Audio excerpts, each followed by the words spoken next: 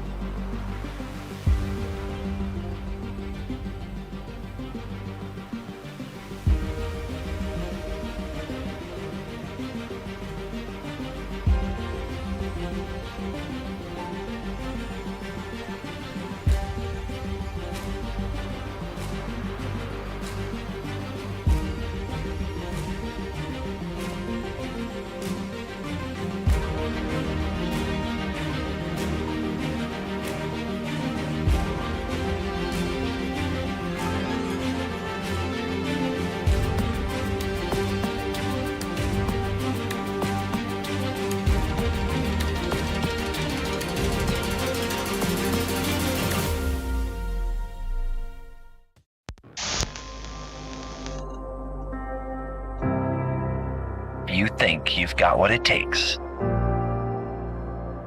challenge the one in Best of One. You know right where to find me. We have returned to the CGB Dojo, the Cool Kids Club Dojo.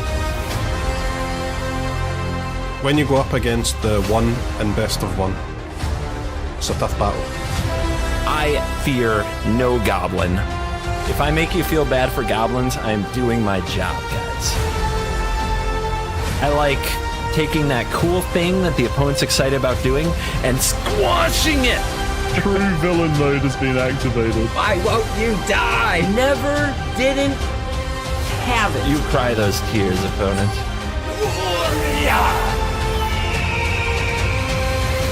The only one in Best of One. There's only one in Best of One. Oh my god! Let the nonsense begin.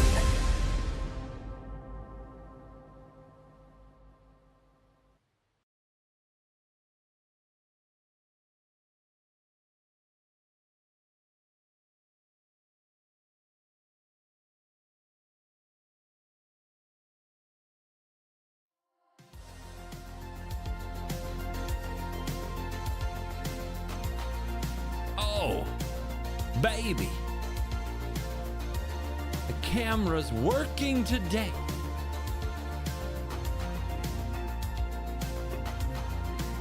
Time to feel good. Like a soldier on the battlefield, I'm lost out here without The show is starting in 30 seconds. Are you guys hyped? Another day of epic pro action. Ladies and gentlemen, boys and girls, will Esper beat Esper? Or will Esper rise above and Esper in the face of Esper? Against all Esper odds, will it out Esper the Esper? But first, draftees. Your Pro Tour Phyrexia champion, Nathan Stoyer, did it again. I have never seen anything like this. Jake Beardsley is your Pro Tour, the Lord Hype of video. the Rings champion. A land off the top's not going to be good enough. Sean Emmanuel Duprat is your world champion. It is Seth Manfield, a Pro Tour champion 2 times over.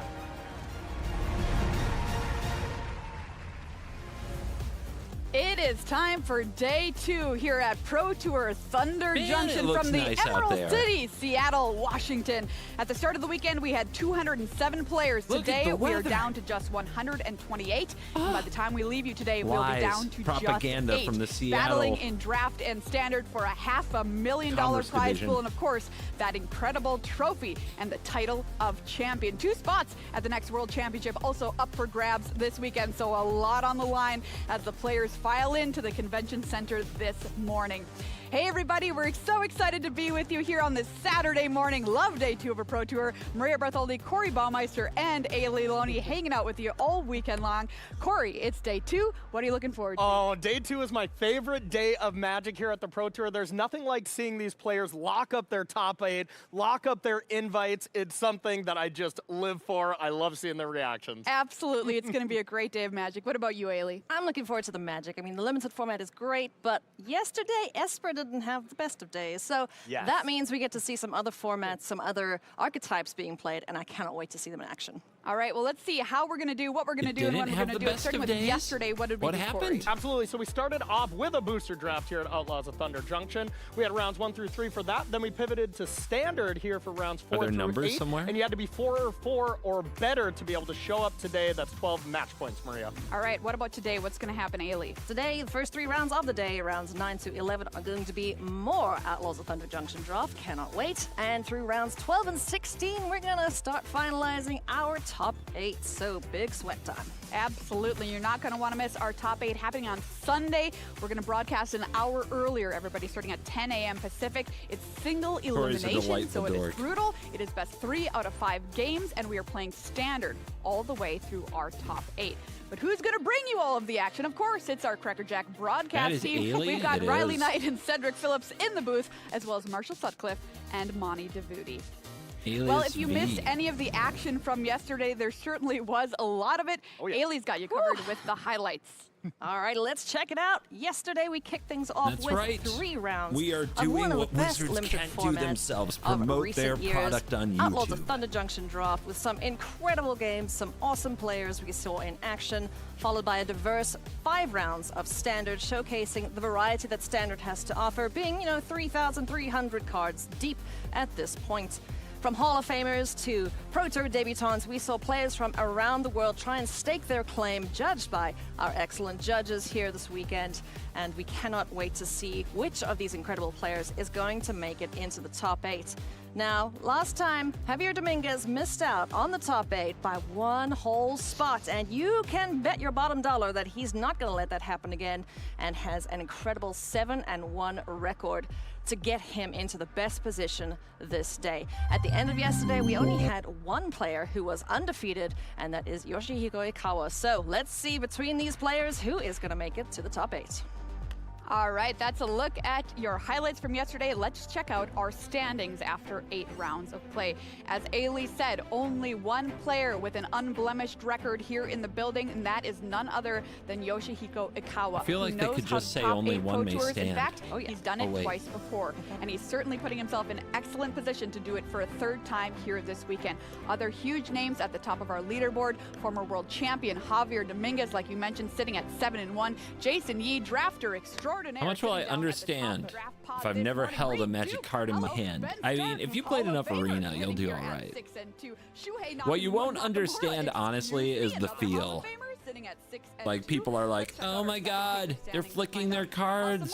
Oh my god, this is so hard to follow. You don't understand the energy, the feel of the Pro Tour. That is something I can only try to put into words. He's at the bottom of the 6-2s because, well, his tiebreakers are terrible because he started so many draws? That not really. That's there aren't that many. I know it probably feels like a lot, but there aren't. We're looking for those numbers to be It's not that bad, I promise. In the win column, everybody, as we try to start to think about our top 8. We've been following several groups of players along the Pro Tour this weekend. The first time you see me misfire? No, I was just opening another window to plug my video on the official Magic the Gathering Arena YouTube channel. I'm just working here in the background, don't mind me. We actually see them draft or just play the decks. You get to see them draft. It's going to be good. Was the coverage good? I think so.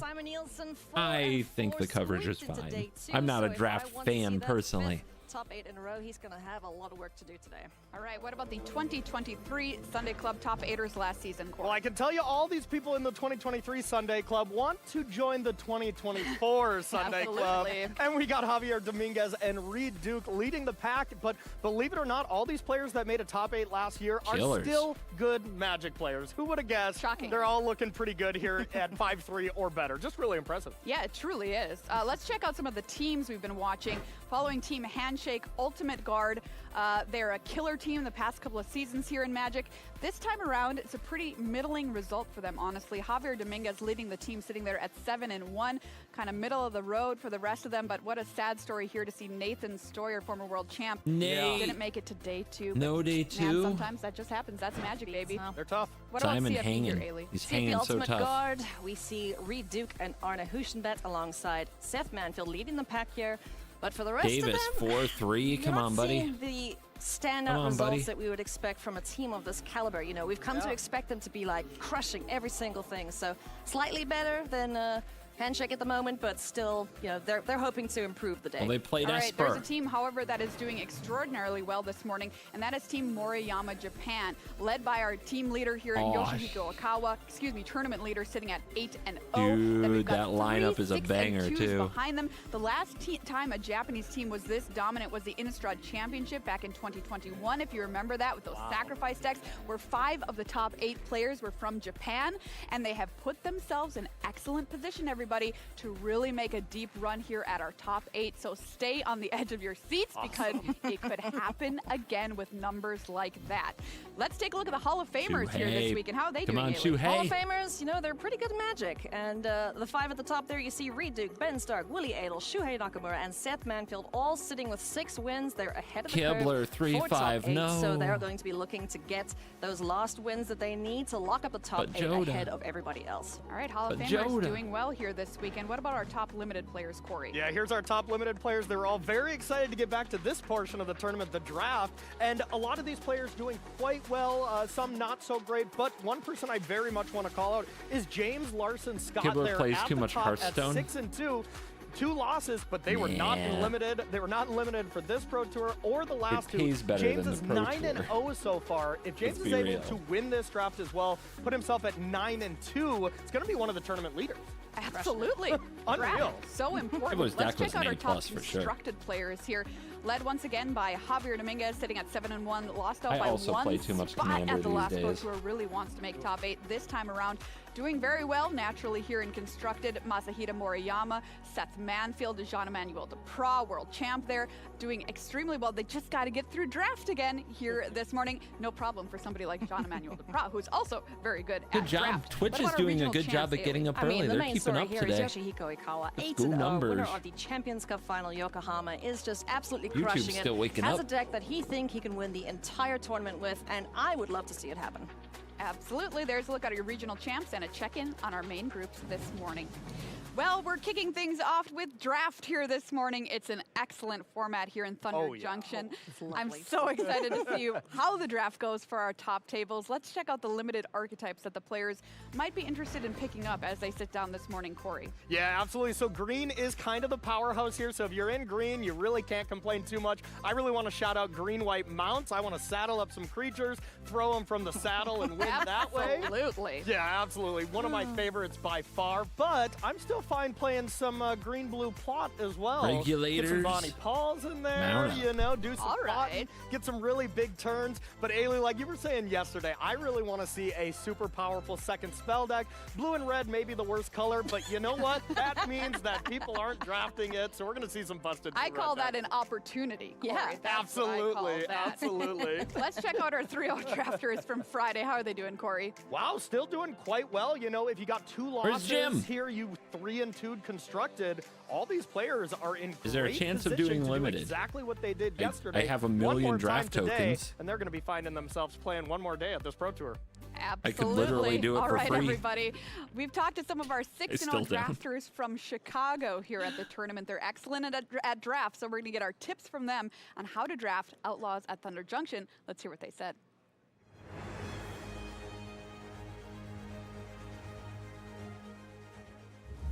So going into OTJ, a little less time to prepare, but what tips could you give to players who are drafting this set for the first time? Well, green is just super good, as you can see on the stats. So green is going to be As you highly can see on the contested, so maybe stats. it's not good to be green in this Pro Tour. I still don't know. So we maybe can draft white. I think white is like a super good color combination and underrated. Blue is super bad. I would only go with blue if you open a mythic. It's not good with blue. So guys, don't go blue. So I Don't think go any green blue? combination like green, white, green, red, absent colors is very good. And I think Disgusting. black, white can be a sleeper. All right, well, let's see. Hopefully you open some green cards Screw and get this to stay in the man. color. So best of luck this weekend, Marcel. Preparation for Outlaws of Thunder Junction. A little less time this time around, but a similar process?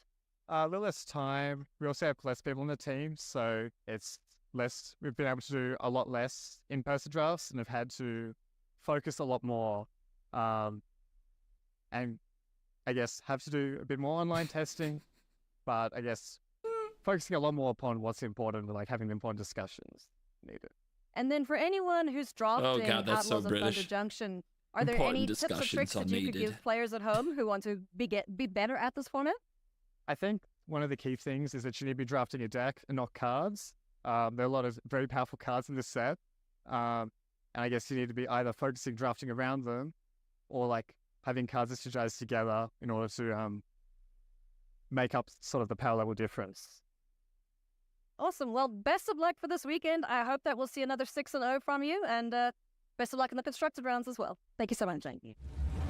Outlaws of Thunder Junction is what you're facing next, but a lot of players, all the players, have had less time to prepare. So what did the preparation look like going into OTJ, and do you have any tips for anyone who wants to draft it? Yeah, well, so as a Texan now, I should have worn my cowboy hat on theme. That would have been a fun one. But, you know, OTJ is a super complicated format. I would say it's probably the closest format to Cube Draft that Wizards has, ever produced from an individual manufactured set.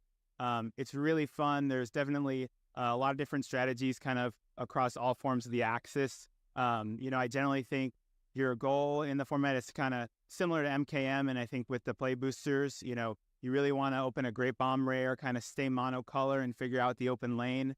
It's definitely a slower format. You want to get your 2-for-1s, removals, and extreme premium. And so, I think maybe I will. In general, play. OTJ is just one of those formats where it really rewards knowing the format. Coming prepared. I don't know, man. When they say blue's bad, it doesn't inspire me. Ran our limited meeting for Team Coalition Victory, who I tested with this time.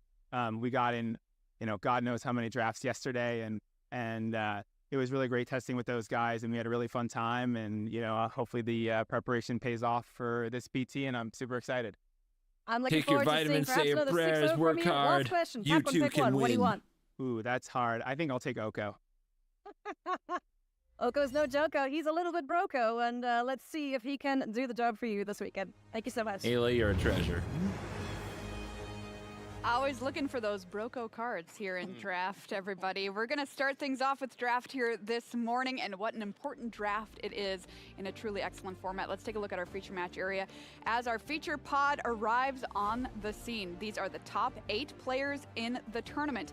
And now It looks like they're in some kind of a skybox together. Yoshihiko Akawa, our tournament leader there, sitting down at the head of the table. We do have 2 teammates in this pod as well, Ray Zhang and Jason Yi of Team Sanctum of All.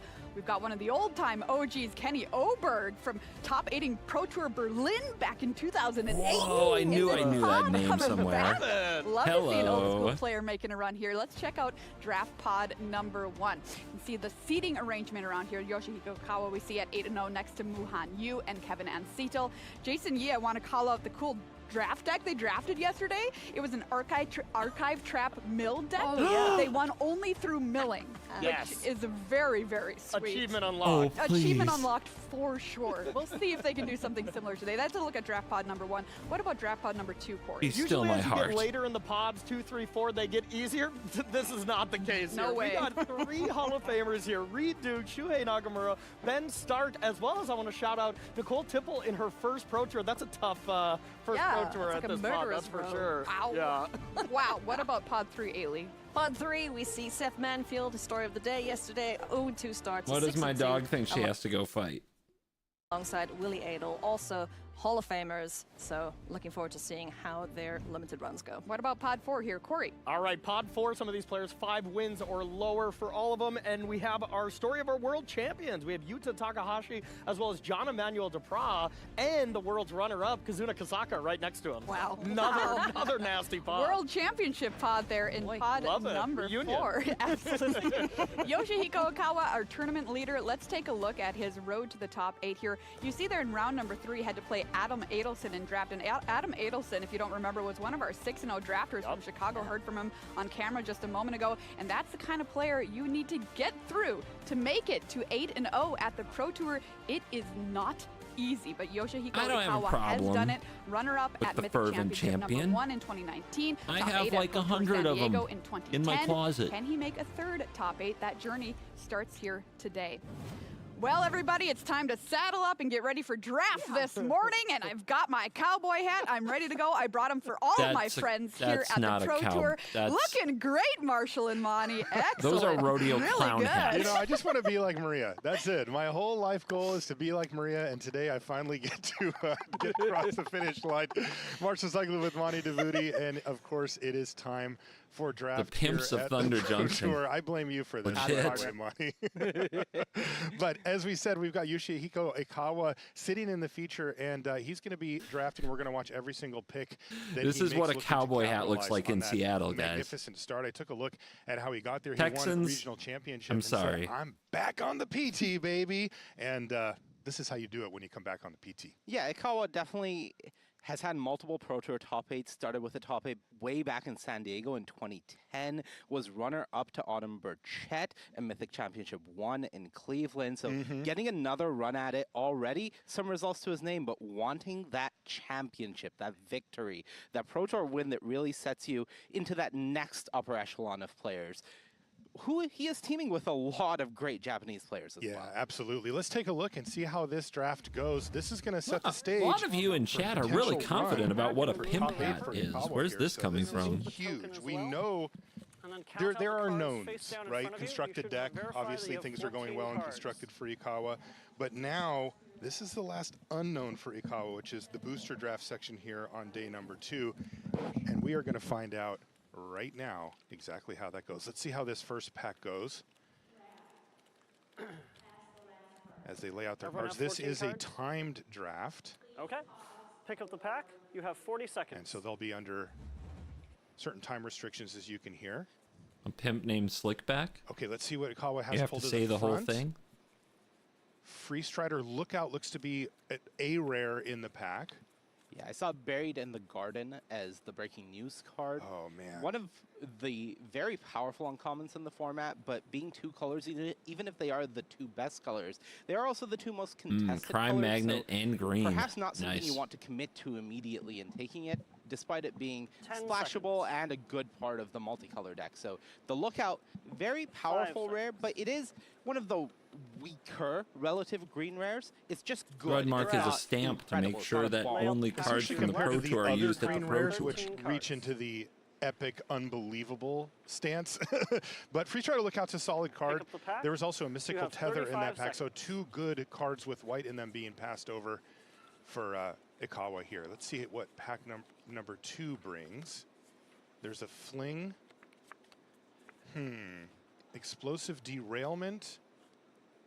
Scorching Shot.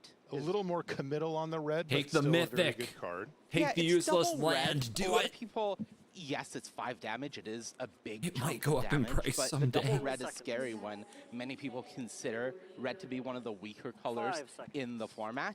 So totally understandable why some people may not want to Draft. commit to the Lay shot, out the pack to but your left. it You is should the have more 12 powerful of the cards. red cards. Right, very efficient, and removal plays very well in this format. So Pick up the pack. You again, have a bit 30 committal, seconds. but a nice start here for Ikawa. Let's see how the next pick goes. Looks like Giant Beaver, Ride Down. Giant Beaver. Giant Beaver solid. Giant Yeah, Beaver is oh, solid, and there's something about a normally, giant I believe beaver. It is the only green card I don't currently see any remaining in the others. pack. Yeah. So if you cut it, you are at least sending a 10 pretty seconds. strong message that, hey, you're not getting any green from this side. Even if you 5 also may not seconds. get green from your right, at least maybe in pack 2 you may be able to get some trickle picks. Draft. Yeah, I was going to say, Lay you're out the sending pack that to your That message. sounds and naughty. maybe Just wait till receiving they it at the saddle same the time. Giant Let's see how Beaver. these next few picks go. It is, in Green fact, a is mount. considered Pick up and the pack. is You the have best color in the 25 format. It is also highly contested as a result. You don't expect green to be open at a table like this. Ooh, another explosive derailment there. And there's a voracious varmint in green. So interesting, the derailment, the more powerful option, but as far as cutting green 5 and getting seconds. to playables go, it might be the varmint. Yeah, there is a trained Airings there. I think something that Ikawa can Draft. count on Lay out is the pack to your left. nobody You at should this have 10 table is going cards. to see a varmint and be like, green's open. We did I it." gotta move in. I'm seeing the Pick up green the pack. signal. So You have 25 passing that, not the seconds. biggest issue. You can afford to take the more powerful card in Any the green? derailment. Tornado? There's a Tornado? Oh, interesting. So nothing super great in green You say or tornado, I red here. say tornado. There's a Doc Arlock. Yes. High upside uncommon, but one, it's not in the colors that you're in exactly at the moment. It is blue-green. But potentially, if things go in that direction, this card can be very, very strong. First of all, 2-3 for 2. If you can land it on turn 2, that is a solid stat size. Dude, I'm gonna ban stream elements for all these can old really bot just make commands. you be able to Do plot not subscribe to 2, that channel. Sometimes even Subscribe 3 to this cards one. on the next turn, and that can really get out of hand. I see Prickly Pear, but there's also a Snakeskin Veil here. Interesting decision point now. I don't think that Ikawa has much going along with Prickly Pear. Synergies and Snakeskin Veil is super solid. Yeah, I love Snakeskin Veil, especially in Lay out the pack to red-green. your left. You should have 8 cards. Interesting. Prickly Pear is going to be the pick here for Ikawa. Pick up Now, the pack. I You will have say, 20 we were seconds. talking about Voracious Varmint not being a signal, but seeing a Snakeskin Veil at this point, you are kind of sending a little like, hey, it's not closed off. Yeah, Snakeskin Veil, one of the higher tier green commons. A lot of Exactly. people consider these protection spells very 5 important in this seconds. format where removal is so present. Another gonna be big mythic Tumbleweed just going Rising around the now. world in the Back to your helm. left, you should Again, have just sort 7 cards. Just sort of cutting. Ain't And nobody one of got the time things for is that. This card is among up the those pack. cards that You work have really 15 well with that seconds. Doc Arlock because it's plot 3 with only a single color in it.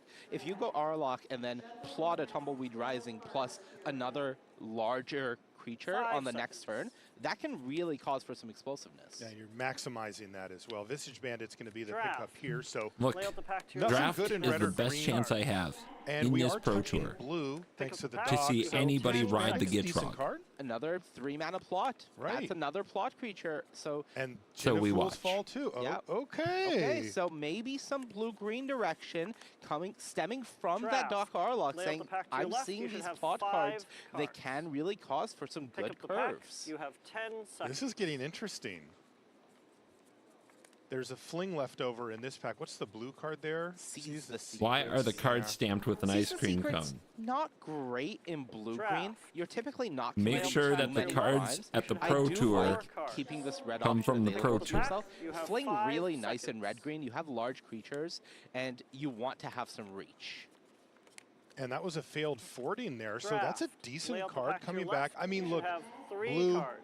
not really Pick where up you the want to pack. be, generally You have speaking, in the 5 format, but seconds. if it's what's open and you're well supported, you do what you got to do. Yeah, I think Ikawa is doing a great job of Draft. keeping his Lay options out the open pack to here, your left. considering You should have 2 cards. a lot of these Pick late up the packs pack. You have have 5 primarily seconds. contained blue cards and nothing else. Harrier Strix is going to be the last pick. But why an ice cream So cone? interesting. Started off Draft. green, Emotional damage. dipped into green red, but blue definitely Because seemed Seattle most doesn't open have good throughout ice the cream. stretch. And Ikawa seemed open to it. I think that Doc Orlock is informing many of these picks. Yeah, I think it's unlikely we are going to see Ikawa end up in blue-red for Everybody this knows position. that. I think he's going to do everything he can, hoping he's signaled enough in the first pack that he's going to pick up good green in the second pack and compare that with either Frankie the red and Joe's or the blue, depending on what he overrated. sees the rares he opens. He's tapping that one a lot. I don't know Doesn't if it's even just make a top for 10. the card reader, or whether he's not sure about that pick, because that was an interesting one. We were thinking about it with the Snakeskin Veil. Yeah. Maybe he's trying to get the text on it to change. If he Can you protect? be slightly better. Can you have plot? Something? Moist ice cream Yeah, is not these the blue way. cards, Razzle Dazzler and Harrier Strix, aren't really cards that he's going to be interested in. But those mid-range ones, the Djinn, the Visage Bandit, those actually do go with right, blue, please green, place and the cards maybe back Is this gonna be something Simic? he could build around. I think this next pack, he's really going to want to try to solidify pick up the himself second early pack if and he we can. pass You it to the don't right, want to move the wrapper flounder and around the in the token. mid-grade here and wait till the Please third pack count before you face down really in front of you commit. that you have You need to 14 Yes, make sure Cruel that you make Ultimatum playables. is This possible. Is a Pro Tour draft. It is difficult. It is a People are card you scrapping could it out. get. Everybody knows what the good cards are, and you don't get a lot of gifts at tables like this. From how he had things laid have out in his 14 hands, cards. it looks like he is looking at himself as Okay, blue-green pick right up the now. pack. That was the Bonnie Paul? direction You have 40 at the end of the seconds. pack. Oko? Bonnie Paul? Bonnie Paul? Okay. Something? Rocket Center. Rocket Ooh, Stingy's back. Oh, that's the same card we got yesterday. All right, Twice. a little later, but just as strong. It won 0 games that is we saw. But let's pretty freak solid out. pick It's a here dragon. because Yeah. Remember, we've Stinger mentioned back it. Terror. Go ahead. Splashable. Yep. 2 and a red means that even if he does end up in blue-green, it's not really hard as a green player to be able to find a single mountain or red desert and just plot the Stinger Bacteria in your already plot deck. So You I ever think draft on Arena? even if you are blue-green, Not you without have getting to take the scammed Stinger into it. Bacteria, and of course, red-green is still there. You have the tools. It's really tough because the Raucous Entertainer goes really well in the plot deck as Don't well. hate on the Really Stinger. well. I'm Right, allowed right. to hate on a Unplot card two that I things, crafted and activate it then once, never it puts won a counters game on with. every creature the ETB. That's my I think right that as an prickly pear's internet actually citizen. a little better if you were to pick up one of those. But yeah, he is going to go for the Stinger Bacteria. You just have to there. Like you said, even if you end up splashing it, it's good. Another explosive derailment back there, and a Nimble Brigand as well. This feels like a bit of a decision time. Nimble Brigand, if you can commit crimes, really solid card that can snowball advantage. So I think Ikawa has to decide now, is this Stinger Bacteria drawing me enough back towards red that I'm going to pick this derailment, or am I going to take the more powerful blue uncommon? A little hint as to how he's Draft. approaching it. He pulled that Lay out the Voracious pack to your Varmint right. to the You should front. have He wasn't going to 12 take it, but that's in his mind. He still has not fully solidified. Also, there is the danger that he ends up in up the just pack. straight You have blue-red. 30 seconds. And that is not where you want to be in the format from a macro perspective. I think there's one person at this table that wants to go blue-red, and that's Javier. The handshake guys told me he's blue-red in over 50% of his drafts. Okay, well, The Javier's Tower, a thank you for the special, sub. unique person that we cannot emulate what he does. Do not do that at How all. long till try this at home. constructed? There's a If Spinewoods only the Paladin title pulled to of the front. Now, stream again, gave us a this hint. makes me Let me make think- sure my title's oh, yeah, correct so before I think pick he's on you leaning too back much, green though. red now at this point, Monty. The good thing My about the title's not Paladin always is right. it has plot. Draft. So Mhm. whichever Back deck to you your end up right, in, you should this have card is 11 great. there. It has over 4 power for the red-green deck. It has plot for the blue-green deck. So this Pick up card the is pack. sort of You a have perfect pickup 25 as far as just mid-tier commons go. Geez, here's another one of those picks. Look at this Raucous Entertainer and Lone Different Shark time that he's zone. right If next to only each there other. were a way to know and, what they go time it very was well somewhere together, else But at this on point, the whole especially given internet. that last pick, it does look like the Raucous Entertainer is what Ikawa It's wants. fine, it's and fine. He once again I is need further content. solidifying You just himself stuck your into neck green out. and It's also red. fine. Yeah, I think right now Ikawa's highest priority should be Draft. take the green Lay out the pack cards to your because right. this You is should the have position 10 you've set out It's for yourself. in the 2:30, first so pack, it's probably is in this 3 pack will hours. get hooked up on green, Pick up the pack. and You have the more green 25 cards you can seconds. take, the longer you can delay the decision of what your second color has to be. Wow. Another entertainer, great. Geez, this is a More third green. one. This pack that he's had access to, he would have had to make a very tough decision on the first pick, but these last two, no problem. So he's got 2 Raucous Entertainers to go with a pretty decent number of not just 5 normal seconds. curve-out style creatures, but also plot creatures. Yeah. Some would Notably, call these me a cards- raucous these packs don't have entertainer that in my many green youth, cards in them, Draft. but so it's very Lay out much the pack possible to your that there right. is a You should better have green now I card know getting what taken out of 10-hour every streams pack left. require of a But he is at person, least getting and I fed have to some pace green, myself. Pick up the which pack. means that he You is have getting 20 somewhat paid seconds. off for that pack 1 decision. There's Oasis Gardener, another Visage Bandit. I TGB, suppose what is your this will favorite tell us if he's Komodar? even in the mode of thinking I don't I'm play still gonna be StarCraft, touching okay? blue here, because 5 seconds. If he's playing blue, he's taking the bandit. It's great in that deck. and he's not going to. Yeah. So I think he's Draft. red-green at most, Lay out the pack to your right. splashing You should blue have and thinking, 8 okay, this cards. gardener will help me if I want to splash something. You Pick up the really pack. don't want to play it if have you can help 20 it. seconds. Ikawa, we're picking up what you're putting down, my friend. Ooh, rule. Rise of the Varmints. Wow, if well supported, that card can do some pretty decent work. Raucous Entertainer is massive support for Rise of the Varmints. If Well, Five payoff, seconds. right? Payoff. Yeah, It- it it- works really well with it, but you don't want to just have your creatures die Draft. and then play Lay a out the Rise of the pack to your Varmints. Like right. you really An do hour wanna streaming know is better something than extra 10 going on hours with in a getting hot cards in kitchen. the yard. But you're right. I mean, even Pick just up for the I pack. find them three with an shockingly entertainer similar, to be or, honest. God forbid, 2 of them. Oof. Then you've got a full board. Some days state. y'all are hotter than Dance of the others. Tumbleweeds, only green card. Red cards, 5 no, he doesn't want a Ferocification. Yeah, I think he does want to take the dance. It's not exactly the fit Draft. for his Lay out current the deck. pack to It your does right. keep You should splashing have open. 6 So if he cards. opens a powerful card in the 3rd pack, he can Pick up the consider pack. it. You have Doesn't 10 have any seconds. deserts to get right now, so it's not helping on that front, but it's still okay. It's still okay, totally. Map the Frontier, again, similar argument there. He's just not really well set up for Draft. it. A second Lay out the Tumbleweed pack to your Rising, right. You should have sure. 5 Yeah. cards. It works. It's another plot card. Pick up the pack. There's no You way have he 10 splashes seconds. the dock, right? I don't think so. I think the power of the dock really hits on turn 2, and each turn past that you can't Don't play forsake it, the miners. It's very Draft. much Lay out the diminishing pack to your in right. You should power have at a 4 very cards. steep rate. Agreed. That was a rare draft if ever I've Okay, seen he's one, gonna have guys. 5 seconds. Get him. Minor. Wow, Phantom Interference still in the pack. That's very late. That is Yeah. a very solid blue common. Draft. Yes, you heard Lay out the Marcio. pack to your Blue right. not You should have that 3 good, cards. Right. but this is one of their better Pick up commons. the pack. It You have is. 5 seconds. And he could take an Overzealous Muscle or a Harrier Strix here. Draft. We saw Overzealous Pass the Muscle last do 2 some work cards. yesterday in the feature match area, though. Pick up the pack. I don't think You that have Ikawa 5 was seconds. interested at this time. Okay, so this was another reasonable pack here. You know, he's kind of Draft. cruising right through the Pass the middle of last this card. draft, right? Yeah. It hasn't been You now have anything 90 seconds to jumping review your off the picks. table for him, but at the same time, he did accomplish the goal that we set out for him, which is to solidify himself in 2 colors, his primary 2 colors, and so far he's done that in pack 2. Yeah, the good thing about this pack was he picked up primarily green cards. So he still has 2 routes available to him, and he picked up a bomb in the Stingerback Terror. The bomb is splashable. Even the way he's laying it out right now, Ikawa might be considering that I am blue-green, splashing this Terror and maybe some removal. He has that Dance of the Tumbleweeds. You're right. He might not be seeing himself as red-green just because he has the Stingerback Terror. It looks like his layout is, I have this Deputy to help me splash. I have this Dance of the Tumbleweeds.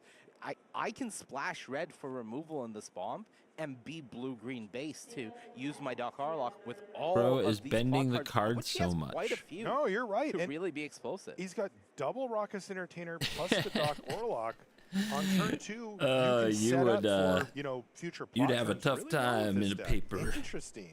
event, seeing Yeah, I what think gets it's done really to going these come down cards. to this pack and Bonnie Paul, Oko? You that would be hate the dreams, card the benders? dreams.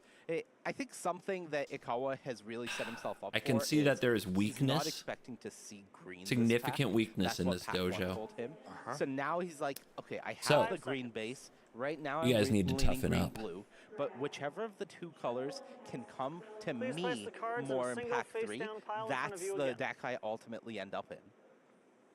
Okay, well, let's see what happens here. As you noted, Okay. take a look at Please pack 2. open the They're almost wrapper, all pick up the green last there pack, for him. remove the token. And again, we're Count not out expecting to 14 see that cards much face green down in coming front of through you. in pack number 3. It's fine. And that will put pressure on Ikawa to really sort out that Totally second fine. color.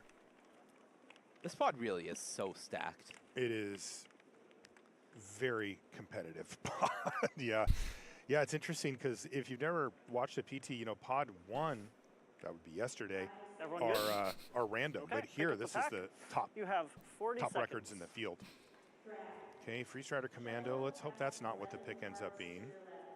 Cruel Ultimatum. A little late for that one. That is what I would want to open early and then try to go for, but not here. Oh, Stubborn Burrow Fiend's interesting.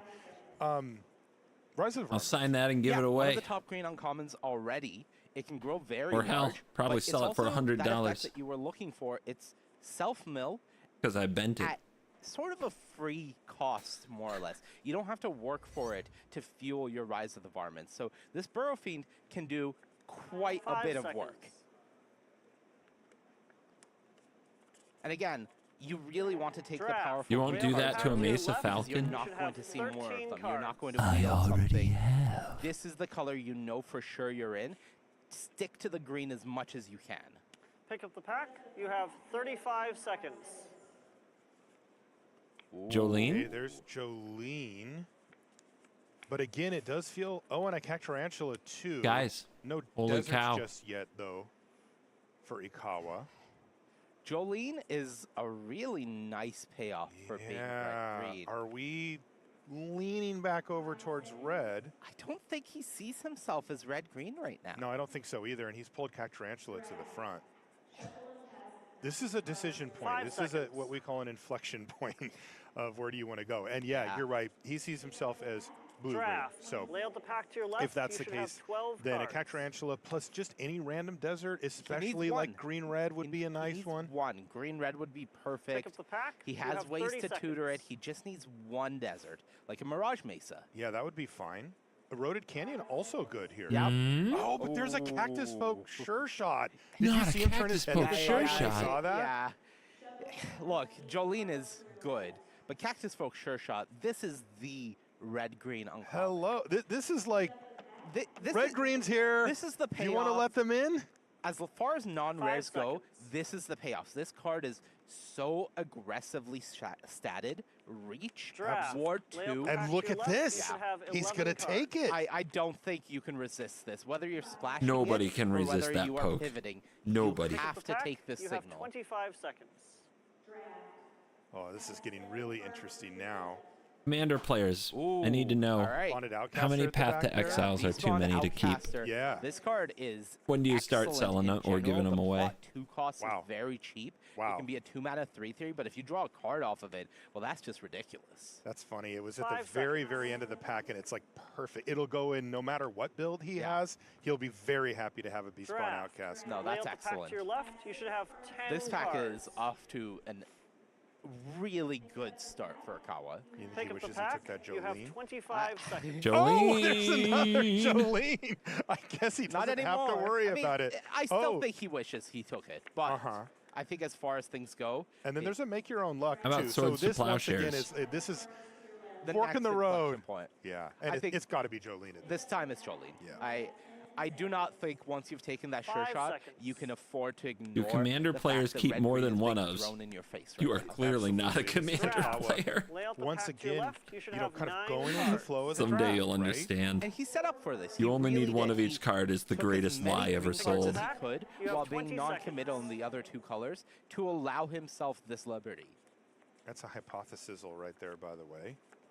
All right, now this is an interesting decision point for me because if he takes this hypothesis, he's saying that I'm open to 5 splashing. seconds. Yes. If he takes this pulverizer, he's saying I am red-green and I want creatures with more than 4 power to Draft. make my deck Lay out the pack to consistent your and left. powerful. I You love should that have pick 8 there from cards. Akawa. Goes with the pulverizer. That's a disciplined pick. You Pick know, up the pack. honestly, the You fixing have isn't 20 amazing, seconds. so I think it's better to just go for the straightforward pick there. A second Perfect nuke, by the Joe, way. We yeah. talked about that card a lot yesterday. That's going around, so some blue spell player is going to enjoy that one. 5 Mind seconds. Raider and Dance of the Tumbleweeds, but this just doesn't seem like the expensive, splashy, Draft. go big Lay out deck. the pack to your left, That you should said, have Dance of 7 Tumbleweeds cards. number 2, sure. Yeah, I think Mind Raider not really doing Pick much. up the You have pack. very You have few 15 outlaws in seconds. this red-green deck. Right. So I At this think just point, you know who keeping you the are. option available for a splash off a desert. There's a Tornado. I Watching them love bend and picking flick up cards hurts me on a deep mid-late level. Oh tornadoes. god, Five we have to Has do that this cycling again. is never really dead, and flyers are a problem in this format. So having an answer Draft. Lay out really The the nice. pack to your weakness left, you is should have 6 disturbing. Today's cards. forecast, thorny. Who gets it? Pick up the pack. You have 10 High seconds. chance of tumbleweeds. Indeed. You know, honestly, even a Free Strider Commando this late is pretty decent. Really happy with this as a list Yeah. pickup. Draft. You know, Lay out you're the looking pack for to your creatures left, with more you than should It's have 4 mop-up power. mode, right? If you plot this, it has We more don't than need 4 to see power. what else he You have picks. It does 10 fit the theme of your deck and is good on the curve. And I just keep thinking of those 2 Raucous Entertainers and all the Just a plot. casual Yeah, mythic like, rare. This could be one of those decks where Time to get tough, guys. it's Draft. kind Don't of make doing a me lot of do it setup again. and just making sure it doesn't die, and then all of a sudden it has Don't 12 power on make the me battlefield. do You're it like, what the again. heck happened? This deck works. It really does. I'm not saying it's exciting. It's I would say it is Draft. Lay out the good, pack to your left, you but should have 3 cards. most importantly, It's it works. Pick up It the has a pack. very Fine. clear 5 goal. That's a Ooh. nice pickup. Late Ankle Biter. Yeah, really, really nice pickup. It's Super a wheeled it. cheap Pass the play, last 2 considering your cards, deck can pick up be a the bit pack, more you have expensive 5 than you would seconds. like here in red-green. So, perfectly fine. Yeah, Ankle Biter does a good job of kind of holding the fort Draft. while you're Pass waiting the for your last plot card. cards to do their thing. Yeah. Okay. We are done. Hey, this was very well maneuvered by Ikawa. This was not an easy seed. I think that we had a situation where he kind of made up his mind and then changed it and I'll then do it re-changed again.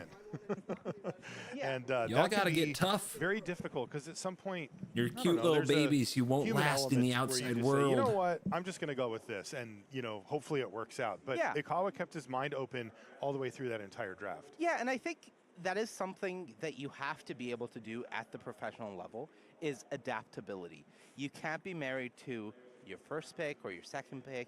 You have to have the ability to read the signals at the table.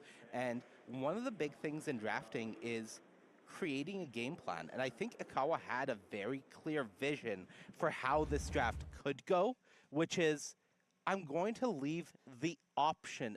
Do you Is this respect, barely hanging on? do you respect my expertise more or less with the hat on? Just wondering. It is a little hard. Just what, It is a little harder to take take you seriously. No, Yeah. let me go back to making some It points. looks good on you, but it's just hard to, I think Ikawa drafted that really well. I think his seat had a lot of direction points, and he left himself available to best capitalize on it. Let's take a look at the list and see how it ended up. How many swords to plowshares should I Red, keep? Green, but you never know. There was at least a little bit of room for splashing there. Yeah, he really wishes he had a desert. That would be great to go fetch. It could allow a splash better if it was an I'm realizing I have like double color 50. desert, and it would make the Cactarantula a bit cheaper. That one is a bit awkward, but overall, I think that he is a very straightforward 2-color deck in this spot. Yeah, I'm curious to see what the list looks like. For the most part, yeah. Straight up. Yeah. Straightforward, And he's just 9/8 running mana the base. Cut the blue, Cactarantula baby. Raw, no deserts. Out of there. 6 power creature. Yeah, good. it's still good. Ability, good. Give it haste and trample, really good. And both Dance of the Tumbleweeds are here, so there is still some ramp. Yeah, and I think he is planning on using that more as a 6-mana card. I think he is planning on using those to make more large creatures to think go that's with true. the rest of this deck. I agree, He'll Money. ramp when he needs That's to. true. But his curve earlier is pretty filled out. He would much rather be deploying a creature or plotting a creature on turn 3 than ramping. I think that for Ikawa's seed, this is definitely what you should be doing. Don't as make it me were. bend a Also, sun titan. Really curious to see how many games end with a I'll do it. flame that you see down there, as this deck can put out some very, very large creatures. We're going to take a short break. When we come back, though, we'll be gearing up for the first round where we get to see this deck in action. Don't go anywhere. Fine. Every break, I'll keep bending cards until you guys toughen up. How goes the sorting? I'm alphabetizing white, in case you guys can't tell. I am realizing I have a lot of white staples. A lot of them. Like, how many Dranith Magistrates does one just keep around, for that day when they wake up and hate their friends? Right? How many of these do I really need?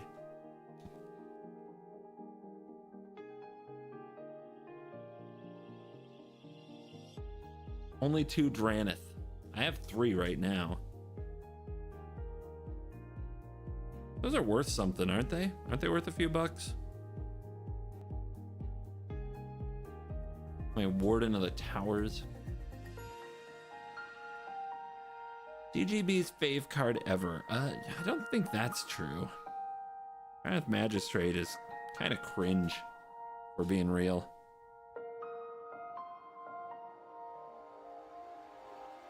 What sorting algorithm are you using? Color alphabetical? Bend a Black Lotus.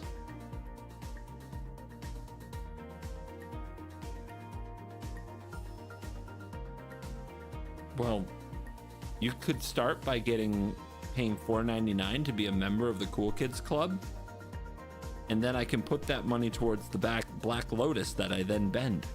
So all of you come together on that, I might be able to have a Black Lotus to bend in front of you someday, if that is indeed the content you're looking for.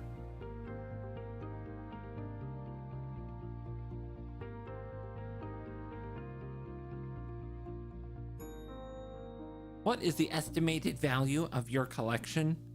I don't know, because I got too many cards to enter them into a spreadsheet. Welcome back to coverage here at Pro Tour Thunder Junction. We're in Seattle, Washington. I'm Marshall Sutcliffe with Monty DeVuti, and we are early on day number 2. We're doing a little bit of drafting. I'm learning here you today. guys We are just got to sickos. watch Yoshiko Ikawa draft That's what a I'm learning. solid green-red deck. It's nothing insane, but it's pretty good. Some of you like this. Yeah. On a generous day. And definitely the right one for his seat, which was a tricky one. Take a look at the head-to-head here. Yoshiko Ikawa at 8-0 is going to be playing against Lucas Dukow at 7-1. Fantastic days, obviously, yesterday for both of them. Ikawa's deck. How many this is the cards one do you that we think just you own? watched. I honestly don't Very know. straightforward. Every card in this deck is on plan. There is nothing in between. This is just make huge monsters, attack you with them, maybe fling one, use some well-timed removal to get these things through. We will probably be seeing a lot of plotting from this deck. Now, on the other side of the table, though, Just is name a Lucas. card, What I'll did let you Lucas know come if up I with? own it. How about Interesting. that? Also in green here, Monty, but it's paired with black. Ooh, I see Karavek the Punisher, a couple of Vault Plungers. Nice. Yeah, Primal Command, a hard hitter in this one. That is one of the more powerful cards from that crime street. Double Shoot the Sheriff. This is going to be very strong against the red-green deck. Not as many outlaws as you would like, so if you can use these Shoot the Sheriffs to take care of the large elemental creatures, from Dance of the Tumbleweeds, for example, or Don't own a Time Rising, Twister. that can be a very value and mana plus play for you. Honest Rutstein, the payoff green-black uncommon among some of the Maybe I other should ones, buy one. excellent. And you see one of the best uncommons in the entire format is Spinewood's Armadillo, so a lot of hits in this deck. Yeah, I would say just looking at that, I like Lucas's spot here a little bit better, but these decks are very similar. They're also close enough on power level, it seems. And this could be a very interesting matchup between these two. So let's get underway as we see if Ikawa can extend that undefeated streak, or Restock. maybe if Nope, that's Lucas 30th gets a number, anniversary alert. Undo. Yeah, because this is revenge for Lucas. Ikawa is the person that handed Restock him alert. that loss in the last round yesterday. So this is their second match in a row against each other. And, you know, Lucas on the Esper mid-range deck, he's got a way better matchup here on green-black against red-green and limited than he did in standard. Then Domain versus Esper. So we see Ankle Biter come out. Nothing yet from Ikawa. Classic especially Ankle no Biter. Drop just yet. That's strange. He prioritized them in the draft and has a lot of them in his deck. Yeah, but Lucas's hand is a little awkward. Lots of lands, one removal spell that is conditional, doesn't hit the Prickly Pear, for example, and then a Spinewood's Paladin. So definitely Ikawa just landing a Prickly Pear here could take control of the game. And with that Scorching Shot, the one big creature in Lucas's hand already neutralized. Yeah, this is where Ankle Biter transitions from kind of cool all around Insulting cards a to I'm gonna draft sit deck? here until you cast something bigger. Yeah. I would never. Really awkward. They're literally not even worth finding out what cards are in I'll them. just do a nice, easy job of clearing So off what's the Ankle point of Biter. insulting them? Right. You see Unfortunate Accident in hand here for Lucas, as well as the Shoot the Sheriff. Yeah, picking up more removal is nice because Ikawa is planning on going probably Giant Beaver here. The real question is whether Ikawa is going to start playing around the existence of Shoot the Sheriff from Lucas, considering there are 2 copies, and whether we see him try to I'm sorry, prioritize Laura, I can't go to deploying Ohio. People with mercenaries Go or Blue in their plotting handle aren't just to welcome make there. sure that if Lucas is I've going to be tried. floating mana like this going later into the game, he's not allowing him to use that mana well. Interesting. Both players choosing to plot on this turn. Ikawa had access to casting his 4-mana Giant Beaver, but decided not to.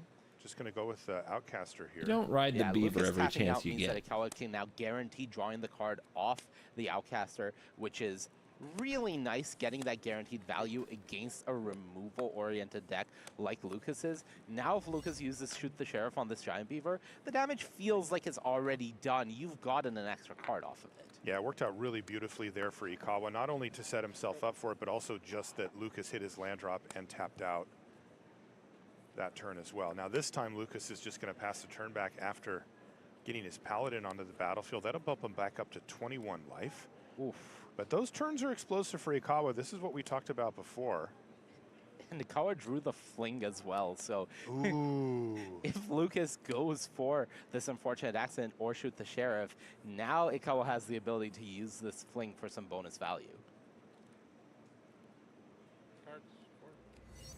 Lucas does a quick card check. It's 5 cards in hand actually for Ikawa. I think what I would like to see from Ikawa here is use the Mercenary to buff your Outcaster, attack with both creatures, and then cast a Tumbleweed Rising post-combat, because if Lucas removes one of them, you still have a 4-power creature for the Rising. And that's exactly what's going to happen. It's going to be full value here for Lucas as well. He's going to get the Mercenary out of the deal. But as you mentioned, it looks like Ikawa's going to be content to just continue to build out his board here. Yeah, 4/4s are strong in this spot. the onus will be on Lucas to remove them all, and he has limited removal. And more importantly, what we know is Lucas's hand is super awkward. He has 3 lands and 1 shoot the sheriff. Yeah, that's really tough. Is Shoot the It's Sheriff Tumbleweed playable in this Rising. format? 4/4, I believe. I have concerns.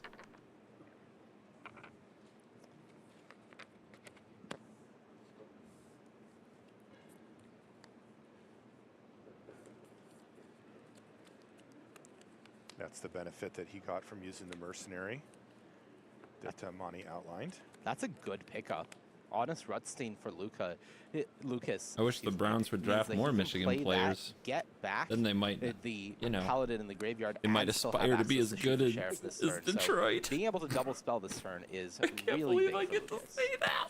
Also, you see advanced play here from Lucas all over the I place. retire. He's going to main I'm phase done. his removal spells Peak. in the face of cards like Fling, or I'm think that he's seen the list. I can't remember. I believe the players in the feature match. But Snakeskin Veil is a thing that players think about if they haven't. Right. If he has, then it's just the Fling. But because we know that Ikawa doesn't actually have any Snakeskin Veil, but still.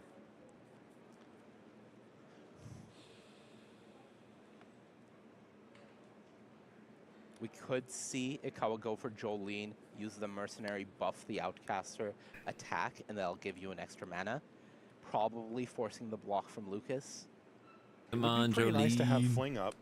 Yeah, you would have Fling up. You would also have access to 2 mana, so you could use that extra mana to Tumbleweed Rising post-combat, make another 4/4 regardless of the trade. So it is a very nice tempo play, and I think with just one Sports black nerds and Magic nerds are more closely related than you'd think. Yeah, Skullduggery, the only card that Ikawa has to consider in this spot. Lucas does actually have one in his deck as well. Yeah, and because Mercenaries are at sorcery speed, I love Ikawa doing this first, saying that if I play the Jolie and you respond with Skullduggery, kill my Mercenary, I don't get this treasure this turn, and I want this treasure this turn. Yeah, that was really as likely smart. as possible. Make another one, 4/4. You answered it once, do it again. There's also pressure on Ikawa to use Tumbleweed Rising when the using's good. Yes. You don't want your opponent to be able to respond to your Tumbleweed Rising with a likely removal spell in response, removing your big creature, and suddenly you get a 1/1 from a Mercenary. Okay, but he's going to take a slightly longer plan here with the Raucous Entertainer. Lucas definitely not missing land drops. No, that is the part Lucas has covered. Ikawa. Oof. Oh, a Gigapede? That was a good one off the top. Ambush Gigapede He is does have 2 Random of those. Elish Norn in my white for box. Sure. Wow, and Shall we killed bend it? Jolene there too. Y'all Yeah, better sure behave did. or I'll bend it. And again, we I'll do see it. the main phases here. I'll from bend your Lucas. That's mommy. the second time that he's done that, where he had the option on an instant speed or flash creature, and he's decided to main phase it. Very smart from him. Yeah, And it so looks like he's just going to make himself a 5/5 here. yeah, not even going for the land. That is not the mode chosen here. These Dance of the Tumbleweeds in this deck are just let's make bigger creatures. The removal so far has lined up pretty well for Lucas, but it has been remarkable. He just threw a murder. How much? Did he really? Yeah. He's just been running the removal off the top, and this is so And he's got the backbreaking. swamp too. Now he's going to hold on to it though. Okay, well, Fling is online technically. So there is that. And I'm assuming that, let's say it's the elemental that gets hit with murder, that it would be the Spinewoods Paladin that you'd want to hit. You'd want to use it as removal here. Yeah, probably your opponent's at 20. This Fling does Right. not reach anymore, so Right. it has to be removal. And Ikawa may try to go for this Tumbleweed Rising here, but that would be so weak against potential removal. Patience. Patience. How much removal can one draw Return off the for top of the Lucas, library? Desperate Bloodseeker, not really doing much here. One interesting thing that I wonder if Ikawa's considering, you know, he did not put the Rise of the Varmints. Remember, he has that one copy. It didn't make it into the main. He is getting a lot of his creatures killed here. The awkward part is that many of his creatures aren't creatures. Like 3 of them so far have been killed, but they don't actually put a creature in the yard. Anyway, we'll talk about that for game number 2. I would be shocked if it doesn't get brought in. Let's put it that way. Okay. And there's the murder. Wow, and he doesn't use the fling. Yeah, he's just going to hold on to it. Wow. Perhaps viewing it as a win condition. He had an insurance plan, though. Opponent's for the at 20. Tumbleweed I will Rising. not fling. I will hold. And he's also going to add a +1/+1 counter. Murder to the still newly- is a crime. To the new elemental, thanks to Raucous Entertainer. So that one's a 6/6, the other one's a 5/5. Has to differentiate the dice that are representing power toughness versus the counters on them. Oh, there's Primal Command. And That's he's a banger. Lucas is going to search for a creature and put the forest, which, by the way, is Dude, still top his of the only deck. green source, Holy crap. back on top of the library. And he's going to Just get ripping Karavek. And has. Does he have way a to- crime committal? He does. He's been holding on to that Desperate Bloodseeker in hand, so he has the ability to commit a crime. Now, we know that Ikawa has access to that fling in hand, but that's going to be a costly fling to kill this Karavek. Just keeps ripping. Lucas Absolutely Dukas, wild. a Magic Online legend. Yes. Duke 1-2, I believe. Yeah, that's it.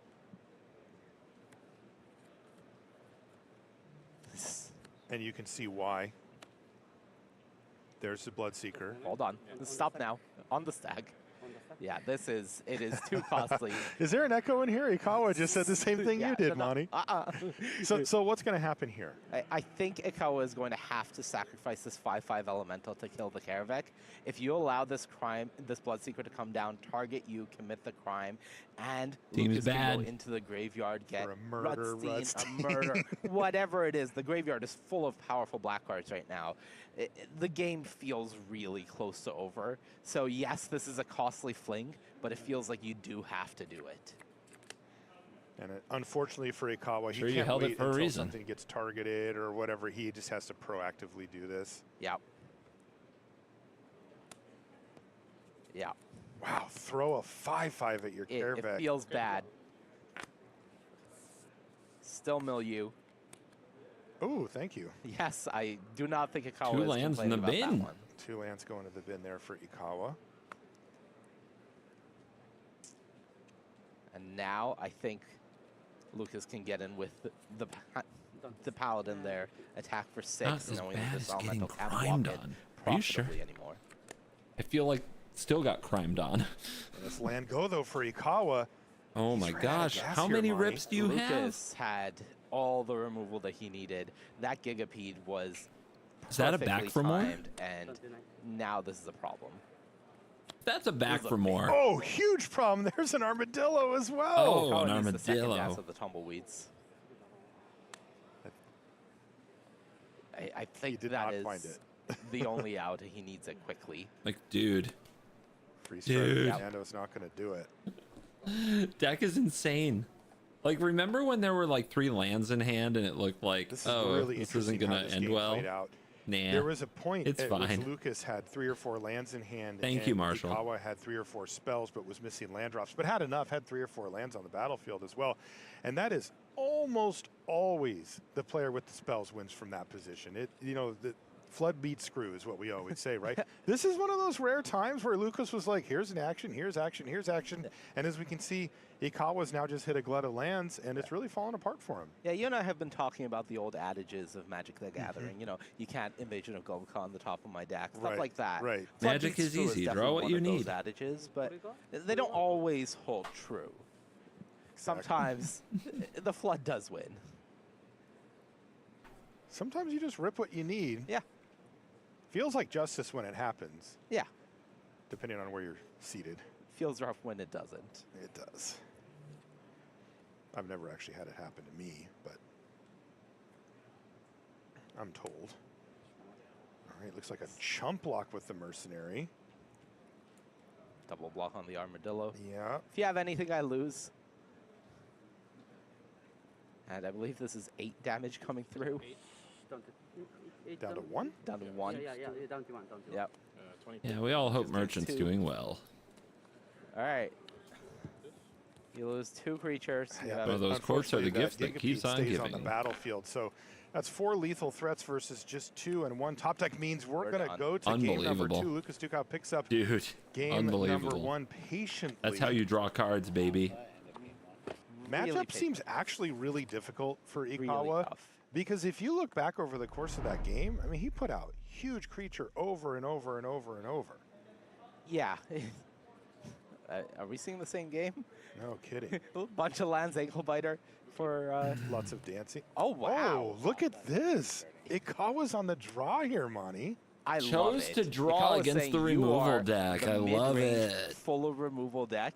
I need every resource I can get. You're not beating me down aggressively. I will be on the. Marshall, when was the last time we saw someone choose to draw? Oh, it has been in a Pro Tour draft match. Free card advantage, This is baby. awesome. I love it. Is Ikawa missing green here? You're welcome, Internet. Thought I saw an ankle biter. Oh, there is a Burrow Fiend in hand. Yeah, he doesn't have the green. You're right. Oh, boy. Double dance to find the second green if he finds the first, but if he doesn't hit it, then all right, we're fine. There it We're is. fine. We're okay. Queen We're living, okay. force Everything's off the okay. top. Never didn't have it. Never didn't have it. Yeah. So now what? I think you dance here, get the second green, allow yourself to double spell next turn. Gives you a lot of options. You see the stinger back You're terror. going to ramp, do it early. Old stingy back. Yeah.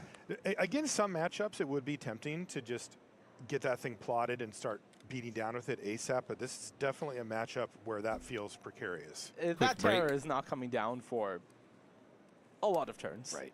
I am going to sell one of these. I Which think one right do you now, sell? I want Which to one do you go unload? Dance, get a second green. Which one Next gets turn, I exiled can from the go collection? Priest Rider Lookout plus Burrow One. Fiend, for example. We'll go or from this Priest direction. Rider 1, Lookout, Ankle 2, Biter. 3, If Lucas 4. hasn't added a creature. How about ankle biter right now? One Ooh, starting it is over untapped, here. Of course, yeah. Which one All gets right, No, sold? this is much more tempting. Perfect. Very nice.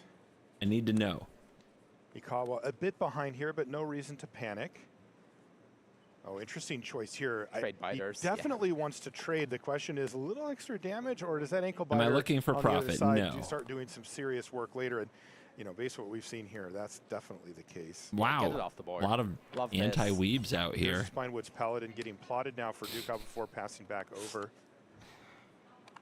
Was that Rise of the Varmints? What's up with the that was weeb hate? Tarantula in the Zero Desert deck. A little grimace from me. Okay. You know, not the worst. We're just weeding out Again, the weeb there's haters. ramp, That's right? We it. saw that already with the dance. Yeah. And a nice double spell turn that you predicted here, Monty, as well. Yeah, the Lookout plus the Burrow Fiend is nice. Man, Ikawa would love some deserts in his deck. Just be able to ping your opponent, make the Tarantula cheaper, commit a crime. Oh, there's that primal. Thank you for command. sharing your Oh, opinions. Put a land back on top. It feels so bad. Are we going to see Karavek again? You know, Lucas is from the old school of Magic when he cannot resist putting a land on top. Now just being behave, like, I or I'm will going to time bend block this you. smothering Like, tide. Baby plow under. You are drawing this land again. And it's sitting there just staring. Look at it. Yeah, it's right there. Gonna draw it again. So the oh, he's already got Karavek the Punisher in hand. Yeah. Okay. So, but we already see the Bloodseeker on the battlefield because, you know, I'm starting to think, there we go. What Yeah, can I use that to can get a commit a little crime. crime going? This is an awkward sequence, right? At some point, you're going to have to just play the Karavek and hope it survives. Right. But if it does, you're going for a very powerful. I think now you sequence there. slam the Stinger back here. I think when your opponent does this, tutors for Gigapede, you have to slam a big creature. Okay. And that's the best one. You can't play the Tarantula. I think I prefer playing the Terror to making a 5/5 with Dance.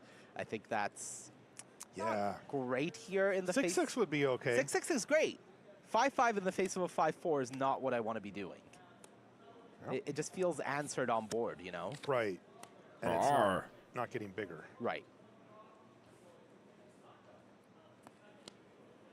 How many cards in hand for Ikawa? Perhaps 2. that's the. It's only 2. Okay. Yeah, it's the Terror Tarantula. So Stingerback Terror would have come down as a 5/5 here.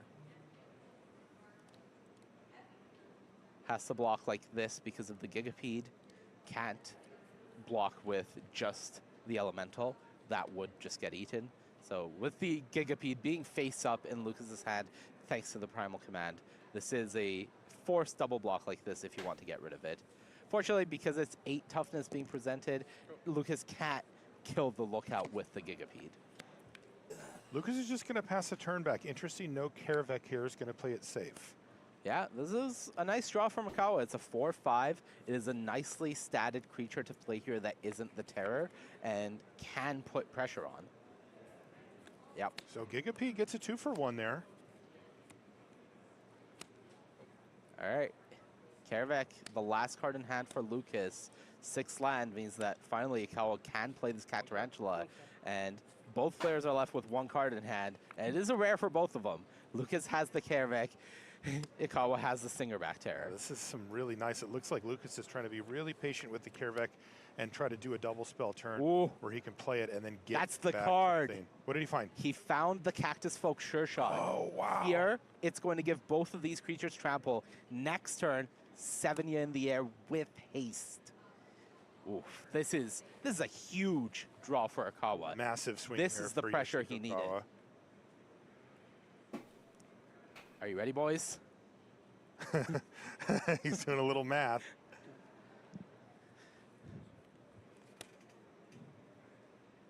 All right, just checking if he does want to trade the Pulverizer. Says no. I Says, adore "All right, the you can get in excessive there." drama of limited Grizzly players.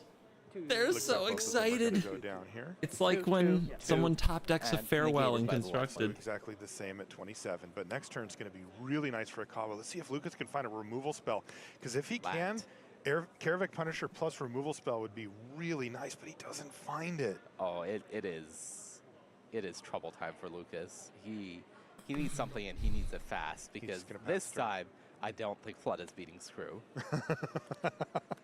It can, but at the moment I don't think it is. And here we go. There's the big hitter. The Dragon's going to hit. Dragon, is Dragon gonna win? Well for Ikawa.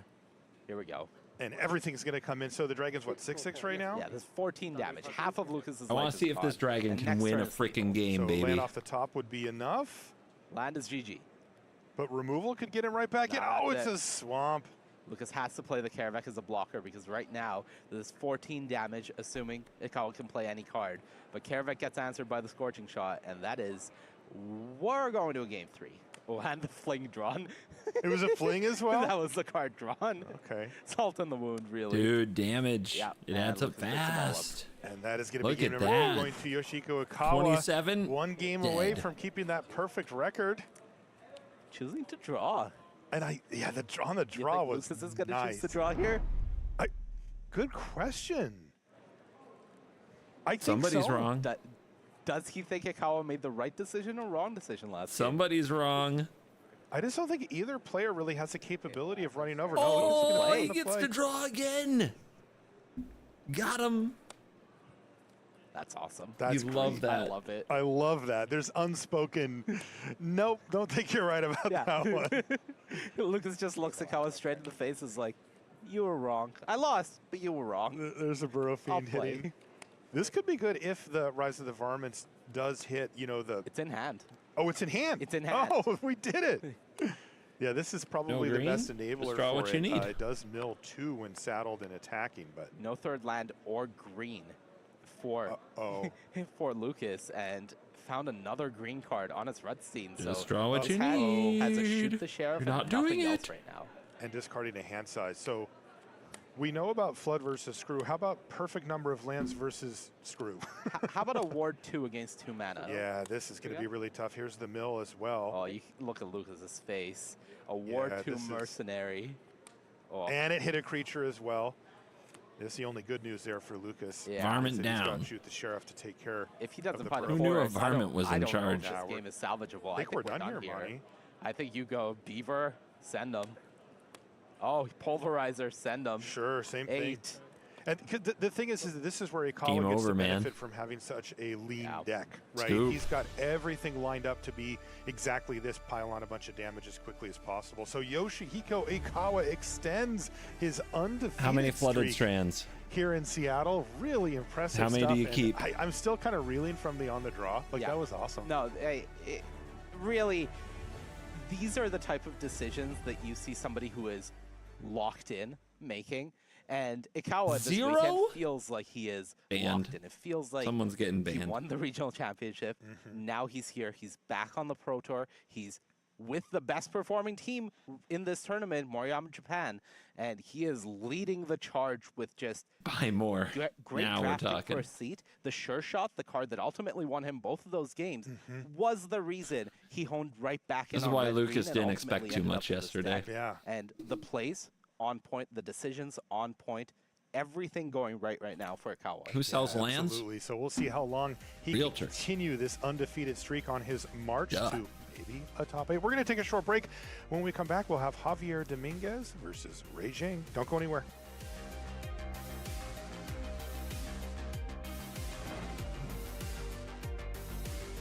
Will you ever do another collection video? Did I do one before?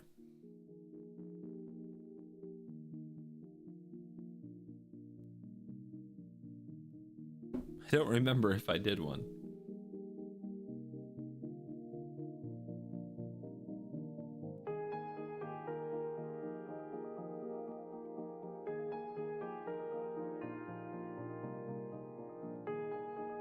It was on a different channel? Okay. Yeah, I don't remember. Must have been a long time ago. Someday you'll be like me. Can't even remember all the videos you've made. How many Azorius Signets?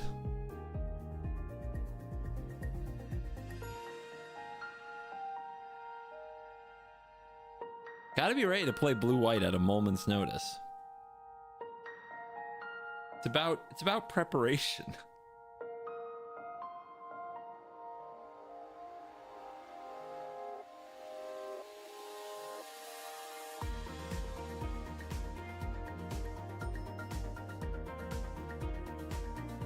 Four should be enough. I think I'm with you. I think I'm with 4.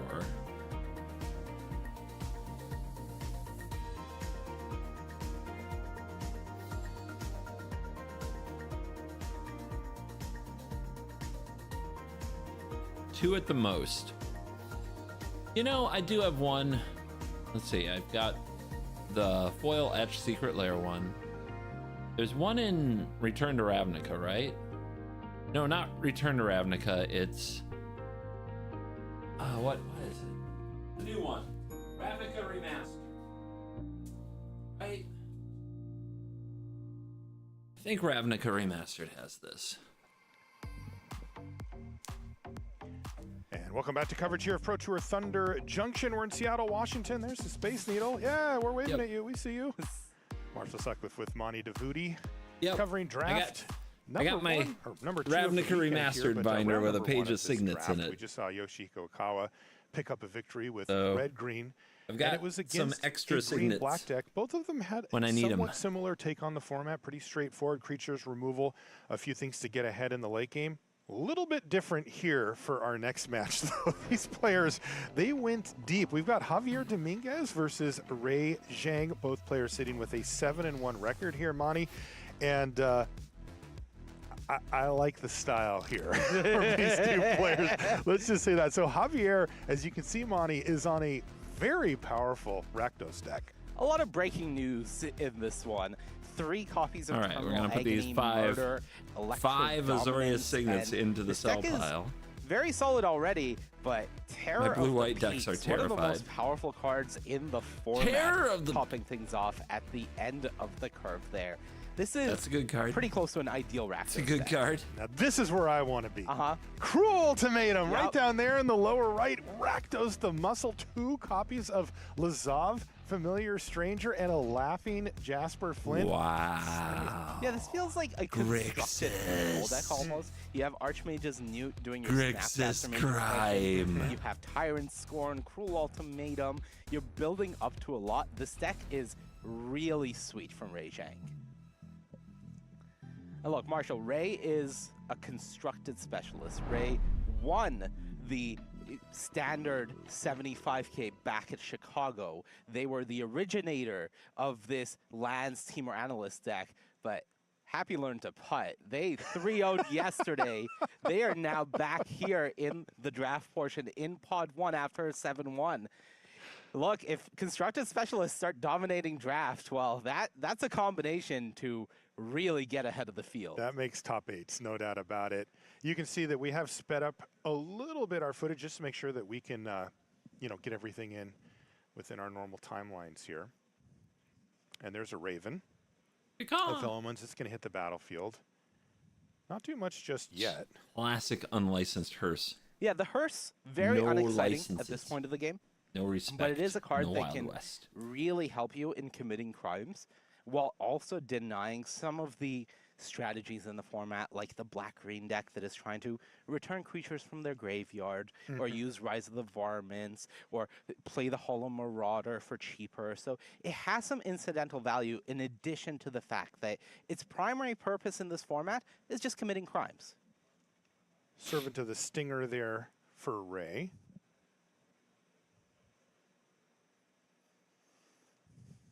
And Ray's going to pass the turn back over to Javier. Irascible Wolverine, the plot from Javier.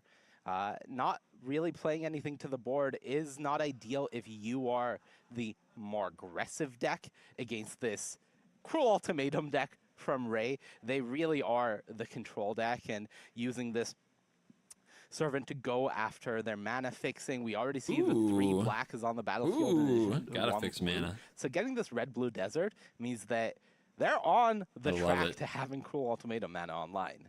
See Silver Deputy there for Ray. I'm really curious. If you guys play Limited, I'd love your opinion. Cool. Yeah. What pick do you think the Cruel Ultimatum was? Javier deck is the more aggressive deck, of course, but he is also very mid-rangey. He has a lot of removal. These 3 copies of Terminal Agony means that we will see a lot of games go like this, where it's slow, slow, slow, and then he's going to go removal, removal, removal, and I guess really like start getting 9. going. Yeah, there it is. We see Ray search Like, up the who's gonna desert there play to it? get that mana set up. Also You don't give an draft it and extra build trigger around from it. You build a the deck Raven, and then draft into as it, well right? as smash in for a couple more damage on top of it. And I mean, not exactly the beatdown deck in the hands of Ray Zhang, but down to 13 falls off here.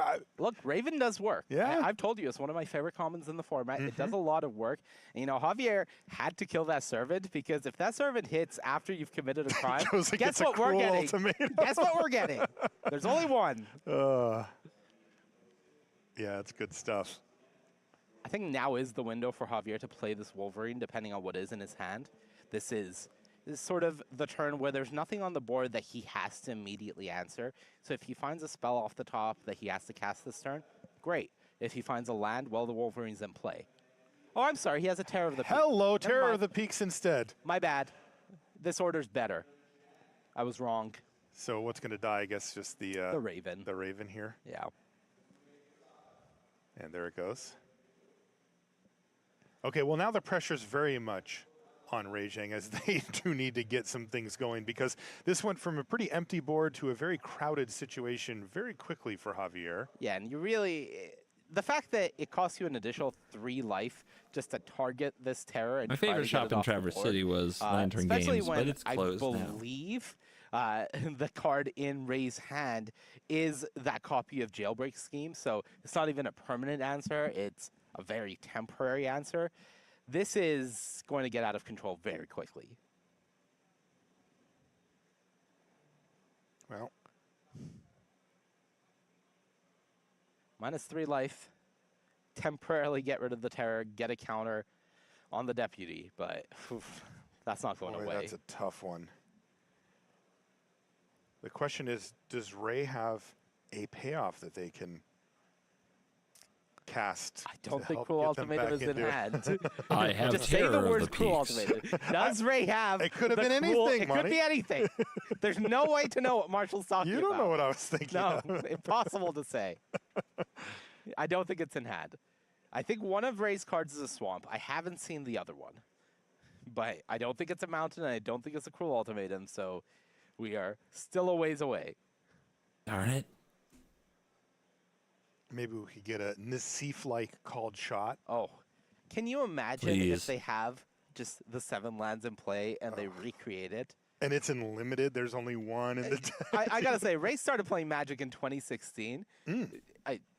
Very they were talented. playing when Nassif did that cruel ultimatum. So I don't know. Ray would have to be a true student of the game for us to get that kind have of to have gone back in the legendary nonsense. archives. Yeah. Okay, well, the unlicensed hearse is going to get in. Remember, it doesn't just take care of graveyards. It also gets bigger and bigger, and it is a vehicle that can smash. I think that was an island, so cruel ultimatum offline at the moment. Island Swamp plus an unknown, I believe, mono black card in Ray's hand. We don't have a good look at what it is, unfortunately. Oh, cruel ultimatum, look at that. Yeah, it's Marshall staring longingly. It's a laundry list of horrendous things for your opponent. A beautiful laundry list of horrendous things for your opponent. A loan shark All right, not going, an island. Yeah. Going on plot. Plot's been awesome, by the way. It's one of those ones, I was talking to Luis about it on the podcast, and we're like, how has this not been a thing yet? Like, this is a simple but really cool mechanic that plays really well. Look, plot, in my eyes, is the next evolution of Foretell. And you know what? Set gave us Foretell, Kaldheim, Dave Humphreys. The man just keeps on delivering, just ways for players to use their mana and set up future turns. I love it. It's awesome. It hits every time, and plot just feels fantastic to play with. Suspend vibes. Monty has Randy Suspend Bueller vibes, moments but, for you sure. know, A little more straightforward. Suspend with agency, suspend with upside. Speaking of, here's the loan shark. Just some of those vocal Not drawing inflections, cards, right? just a blocker. every now and then. You hate to see it. It creeps in there. I bet if a lightning helix was drawn, X equals 4. I think we'd we're know. done here. That'll put Ray down to 3. Yeah. And this is end step. Yeah. It's And there's another 2 to the face. Yep. So anything gets through for anything and it's GG? Yeah, I believe that is. what format can I play breaking news world cards we're in? I play it in Historic Brawl. Ray just doing the math. Wow, that's a nice use of 6 mana there for Javier Dominguez. Electro Dominance. Electro Dominance is 2/2 a flyer, card. 2 damage. Sometimes it can be awkward. The damage is not on rate. You don't always have a spell that you can cast with it. But the effect is incredibly powerful. You are essentially giving whatever spell that you cast with it flash, and you're doing it at the cost of an additional red to that spell's mana cost to also get that damage. So very, very powerful effect as long as you can use both Javier will sides not of be it. controlled. And that is game number 1 going to Javier Dominguez with an overwhelming board state against Ray Zhang. Javier has a lot of stuff to do with that mana late game. Not only does he have Electro Dominance, he also has Crackle with power. So these X spells doing work for Javier. Yeah. And it looks like he's going to use Salvo just to take down the Newt. That's about the cleanest No answer newts. you're going to get right there. No newts. That newt is very scary, unassuming, but very scary. You do not want to have it start snowballing on Yeah, you. it's hard to get it going, but when it does, it's not win. By the way, double removal spell here, Murder to follow up for Javier Dominguez is going to keep everything off the board. Although, wow, triple removal spell right into agony here. That was the first of 2 Lazovs, though, that Ray has access to. Goodness And gracious. Tyrant Scorn, one of the cards in hand. All right. Again. the first of Right 2. now. Ooh, and the crime. All right.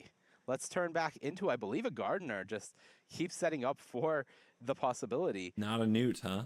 But not going for creatures, actually. Just exiling Probably the Thunder just Salvo from want to save Javier. those, yeah, for when they might matter in combat or something Sure. like that. Are we just going to see right into Terror of the Peaks? This is removal, Terror? Yeah, it's not So is there an great. answer? I don't see. I see Tyrant Scorn to bounce it. I don't see an answer immediately. Jeez, because if Ray can kill the Terror, you'd think that Ray would be in a pretty decent position here, but if not, games If don't not, you last long if die. Terror of the Peaks gets to stick around. We saw that last time. Games do not last long. It really depends what the third card in Ray's hand is, because I believe one of them is a Mirage Mesa, and one of them is Tyrant Scorn. but I haven't seen what the third card is. It is blue, from what I can tell. If it's Metamorphic Blast, that's really good. That would be great. But I don't think it is. There's the Mesa. High complaint equity. All right, Marshall, let's do a quick mana check. We're one away. Blue, blue. Black, black, black, or red. Red. Give me a black or a red. Black or a red. Go. That was a pass the turn, by the way, from Ray. They're just going to say, okay, what could possibly go wrong with the Terror of the Peaks on the battlefield? No. There's File Smasher. In response. What a card. Bounce the Terror. So that the 2 damage isn't going to matter. Take that thing down. Get another counter on my Lazov. Yep. It's not going to copy anything this time. Well played, well played. Lazov. Get So some that time is away a pretty from high terror. leverage Tyrant score in there. Yes, the 3 damage hurts a bit, but Ray gets to not take the 2 extra and make sure that the Terror doesn't come back down this turn. Yeah. The Terror is gone for a turn. They don't take the damage from Vial Smasher. They take the damage, of course, from the Tyrant Scorn targeting the Terror, but has some life to work with here. But a Vault Plunder is a nice follow-up, so still 5 mana being used here from Javier. Javier That's drew tough. the Electro Dominance, I think, so 1 land means that Javier can instant speed go Electro Dominance for 5, put in Terror of the Peaks. Wow. That That'd be really does put a sick. lot of pressure on Ray to get another counter on this Lazov at least. The dominance can go anywhere either way, but I think it's a Vault Buster. Yeah, there it is. Okay. and a Servant. No these land. these are low impact plays at this point in the game, Monty. This Terror of the Peaks is going to come back down. Yeah, Ray's deck is powerful. It has very, very powerful options, but sometimes it like goes Cruel like Ultimatum? this. The defensive elements, the fixing, the cards like the Deputy and the Oasis Gardener that you are playing to allow yourself to play Cruel Ultimatum can sometimes result in draws like this. We see Highway Robbery into Terror of the Peaks now for Javier. This is a huge turn for Ray. Normally you would be hoping to top deck a Cruel Ultimatum, but we're still a mana away from that as well. I think drew a spell. I think. Well, if they did, they said go. Javier Dominguez finds another land off the top of the library. And, is this Electro Dominance? That is 8 mana. we don't have a Oh, it might be Crackle it might be looming, do we? Crackle. I may have seen the wrong card. It is Crackle of Power. Oh, no. Oh, Ionize was the blue card. Oh, Ionize is going to save the day here. Oh, wow. That was what, 10? Crackle with That power would've been gets 10 to ionized? 10 to Lazov. Don't want that happening. Okay, so this is going to keep Raging in this thing. Though not for long still with that Terror. I think that was a swamp off the top. Oh. I think. All right. If it was, that Is it does set time to things up. attack? It looks like it. Is it time? But Javier has some life total to play with. It's only 4 damage. It's not time. Vault Plunderer. There plus a isn't red much card in time. Javier's hand.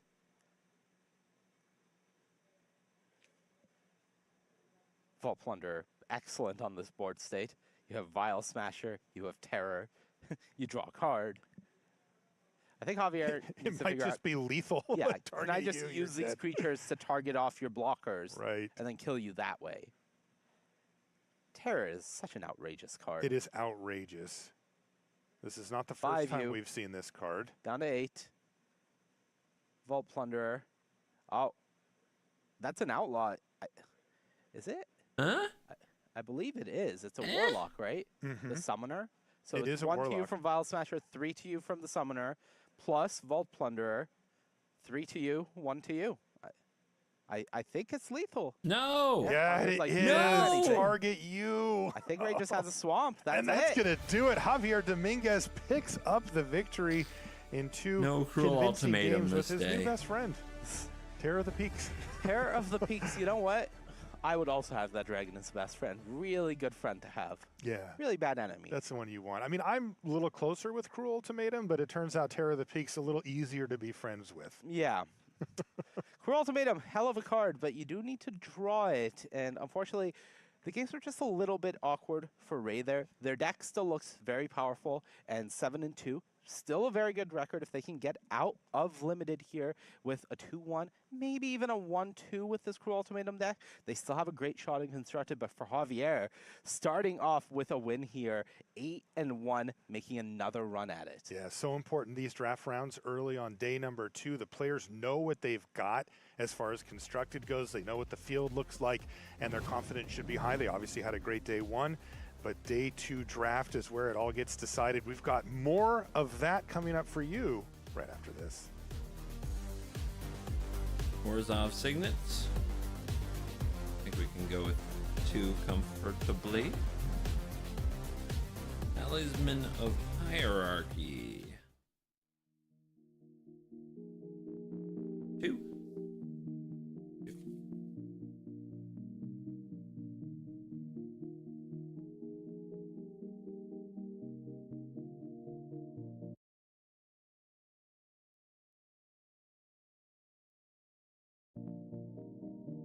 Javier, just like, don't bother.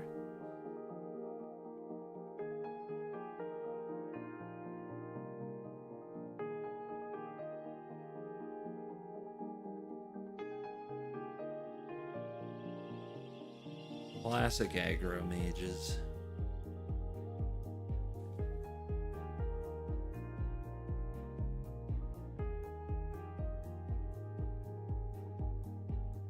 Kibler located.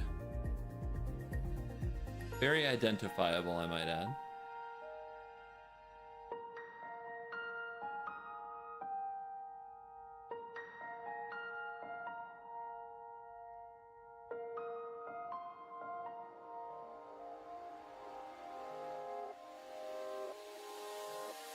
Gab at 5-4.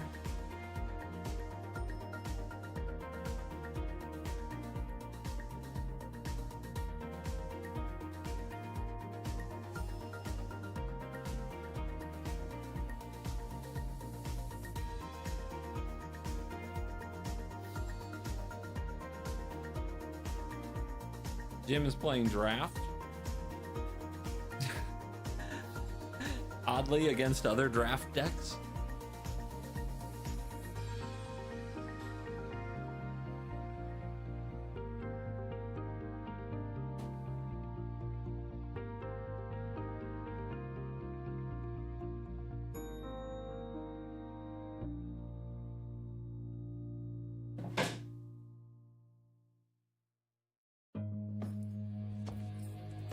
It's good to be wanted. Blue card.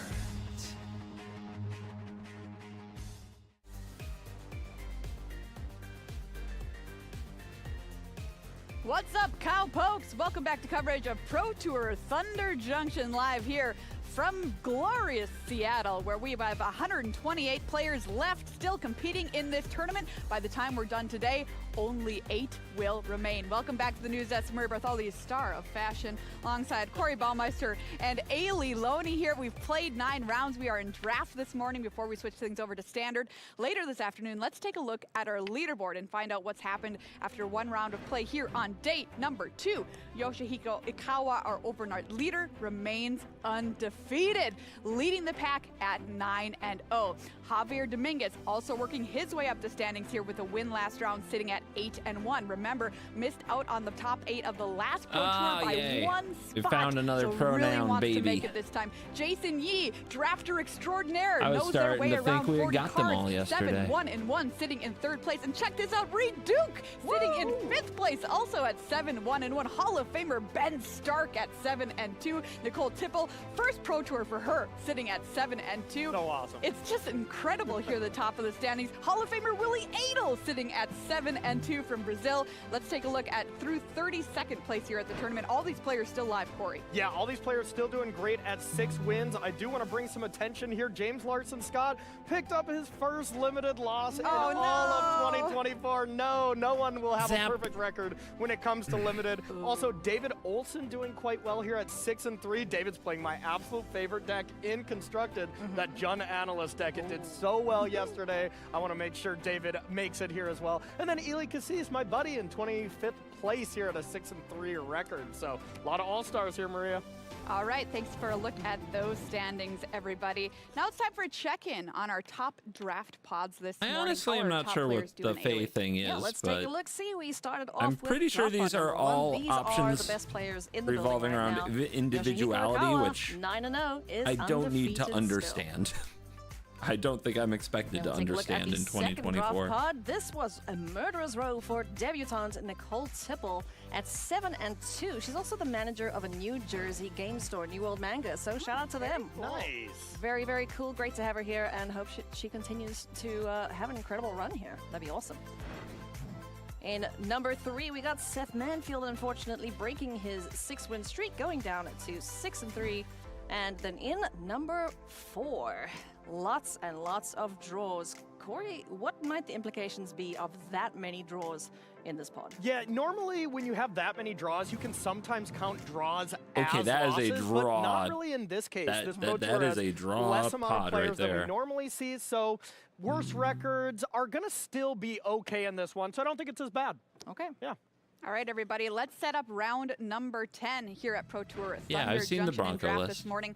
Our 2 tournament leaders, Yoshihiko Ikawa sitting at 9-0 versus It Javier is pretty Dominguez sweet. sitting at 8-1. Yoshihiko Ikawa started playing, started 2000, or 2 top finishes to his name. 2001 for Javier Dominguez, 9 top finishes to his name. Yoshihiko Ikawa, runner-up at a Mythic Championship, number 1, the first one we ever had in 2019. Top 8'd at Pro Tour San Diego in 2010 as well.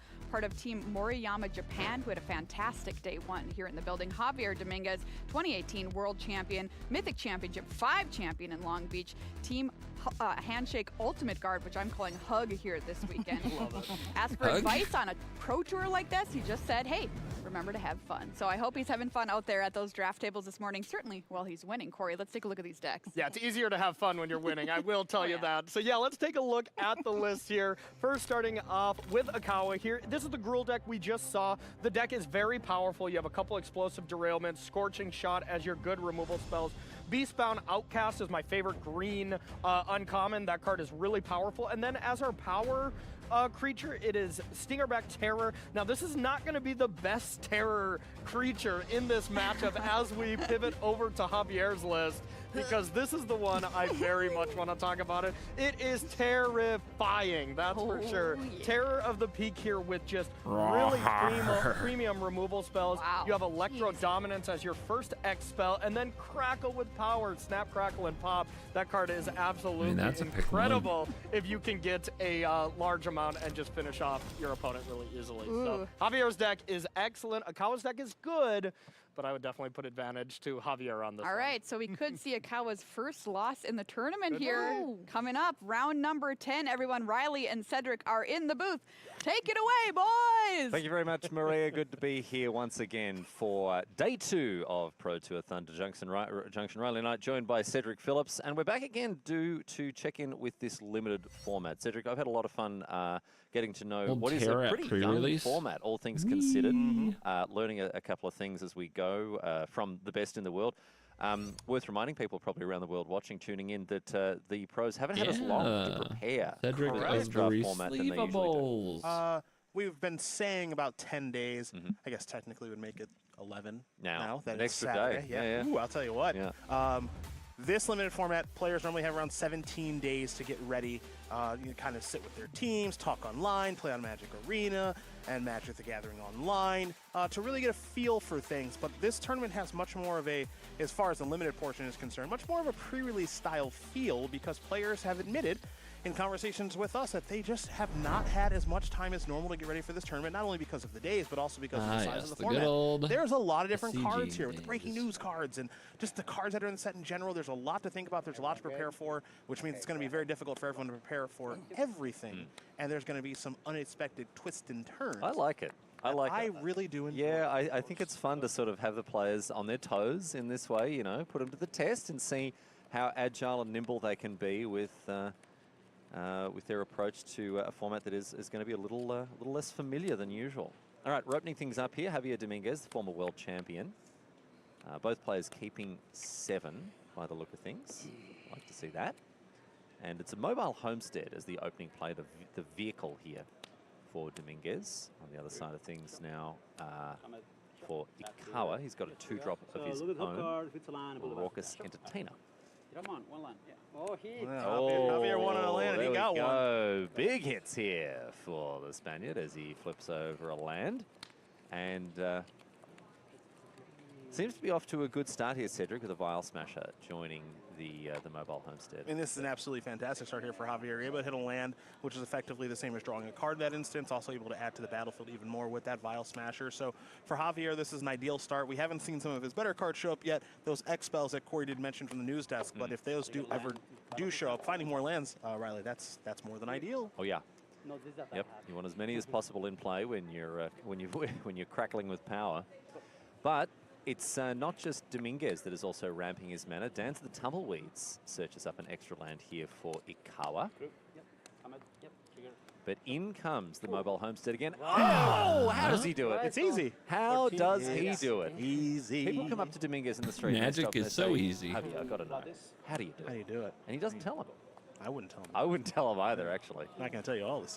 Well, actually, we're kind of joking here a little bit. I did ask Dominguez what he thinks one of the keys to his success is. I was just hanging out with him one time, and I was talking about how well he does at Magic. And do you know what he said his secret weapon is? This is not a bit. I'm not setting you up here. I have a guess. What is it? This is not going to be a direct quote. I've not talked to Javier. It's that he enjoys himself when he plays Magic. Is that what it is? That he has fun? I'm sure that helps. Okay. His secret weapon, he said to me, sleep.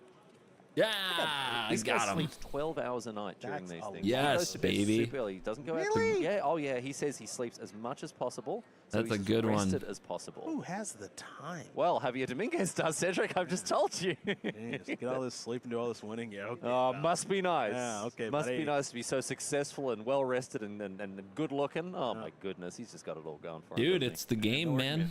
Right now, you gotta however, get your sleep. He's having to think about things as he 18-14. Yeah. weathers this attack from Ikawa, who follows up an attack. 12 hours Okay, is very nuts. I think he efficient means little 12 fellows. hours Sometimes during some- events, sometimes but be a little I'm bit not positive. Yeah, it 12 can hours because the double every red, but night it is would one be of the pretty better rule crazy. spells in the format.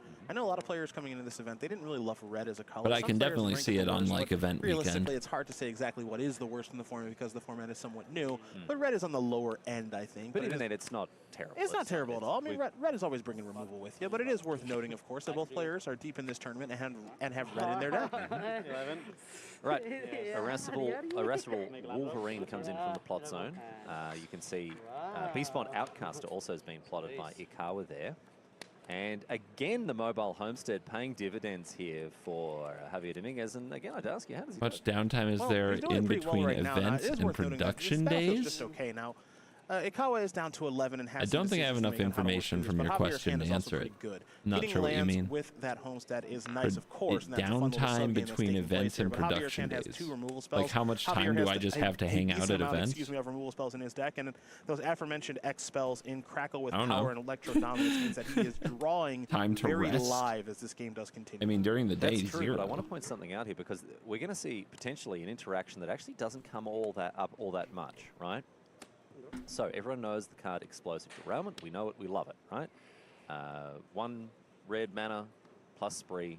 Usually we just stop at an extra 2 mana to deal 4 damage to target creature. Yes, indeed. Let's not forget, the second thing on, Oh, on yeah. the spree Yeah, for this card. unfortunately. Panic Yeah, 2, unfortunately. destroy target An artifact. Yeah. Not something that comes up all the time, but here, be a good spot for it. Ikawa could pull off a rambunctious 2-for-1 Yeah. with this card. All right, Terminal Agony gets rid of Jolene. And in comes the Homestead. Oh, is he 2 whiffed? points, down to 8. Yeah. Never lucky. Yeah, it's really tough to be Javier. Never lucky. But Ikawa is the one who really is never lucky at this stage because he cannot. Ikawa, you're going to pick up that L. Yeah, I mean, this is interesting right now because Ikawa has all spells, no 5th land, as you did mention. And now the question is how to convert these spells into actual things that are played. Convert these resources, right? Because ending the game with all these spells in hand, less than ideal. So as much as Ikawa would love to double spree an explosive derailment here, that doesn't really look to be in the cards at the moment. So how exactly to move forward in this instance is somewhat interesting. So Raucous Entertainer, Stubborn Burrow Fiend at this point, essentially just kind of 2/2s, just Grizzly Bears. They're obviously a little bit better than just that, but on this battlefield at least. Always has been. I was wanting to double spell as we see him do here right now. This isn't a super impressive turn, although it's nice to be able to deploy multiple cards. Absolutely. Oh boy. Well, never mind. All right. Fireball! That's going to do it here. Electro Dominance, I believe. That was the card there for Javier Dominguez. Wait, we'll has close that this game end out crackle nice with power? and neatly. And as Ikawa said there, couldn't draw land. Couldn't find the land. As we head into game number 2, Dude. Cedric, there's something I want to point out to you here, right? Ikawa lost game number 1, which means that he'll decide who's on the play and who's on the draw. Disgusting. Traditionally, almost always, 99% of the time, you put yourself on the play when you get the opportunity to. You'll notice here, Dominguez is the guy going first. Ikawa has put himself on the draw again. 2 matches in a row we've seen this now. This is not terribly surprising to me, especially in this matchup. I agree with you that players do elect to, especially in limited formats nowadays, elect to play first, especially in formats that are very much about the 2 drops in the format. But this one, and in this particular matchup, I don't really think it's about that. I think the extra card does matter quite a bit. Because you're not going to get run over on turn 4. I think it is quite unlikely, yes. All right. So, Dominguez opens things up with a little plot, a little scheme here for the Spaniards. And a Stubborn Burrow Fiend now for Ikawa. Now, I will say this. If this is a format that you can choose to draw first willingly, I'm a huge fan. Yeah. It feels like forever ago that that was a thing that you could do. I remember it was M14 that was huge for that because it had opportunity, the draw 4 cards. I remember that That card. was just opportunity dot format. It's a really good card in that format. That was a fun format. And it was also printed 10 years ago, Cedric. Where does the time go? It's true. It's true. Oh, boy. All right, Scale Storm Summoner. That's easy for me to say. Comes down. This is a juicy one here. Look at this. Very much at home in the red-green lists, obviously, with its triggered ability. But still, no one's arguing with the Centaur course. At 3 mana, 3/3. Play those all day long. And this is all positive. All upside is this human warlock. Ikawa now Okay. plays Prickly Pear. So this is 3 mana for 3 power and 3 toughness, but a little better, honestly. Yeah, mercenaries are nice. Obviously, when you think of mercenaries in this No set, temptation to compete? you think about, Nope. the outlaws and shoot the sheriff, but you also think about the fact that it does create a mercenary and looking into doing a little bit of saddling, it appears. Yeah. Yep. We're heading in with the Stubborn Burrow Fiend. Mill 2 cards, and it got +1/+1, I believe, there. So trades, yeah. Was it 1 creature, the Raucous Entertainer? If you've never done it, so this I leaves feel Ikawa just with confident the Prickly saying this. Pear.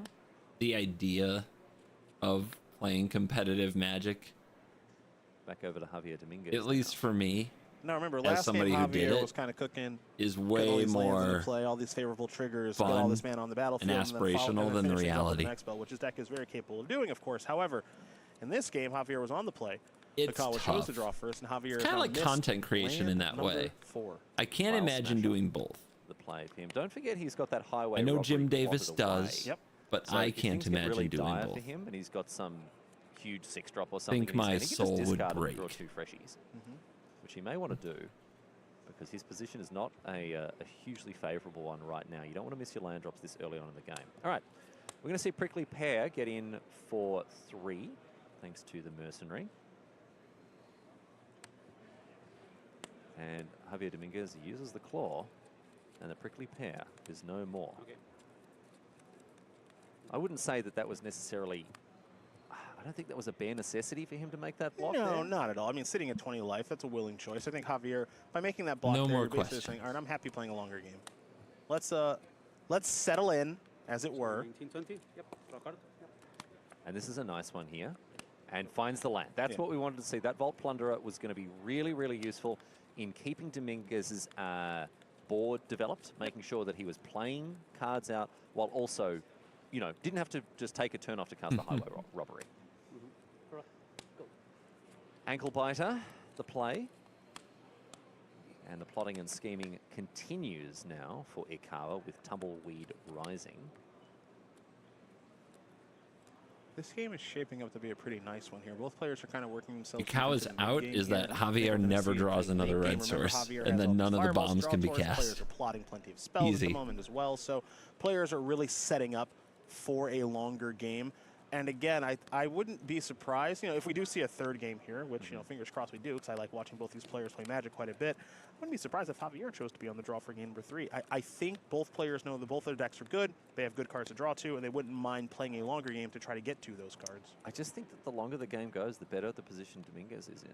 I think it's better because Javier has X-Spells to draw to. Yeah. So I don't think that Javier minds playing a bit of a longer game. So that's why I say if there is a third game here and Javier has option, I wouldn't be surprised if he chose to draw. I just think that means for Ikawa that Ikawa is the one who wants to try to speed things up. Well, this could be poor role assessment by Ikawa. Remember, Ikawa chose to draw first. Yeah. So depending on how the game does go.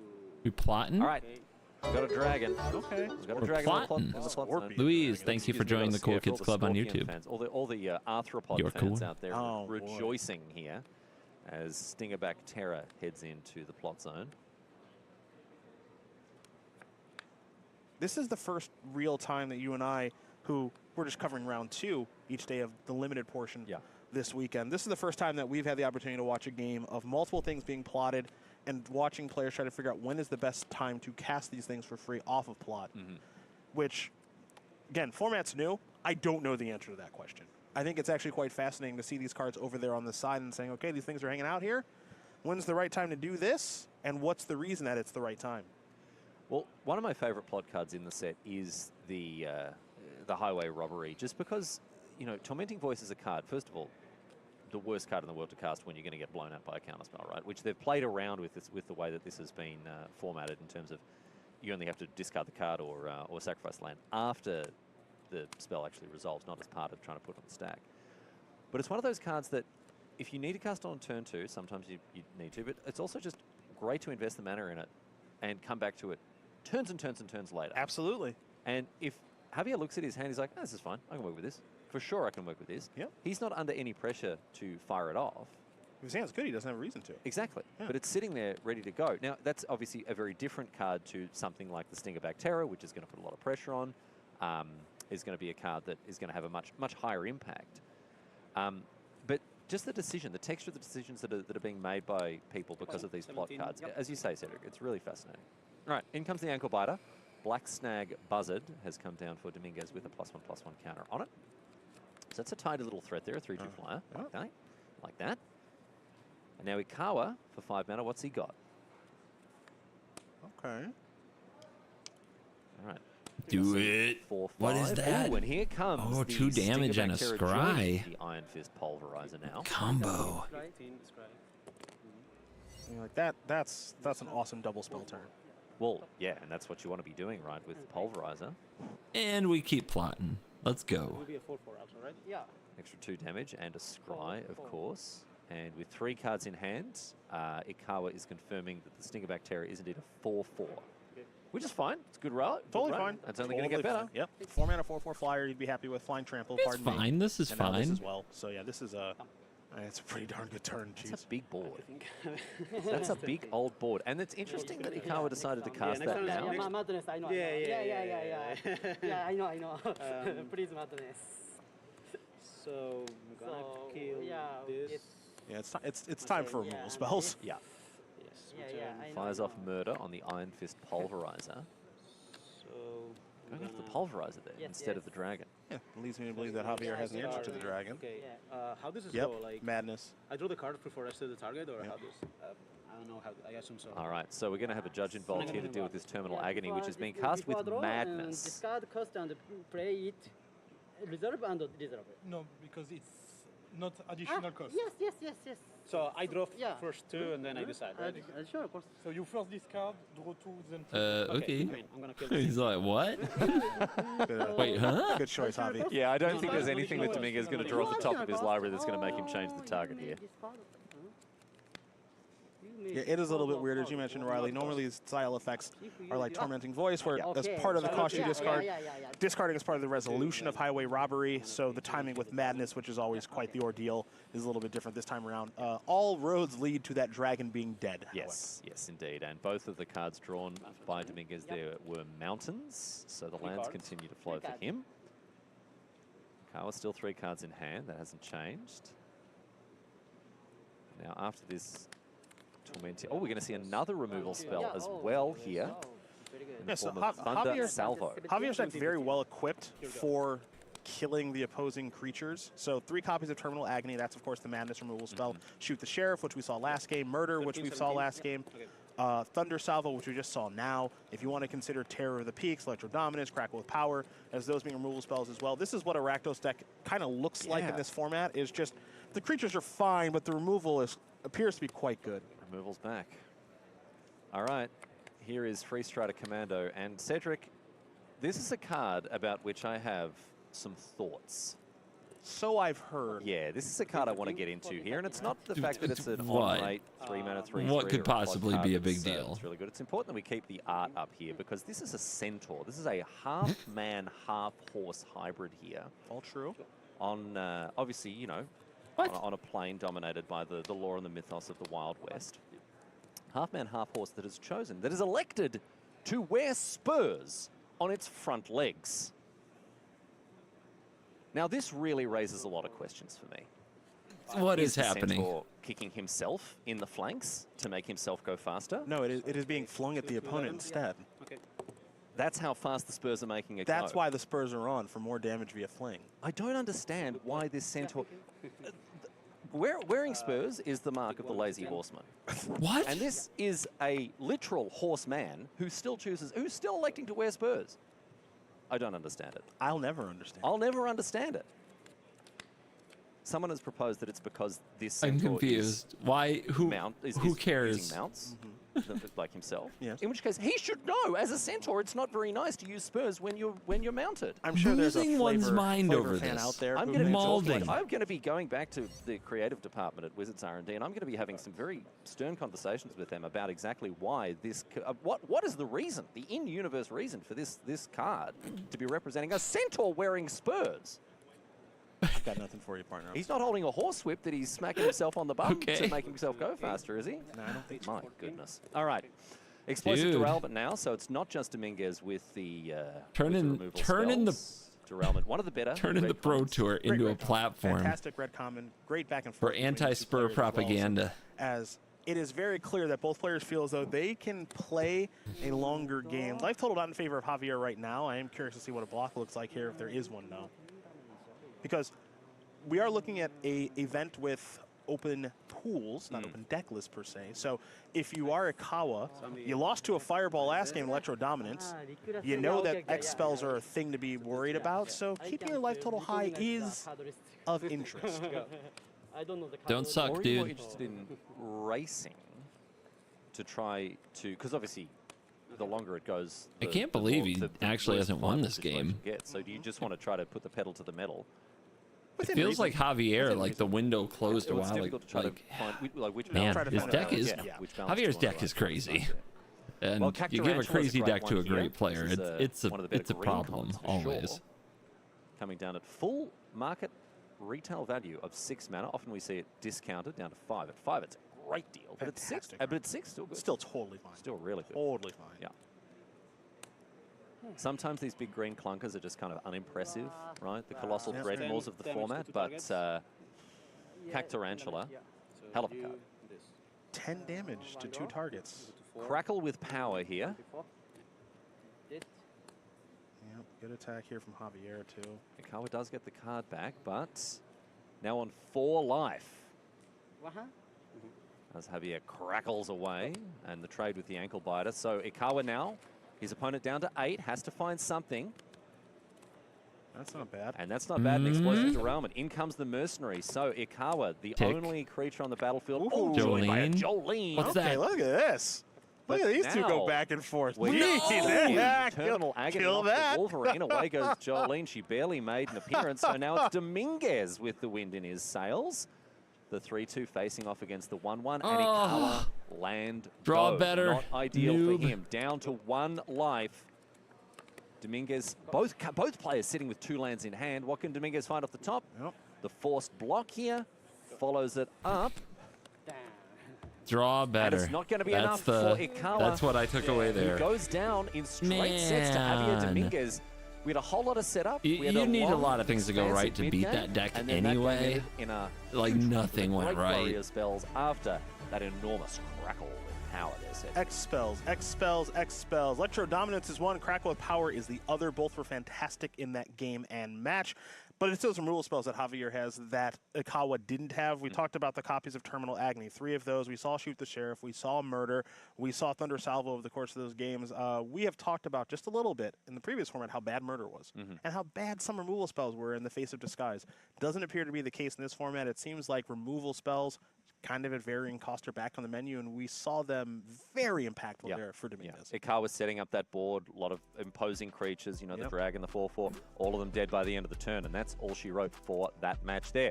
We're going to take a quick break, but on the other side of it, you're not going to want to miss this. A double feature Hall of Fame matchup here. Reed Duke versus Ben Stark coming up. We'll see you back here in Seattle. Nice in just a few matchup coming moments. up. Help me finish my Sauron deck. I think I want a Reaver Cleaver, because that card is Poggies.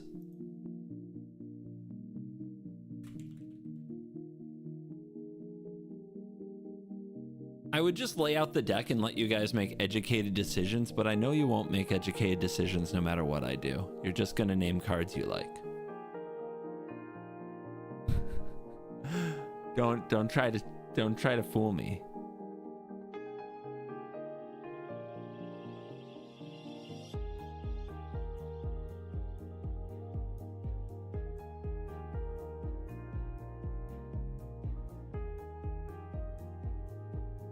It's Nazguls and friends. It's designed to piss people off. What's theme of Sauron? Win. Win and let them suffer. I did add a Soul Ring. I think I'm gonna add my Elvish Soul Ring though.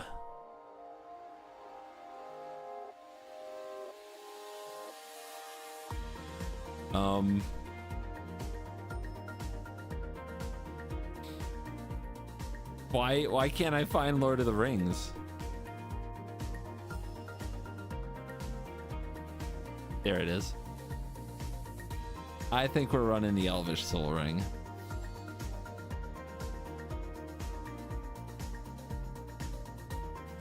$30 Nazguls. Unfortunately, I am limited. There's only so many I'm allowed to play.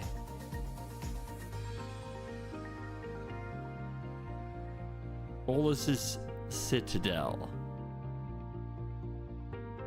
I mean, that's another value engine, isn't it?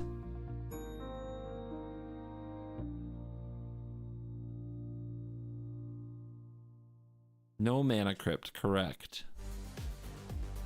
Welcome back to Seattle here for Pro Tour Thunder Junction. It's my great pleasure to welcome you back into our limited rounds here. Riley and I joined by Cedric Phillips. We've already had one match in this round. If there was a done and dusted. Planeswalker in the We're deck, what would it moving be? into the second one, and this one, oh my goodness, we've got a real barnstormer here. Reed Duke facing off against Ben Stark. Both these players in the Hall of Fame. Both these players with a, well, look at that, tied up in terms of top finishes. Both of them immensely talented players of this game that we all love. And both Pro Tour champions. Pro Tour champions. That's right. Reed very recently. Yes, Soren that put someone at 10? Very well for himself. You guys there. are assholes. We're going to jump into game number 1, and we're going to whiz through these games here nice and quick so we can show you as much magic as possible. Kicking things off. I'm so with proud Reed of you taking right a now. Mulligan down to 6. And we're off to the races with Ben opening the account for us. And I know you've cast your eyes over these decks here, Cedric. Any remarks? Any insights you want to lend us? Reed is full Naya, even though you do see, of course, that eroded canyon, which will show that maybe there's a little splash going on. But 6 4s, 4 plains, 4 mountains. Base Naya deck with some other odds and ends going on here. Kind of proof that you can be a lot of colors in this format and succeed. I know our last match we saw 2 2-color decks go at it. This time around we're seeing a little bit of 3-color action on both sides. For Reed it's Naya, for Ben it is Jund. So again, there's a lot of different things you can do in the format as far as color combinations are concerned, which kind of means, Riley, that the world is your oyster at times. Ben Stark opening things up with a Servant of the Stinger. Here's another card that I've got some thoughts on. Oh, Cedric. God. Here we I don't know what's go. generating the UV light to make these scorpions Here we go. glow. But some scorpions do that. They glow under UV light. Did you know that? I actually did not know. No, some scorpions are glow in the dark in very specific circumstances. That's fun. Yeah. Oh, yeah. Fun-ish. Thank you for subscribing to Scorpion Facts. Yeah. Yeah. More as the... I didn't know that, actually. Yeah, dude. Oh, yeah. I don't know what's generating the UV light. This servant's got one of those lights they use to like check your passport at the airport. Yeah, Apparently. But, yeah. whatever it is, the scorpions are glowing. Intrepid Stable Master, the follow-up play for Ben Stark. On the other side of things, here's a card that I absolutely love: Outcaster Greenblade. Oh, this card, one of the best green cards. It's so good. Very, very good card. Like I like Borderland Ranger. Is enough for me. One of my favorite Magic. Borderland Ranger is a classic. I've got to say, I love Riley when he goes off. Outcaster Greenblade, I think. I act outraged, but I it's like actually already love better than it. Borderland Ranger 2 because on the battlefield it's a 2/3. There's a desert. Yeah. Bang. Yeah. Yeah. I wouldn't be surprised if it saw some constructed play some point. You think so? I would love that. Search for a desert, man. That's probably pretty powerful. Yeah. Yeah. If there's some sort of deck that can use the deserts. Honestly, Cedric and Riley is a good human team. Mercenaries, creature types might matter. Yeah. It's easy to cast. Like there's a lot of upside there. That's what I'll say. I'd love to see that. I'd love to see that card get it done. All right. We continue here with Ben playing a Do we have anybody who listens to Half-Assed History? A little Binding to Gauche. Any Riley Knight podcast Take a little fans? look-ski. Yeah, let's see. Discard spells. See what's going on. Discard spells limited are always kind of interesting. You know, sometimes you see a like a duress sideboarded in. Sometimes you see like your Castigate style cards. This is kind of within the same vein, but it also allows you to put a face-up exiled card they own into their graveyard. So that's a really good counteraction for plot, which is actually quite nice. Now, how often is this going to come up? I don't know, but it appeared to be pretty good there. Well, I remember I was listening to Marshall's, our good friend and colleague Marshall. Never heard of him. Never heard of him? No. Oh, you would. He's got a pretty niche Good guy? little... He's got a pretty niche little podcast called Limited Resources. Great Okay. way to prepare for That's these. a pun. What's I get that? it. What? Limited resource. Oh, sure. Yeah, You get it? it's also a magic card.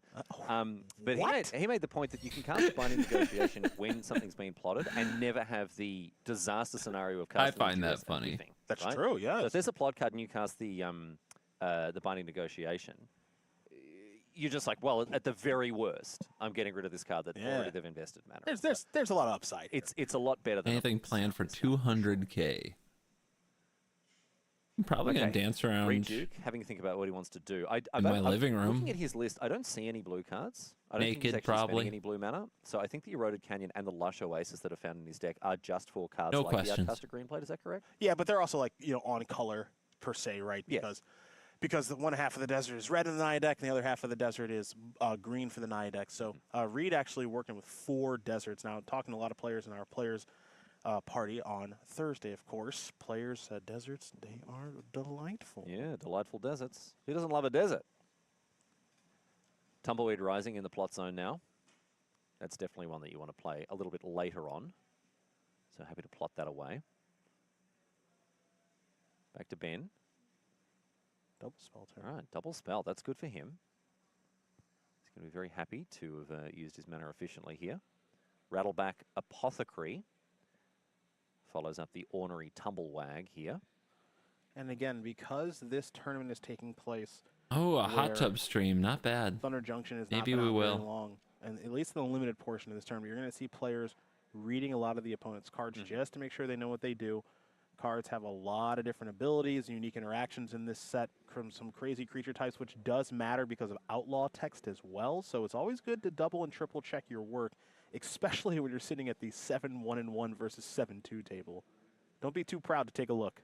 And that's exactly what Ben is doing now, as we see Tai Joaquin, perfect shot. Whenever a source you control deals non-combat damage to a creature equal to that creature's toughness, draw a card. So, in other words, if you lightning strike a 3/3, draw a card. If you shock a 2/2, draw a card. Okay. Well, yep. We're not going to get into this nonsense. Ben wants to kill that thing. I did like the sequence of Tumblewag into the Apothecary there, putting a +1/+1 counter on a creature that can gain menace and or lifelink. Really, really nice. You know, Ben's play here is somewhat straightforward insofar as just casting a removal spell on that creature is just kind of like, well, you know, I don't really know what Tai Joaquin can do. Yeah. You know, is there a lot of upside in your deck to really make this painful? So in some respects, I do like that Ben just says, all right, I'm just going to Consuming Ashes that and do a little surveil action. And now we don't have to worry about it. Yeah, I don't worry about that. I don't want to play my the card is ununderstandable, to be honest. And get trick shot. Yeah, something bad happened. Yeah, I like that there from Ben. Just enough of that. There's enough of this. I don't want to find this out. Looking across Reed's list here, he's got the Explosive Derailment, he's got the Trick Shot. Doesn't have a huge amount of ways to deal direct damage. Savage Smash, I guess. Does that do it as well with Tai Joaquin? It's a source you control. I think it would. +2/+2 and then fight star creature you don't control. Because the creature deals damage. It's a it's non-combat damage. Source. Yeah. I think that's what it is. I think that's how it would work. It's not combat damage, despite it being a fight. Ben is playing. Ben is playing the. This is a simple game of Magic here. This is the way I like to play Limited, which is play some creatures, kill your stuff, and kill you. Yeah. Yeah. So it worked. You're not fiddly farting around with No, Tai Joaquin perfect shot triggers. You're not drawing extra cards, doing anything like that. No. A little too much text for me. Yeah. Oh yeah. Reading? Who's got time for that? Not me. Not Cedric Phillips, everyone. All right, that's game number 1. We've got that one done and dusted. We move on now to game number 2 here. Reed Duke, can he bounce back after an early mulligan and an early loss to Ben Stark? Both players sticking on 7. You do love to see it. And Reed will be kicking things off here with that Lush Oasis. We mentioned that earlier. Ding ya. Yeah, get you for 1. He's winning. Technically true. He's winning. I can't argue against Ever you. considered playing MTG Forge? I don't even know Oh boy, what he's that really winning. means. He's just doubled his lead. Ooh, discard skis. Ah, man, that Griff. The Griff showed up for us a lot yesterday. Yeah, we had the 1/4 flying around all over the place, but this might be the pick here, I think, off the Binding to Gersh. Come on now. Let me have something here. Oh, it's imitation is the sincerest form of All right, flattery. you know what? You know, make a good I've point. built a career on make this, a Cedric. good point. Listen to me. You may have a decades-long successful coverage career built on originality, wit, charm, and charisma. Boy, do you know really what mine is built on? Really laying it on thick I'm here, standing pal. on the shoulders of giants, baby, and I'm not giving those giants a shred of credit either. Let me tell you that. All right. All right. Ben here, still thinking about what he wants to take. Is it going to be the Griff, or are we going to go in a different direction, take the Tumbleweed Rising? No. Ultimately, it's the Stagecoach Security. And as a result, the Griff comes down right on time, turn 3. Now, the Congregation Griff isn't the scariest card in the world at the moment. You know, it's just a 1/4 flying lifelink, and I say that with no sarcasm because on its face it's not that scary, but it can get scary. And the lifelink damage does add up a little bit. And now the Tumbleweed Rising not at its best right now, but plotting that for ideally when a big creature comes down and followed up with another big creature, or maybe saddling up on the Griff to make that a little bit larger. So Reed does need a little bit of help right now. It's not a bad start, of course, but a good draw step would be nice. My suspicion is that Ben is looking at that Griff and thinking, well, I can beat that, no problem, which says that maybe he's got something in his hand that deals with it in one go. Or because if you look at a card like oh my goodness. Yep, Finally, got you. Security. Wah. That's a card that I feel like can be dealt with, but Ben's like, no, I prefer to deal with the 1/4, even if it hits me a couple of times, it's not the end of the world. He is going to be patient, just like this Naturalist that's played as well. No rush, not under any real duress at the moment. there are, that's the first slip up that you've had on a card name this week, and I've been paying attention. Yeah. Because as I've realized in this particular set, Thunder Junction, they've got like 5 different cards that are like bum bum bum bum, but hard to say. Like the what's the slick shot? The slick shot show off. Yeah, they've got like 4 or 5 different cards that are like that. But there's a bit of a tongue twister going on. I want to know who names the cards. In the Stagecoach Security. That shouldn't be difficult to say. Yet here we are. Yet here we are. Stagecoach with the Security. brushwag, Stagecoach along Security. With that patient Stagecoach naturalist, Security. ornery Stagecoach tumblewag. Security. Ornery. Oof. It's a nice little card too. Nice little mount. Certainly not one that I'm going to mispronounce. Be very, very careful with how that one is said. I can tell you that. And an overzealous muscle. The follow-up here for Ben Stark. It's an ornery tumblewag. Yeah. And an overzealous. Ornery and overzealous. Yeah. Okay, so now we finally get to do a little something here off of the plot. Shepherd of the Clouds first, then Tumbleweed Rising second, so 4-4. That's not a bad little turn there for me. I said it yesterday. I'm gonna say it again today. Slick shot show off's too much fun. Awesome. Yeah, it's ruining my just brand. Really good limited mechanic. It's so much fun. Just the planning and sequencing of the cards. And how you're going to make the most of a, this is any mechanic that allows people to test their play skill by making decisions. Yes. Right? I absolutely love it. Yep. Yeah. Well, hopefully we'll see it more in the future. It doesn't seem like the sort of thing that is necessarily tied to Thunder Junction as like from a flavor standpoint. Yeah, I hope not. I hope we do see this become something that resembles an evergreen mechanic, or at least a return. Yeah, I'd love for it to come back. These beatdowns. I All like right. it. Ben says, do whatever you want. Yeah, but I'm just going to attack. Yeah, you let's for a just lot of mount and damage plot here. stuff everywhere we The go. Zealous Muscle. It's fine. This is Patient fine. Naturalist, and of course the Ornery. Tumblewag is a must answer. I mean, involved. And a how lot does of Reed gonna counters, line up his baby. blocks? All right, so the first thing I'm doing right now, as Reed's lining up the blocks, I'm seeing if he has access to Snakeskin Veil in his deck. That's the first thing because single green in this format, that everybody enjoys a good mounting until they're getting mounted when they don't expect it. And I'm not seeing one. I can tell you it's not played in his main deck. Talking about Magic, of course. I can have a look at his pool here. See, I don't imagine why you wouldn't start it if you had it.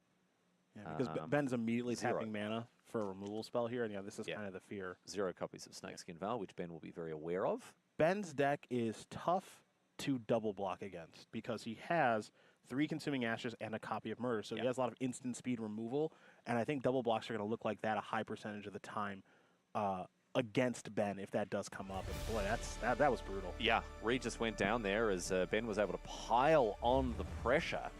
And I'm not going to say he made it look easy because Reed at the end of the day just had a hand that didn't line up against the threats and the answers that Ben had. Both players pretty good decks, but at the end of the day, Ben's was able to pull out the dub for him pretty convincingly. Yeah, now do remember in the match we watched with Javier and then the match we watched with Ben, pretty straightforward stuff insofar as it's creatures of varying sizes and skills and text and all other stuff, and then just removal spells being at a premium. So Javier had a lot of removal spells in his Rakdos deck. Ben had a lot of removal spells there with the Consumings and the Murder, and just the ability to just kind of get ahead a little bit and then start attacking downhill and then killing stuff that matters along the way. I'm not saying that's the solve to the format. That's the solve to a lot of limited formats with just creatures and removal. But again, previous formats we have seen removal be a little bit worse. It looks to be quite good here. Yeah, I think that's definitely a lesson we can take away, particularly in that first match that we watched. Removal played a key role in resolving that one. All right, my friends, we're going to take a quick break, get things set up for our third and final round of Limited here at Pro Tour Thunder Junction. We're looking forward to your company for it. So stick around, a quick break, and then back at the news desk.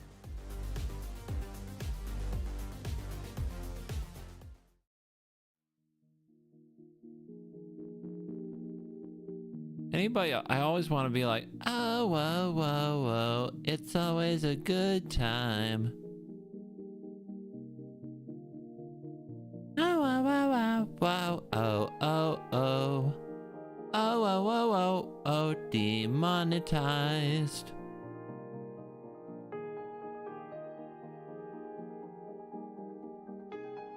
Doesn't matter when, magic's always good time then.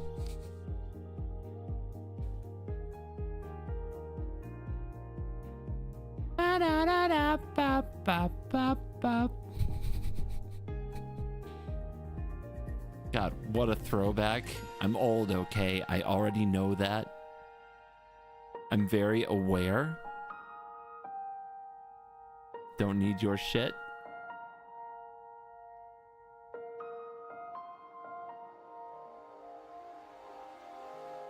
There goes the monetization.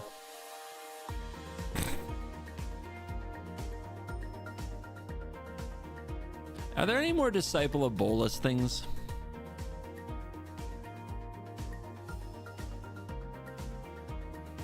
Does anything else do this?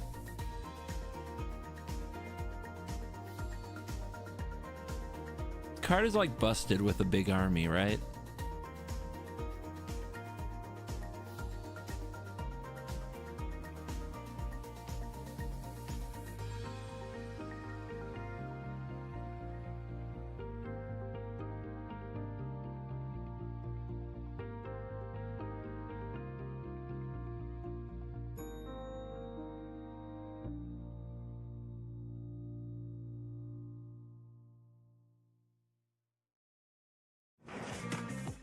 No, nobody has more.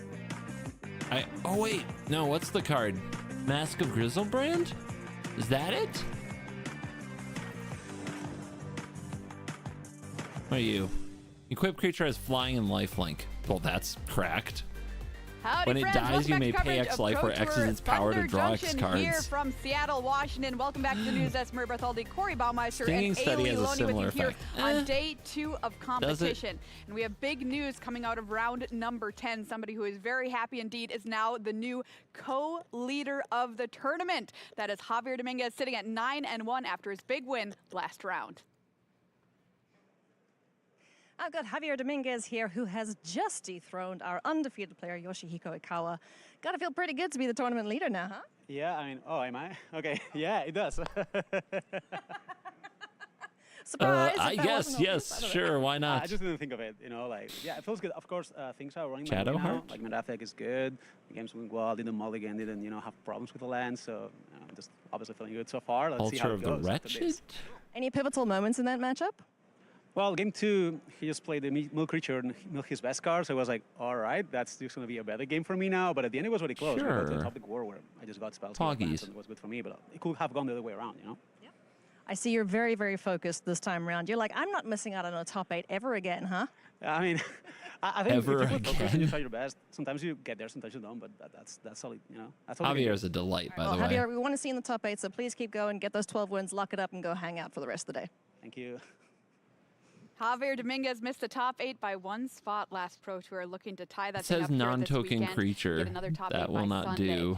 All right, everybody, let's check out that leaderboard and find out That's where we're at Ultra now of the that things Wretched. look pretty different in the tournament. No longer led by one person, now a tie. Yoshihiko Ikawa and Javier Dominguez both top the leaderboard, sitting at 9-1. Things are starting to shift around as well. Here in the draft rounds, Hall of Famer Ben Stark has fought his way into 4th place, sitting at 8-2. A whole mess of 8-2s behind him as well as 7-2s. Remember, we're looking for the number 12 there in the win column. That we believe will lock up a spot in our top 8, although 11 has a chance to do it as well.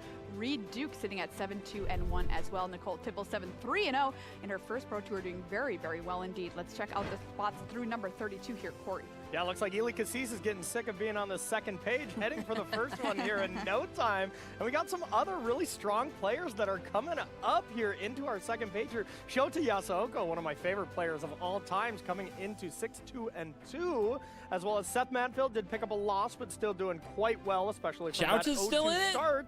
Come And, on, yeah, baby, Kenny blue-white Oberg at the bottom there, still control. doing quite well after being in Let's one of the go. higher pods. Excellent. All That right, wake that's the you top guys up. 32 players in the tournament right now, but let's take a closer look, if we can, Stop at our top whining. 4 draft pods and find out what's going on there after 2 rounds of play. Ailey, starting with our first draft pod. Draft pod number 1, the story here, Yoshihiko Ikawa and Javier Dominguez now share the lead here in the Pro Tour. So both of them will be looking to I get haven't to seen 12 Jim wins Davis ASAP. near the top in a our while. second pod, taking a look here, Esper we do see is- Arna Huschenbett as well as Ben The Stark rumor out pulling there is that ahead Esper isn't of dominating their as much pod, as people 8-2. expected. Excellent records Let's check indeed. the Twitter. Maybe And in the Twitter pod will number tell 3, us. we have Yiren Jiang and Takumi Matsuura at 8-2, looking to extend their lead in their pod. And finally, In pod number 4, we have Greg Michael at 7-2-1 in this mass of numbers in this pod. Maria, you're a big fan of Greg. Absolutely. Love Greg Michael. Great guy from Minneapolis. Happy to see him doing so well here today, repping the hometown. Okay, it's time for the last round of draft here at Pro Tour Thunder Junction. For the pod! No. Well, I know, I'm sad. I'm sad too. I want more. I know. as Based do on I. day It's such a one Pro fabulous Tour format. results. Check it out. These two battling for the top spot in Let's get this on here. Javier Dominguez versus Kevin. Based on day one Pro Tour results, Team Scoreboard really crushed it in Standard. The Canadians broke it with a Jund Analyst and Orzhov Bronco deck, scoring the best results. Poggies. All right, Standard win rates. Such an emotional player. Where you at? Where you at, Esper? Esper mid-range, 46%. It's getting clowned by Four Color Legends. And Domain Ramp is bringing the heat as well. The most popular deck may have been a huge mistake. Really well.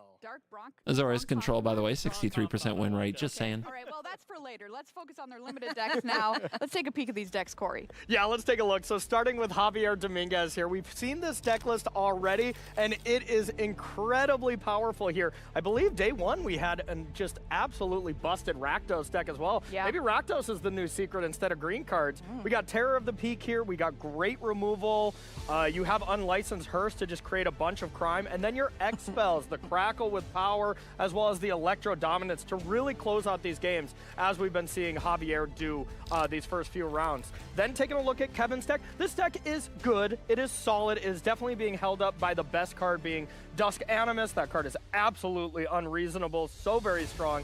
You even have Path to Exile, not only one of the best removal spells in this format, but one of the best removal spells of all time. Outside of that, just a really solid Boros deck. Nothing too crazy, but we have a couple of your favorite tricks there, Maria. Take up the shield, give them indestructible, make them into a little boggly creatures. Huh? Absolutely. Love Your it. removal does nothing. No, not allowed. All right, it's time to play for the pod here and the final round of draft at Pro Tour Thunder Junction. Marshall and Monty, take it away.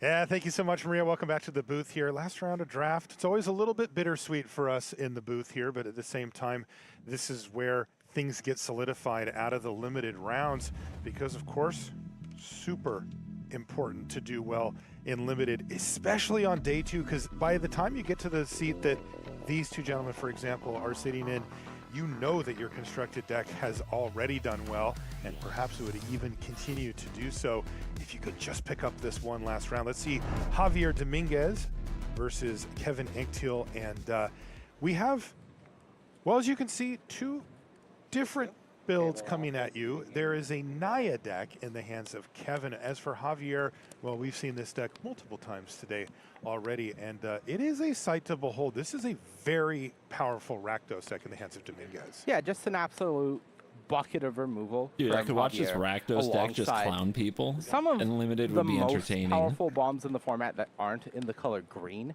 Terror of the Peaks really leading the pack there. For Kevin, the deck definitely has some very powerful cards. Dust Animus in and of itself, one of the best cards in the format, as we do see it getting plotted there immediately. That'll be coming down in a few turns. What And did you Corey do also call see the that best Kevin did end up removal with the ever, second copy question of mark? Jolene. Well, the first one that Ikawa chose to pass Your up for mom. Attack Tarantula before swapping into red-green. So one of the cards that is being splashed in what looks to be a mostly doesn't Boros make deck any with a sense. small It splash doesn't for green matter. for Kevin. Dust Animus, as you mentioned, Monty, one of the best cards in the format, full stop. It is very, very powerful, especially for just 2 mana on the plot, which is what you see here. A few turns later, that thing can come down, and all of a sudden, it's a 4/5 flying lifelink. Very difficult to deal with, and very difficult to race as well. On top of that, Kevin had a nice 2-drop with the Omen Port Vigilante. It did get met God, with the a Thunder Salvo, removal but in that that card can do a lot hand. of work too. It definitely can. Oh my God. Especially with that Thunder Lasso curve. Oh my That is God. one of the most powerful curves in the format, having a 3/3 double striker My because butt you are hurts just committing a looking crime at on the attack removal in that and hand. hacking a blocker. Unfortunately, of course, the Vigilante was not long for this world. And one of the issues for Kevin Same is... thing with Dust Animals. Yeah, you're playing against a removal-heavy deck. You are a creature-based deck. And look at this hand. It's so expensive. Kevin has 2 Eartha Joes. Turn 4 was spent passing the turn back without a play. So this is not the type of game plan you want to be playing against this mid-range removal-heavy deck that Javier has access to. Because now that you're deploying your threats, you're being met by Terror and Murder, and there's 3 copies of Terror the Agony and in Murder. Javier's deck, and I believe one of them in hand alongside Crackle Tower. Sounds so just horrible. so much removal waiting for Kevin when he finally does start deploying what should be these haymakers. Speaking of haymakers, it feels like every time we look at the battlefield, Javier Dominguez has his good friend, the Terror of the Peaks, on there, and nobody seems to be able to get rid of the thing. Is that the case here as well? Yeah, there is a copy of Take Up the Shield. Kevin does have 2 of these. We've been talking about the power of these protection spells all weekend. Haven't really seen them as much as we would have expected in the limited format. But Kevin does have 2 in his deck. This is the way these white decks are supposed to combat these black-red mid-range decks that are bringing these piles of removal. And Kevin has 1 in hand, but has to tap out for these expensive if Terror creatures, lives, which it means doesn't matter. now the way is It clear does for not Javier if matter. he has some removal spells. You see the Sterling Supplier met with another copy of Sterling Supplier. That's going to put the counter on the OG, and that is going to get it through. It's a 4-5. And Javier now making his plans. That's a lot of toughness over there for Kevin. I mean, he's got 3-4 and a 4-5. It's a lot of toughness. You can just go for the Wolverine here and send it face if you would like. You could Terminal Agony one of them. I think Wolverine sent 3 damage to face, exile a card, and being able to crew the hearse here is a lot of pressure being put. And there was land as well. Is there Timeless in competition? Not yet. As you mentioned, one of the copies of Terminal Agony in I wouldn't hand be here for surprised if Dominguez, it but stayed a for pretty now, memey it's time format. to turn some creatures sideways, and that is a huge It's a hit. hard And one as to we balance also for know, competition. When you've got the Terror of the Peaks, there you can even win without attacking at some point, and that point comes up usually pretty quickly. Yeah, I think there is a very realistic possibility here that Kevin will feel forced to use this Take Up the Shield to gain some life, because you are getting to a point where this Terror of the Peaks is a problem. Kevin probably has to play defensively. If your opponent's a 16 and you're at 8, you can't really just turn them sideways again unless you're planning on aggressively using this Take Up the Shield. Yeah, there's also Crackle with Power in hand here for Dominguez, which can go anywhere. The inflection points for Crackle are 5, 8, 11. You know, mana. Yeah, maybe so if you're Monty, you get up to the post 11. But I've done it for the full 20. Not in this format, but in its original format, the full 20 was sent. And it's interesting because looking at Javier, he's got 6 lands right now plus a mountain in hand, so he would have to wait 2 more turns if he wants to go to 8. But he could just go for 5 to the head too. Yeah, he has one of the lands in hand, not the second, but I think that is what he's going to be eyeing here, is the ability to finish the game.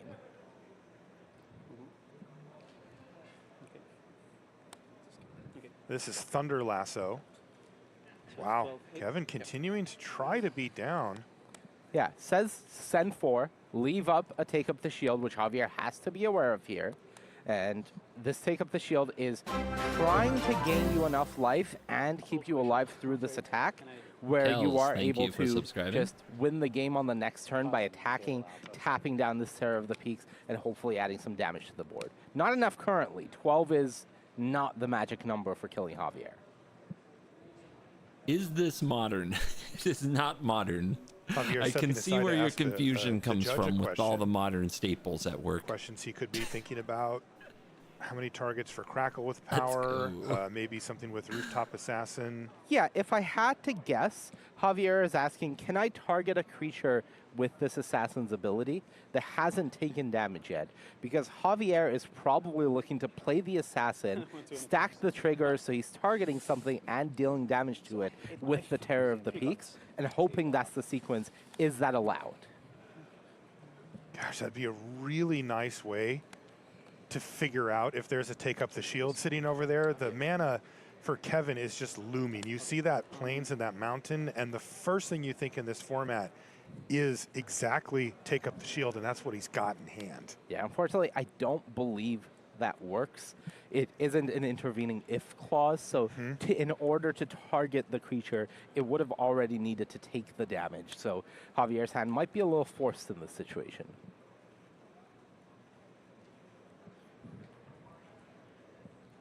He also has the game plan, as awkward as it is, of just waiting another turn and seeing if he hits a land drop. And if Kevin wants to try to survive off of take up the shield, he's going to have to do it proactively, which really just, well, it leaves the shields down, as it were. And that is not, you know, against a player of Javier's caliber, you do not want to let him know exactly what's going on. Really interesting spot here. Yeah, you have to have take up the shield on your radar in this spot. Right, everybody at this table, including Javier, is thinking about take up the shield and how does it affect things. If there is no take up the shield, none of this matters anyway. Right.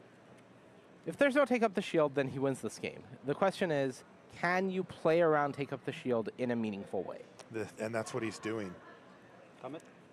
It looks like he's just going to attack with the irascible Wolverine. He can then finish it off post-combat or whenever he wants with the rooftop assassin, and that will actually get it out without gaining any life unless Kevin gets crazy and fires it off proactively for the life gain. Oh, Kevin just took it. Oh, he just took it. There, this is 3 levels above. Wait. He hasn't taken it yet. He's thinking about it. He was looking. Sorry. He lifted the pen as if he was taking it, but I think he was just looking at the life total. He got me, you, and We're Javier. losing our minds. What's He happening? did not write anything down nor verbalize what he was going to do, so he still gets to decide. But if he does take it, he just loses to Crackle on the spot. Now, it has to be said that even though we know about the rooftop assassin, Kevin has to be looking at this Terror of the Peaks as well. So he is aware that if he just blocks and Javier plays any creature post-combat to kill this, he would lose out on that life gain. So it isn't like there isn't an incentive for Kevin to proactively use the take up the shield. He is going to block. Yeah, I think what happened is he did level 3 thinking, and now he's up to level 4. I think he needs to use this take up the shield. As awkward as it is. All right, Kevin's turn.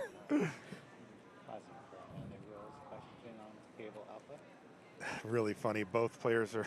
This is an extremely intricate spot, right? The timing on all these things really matters. The windows will close very quickly for Kevin, and he's in a terrible position here. It would be very amusing to me, and there's no way for us to get confirmation of this, if both players ask the judge the exact same question. Yeah, and he shrugs and has to fire it off because Kevin knows what's up. Full understanding of the situation at hand. If you go to post-combat, this Terror can finish off this supplier with anything. So you have to be proactive if you want this life gain, and you protect your creature against many of the cards that Javier can have in this spot. Speaking of fish out of water, I have no idea what's happening throughout this game. That's a really, really heads-up play from Kevin here. It is unlikely to earn him the victory in this game, but it gives him a chance. Absolutely kept him in it. Yep. And he's going to get a little bit of time here. Maybe he can find an answer for the Terror of the Peaks. Yeah, the Agony has to take out the other supplier. So 1 down, but there is still 1 on the board. Javier still at a relatively comfortable 12 life, though Kevin just jumped up to 13 life. Yeah, that life gain is no joke. Javier with no way to discard his terminal Agony, otherwise he could have turned the tables once again on Kevin, but that heads-up play, wow, I'm impressed. Notably, Terror of the This Peaks is just is only classic Kevin spells behavior. that target it. So trying to tap it with the lasso trigger, that won't trigger the 3 life loss. So Kevin does have the option of remaining aggressive here. Theoretically, the question is, do you have the luxury? Well, it looks like Kevin's decided that if a win is going to come his way, it is because he's going to be able to thread the needle of keeping up pressure and just not quite dying to Terror of the Peaks. Yeah, There's an Eartha Joe finally. He really wanted that earlier. This game would be over, but didn't have it just at the time. I think. Okay, Javier did find another creature, so now he is able to use the Vault Plunderer plus the Rooftop Assassin and the Terror to kill the supplier if he has no other way of finding lethal. I believe Terror going to face is 5. The Plunderer can deal up to 4 total, plus the Assassin, that's 2 more. So Kevin would go down to 2, which is not quite lethal there. It's a lot of damage. So I think what Javier could do is start with the Plunderer and see what he draws. But realistically, I think Javier's best out to be safe here is using the Plunderer plus the Assassin to take down the supplier in the spot.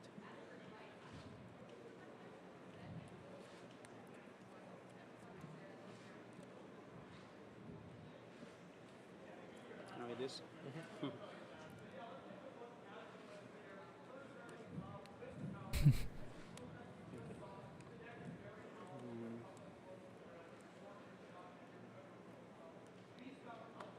I think Crokies wants to play Commander with me. I mean, this game got super interesting now. I really don't know. Kevin has really These are maximized legitimate his questions aggression I and have. is presenting lethal through a blocker here with the help of the Lasso and the Mercenary.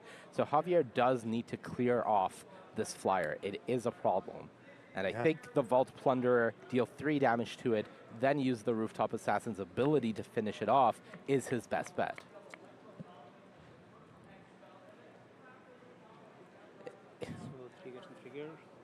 This is the gamble, because if Javier sends 3 to the face, draws a card for himself, hits a land, he's able to attack for 5, crackle for 5, that's GG. But if he doesn't hit the land, then he doesn't have a way to get the supplier off the board. And the math on the table says that it's lethal. He has a way of getting rid of the vampire, and the Rooftop Assassin is a flash blocker. So that could do the job. Oh, he hit the land though. off the top, though, from Javier. The gamble play, and it's going to be lethal. He's just making sure, wow, that swamp was exactly what he wanted to see. I haven't played a land, right? Because if I have it, you're dead. I haven't. And he hasn't. Thinking through the options, thinking about what he saw on Kevin's deck list. Javier Checking. Just double checking. Crackle 5 with mana, power. 5 damage. Yeah. Right? You've only got 1 mana up.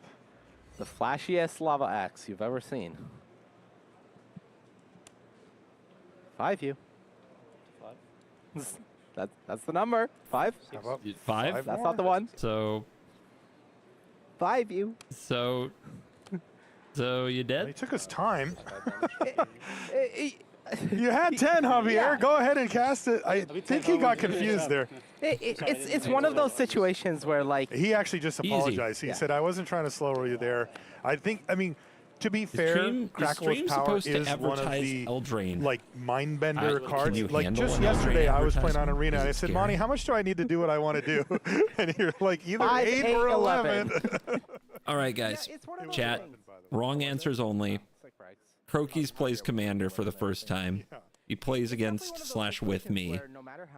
What's his Commander? No matter how seasoned you are, when you're in this position, you're 2-0 in your draft, you're 9-1 at the Pro Tour, there's a bit of anxiety. There's a bit of nerves. This matters. You want that next top 8. You want to go for another title. You want to compete. And it starts with this win. So when you're that close, you don't want a mechanical error or a mathematical error being the thing that costs you. That's the difference between a win and a loss. That's right, and that is why you see Javier, and he explained that too. He told Kevin, he said, look, I wasn't trying to be rude. I just got to take my time to make sure that I don't make some easy misstep. It's one thing if you make a mistake strategically. It's a totally different thing if you just overlook something. Those are the ones that are really difficult to recover from. A lot of You see the Krenko. Peddler here. A lot It's of actually going to Krenko get love. picked up from Kevin, and he took a chance here to get rid of Gured there, as well as he would prefer to have castable spells in his hand, as it turns out. He's got Taiwakin as well. All right, Marshall, quick question. How well supported is it? What's that? What's the most you've dealt with a Taiwakin in this format? 0. Zero? Well, I mean, I guess I attacked with it once or something. But Oh, I have never popped off with Taiwakin. I've used it to deal 11 with a desert. It feels real good. That's a good game plan near the end of the game. Yeah. Yeah, I have not lived that particular dream. No deserts that deal damage, at least, for Kevin. So not the best Taiwoking deck, but there are certainly still some ways to use it. But oof, with the desert, that is a fun combo. It is a nice place to put mana. There's Vial Smasher and Vault Plunder on the battlefield here for Javier. And he says, I'm fine trading with either of these. Go ahead. Kevin declined. This game looks very nice for Kevin. That hand, double take up the shield, plus Steer Clear, plus the Peddler, means that you can very safely just be the aggressor. He can attack every turn. His life total will stay up. He isn't worried about racing from Javier, and he has protection. This is a really strong board state plus hand combo for Kevin.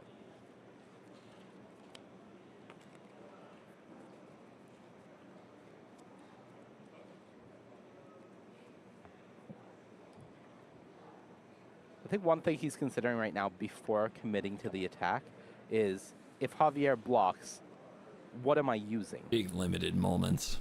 Am I going for take up the shield? Am I protecting the Taiwoking? Am I saving both take up the shields for protection spells and just playing a Peddler post-combat? What is happening if and or when you make the block? Ooh, that was nice. Love to see it. Down to 13 falls Javier, and Kevin's got to be happy with the way that this has gone. He's got Discerning Peddler, the one he picked up off the Nurturing Pixie last turn. And he's going to discard a land to it this time. No mounts for Kevin, so Steer Clear only dealing 2 damage. He's going to play a Mesa naming red here. Or perhaps green, although I think I heard him say red. I will say 2 damage. No, it is green. Is what Kevin wants here, because if he deals exact damage to that Vial Smasher, for example, that's a card. It's true. I will say I've never drawn a card off time. Yeah, I view that as impossible. Not one, I've dealt a ton of damage. I've never drawn a card. Deadeye Duelist, very fun combo. Oh, nice. And we're going to see a Steer Clear here now from Kevin. It's going to target the Vial Smasher. Draw a card. Yep. That is Value Town. He's somehow lucky he didn't have a mount this time. Whatever. This is a weird. Steer Clear is a cool one. Yeah. Man, he gets a 2-for-1 off of Steer Clear Taiwoking.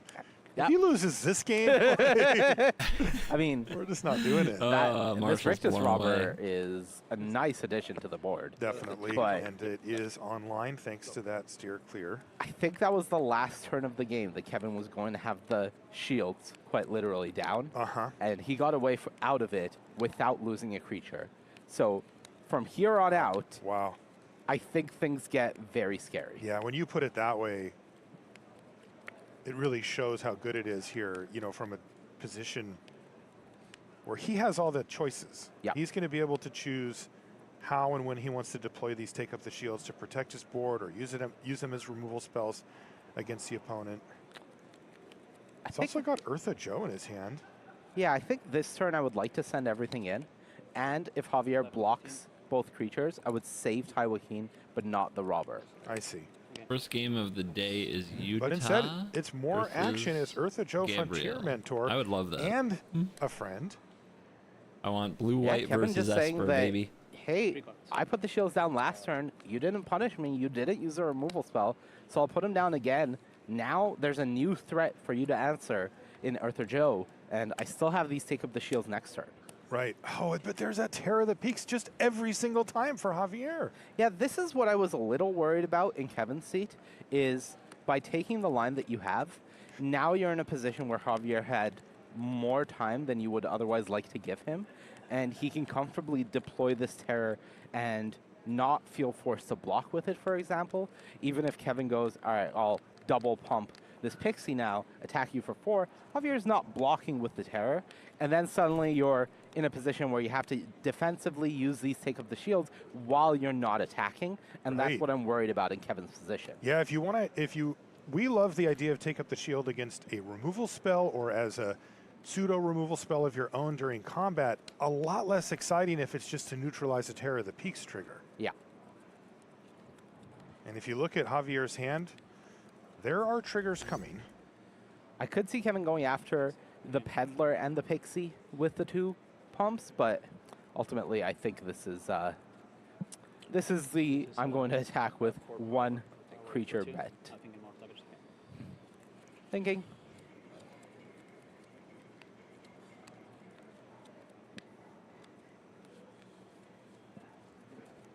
I don't really think you can afford to attack with a 2-power creature, because if the Terror blocks it, are you using double take up the shield? Double troubling? Are you using 1 to just keep it alive? So you're not going to use both? I guess it basically what you're saying is I am willing to do so, right? If I make this deck. This works out really nicely. Yeah, I mean, I guess you would have to use both to get rid of the Terror. It just feels like a bad position. It does.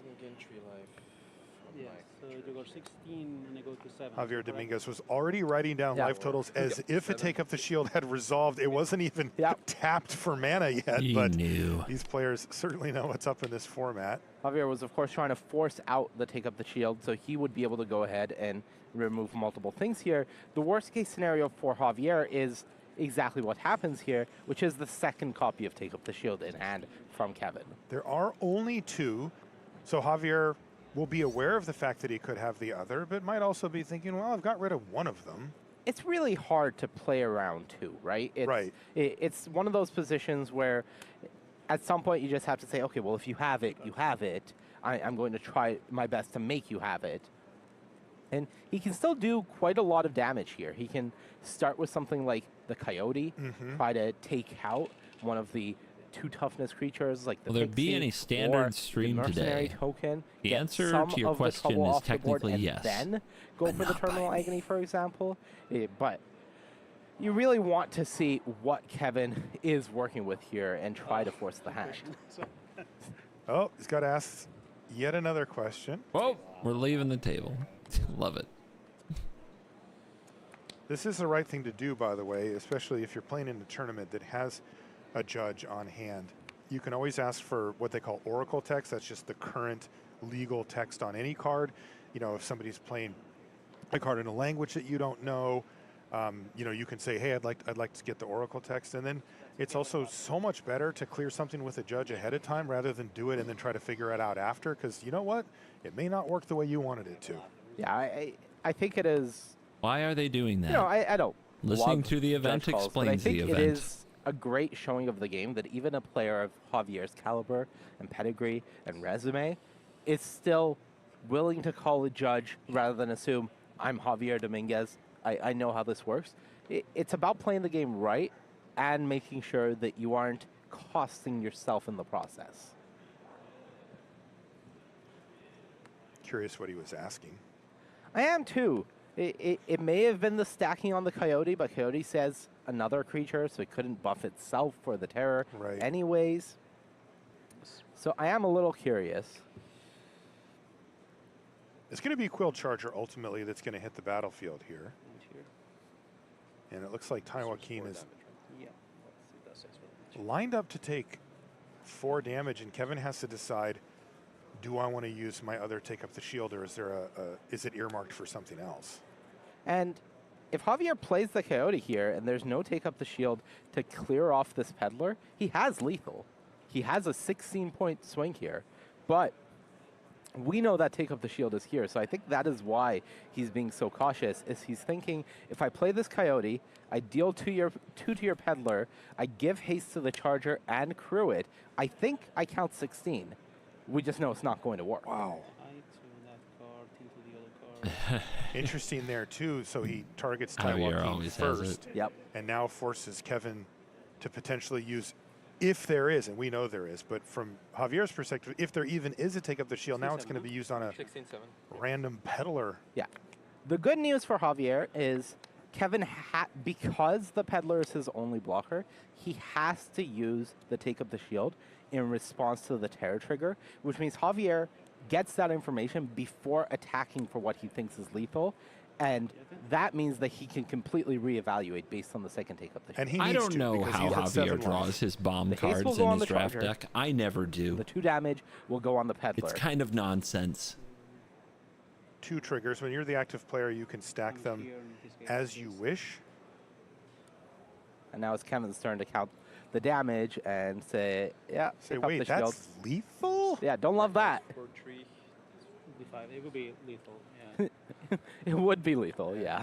Kevin says, okay, well, if that's the case, I better not die here. I was like, let me save you some time. Like, well, shit. So now Javier has up to an attack for 11, I believe, between the Terror and 16, 7. saddling the Charger to give it Menace. And that's 11 that Kevin can't block.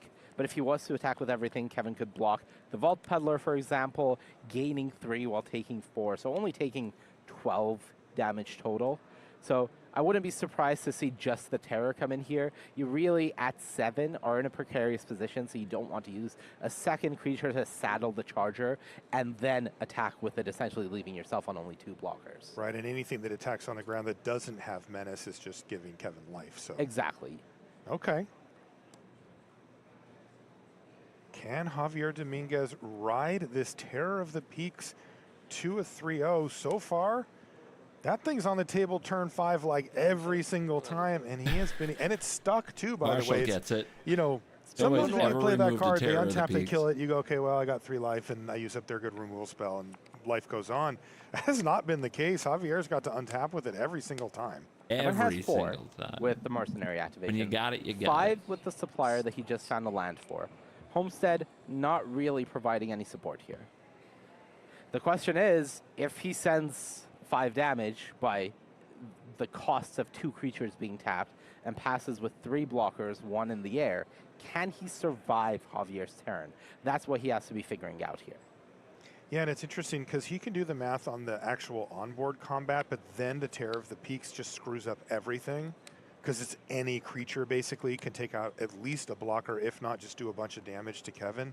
And it just, at some point you just have to say, well, I hope you A, don't have one in your hand and don't draw one. Then can I survive? Then do things look good? Yeah, and that's the problem with being in Kevin's position and passing without an attack is life doesn't get better for you with a Terror of the Peaks in play. Each turn it gets most likely worse. Yeah, he's going to have to take on risk, but we saw that he's very willing to do that. He did that in the last game and really put himself in a very close position to winning it. He ultimately was not able to do so, but it was close. Yeah, so and he's now saying, he's doing math. take these 2 back. I have 3 blockers. And he has to keep the pressure up.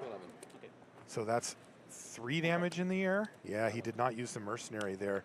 Down to 4 goes Javier. And he found your favorite? No, that was No. a Black Snake Buzzard. Yeah. Not a Raven. It baits me sometimes in Limited. I see it. I see the Blackbird. I'm like, yes, no. No, Not quite. Other one. Yeah, not quite. But don't worry, it happens to me too. Still a good one. It's still not bad. I mean, any creature here, especially a flyer, is enough to take out at least 1 blocker and or prevent or, you know, become a blocker itself for one of these 2 flyers that Kevin has. You bet the Terror and CGV. Could get What? it to 3 Shut up. power, have it enter with that extra counter by losing, You know making nothing. Kevin lose a creature in this combat step. That would be ideal to take out that Pixie. But Javier has to be aware of the fact that this Mercenary token plus either of those flying creatures right now is lethal. So Javier has to be taking that into consideration when the turn is going back to Unfortunately, not the Kevin. creature. I'm fine with that. A little bit of a non-bow here for Javier. Javier says, unfortunately. Kevin says, whew. Thank goodness you decided to put that one in your list. As he's holding his own.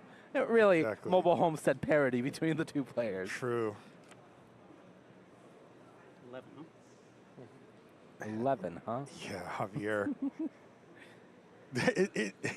He's a really, really nice guy. Yeah. But when he says 11, huh? It's like, oh no. Like, I don't like the sound of that one little bit if I'm sitting across from him. Yeah. 3-5? 3-5, 3-3. Saddle? Okay, so the Quill Charger's going to get saddled up. That's a 5 power menace.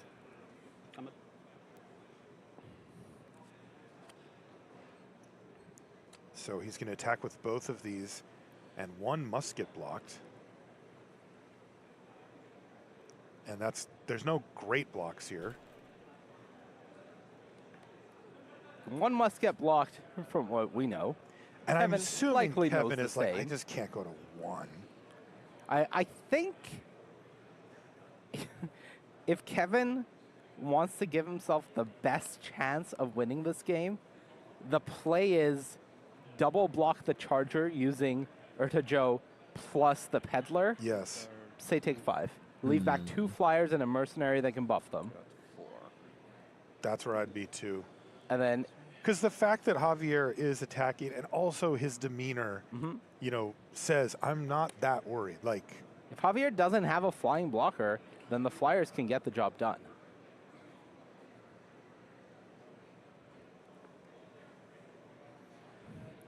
very good hand here for Dominguez. He's got Terminal Agni and Black Snake Buzzard. And the Buzzard particularly important here. Yeah, Kevin's like, okay, I can do this. I have 2 flyers. I can represent both of them with up to 4 power. Joe is 5 toughness, so it will die in this block. Gotta do stuff. Right now, Kevin finds himself in the exact same position, well, similar position that Javier found the previous turn. You don't want to miscount something. You don't want to lose this game that you feel like you can win here to a mechanical or mathematical error. Now the Buzzard comes down with a counter. That can kill off the Pixie. This keeps Javier alive on board. He has a flying blocker, but if Kevin finds any removal spell or lasso, which we know is in his deck, that wins the game. Oh, can he find it? Flip it. Never. Couldn't be. You're at 4. Mercenary, what was the card? Attack and ride down. Oh, he's got ride down, which will That was actually the get it draw. out of the way, give it trample, and earn Kevin the victory. What a top deck for him. Wow. The terror has been defeated. Ride down off the top, pushing us to a game 3. Kevin just beat a Terror of the Peaks that was in play for like 4 turns. Kevin played that game to perfection, maximizing every single marginal point of damage available to him to win the game with exactly enough. That was He fantastic. played really well in game 1 as well. He just couldn't quite get over the finish line against Terror of the Peaks, but still. Oh, Canada, making us proud here in the feature match area. No kidding. You should be proud. That Yeah, was I am. incredible play from Kevin. Really great This stuff. is also high pressure situation as well. You can't forget about that part. There's a mobile homestead. Javier's got to shake that off. He's got to feel like there was a way for him to win it. He played well too. Look, this homestead didn't look great last game. This game, this is where you want a homestead. This, if you hit a land with it, can snowball out of control. I think that was a Terminal Agony, so no such luck, but still pressure starting. Dust Animus a few turns away. Javier has removal. Rictus Robber plus a salvo in hand. I think Terminal Agony on top. So it's Terminal Agony and then the Terror of the Peak so that he can have it on turn 5? Like always? Yeah. Like Okay. it's definitely there. Yeah. It's just going to be 1 further card down. Right. Actually, 2 cards down because he's going to hit the land from the mobile. Oh, right. I homestead forgot about first, that. The and homestead then, land. And then it's Yeah. the Terror. You see Dust Animus hanging out for Kevin. That will be here in just a little while. That was Terminal Agony, by the way. Monty, you were Come on. correct. Come on. What are we doing here? Come on. Of course it was. It has to be, right? Yeah. Come on. Like I would see a breaking news card wrong off a brief glimpse of the top of the deck. Come on. Yeah. Get You're 'em. right, Monty. I apologize for even following up. Okay. Rictus Robber is going to get plotted here, leaving just the 1 mountain. It was not a land on top of the library. Okay, there's Gearhead. It does have haste as well, so slams for 3.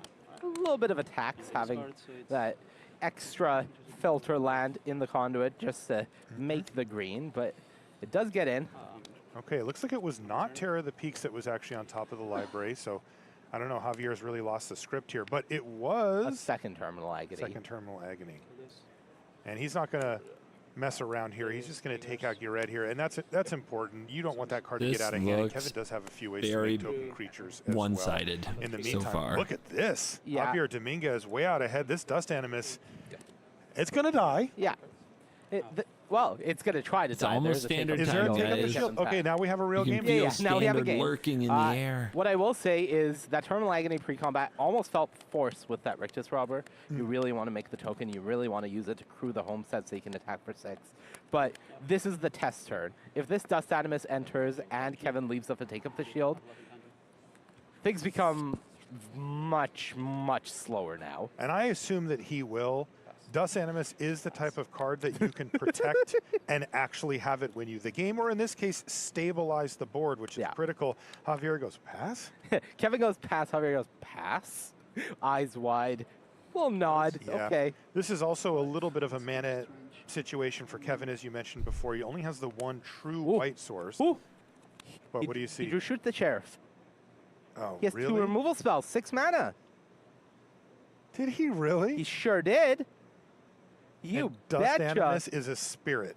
Oh, it's not a mercenary. It's not a spirit It's not, warlock. It's not an outlaw. Wow. Of any kind. That's your Jeez, draw. Javier What's he Dominguez thinking finds about? double removal, both of which are capable of killing a 4/5. Is Dust Animus the ultimate sheriff? No. No. Not Okay. in this All right. case. No. All right. My bad. I apologize. I'll shut up. Okay, so wow. Kevin has an explosive derailment and a steer clear. Can only cast one of them. Oh, never mind. Both modes. He's going to get both modes, isn't he? The homestead. Yeah. But that is going to open up the opportunity for Shoot the Sheriff to take down the Dust Animus. Wow, but Thinking, two why for, am like I a the legit greatest 2 for Magic 1 player? there How did from this Kevin, happen? and he also took no damage that turn. Interesting. I know he's got a Sterling supplier, but take up the shield is still there. Javier passed the turn there. He He didn't did. go to combat. He did. He passed the turn, and when Kevin did the derailment, he was able to just get the turn back without taking any damage. That is really big. Seriously.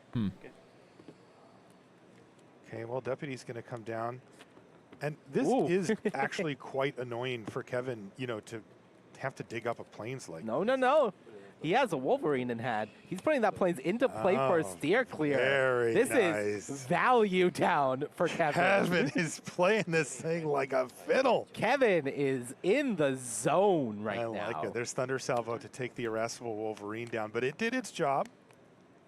Yeah, and that 1/2 is still blocking this Vault Plunderer. Man. Does Javier really want to trade with it? Javier had a full board against only one creature that Javier Yeah, had the tools what to is deal going with. on? And ever since that turn, it really felt like it fell apart for Javier here. He got 2 for 1.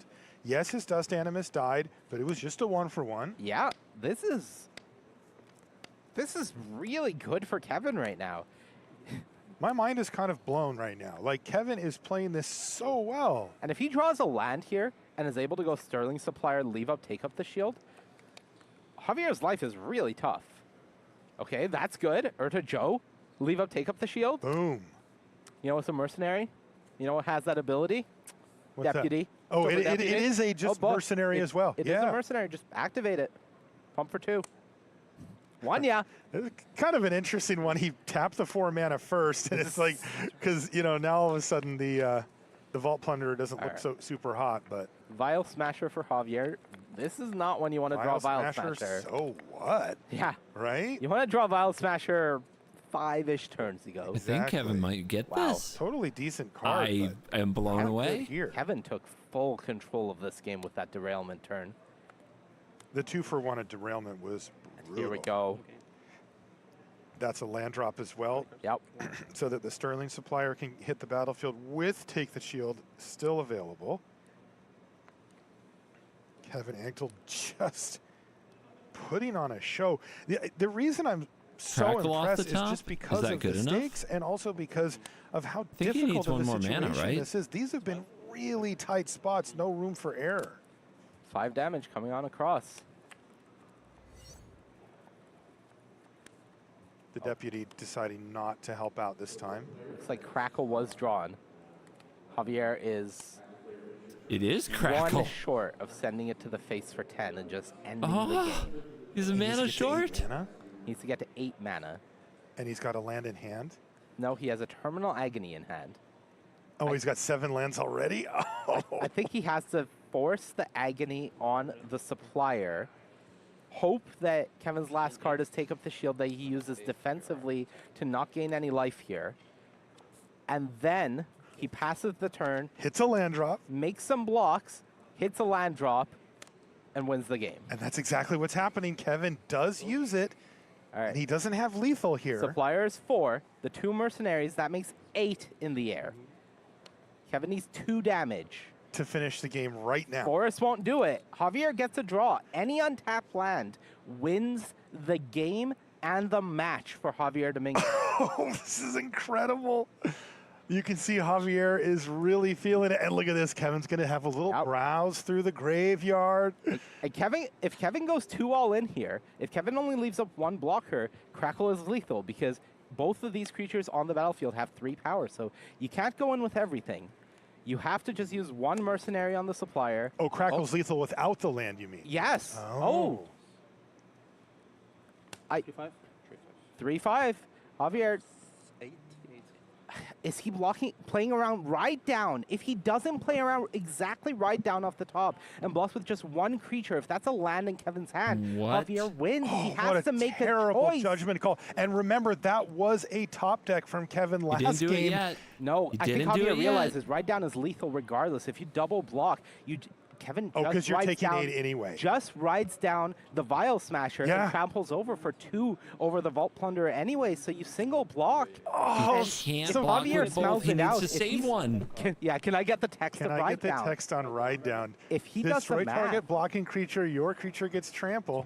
yeah, just Vault Plunder, and he has lethal. Kevin has just a land in hand. I think once Javier realizes that a double block doesn't save him from Ride Down, there's no reason to make it. I die anyways. I die He figures anyways, it he out. said it. So he's just Javier's going to going single win the block, match. and he is going to attack regardless Oh of what my is on top of goodness. the library. Now, there is 1 card in hand for Kevin that Javier can't doesn't play know, around but it. it doesn't matter anyway. Get in there. 3 Attack for 3, and Kevin, probably his heart Just just like sank. game 1. 5 you. And there it is, Crackle Wow. with power, and all Kevin Axel can do is shake his head and then my shake his God, he will arms, not be and denied. Javier He will not be Dominguez denied. somehow pulls the 3-0 out of that. What an incredible match. That was really one for the ages, Monty. That was awesome. You saw Kevin at the end of that what a game. game. Just a little rub of the Silver Deputy, just saying, if I hadn't used that one, went a What a little game. too aggressive, hoping to force Javier into a bad position. Javier sniffs it out, makes desperation plays, and wins the match, moving up to 10-1. Awesome. That's the kind of match that we love as limited fans, right? That's the thing that Dude. lets you show off some Prize of the the things man. that you don't necessarily get out of Constructed, where a lot of the cards are one-ofs. A lot of the stuff is, I know this one card exists, but can I afford to play around it? And we got to see that all on display here. Yeah, a recognition of combat tricks, a respect for untapped mana, an understanding of when you have to go for it and when you can't. Both players really taking every margin available to them, and I really think both of them should be very proud of how they played that match. They should. That was an awesome match and a pleasure to watch. That's going to do it for us in the booth for this round. We are going to take a short break. When we get back, though, we'll be back at the news desk to set up our return to Standard. We'll see you there. Standard incoming, baby. Just get rid of these hats.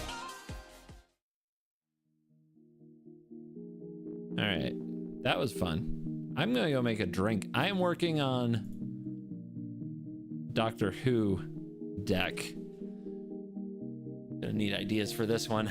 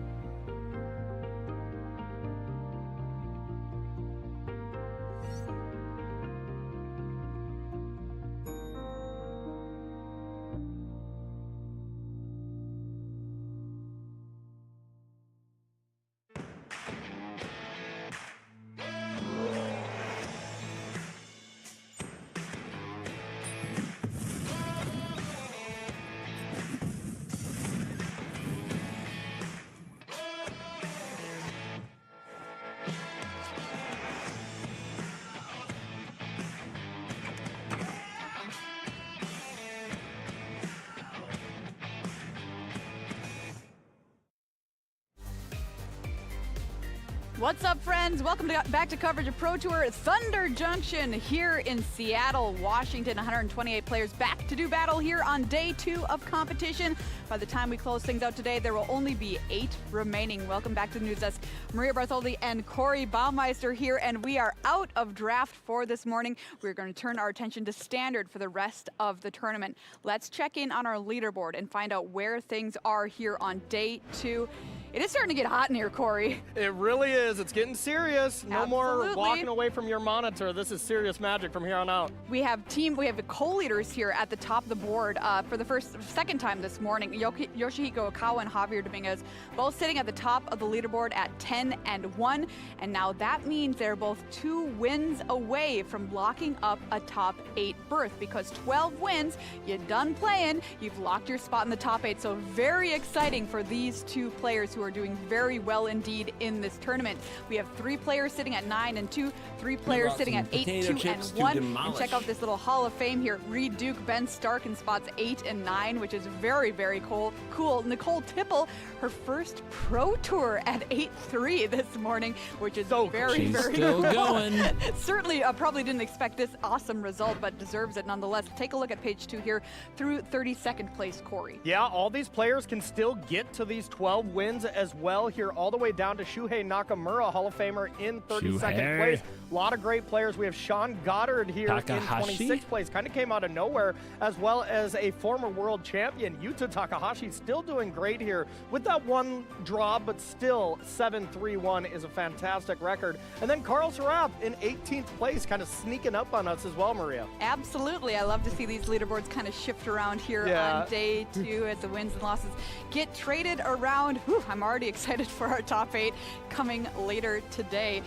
Wow, okay, exciting stuff. Let's check in on some of our players here, the groups of players we've been following all weekend long, starting with the 2023 Sunday Club, Corey. Yeah, Javier is really like, this 2023 Sunday Club is so last year, you know? It's like, you know what? I'm going to make sure I make it into the 2024 Sunday Club as well with a 10-1 record. So impressive, as well as Reed Duke doing extremely well. We have another Hall of Famer, Willie Edel, and just all-stars here. Shota Yasaoka climbing the ranks here as well, still in contention. All right, let's check in on our regional champions here. Of course, Yoshihiko Ikawa leading the pack at 10-1, our tournament co-leader right now. And I want to talk about 5 being the number of losses that we're looking at, because we feel like perhaps 11-5 might be okay if all things break right going into our top 8, everyone. So keep your eyes on those players. More than 5 losses, probably not a shot there. Let's take a look at the top constructed players here, Corey. These players have to be feeling very, very good, especially from Seth Manfield and up, because, well, they were the top constructed players. We're done playing limited. We're only playing constructed here. So this is these kind of players' specialty. And I want to bring some attention here. Simon Nielsen pretty much already counted himself out going into the day at 4-4. And I said to him earlier today, I was like, all you got to do is go 8-0, and you have a chance to win the whole thing. What? I would not put it past him. Yeah, and of course Simon was still like, you know what, let somebody else win it. It's not for me anymore. And it's like, I think it still might be for him. Wow, that would be 5 in a row if he can pull it off. It'd be so incredible. Let's check in on our Hall of Famers here this morning, doing very, very well indeed. Check this out. Reed Duke, Ben Stark at the top there. Willie Adel, Shuhei Nakamura, Seth Manfield, Shota Yasaoka.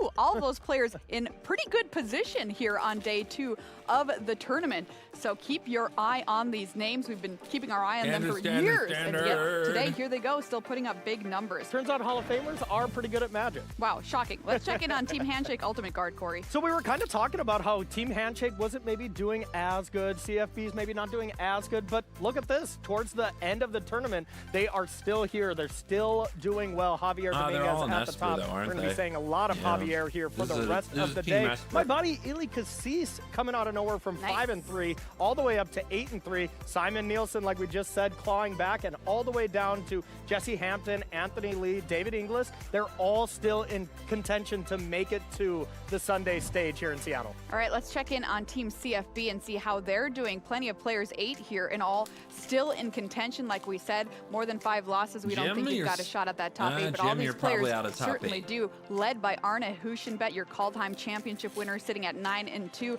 Reed Duke 8-2-1. Seth Manfield started the tournament at 0-2, has battled back, sitting at 7-4. Still a shot. What about another team now? We're kind of turning our attention to Team Sanctum of All. Corey, crushing it. Yeah, Sanctum of All is doing really well. Greg Michael, your buddy, and honestly one of my favorite streamers. Him with Andrew Ellenbogen, System Magic. I watch them all the time. They're extremely entertaining, as well as the greatest story to come from this Pro Tour so far. Nicole Tipple playing in her very first Pro Tour at 8-3, just made it out of this pod with a bunch of Hall of Famers. It's a 2-1 record. I don't make it out of a lot of Pro Tour drafts with a 2-1 record, especially not my first. So really impressive stuff. Got Jason Yi as well doing extremely well. All right, let's check in on the Japanese team here. Moriyama, Japan, led by Yoshihiko Ikawa at 10-1. We've got Riko Kamo sitting at 8-3. Yuta Takahashi, former world champ, sitting at 7-3-1. Masahiro Moriyama, the team's namesake, there at 7-4. So plenty of these players still in it. Shuhei Nakamura still in it.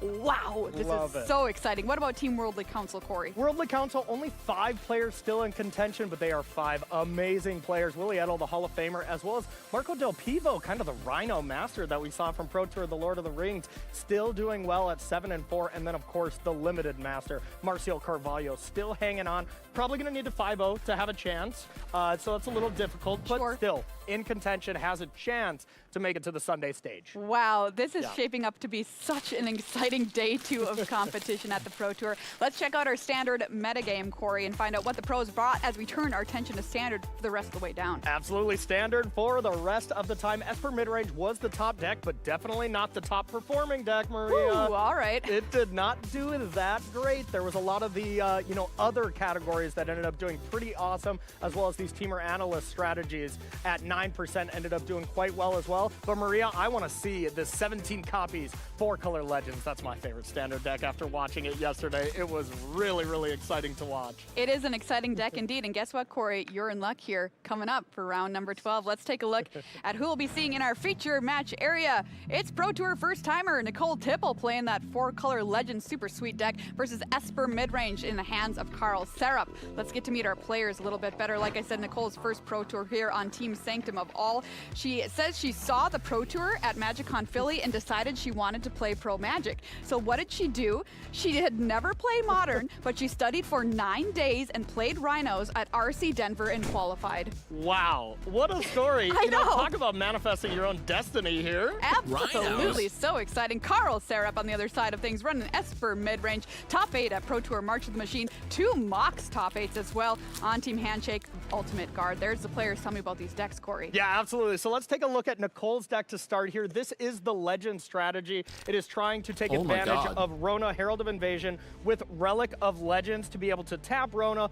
play a Legend, untap it, use that for mana. You also have Slogurk, the Overslime, to really take advantage of all these channel lands. And there's even a nice little infinite combo here with Alas Ilkor. If you do have 2 Honest Rustines, Rona plus Relic plus the Ilkor, you can play Honest Rusting, tap it, it dies, bring back Honest Rusting, rinse and repeat. They lose a life every single time it goes to the graveyard, and you can just win the game that way with a little combo finish, as well as just being a good mid-range deck. Absolutely. And then the other side, we got Esper Midrange here from Carl. Carl's been playing Esper for a long time, even all the way back to the World Championship a few years ago that he top scored. This is just a good deck. You know, this is 4 of Rafine. We see the wedding announcement. Got a lot of removal. Not as cool as 4-color Legends, I will say, but of course, good player playing a good deck is going to have some pretty good results. All right, it's time for round number 12, everybody. The sweats are starting here in the building as we work our way towards our top 8. It's time for round 12. I'm going to send it on over to the booth with Riley and Cedric. Thanks very much, Maria. Yes, joined here by Cedric Phillips once again, and said it's time for us to get stuck into Standard. I know many people, thousands of people around the world, will have been looking forward to this moment, and we're here to bring it to you. I'm looking forward to our match here as well. Esper has been the sort of the deck that everyone's had on their radar. Sorry, I fell asleep. You were talking about Esper. Hey, listen, this deck's got some play to it, man. I didn't say it. This deck's got some. I've seen enough Rafines for a lifetime, Riley. Nah, man. We're going to get amongst it. Legends. On the other side of the battlefield, in the hands of Nicole Tipple, the Pro Tour first timer. I know. What's What's the deal here? We got folks that they debut at the Pro Tour, and this stuff's easy. She wins the whole thing. It's going to be the story. Look Jake at this. Beardsley Yeah. last year, Nicole this year, just easy does it apparently. Well, a tough obstacle in front of Nicole Tipple this round in the form of Carl Sarah, who is a very, very strong player, someone who is really going to be a very formidable opponent here for the Four Color Legends player here. But a decent-looking hand here for Nicole in that it does have, well, not just one, but 2 copies of the probably most important card in the list, Cedric, in the form of Rona, Herald of Invasion. We agree. Rona is arguably the most important and most powerful card in the deck. It kind of ties the entire room together. When I was talking to other players who were playing Four Color Legends this weekend, they were saying, if my Rona lives, I feel great about things. If it dies, it makes it a lot harder for the deck to kind of function because it is a lot of different pieces and parts to the Legends puzzle. On the other side of things here, Carl Sarup is going to get us started with a Virtue of Loyalty, Ardenvale Fealty, making a 2/2 Knight. You'll love to see it. And in it comes. Any reason not to block here? What immediately is going to go through Nicole's mind when the 2/2 comes in against a 1/3? Well, apparently it's just going to be take the damage right now, so that's straightforward enough, I suppose. Okay. And a wedding announcement will make a 1/1. I suppose the thought process here, if you're Carl, is just let me get my battlefield set up a little bit and then start reacting in kind. We talked a lot yesterday, if you weren't with us, about just being proactive alongside disruption. So in this instance, it's get a couple of creatures on the battlefield. In this case, it's a couple of tokens, and then a counter spell here, a proactive disruption spell there, be it go for the throat or deep cavern bat, and keep you off balance enough while these creatures are attacking and growing. Esper is thanks to espering. wedding announcements, transformation, and virtue being cast that the game should end soon enough. We could see another key card played here. It's a 3-drop. It's Relic of Legends. The combo between Relic of Legends and Rona is really something, Cedric, because Relic allows the Rona to tap for mana, and then whenever you cast a legendary spell, and as it so happens, the 4-color Legends deck happens to play just a fair few of those legendary creatures. It does do that. The Rona untaps, allowing you to start going on. Tap it again for more mana. You combine that with an Honest Rutstein, and all of a sudden, ooh, baby, you got a stew going. You got a massive discount on all of the cards that you play. When the 4-color Legends deck is doing its thing, it is mighty impressive. Now, it does, unfortunately, stumble and fumble around just a little bit. Otherwise, I think the deck would be a little bit more ubiquitous. But it is a very powerful deck once the ball gets rolling. All right, go for the throat, going after Rona here. And in response, besage you to get rid of the wedding announcement. Although that's not going to do anything with the Rona. Despite the fact that besage you is legendary, channeling its ability doesn't untap the 1/3. That is correct. But solving the wedding announcement problem is a good thing to solve now. I'm just not coming, thanks. Nah, I'm busy that day. Just going to stay home. Yep. Yeah. Yep. Turn on some Hulu or Netflix. Just not going to show up. No, I've got other stuff. I'm going to Watch sit. The Bear again. I'm just going to sit at home and watch It's Always Sunny in Philadelphia. Yeah. I tried watching The Bear. Didn't care for it. Too much yelling. Too much yelling for me. It's a very very conflict-full show. Nicole Tipple now, a hand that doesn't honestly look too great. Double Ottawara, double Takanuma, although the Rona could do some work. Looking for things like Slowgurk. She's wanting to get Gurky up in here. Slowgurk is really, really nice in Rona this would deck, need to stick. being able to return those legendary channel Gonna be lands, tough. so Takamuma's, Ottawaras, and stuff like that. But I guess again, you can the big bounce thing it here, if you have enough and mana. this is what Nicole's having some difficulty with, because you can see the cards in Does hand on look the left like side of the screen. She does? Flooding out a little Have bit. enough mana? Ottawaras are Bounce nice, it? She Takanumas are needs to nice, save it? especially at a discounted price, but, you know, need actual, factual legends right now, and none of them are really showing up. Another Ardenvale Fealty here. And another Knight token's going to come down. Legend arrives precisely when it needs Carl, to. who has the option now to deploy one of these virtues and really start to put some pressure on. And that's the thing that's kind of nice about Esper mid-range right now, is that it always just kind of has something to do at every stage of the game, right? So you're able to make a 2/2 on the end step, you know, which put the virtue on an adventure, which gives you another card to do a little something later with. Right now, Carl looks like picked up a copy of Cut Down, so maybe I just do a little Cut Down, Deep Cavern Bat, leave up No More Lies action. So it just always feels like there's no shortage of things to do. Yeah. And I think this, well, this would be a good play if it weren't for the just enormous whifferino that the Deep Cavern Bat is going to reveal. Although, as Carl, you're happy to see that. Yeah, so one of the things that when you do whiff on a discard spell like the Deep Cavern Bat, it's always nice to get the information, which Carl did write down. So 2 Otawaras, 1 Takanuma, knowing that I don't really have to fear too much at this stage of things. Things could, of course, change, but for right now, okay, not so bad. Any reason not to fire off the cut down here if you're Carl? Because Plaza Heroes is at the check. Yeah, Plaza Heroes is at the ready. So you with use the extra mana from the Rona. Correct. So this is Yeah. actually a thing when I was watching Kibler play yesterday that an opponent who was playing Esper missed was the fact that you could tap the Relic and then tap the Rona for mana and then the additional land. And combat did not go favorably for the opponent in that exchange. Because the Plaza Heroes did save something, and then Kibler went on to go win the game and the match. So too bad. Carl recognizing that right away, and now because the Plaza is down, Carl so doesn't is miss, Rona. doesn't miss a beat, yeah, No. for sure. And so, unfortunately, Nicole's going to lose her second Rona to the cut down. She Needed had to that. attack a Numa, and therefore the Plaza of Heroes, its 4th ability, wasn't able to be activated there.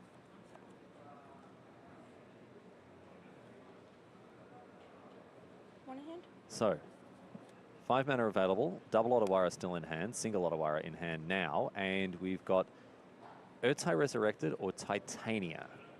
And it's going to be Titania, Voice of Gaia here for Nicole Tipple. This card, a great way to buffer your life total, Cedric, when you are channeling lands, because it doesn't matter why the land or from where the land is put into a graveyard, you're still gaining 2 life. Yeah. And we've seen this card already this weekend gain, what, 8, 10 Hey. life? It can make a huge Caps you out, though. Yeah, when we watch the 4-color versus 5-color mirror Legends decks, some can be 4, some can be 5. It was very impactful in that matchup, just the incidental life gain here, as Carl is hoping to peel a little something with the knock of the deck. I haven't seen What? those in a while. No, finds an Aklazot. I wonder if that's what he was knocking on the door for. And also, yes, because I just know the people pretty good in draw. the chat are getting out the world's smallest bow saws to split the hair, Cedric. Technically, well, actually. Oh, is that how this is that how this This is how hypothetical Twitch person- chat talks. Okay. Actually, it's a 5-color Legends deck. Because Can there is, of course, a confirm. Lies of the Core. But, Oh, sure. you know, Sure. who's counting? Can Who's counting? confirm. What's the difference between 4 and 5? In a cosmic sense, nothing, essentially. Right? On a galactic scale, the difference between 1 and 0, or 1 and 4 and 5, very, very few, very little. Okay, noted. I'm going to clip this and send it to you later. Just the difference between one number and the other. Yeah. Apparently nothing. Well, when we're talking in the grand sweep of the universe. So in this instance, real quick, that means that Carl wouldn't gain any life, right? Because one. It's a rounding error. On a cosmic scale, it's next to nothing. I see. But this is not on a cosmic scale. Was It's that a hidden Darwin, reach we're watching moment? Magic the What just Gathering. happened? We're not watching Happily the heat death of the universe here, mate. Come on. All right. Virtue of Fealty. Loyalty comes in. And this is going to grow things very, very quickly indeed. This is Just got a secret very reach. good card across all matchups. Only there was a big is the bow virtue. on it. Of course, giving you a little bit of something to do in the early game. The creature token that is created at actually having vigilance matters in a format that is surrounded by the Wandering Emperor. And then, of course, the text on the actual enchantment, untapping your creatures, giving them +1/+1 counters. The whole package is very nice. And this bat's not too bad either. Aklazot's Deepest Betrayal, but it's going to be That is countered a before it very even enters big the bat god. battlefield next to the True Urtai Urtai. Resurrected. So will replace itself with the card at the Wow. top as part of the Urtai's counter ability. Sorry? Oh, instant. Yeah, so there's no good attacks here for Carl. We're going to eventually get to having good attacks as these creatures continue to grow, but Carl is not there just yet. So Want grow some them and time. send it and see if What can get Nicole- this thing cooking? I don't know what the best draw is in this instance. Beseiju isn't It's a critical terrible, mass but, deck. but sort these of a little tokens bit- have little bit got- late to the party, Yeah, a yeah. little late indeed. These tokens have gotten a little bit too large at this stage of things. Well, the Otawara isn't bad either. It's just a clear-cut removal spell against these tokens as well. So you can certainly turn down the pressure a little bit, but the fact that these knights are now 4/4s makes them a little bit difficult to block in the face of your 3/4 blocker and your 3/2 freshly deployed Urtai here.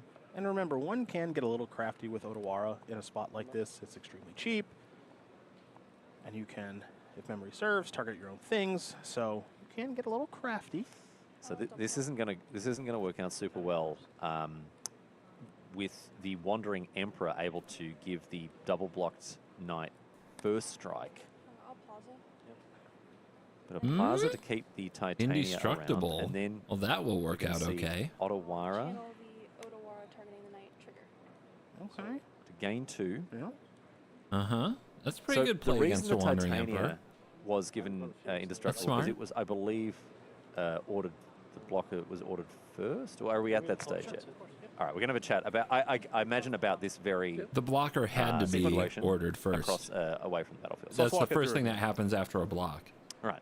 So we got our double block. Yeah. Okay. And then I think blockers were ordered. Okay. I believe. I'm not sure on that, but I think blockers were ordered. They have to be, or she 'cause there can't has to do be that anything. conversation of when the double block does take place, it is on the active player who's doing the attacking to order the blockers. Yeah. And then for the opposing. Oh, well, let Carl I'll talk. bounce the one that I'm not blocking. Okay. And I have a trigger, I gain 2. Yeah. Good 15. Well, Looks like everything's okay. Yeah, it's fine.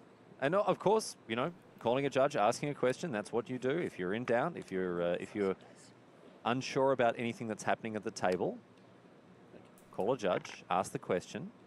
You can call them away from the table, have a conversation to not give any information to your opponent, or indeed to, you know, the entire broadcast team. Also that. We don't know what Carl asked either. And with that Plaza of Heroes activation, it meant that Carl wasn't able to leverage any extra advantage out of the Wandering Emperor. Plays a concealed courtyard. And now for 5, we're going to see another virtue of loyalty here. So virtuous. About time for that Besiju, yeah. So go to 17. All right, another 2. So a question I always think Oh, of when Bosiju. I'm watching That's a what was game like channeled. this, Smooth. where it is very much in the balance. What's Nicole's best draw? And now the Legends deck has a very high ceiling. It's got to be Slogurk. Something like a Takanuma, perhaps. Slogurk. The NT is okay. Maybe another copy of Airtie. The Inti isn't getting a huge amount of value just because you don't have any good attacks. Slogurk is maybe 4 anything cards right in now? one. But with no channel lands in hand. Yeah. It doesn't matter. Okay, well, As you long know as they're in the what? graveyard, the Slogurk will get it to Yeah, you. gain 2, draw a card. Right, Carl's fetched up his land from the Seiju here.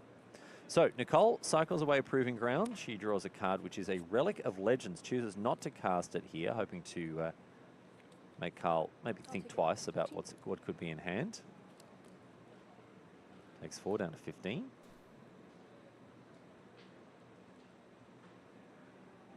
And even this humble 1/1 human, the only person who actually turned up to the wedding, helping themselves to the lunch buffet. Get Yeah, no one bigger. else is there to eat the food. Yeah, exactly. So, whoo, Yeah. doggy. Tell you what, it's like the catering here. I get there first. I'd tuck it away. Don't you worry. I block everybody out. Yeah. Okay, here's the Wandering Emperor. Make a summary. And so now there's going to be multiple creatures that are getting pumped up here by the Virtue. Virtue is starting to take over this game, folks. As virtues tend to do. All right, we've got an upkeep go for the throats. Yep, on Titania.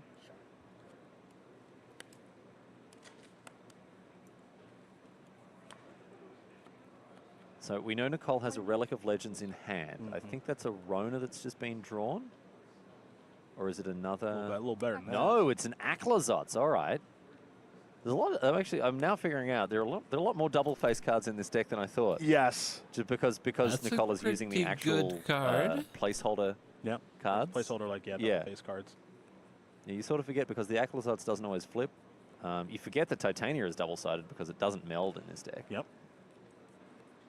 Now, Aklazotz is the kind of card that can start to dominate a game a little bit here. A lot of text on Big Bat. Well, Carl said, I don't care, I'm attacking. You I don't care about your bat. I don't care about your bat god. Not at all. It's 9.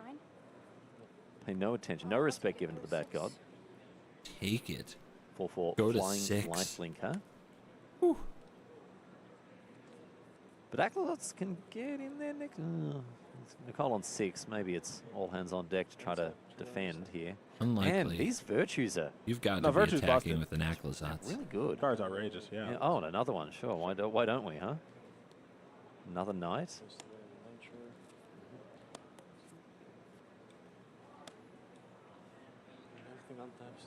Not enough to recast. Enough to threaten another Wandering And Emperor. you can just see, look at just how much power has been put, power and toughness has been put on the battlefield by this virtue.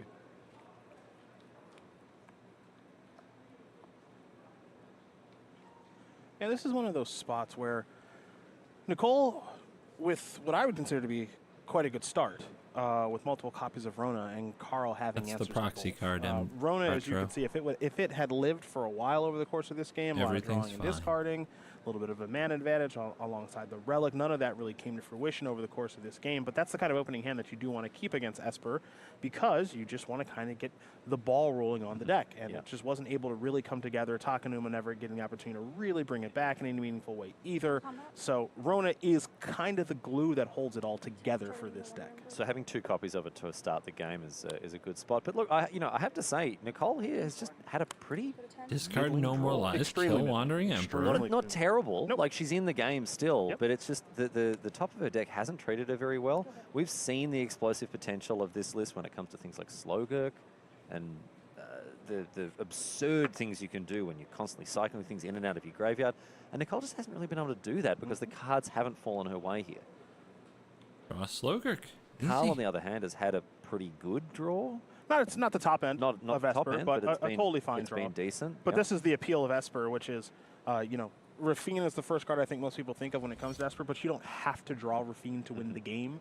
It is a key piece to the deck, but it isn't a necessary draw in order for the deck to function.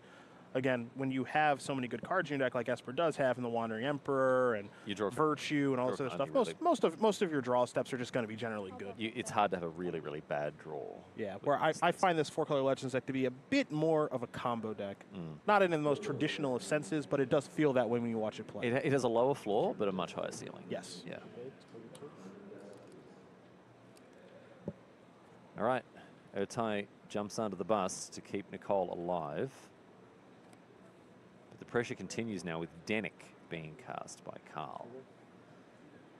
So this might be it for Nicole. The lone Aclazotz holding down this particular fort, and Relic of Legends in hand not doing very much. Draw something good. So a key draw step here. Ertai's not bad. Shuts down 2 attacks. Well, shuts down 1 attack and can chump block another. Correct. Denick does turn off Slogurk. Bit of a problem. Yeah, big bet on defense now. Yeah. I think this is and honestly, not even that big. No, comparatively. I mean, not getting any bigger. Certainly not getting any bigger. The Bat God only a 4/4. Only. Sure. The smallest creature, Denick, a 3/4 here. All right, in they all come.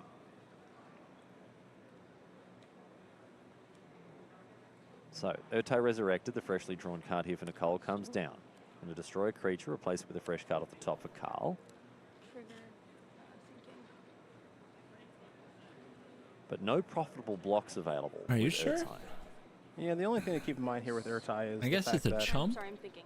Plaza Heroes is in the equation. Oh, true. Still with a Relic of Legends. Let's not forget about that. Yeah. And also you're gaining 4 with the Bat God as well with the Aclazotz. Yep, there is a Plaza. And Nicole is thinking through everything right now. The Ertai trigger is still on the stack. Carl was assuming it was going to target the token with 6 counters on it. Nicole said, give me a moment. I want to think about it just a little bit to figure out what's the best way to maximize the number of draw steps I can have over the course of this game. So. Yep. So at the end of the day, away goes the enormous human token. Yep. Carl draws a card. The Ertai is going to block the samurai here, I should say. Damage? Yeah, I'm thinking for damage. And Nicole here, I don't know what her options are at this point. Life total getting low. Just Plaza. Just casting, activating the Plaza Yep, here. just what's the target. Right, okay. So this ties. I gain 3. But I don't think that was a pretty straightforward use of the Plaza there. I don't think you're going to chuck it on the Aclazotz. I don't think so either, so. Keep the Ertai around.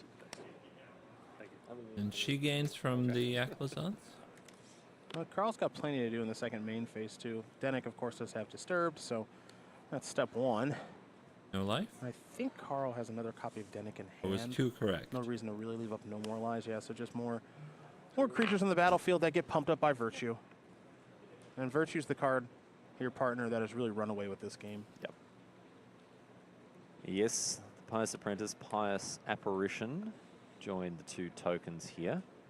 And an Otawara off the top here for Nicole. Is this enough to keep her alive for another turn? Otawara can bounce Urtai, which bounce can the Samurai and kill another thing. Destroy that. But now even Aklazotz is getting close to chump blocking here. All right, Nicole passes. She's going down swinging, I'll tell you that. Keep fighting. Yep. That No More Lies sitting in Carl's hand, looking pretty ordinary in this situation. But I'll tell you what, it's not looking ordinary, and that's his battlefield. Yeah, and this is a situation, if you're Carl, where things continue to be favorable for Carl, that's not really going to change anytime soon. So it's just a situation now of, okay, well, if I send it with everybody again, what's the worst that can happen? I did that last turn. I didn't win the game. Combat didn't go that poorly for Carl, but if I do it again, what does it look like? And I think this is a good first step, which is, okay, so how many channel lands have you used? Like, what do I need to play around in this situation? Yeah. Yeah. Carl's trying to find any particular pitfalls that he may need to walk around and avoid here. I'm trying to slam the door closed on this game. There aren't a lot of cards in the 4-color list here that can be played at instant speed. Yeah. So the fact that Nicole draws passes, she's had a card that's been sitting in her hand for quite a number of turns. That's going to signal to Carl that there may be something to think about. Yeah, because Nicole has passed with a mystery card in hand, of course we know that it's Relic of Legends.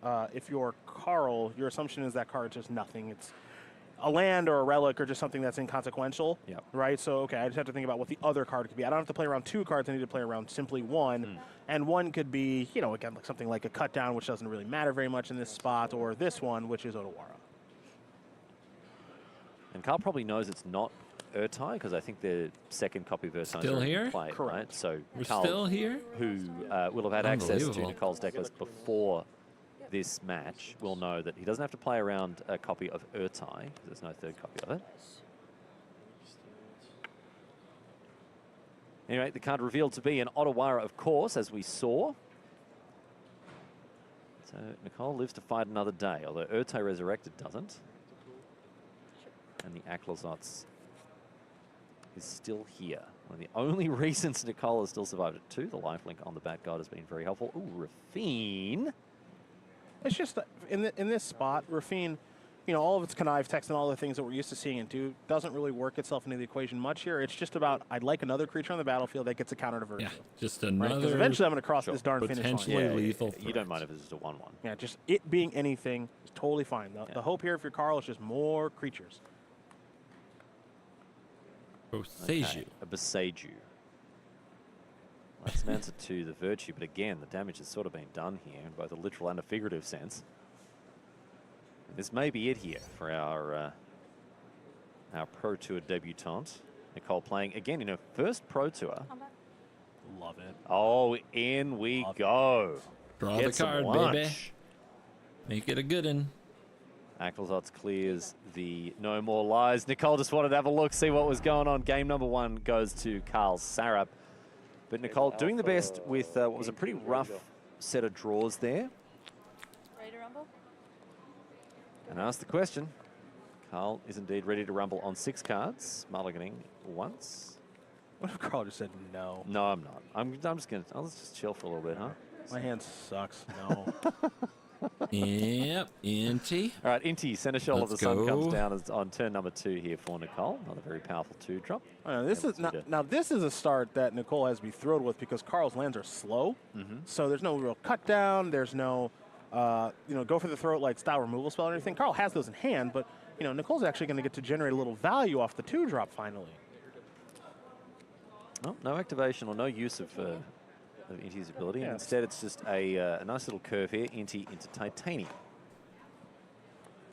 Maybe there won't So this be deck, for those value. who aren't of those amongst you who aren't familiar with how it works, the 4-color Legends deck does play in and out of the graveyard using the channel lands, Boseiju, Takenuma, Otawara, in conjunction with Slowgurk, and then cards like Inti, cards like Titania, to get some extra value when you're discarding things. Because Inti's discard ability, sure, Inti can trigger it himself with the on-attack trigger, but you still get to make use of the on-discard trigger from Inti, regardless of why the card is discarded.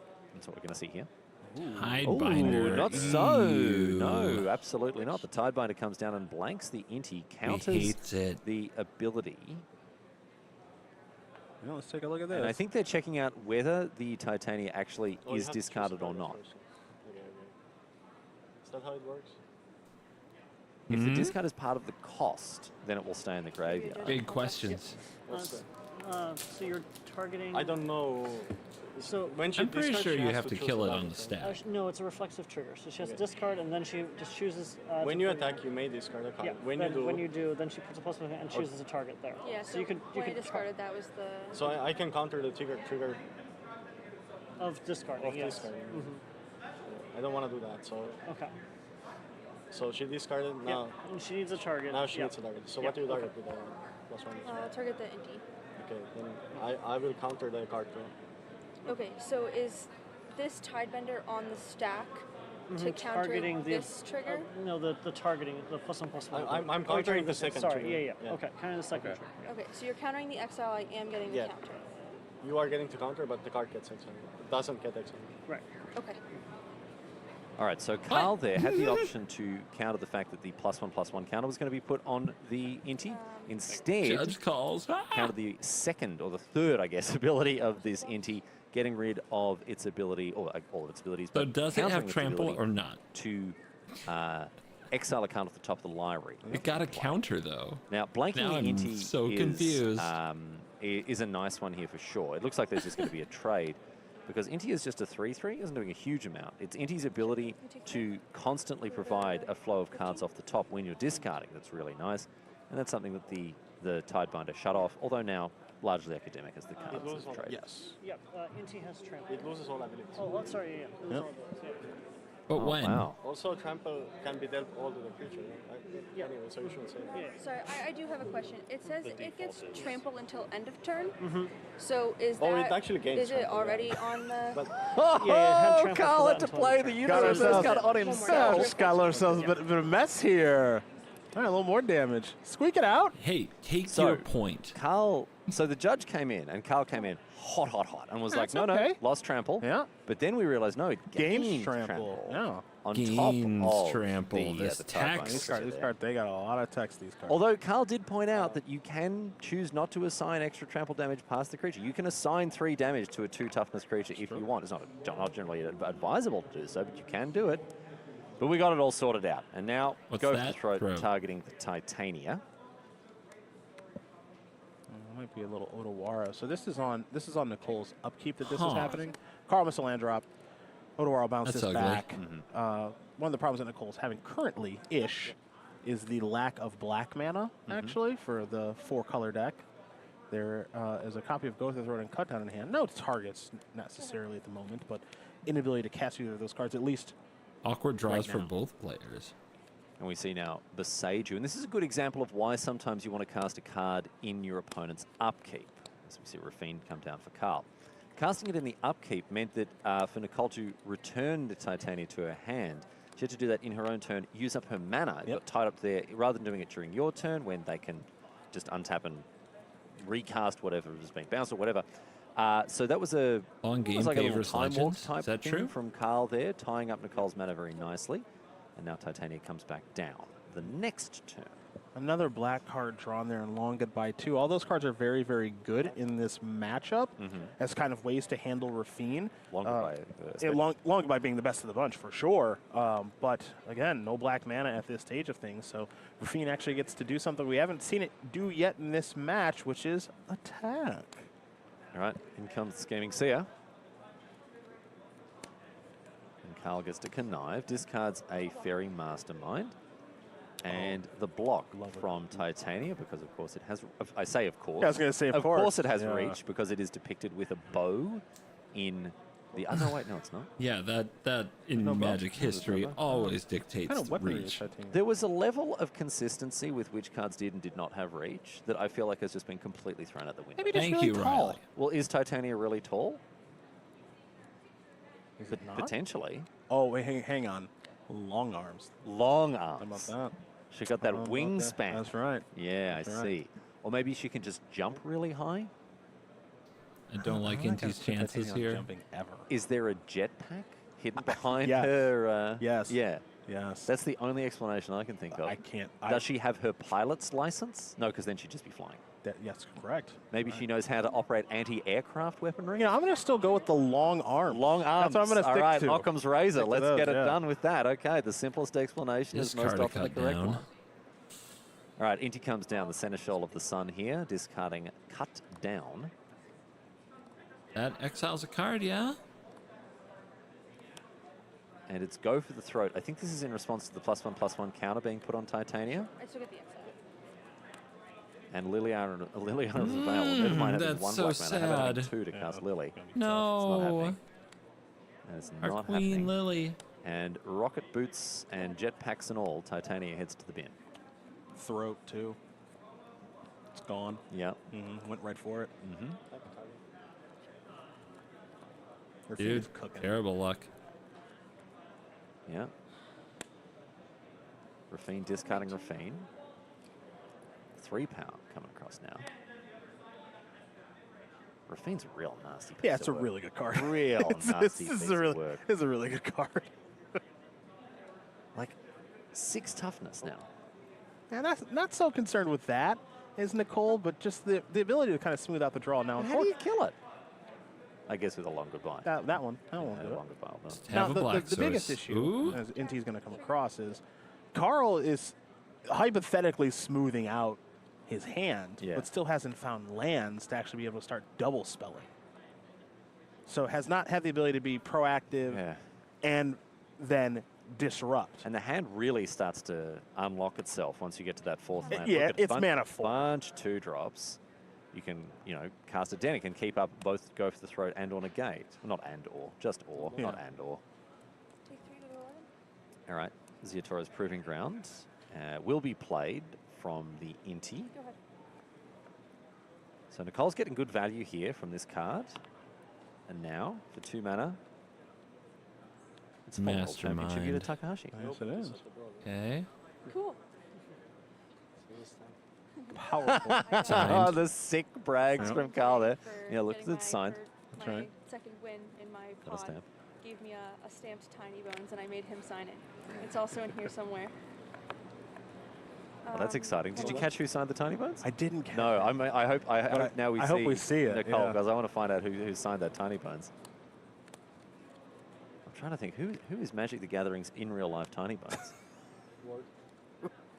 Is it you, Cedric Phillips? Oh yes, Yeah. yes. How did you know? You have very tiny bones. You have very small bones. I've seen your bones. That's right. They're very I am. small. Sure. And yes, they are. Bang. Cards 1. All right. One, yeah.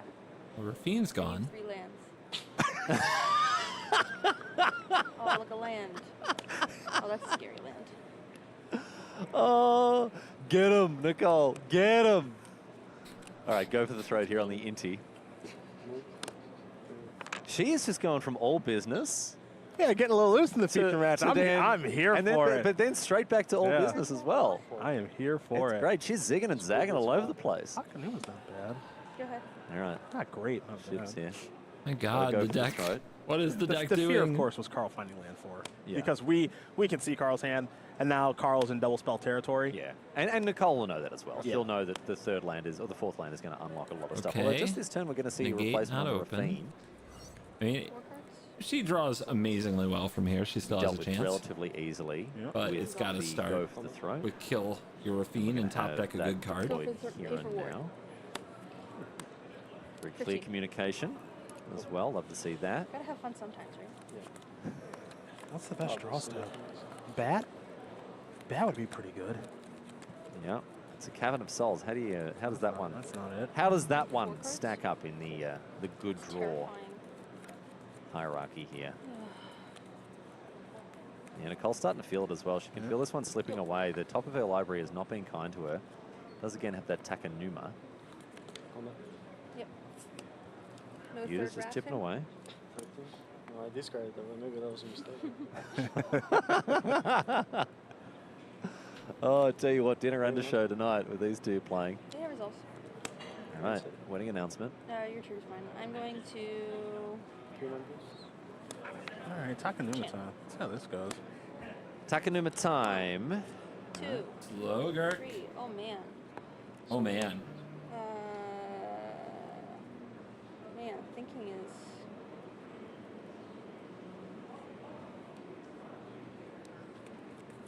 I'm going to get this Slogurk, I think. Takes the Gurk. Yep. Gotta be the Gurk. Graveyard. This is in my graveyard. This goes in. Untap. Draw.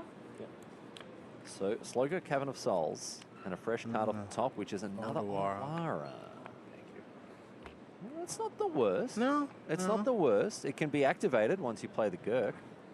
Also put a counter on Slogurk as well. Oops. All right. You got that one? I got that one. Oh, you're Oh, right. Right into the soul. look at that.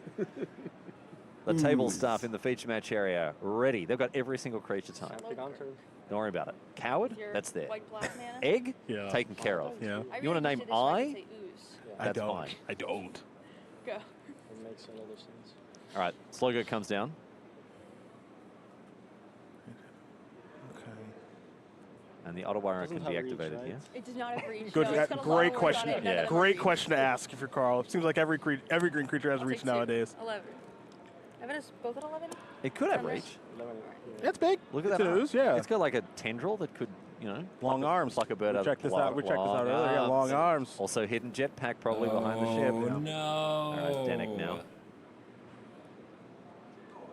Now, you'll notice that Denick, Pious Apprentice, has Response. flying.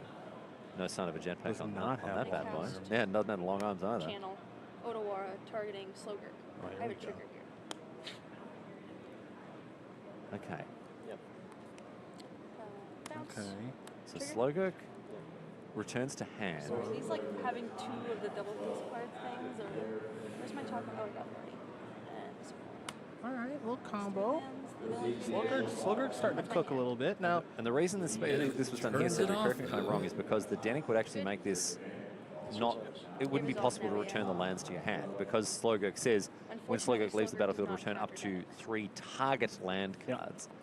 Graveyard And pile is Denick prevents them chaos. from being targeted. Pure So chaos. Nicole's not missing a trick here, returning Despicable. Gurk to hand Untap. Upkeep. Draw. and bringing back 3 lands as she does so. So nice full grip now here. Rona's late to this party.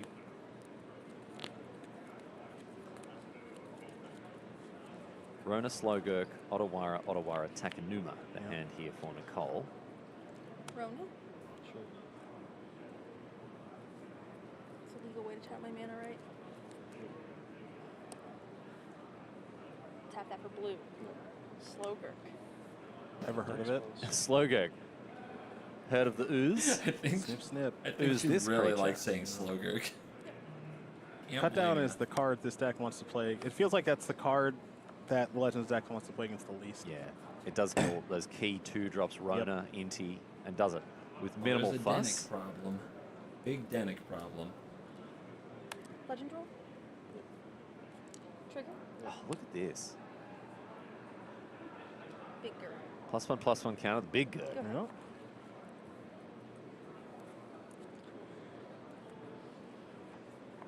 I mean, I don't know how much Slugger can do on its own to get out of this kind of difficult situation. It's certainly going to My try. stamp is also a flower. I just feel like half the time I've been talking during this game, I just feel like I'm making the broadcast Yeah, I mean, I'm good to just shut him by off. just not letting these two do their jobs as players and sort of commentators halfway as well. Here's the thing. Yeah. If we don't talk, we still get paid. Yeah, that's true. If you want to shut him down, we I've can. spent half my career being told by a lot of people who watch these streams that I need to talk less. Well, you know, Let's make Twitch chat happy. Let's make them happy. Let's Yeah. give in to the haters. Give them what they want. Leave them wanting less. That's been the way that I've approached my broadcasting career. A lot of people say leave them wanting more. No, not me, Cedric. Leave them wanting less. It is a shame Nicole's this good at Magic, because if she were slightly worse, she could be a commentator like you or me. That's right. Yeah. That's right. But instead she's crushing it. Instead, she's doing really well. Yeah. So absolutely crushing it. Yeah. I'll tell you what, if she ever becomes old and washed up like you, Cedric, she's got a long and illustrious career as a broadcaster ahead of her. We'll see how it goes. Yeah, exactly right. Big draw. All right, so big value. Now that Denik is gone, Graveyard is unlocked. Can Nicole take advantage? Takanuma time. That is the question. Important update from friend of the show, Brian David Marshall. And you're going to say, oh boy, to a BDM update? BDM has just texted me saying Simon Nielsen signed her Tiny Bones. Love that. Simon Nielsen confirmed as the Pro Tour's Tiny Love Bones. that. Thank you, That's BDM. kind of awesome. Love that. The Pro Tour historian Lands and Hannah a shining Takanuma. star in the history of Magic the Gathering. Could take Aklazat's Man without whom No, that, we wouldn't be. No, that's a I channel certainly. Well, I wouldn't be here in the same capacity I am now. I've learned so much from Brian. The David ooze, Marshall you over could the use the years. ooze to get back a land and play your land for turn and play Aklazats. Oh, I like that. Okay. I like that. Confirm. I don't know if it's no that reach good. on I don't know if Slugger. it's the best, but I like Okay, it. so big bat. Can I have you play a little bit faster too? Bounce.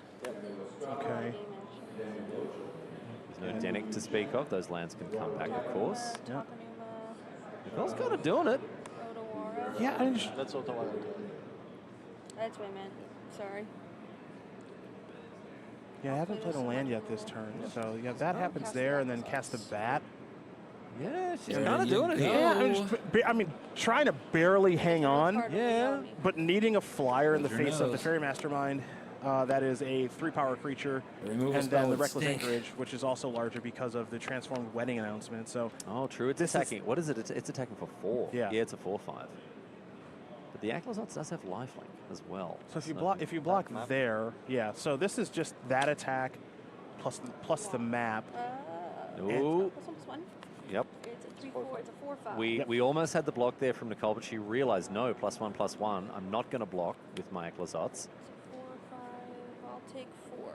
Yeah, Carl, that +1/+1 counter coming in key. Yeah, Cedric. from the map a little bit early, but this is, I mean, this still allows Never seen that card before. Nicole hypothetically to be able to attack this turn with the bat and maybe get to keep playing. We're kind of in the situation we were in last game where Nicole's behind, Bat's trying to like stabilize-ish, but Slogurk wasn't involved last time. Now Denik is back to make Slogurk worse. Hello. But Now, you know, we're here's- kind of just doing this again. Here's something really, really important about Otawara, right? Attack. It says return target artifact, creature, enchantment, or planeswalker. It does not say, as so many bounce spells do, non-land permanent. It can bounce the Restless Anchorage. Oh, okay. A lot of bounce spells can't bounce creature lands because all the good ones say non-land permanent. Yep, very true. But Otawara can bounce a Restless Anchorage. This is a really, really important distinction. Extremely true. Okay. And how do you get rid of And at the moment, Denik? Otawara now only costs 2 to activate. So Nicole can do this. Reset the counter on the Restless Anchorage, perhaps. I'm not saying she's out of the woods, but this is a better position than it looks like here for our Legends player. Maybe. So Carl currently has to play around Slogurk blocking plus Otawara bouncing. Is what it looks like to me. Mm-hmm. Yeah, the Slogurk is a an effective 4. Yeah, and I think the land screws this up that Carl just drew because it can activate both anchorages and just shove with everybody. Right. Okay. So now they can all come in, and this may mean that there aren't. There's no configuration of blockers that will keep Nicole alive here. So if you block here and you bounce the wedding announcement, does that do anything? 2 maps. 1, 2, 3, 4, 5, 6, 7, 8, 9, 10. 3 maps. 10 unblocked damage. You Oh, bounce. Assuming that is assuming All you channel bounce Otawara targeting this Restless Anchorage. the Restless Anchorage there. Is it creature? Oh, is it creature? Oh, Yep. I thought it's not. And there you go. That exact question And then answered I got there. it. 4, 5, 6, 7, 8, 9. Figures. Yep. And she goes down. Oh my goodness. Well, Oh, look, man. a hard-fought victory for Carl Sarap there. Nicole gave him a run for his money, I'll tell you that. That was a very impressive performance, particularly in game number 2 from our 4-color Legends player there. But ultimately, Esper mid-range just a little bit too strong to overcome the consistency, the power of that deck, proving more than a match for the 4-color Legends list. I think the best way to approach 4-color Legends at this stage of the format is that it does kind of play like a combo deck that is very reliant on its 2-drops in Inti and Rona. Now, if those do hang around for a little while, then your deck can kind of get the ball rolling because you can kind of put all the Legends together to do some of the broken things that are possible. But Esper does a really good job of stopping you from doing that, of course, because of cutdowns and go for the throats, just general interaction. And so that's why it's always going to be probably a pretty tough matchup there for Legends, and that's how it played out that we just watched. Yeah, unable to get that early value with the Ronas, with the Intis, when Esper is able to not only develop its board, but also leverage very cheap interactions. Absolutely. So a rough start there for the Legends player in that matchup, and sadly Nicole picks up a loss, but well done to Carl Serap, getting the dub in this round. We're going to take a quick break, and on the other side of it, of course, there's more Magic coming your way. Back at the news desk in just a few moments. Stay with us.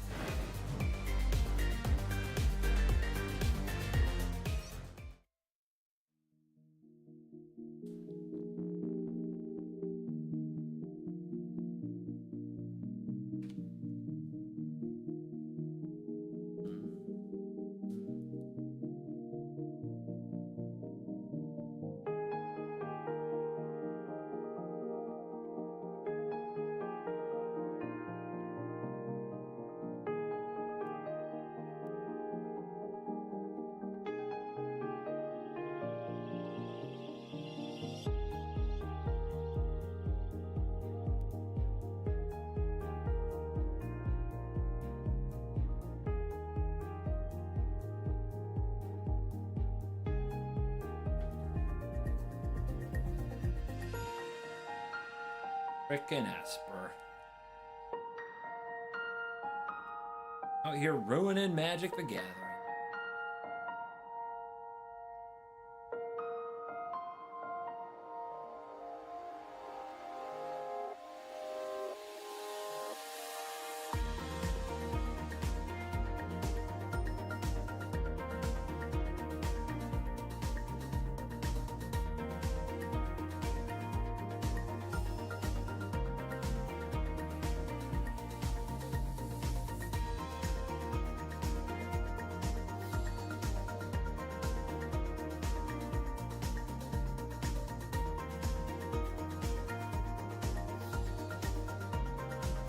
They need to unban Fable, Meat Hook Massacre, and Bank Buster, and, you know,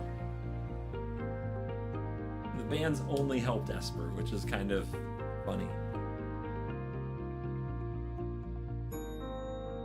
Like, Esper was like one of the decks not playing Invoke Despair. He Invoke Despair back in here.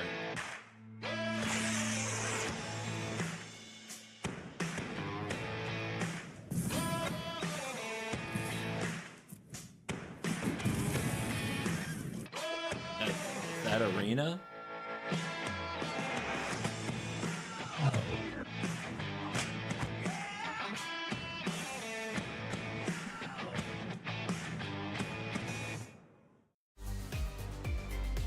I received a bunch of the cards from Welcome back, Outlaws of Thunder Buckaroos, here at Junction Pro set. Tour Thunder Junction, live from Seattle. So I'm putting them away. 128 players back today to do battle for 8 spots that will award by the end of the day. Hey everybody, welcome back to the News Desk. I'm Maria Bartholdi, Corey Baumeister, and Ailey Loney with you here. 12 rounds down, 4 left to go. And somebody who is feeling very good after a huge win last round, putting them at 9-3 in 10th place currently, is none other than Carl Sarup. Let's hear from him right now. I'm here with Carl Sarup, victorious in our feature match area. But Carl, you almost had a bit of a scare there. Sneaky reach almost got you, huh? Yeah. I mean, it was my first time playing the matchup, and I'm sure there are a lot of people making fun of me in Twitch chat, but you know, I'm from Twitch chat, so now I'm here. You know, you can also do it. Precisely, one of us. You know, we've all been there, we've all forgotten creatures of reach, but it didn't matter overall. 2-0, improving your record, and only a few more matches now to get to the top 8. How are you feeling? How are you feeling about your chances to do that? I think it's possible. I have a very good record with this Esper deck right now. I think I'm 5-1.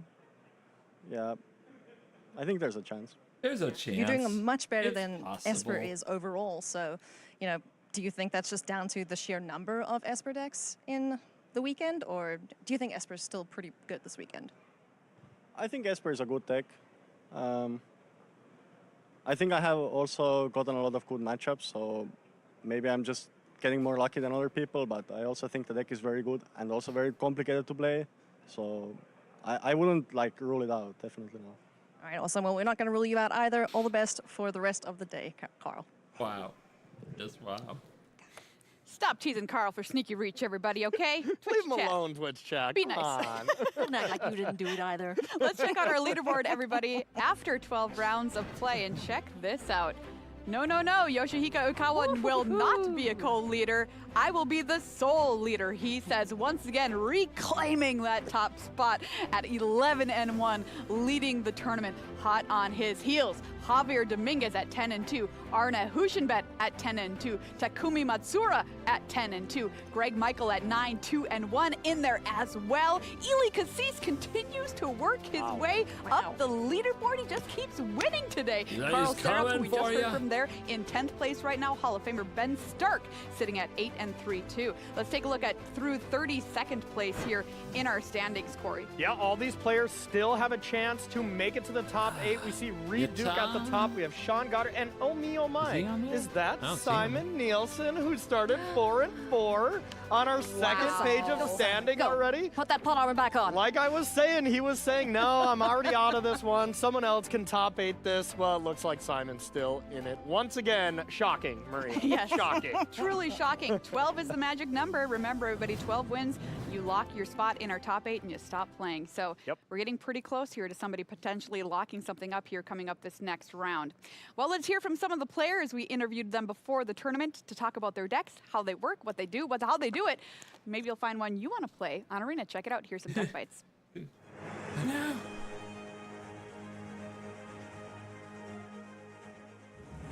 I've got the Dragon Master here, Hall of Famer Brian Kibler. Brian, what are you playing and what does it do?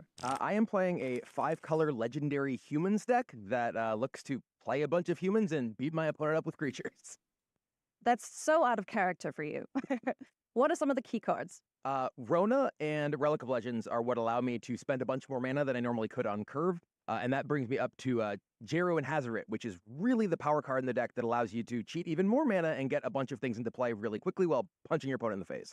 Nice. All right, best matchups?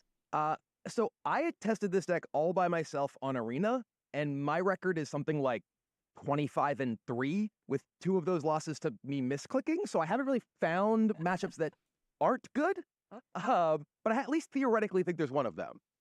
And that's the 4-color Legends Slogurk deck. Yeah. The reason specifically being Otawara. My deck has Hajar and Malira to protect my creatures from removal, but it doesn't protect them from bounce. Yeah. So if they get their Slogurk going with Otawara, it can become really difficult for me to win. All right, well, best of luck. I'm looking forward to seeing it in action. Thank you very much. I'm here with Strixhaven champion Sam Party. Sam, what are you playing this weekend and what does it do? I'm playing green-black mid-range. It plays efficient creatures that mostly generate card advantage and disrupts your opponent a bit. What are the key cards in the deck? I would say the key cards are Cut Down, because you got to kill the cheap creatures. You got to kill them cheaply. And Glissa, because it's just a card flow, sort of card advantage thing. And Gix's Command is sort of your big haymaker to get you back into the game if you fall behind.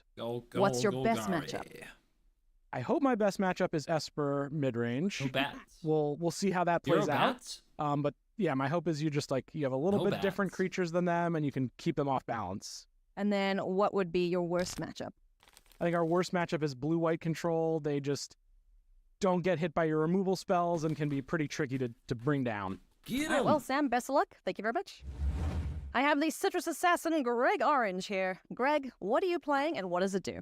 Blue-white control, same old. Just turtles until the end, I guess. And what are the key cards in your deck? Well, Wandering Emperor is my old standby. The 3 Steps Ahead card is going to be sweet. I also like the Dust Animus card. I've played way worse Baneslayer Angel type cards in the past, so I'm excited to play with that one. Nice. And what's your best matchup and then what's your worst matchup? Well, best matchup is tough because I feel like, I don't know, they're all kind of fine. But I don't really want to play against Domain too much. Okay. I feel like they might grind harder than me. I don't know. We'll see. Awesome. Well, thank you very much. I hope it goes well today. Bye. Greg Orange, never change. He Never cracks me change, up. my friend. Well, you know, playing some control. All right, everyone. We're going to check in on some of our player groups that we've been following throughout the weekend, find out how they're doing here deep into day 2 of competition. Before we do that, a quick apology to Ray Zhang and Muhan Yu. We're inadvertently left off our graphics last round as part of their teams. We've corrected that. They're now right here heading into our next round. So let's take a look at our first group that we're going to check in on here. Drama. We've got Handshake Ultimate Guard too Corey. easy. Yeah, absolutely. These members of simple Handshake are apology still and doing solving fine, it. still live. We got Javier Dominguez at the Not top. the Healy drama Cassis, we who just came won't for. stop losing. Simon Nielsen sneaking on up. Carl Surratt, and of course Jesse Hampton still doing quite well. All right, all still live for a potential top 8 here. What about CFB? Ailey. CFB Ultimate Guard looking not too shabby right now. Arne Huschenbeth, 10-2, leading the pack quite a way, I should say. Reed Duke and Seth Manfield at 8 wins as well, looking to improve in the next rounds. All right, let's check in with Sanctum of All up next, Corey. All right, Greg, your buddy, Minnesota local, still doing quite well at 9-2-1, really starting to look at the top 8 dreams. And wow, that is a lot of players here. We have Nicole, who just picked up a loss, but still doing plenty fine. Autumn Burchett doing well as well. Kane Reinhardt, Jason Yee, and Ray Zhang, as well as Matt still hanging in there. Can't lose anymore there at the very bottom, but you know, still doing very well. A lot of players still in contention. Yeah, impressive numbers this deep into the tournament Yes. for sure. Checking in here on Moriyama, Anybody Japan. want Ailey, a what do you see? textured All these Oko players Thief of having a Crowns? pretty stellar day. Yoshihiko Ikawa leading at 11-1, so one more win there, I don't know and what to he do has with locked it. up his top 8, followed closely by Riki Kamo, and then Yuta Takahashi, former world champion, also still in the running.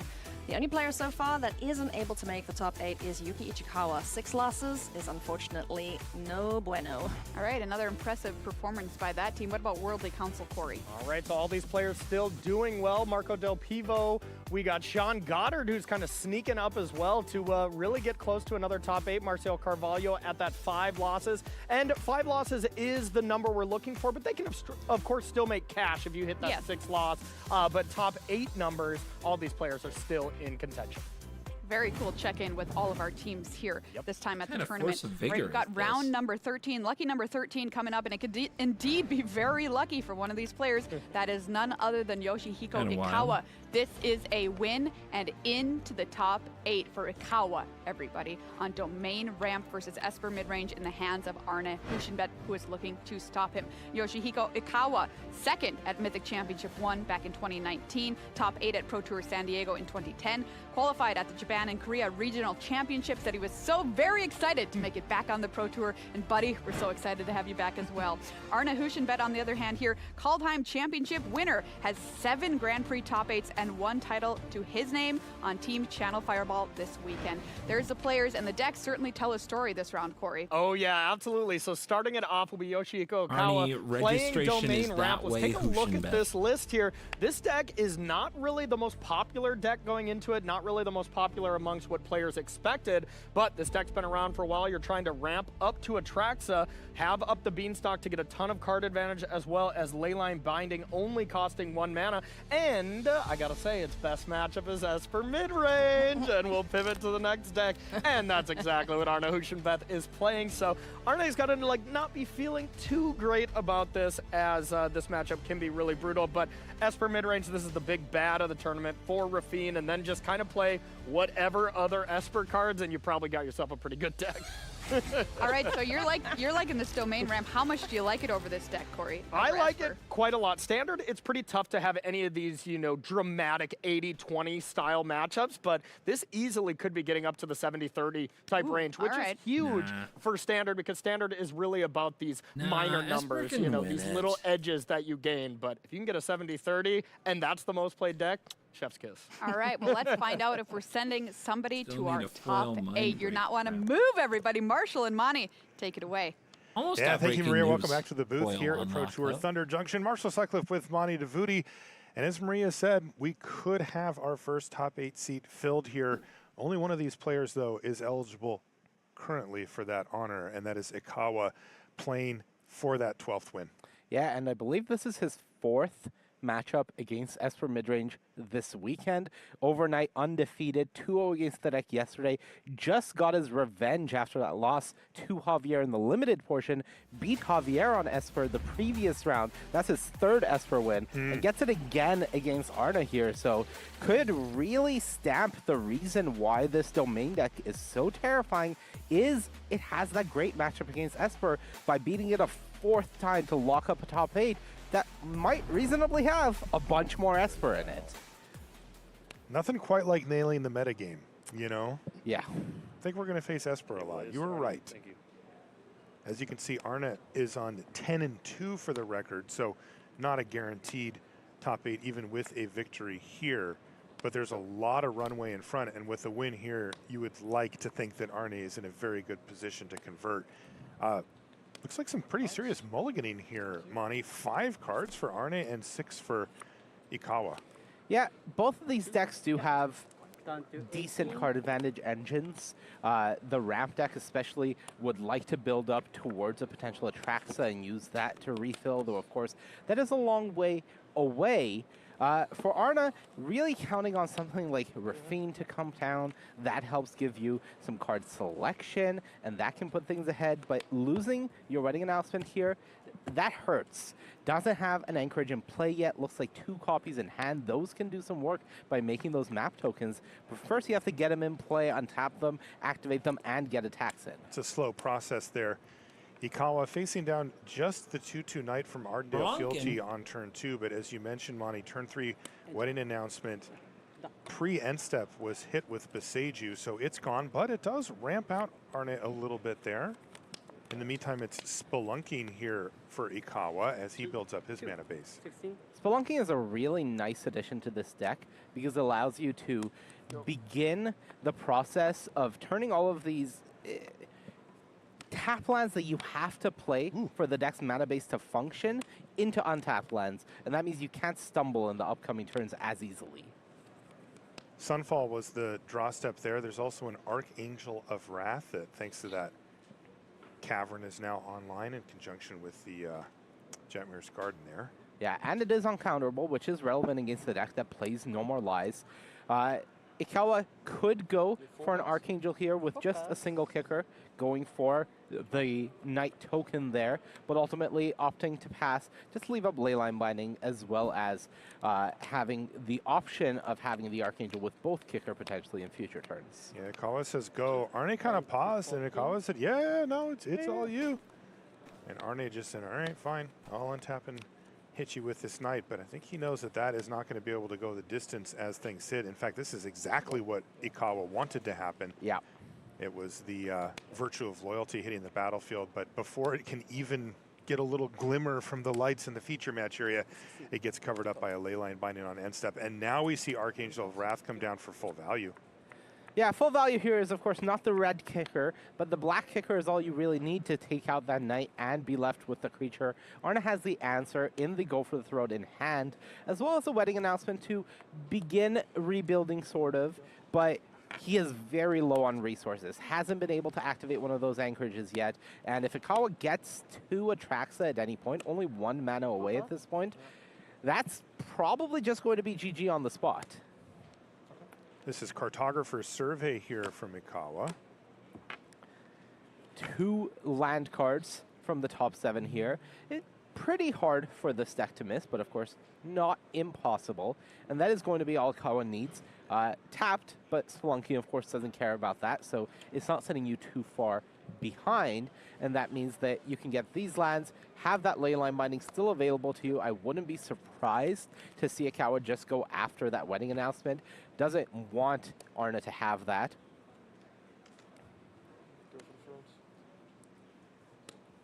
And we see Go for the Throat take care of that Angel on end step, but that does leave Arna with no cards left in hand outside of the draw step for this turn. The Restless Anchorages do look like they're ready to get busy. Oh, what did he find? Oh, he found Rafine! I do believe those lands should be untapped for Ikawa. I don't think it overly matters in the spot because he has domain, so can still go for Leyline Binding plus pay the ward on Rafine if that's what he wants to go after.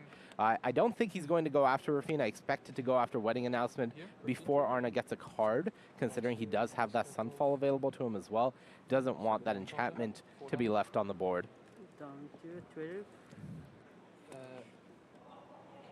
Yeah, just make sure no extra cards given. And then Sunfall or what? Well, it depends. If Ikawa hits Atraxa, we're just playing that. Sure. But if not, then Sunfall will come out here. The issue is those anchorages are still going to be available on Arna's side. They're going to dodge the Sunfall, and Arna is one land away from activating double anchorage. That's 5 damage coming in through, more map tokens being made. Even if he doesn't hit the land, he can activate 1 and explore with the map token. Sunfall. So it is still a precarious position for Ikawa that he does need to find one of those Arnie to win a lot of games.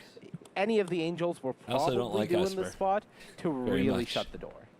Ikawa fires off the Sunfall, leaves himself the mana to cycle the Spar's headquarters that he has in his hand, or to wake up the incubator token. Yeah, luckily for Ikawa, Arne found more or less a complete blank and a cut down. So that is a nice fade of a card. Don't think he'll be... Does he want to go for the throat? It's interesting. interesting. An insurance plan against the cards that can get Ikawa back in. It is an answer to Atraxa. The question is, if Atraxa comes down, is that too little too late anyways, and you should get rid of this or not? And it is a big question if you're in Arne's seat. Yeah, my initial gut is I don't want it. Yeah, I think I want to bin it, but if Arna thinks that he can race through an Atraxa by clearing it off the board, and maybe the math here is, okay, I attack for 4 this turn, I activate the other map token, I get it up to 5, I kill an Atraxa and I can win. Maybe that's the thinking from Arna. Okay. No, that makes sense. You know, it's a little ambitious, but I think it is a recognition of the cards that you do lose to. I'm just feeling like if Atraxa comes down and draws Yoshihiko 5 cards, as it usually does, then, okay, well, you removed it. Now what? Wonder if Ikawa can find something else to help stabilize. Another Sunfall. Those and are a not it. Leyline Binding. These do not work. Nope. Of course, this is the scenario that Hushinbeth does not have to worry about. Cut down. Right? The one where he just doesn't have anything. Right, and now it's great because with that go for the throat on top, Arna can just go, okay, hit you with this anchorage, then you play an Atraxa, and assuming you don't have an answer for this anchorage that you can find off of those 10 cards, I'll just remove your Atraxa and kill you. All right, insurance plan acquired. All right, now Arna is set up in a position where the number of draws for Yoshihiko have shrunk, and if he is to hit Atraxa, he needs to also hit land plus a removal spell that can hit this anchorage. Yeah, second go for the throat, not going to do it here for Arne. He passes the turn back. Ikawa has to have something now. Herd migration. Does that keep him alive? Not quite. No, 3 life gained will not do it. The creatures will not do it. And I believe that is it. We are done here. Restless Anchorages for the win? Dude. Great card. Creature lands. They get the job done. Geez, Arna found another cut down too, so a bit removal flooded, but Wow. this is just GG. And No that's game fear. number Wow. 1 going to Arne Hushinbeth, who picks up the game off of that Restless Easy. Anchorage and just Never did rides have it it. to victory. Now Ikawa, if he'd like to secure that top 8 seed right here, right now, is going to have to win back-to-back games post-board against Arne. That was a multi 5 for Arna as well. Wow, so he that's has right. to feel like he really got away with something winning that one. Definitely.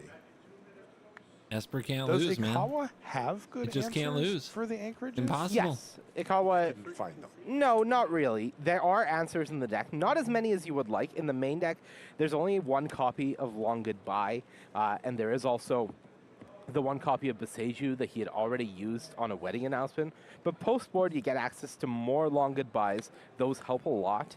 And really, it's just landing angels.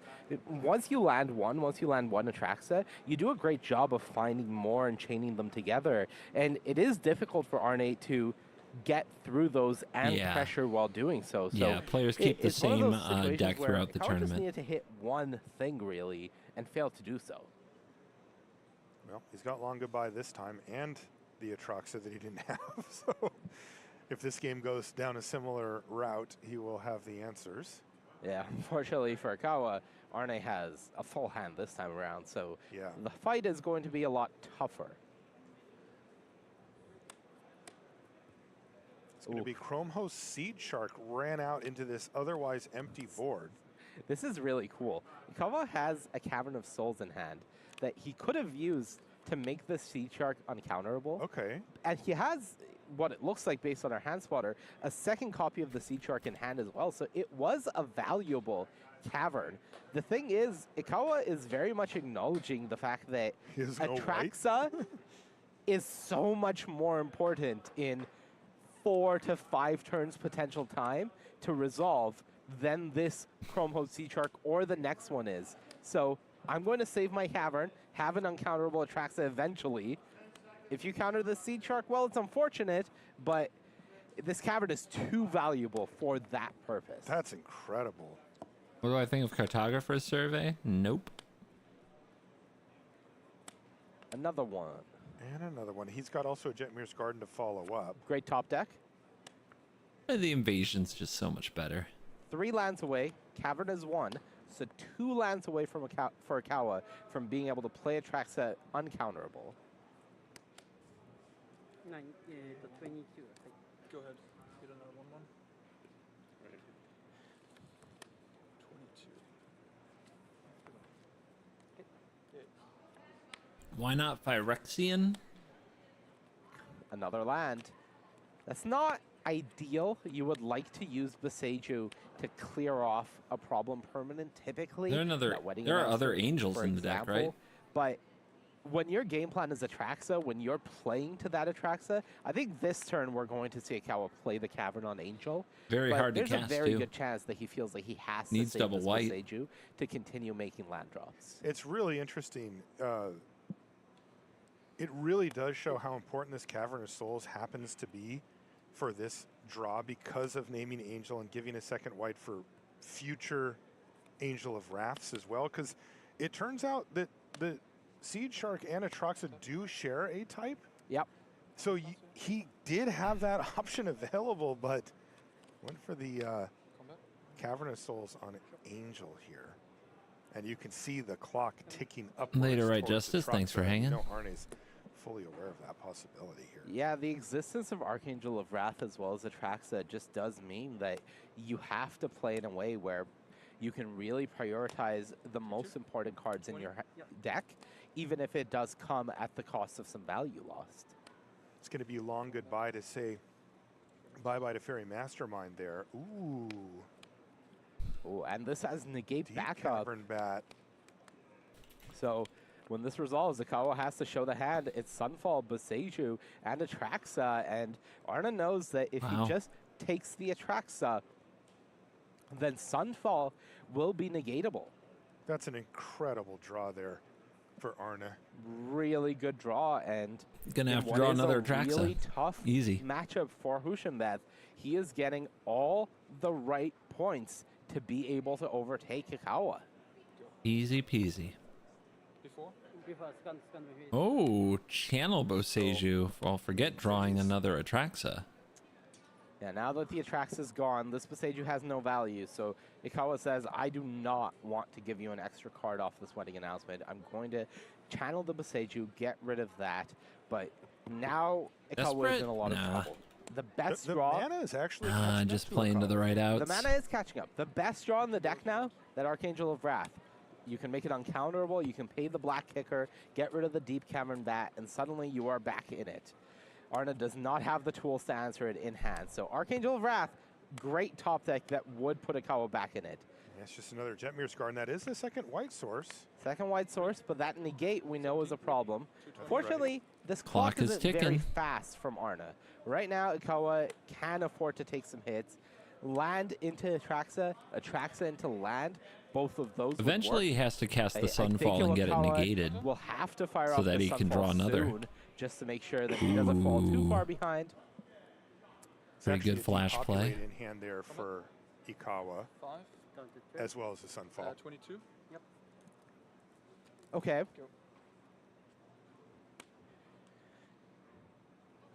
Well, with the depopulate, he can take his time here and fire them off one at a time.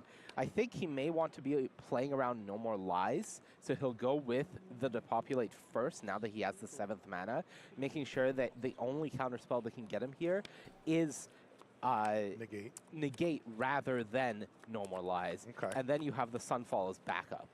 And there we go, depopulate goes on the stack. And it does draw out the negate. Arne clinging to Arnie doesn't get to draw. Now here's the issue. Arna has No More Lies in hand. If Ikawa doesn't hit a land or a Traxa, God. he's probably going to feel forced to go for the Sunfall, as this is going to be a 2-turn clock with that anchorage. And it's untapped land we're talking here. And Oh, there is no anchorage in play, excuse me. Okay, so he's not facing anchorage at the moment, which is good. Okay. But yeah, untapped land is going to be big. Archangel of Wrath or Atraxa both would be massive. Atraxa, vulnerable because there is a Destroy Evil still in hand and Arne is able to push damage through, but the card advantage might be enough to help overcome.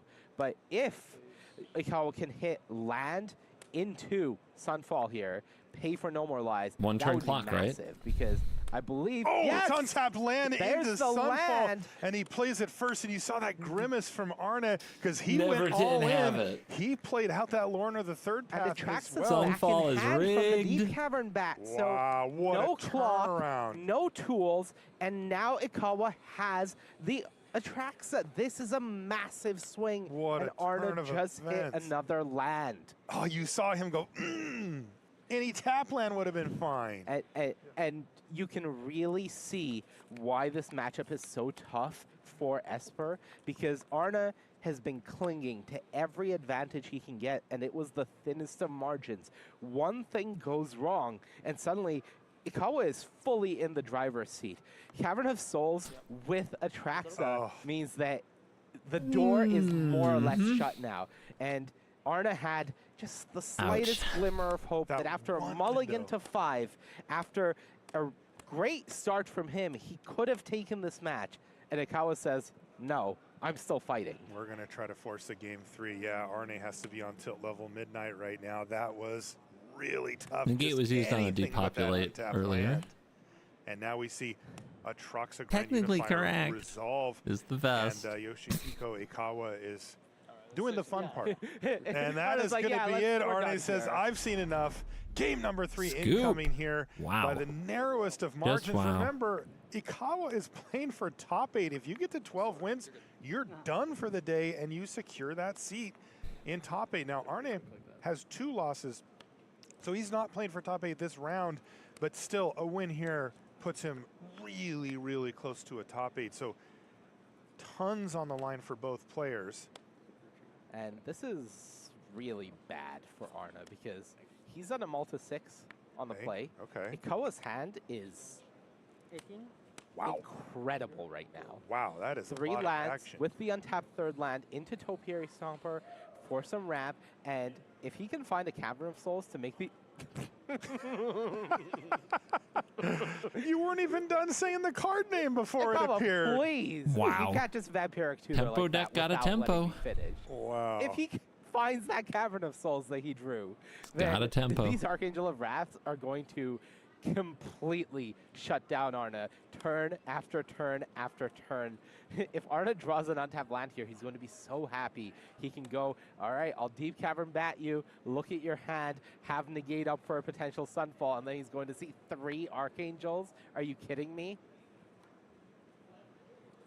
Go for the throat off the top for Arne, so he does not get to do all the things. He can do I mean, how one of much the action things. could Ikawa have, right? Yeah. It's just... It's 6 cards. How good can they be? Triple Archangel of Wrath, Leyline Binding, Sunfall, and a Cavern is the hand for Ikawa. Incredible. You cannot draw up a better hand in this exact spot if you're in Ikawa's seat. Oh, no more lies as well. Arna finds the answer to the Archangel. More counters.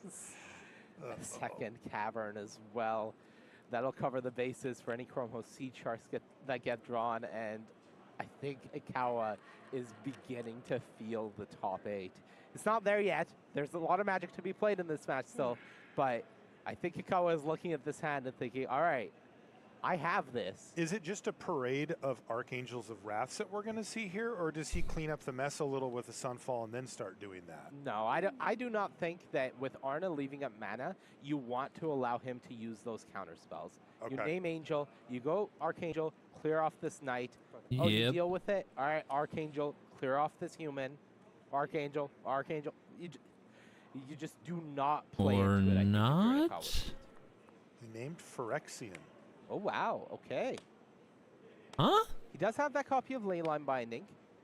He may want to use it while Arne is tapped out here, Yeah. just to get rid of the wedding announcement. He did pause him there, but I guess he decided, well, there's not a big difference here.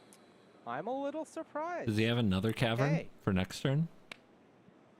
It's possible we do have not the full info on Ikawa's hand, but it does look like there are 3 copies of Archangel, so perhaps just feeling there isn't enough pressure on him to want to run out an Archangel here, saying that, okay, I'll pass. If I use this Leyline Binding and you counter it, I'm still going to play Archangel next turn for double shooting creatures. And It be in says a there's great another spot. one.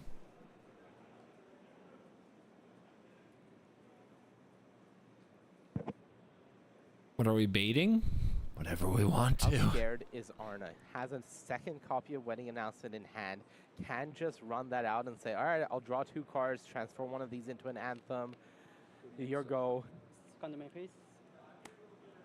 He says in the second main phase, I'm going to go for Leyline Binding. You see that second copy of Cavern of Souls. Trying to take the waiting. binding out of the That equation. one will surely name Angel. Now, notably, we are in the second main phase. Arna tried to pass priority. Ikawa said, I want to stay in this phase. So Arna has choices here. Can negate the Leyline Binding and then flip this Wedding Announcement into an Anthem. Or if he would prefer to have a Wedding Announcement that is on 1, he can let this resolve and then play the Wedding Announcement in his hand. Or he could just say, okay, well, I don't want to walk into a Sunfall, so I'm just going to leave up a counterspell and pass anyways as I initially intended. That's exactly what he did. Arna passes the turn back. He's behind on most metrics here. That one's going to name Angel. And here it is, the first of many Archangel of Wrath. And Arne Huschenbeth is watching this match dissipate in front of his eyes as Yoshihiko Ikawa. It has been his weekend so far, and he looks like he is right on the way to securing a top 8 seat. And this is... This and this, and so I want to resolve this fast. This Okay, and this. so just announcing how he's stacking them, as they are 2 separate triggers of what to shoot. So it is the Mastermind second, resolving the Night Shot first. Both of it, of course. Takes the Atraxa, and the shields are down for Ikawa to resolve a Sunfall. He can follow it up and take the Atraxa again. But we know that against this hand from Ikawa... And look at Arna's face when he sees this disaster. hand.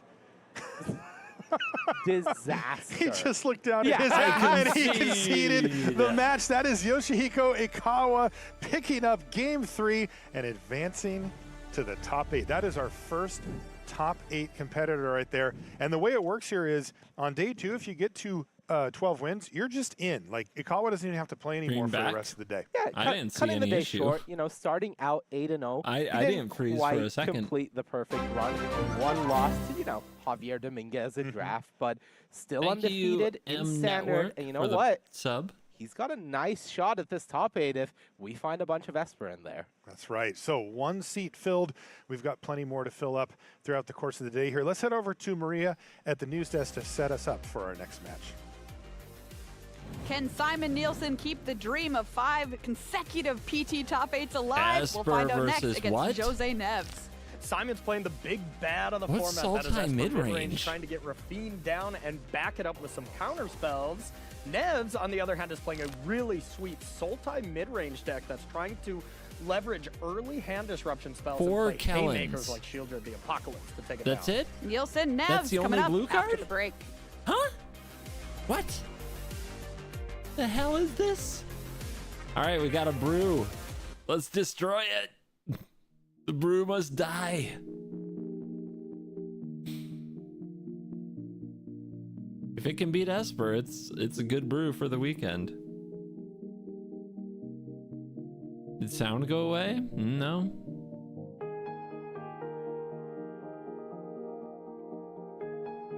Ow. It's not me.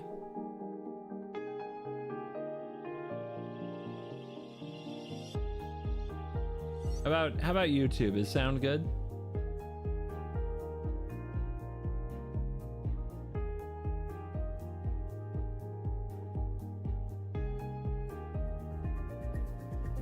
Yeah? You guys are good?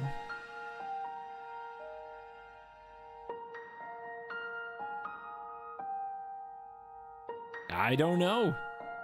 I don't know why. Everything looks fine on my end.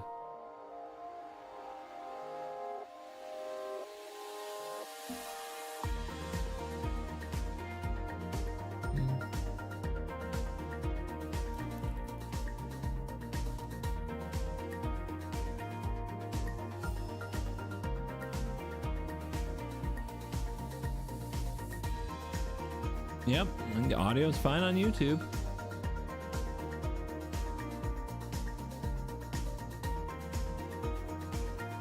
I'm sorry.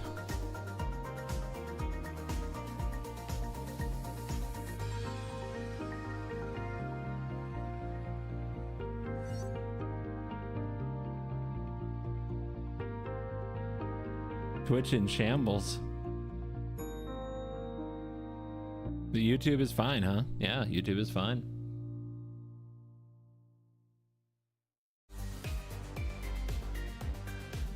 More Seattle propaganda. Welcome back to coverage here of Pro Tour Thunder Junction from Seattle, Washington. Marshall Sutcliffe with Monty Stop DeBooty. making it look like Thank they you have so much weather. for joining us. We are watching It's not terrible. Standard at We the all moment. know We've it's had piss. an exciting top 8 seat get filled there by Ikawa. We've got more big picture storyline stuff to bring you here. We're going to actually jump in to game 2 action, as it turns out, between Simon Nielsen and Jose Neves. As you take a look here, they're both on an 8-4 record. Now, for Simon Nielsen, we're talking historical level Twitch? run I don't think already. so. Like, that's behind him. He's already checked that The box. main Wizards He came in broadcast overnight is at over there. 4-4, That would meaning be that blocked. he barely made it into day 2. He probably thought it had to happen sometime. I just can't keep winning everything forever. Now he's won 4 in a row, and he's 8-4. He is, however, down a game against Jose at the moment, but with 2 wins here, he would keep himself Seattle is alive beautiful no matter potentially what. for top 8. If Paid he does actor lose this alert. match, that 5th loss usually is the death knell for top 8. Crazier things have happened, but realistically speaking, he wouldn't expect to make it with the 5 losses on his record. Yeah, definitely feeling like he controls his own fate right now, needing a win. And Jose, on this Sultai mid-range deck, it is definitely a unique deck. He typically plays more unique builds. It's not one that we've seen too often, but it's a cool one. It's a cool take on mid-range, trying to attack this God, I don't want Esper to heavy win, but I meta don't game. want Simon And to lose. I was talking to Simon at the end of yesterday. He was 4-4, and he was joking with me that if today doesn't go well, it is the end of his career. Not because he's going to stop playing Magic, maybe being a little bit dramatic, but Simon was playing, normally I play the decks that I enjoy and the decks that I think I'll do well with. This event, I'm trying to play the best deck, and so far it's not going so well. If it continues not going well, I'm never doing it again. I'm just going to always play the deck I like, and Sometimes who knows the how that will best go deck for me. isn't the best Man, deck, though. Jose, this list is sweet, by the way. This is like a value engine. He's got Kellen, Hostile Investigator. You see the Sentinel of the Nameless City on the battlefield for him right now. He's got Preacher of the Schism, which we've seen a bit here and there. Sheoldred, Liliana of the Veil as one of. This is nice. Yeah, this is a different take on the black-green X mid-range deck that maybe we saw some of the members of Team Channel Fireball like Reed Duke bring. We're not seeing that Bronco package. We're not seeing some of the cheaper creatures. We are seeing truly a mid-range deck. Hand Disruption, Kellen Inquisitive Prodigy doing its best sort of growth spiral impersonation, giving you some ramp, allowing you to get ahead. And very much this deck is a different angle of attack. All throats must be gone for.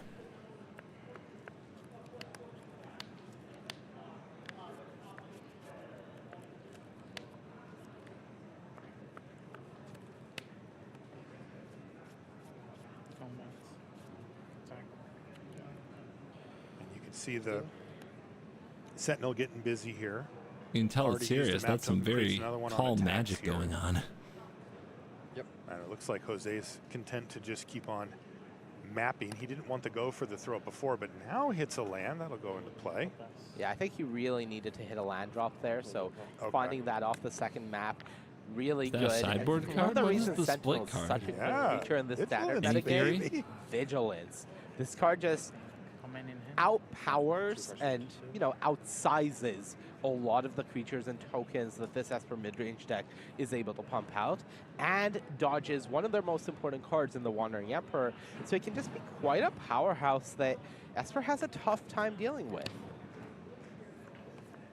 Right now, that Sentinel is holding down the fort, but barely. It's just the only thing in the way from a bit of an army coming through, particularly next turn. It's a cease and desist. Oh, And God. the winning Don't announcement answer the door. Flips.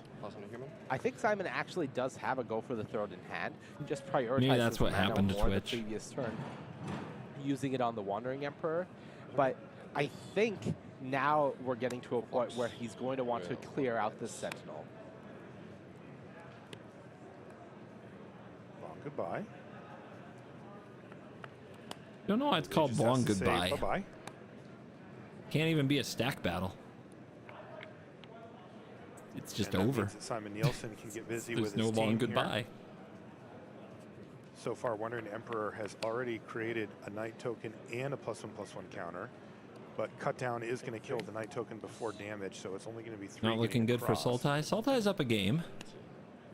Still enough for Simon to get a card Looking out of the just exchange at the end of it, fine. in addition to flipping the wedding announcement.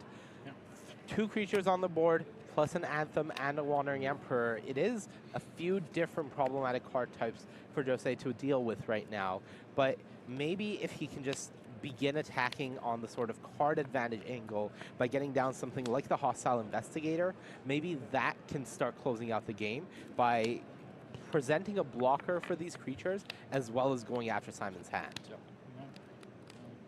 Another Sentinel. And it looks like he's going to go for the map token activation immediately, but it's going to be met with go for the throat, which is not only going to kill the Sentinel, it means the map doesn't do anything. This is 5 damage coming across. Make a 2/2, or in this case a 3/3. Yeah. Pass a turn back, and Simon Nielsen is very much in the driver's seat. At this point, Jose needs to find, I don't know, some kind of sweeper or something very quickly. You can see his pace of play from Simon has definitely increased because this is a grindy mid-range the matchup. Hostile This has the potential to go Investigator. pretty I late. love this And you're card. down a game. If you win this Oh, one, you to need to win stroke another my game. You investigator. really cannot afford a draw A at hostile 8 and 4 stroking. right now for either player. That's so he not needs to good. close this one out fast and give Oh, himself that time card is so in cool, a potential too. third game where your opponent isn't struggling on lands as much and is putting up a better fight. You need to give yourself Yeah. enough time to win that. Disdainful Stroke takes care of Hostile Negotiator. Also, Investigator, excuse me, I think that Jose is at 12. He took 5 last turn. Yeah, it looks like our life total is not quite updated, but it is 12 on Simon's sheet, 9. Both players say 3, so Yeah. 16 to 3 the life totals now, and I feel like If Jose Simon gets can maintain one draw board set. state, right, exactly. Oh, big side there for Jose. Muted the He's whole staring time. down at 6 cards Ah. in hand. No, it's working. I believe it comes into play tapped, if I'm not mistaken. That was a Blooming Marsh drawn, and I can't YouTube, you still have my sound, right? a way out of this at 3 life right now. Yeah, 5 cards in hand. And we're going to go to game number 3. Simon Nielsen. Boy, he is Still cutting here. it close this weekend. The 4-4 overnight. And now game 3 versus Jose. Thank you, YouTube. Real But talk, though. he's There's no YouTube has way. sound, is guys. still in contention for top Don't even say it. No, he's not. There's no Now, way. how come the chat only appears to be? No. He had a good run. Why is the chat I window refuse only to Twitch? believe that he is going to top That's 8 weird. from 4 and 4. Greedy Simon Nielsen? If I'm remembering right, at the last Pro Tour, Rich was telling me a statistic that no player in the past year top 8'd after a 4-4 start. Obviously, the first to do it would be Simon Nielsen, but come on, no. Nobody's that good. No. That's a pretty No. sanctum. Tail the suspect there for Jose. You may play an additional land. I don't see an additional But land. that isn't what happened. You also get a clue. Window only showing Twitch chat. And it looks like we're going to see a crack to Oh. try to hit land drops. No way. Oh, no no way. way. He missed his land drop twice in a row. Simon has Denik on the battlefield. Doesn't need that much, though. Any type of proactive draw here from Simon could close it out. Now, if he's got a bunch of reactive cards, all right, he's going to pass a turn back. This is very good news for Jose. He could have enough time to start hitting these land drops and deploying the cards in hand. Found a land, I think, has a duress. Can start off with that, see what he has to work around. Still a lot to be asked here to come back into this game from this much of a stumble, but... And my hands. He's going to play Ardenvale Fealty to make a 2-2 before duress resolves. Aclazotz, blot out, a second Denik, and a Caves. So one choice. Yeah, blot out is gone. Second Denik redundant. Aclazotz 1 mana away with that Caves. This is so annoying from Jose's perspective because duress actually can hit threats from this deck, and it just all the threats were creatures in this case, and he took a removal spell that currently doesn't have a target anyway. Yep. Oh boy, this is lining up very well for Simon Nielsen. How does Simon do it? Conspiracy. Simon Nielsen, or as I call him, Greedy Simon, trying to go for 5 because, 3 wasn't enough. He had to have 4. I thought you meant Greedy Simon because, he likes to take his time getting to the convention center in the morning. Just a casual bike ride. I think he just likes to live life on the edge. You think it's I do. the adrenaline? I think it's That's just what an he lives adrenaline rush for Yeah. him. Playing Magic normally has just gotten too boring. Right. What else you got? Ever since his third top 8, he's got to cut it as close as possible. So Denik gets in. The token does die here to a cut down. And once again, Simon's going to pass the turn. Just going to be a Wandering Emperor. That means that mana doesn't get to get used to buy him back. Come on, Gotta be a Jose. land. Like a land, Right? But, okay, it's a Glade. I believe that comes into play untapped. So we're back in business? Yeah, can go for that. Could go for Kellen or Preacher here. Ooh. All right. Okay, Hostile Investigator. We're still here. We're still here. That's a good one. Okay, so now we see at least a little bit of what was up. Denik goes into the yard from the Investigator, but Fairy Mastermind was the play there from Nielsen. And my apologies, that is not a Glade, it is a Dreamroot Cascade. So blue-green land, really smoothing out the remaining mana here from Jose. Well, I know hand, because they don't have people watching the hands of every match. This is a bonus match, I think. Does Jose have I might be wrong about some that, answers? but I think it's a little bit bonus of match. removal would go a very long way here. To feel like a Bat God. Doesn't look like there's much here. 2 copies of Tishana's Tidebinder, but I don't think they are doing enough here. Though they help with Aclazotz? They do help with Aclazotz, I believe. As I do want to confirm here, if the Tidebinder can counter Aclazotz's trigger, then it does lose all abilities for as long as Tidebinder is on the battlefield. That means no flying, no Yeah. transform when it dies ability. Yeah. So this could be a way here. There is a window. That's why we're so potentially. tight. So Simon Tidebinders. would attack. Trigger goes on Holy the stack. Jose casts Tishana's Tidebinder, counters the trigger, lose and all then ability. blocks on the ground. Look at this. Simon won't attack. Simon! Too smart. Yeah, What? We He can didn't stop attack? after the sentence Simon will attack. He didn't will attack? not. Smart. Fool me once.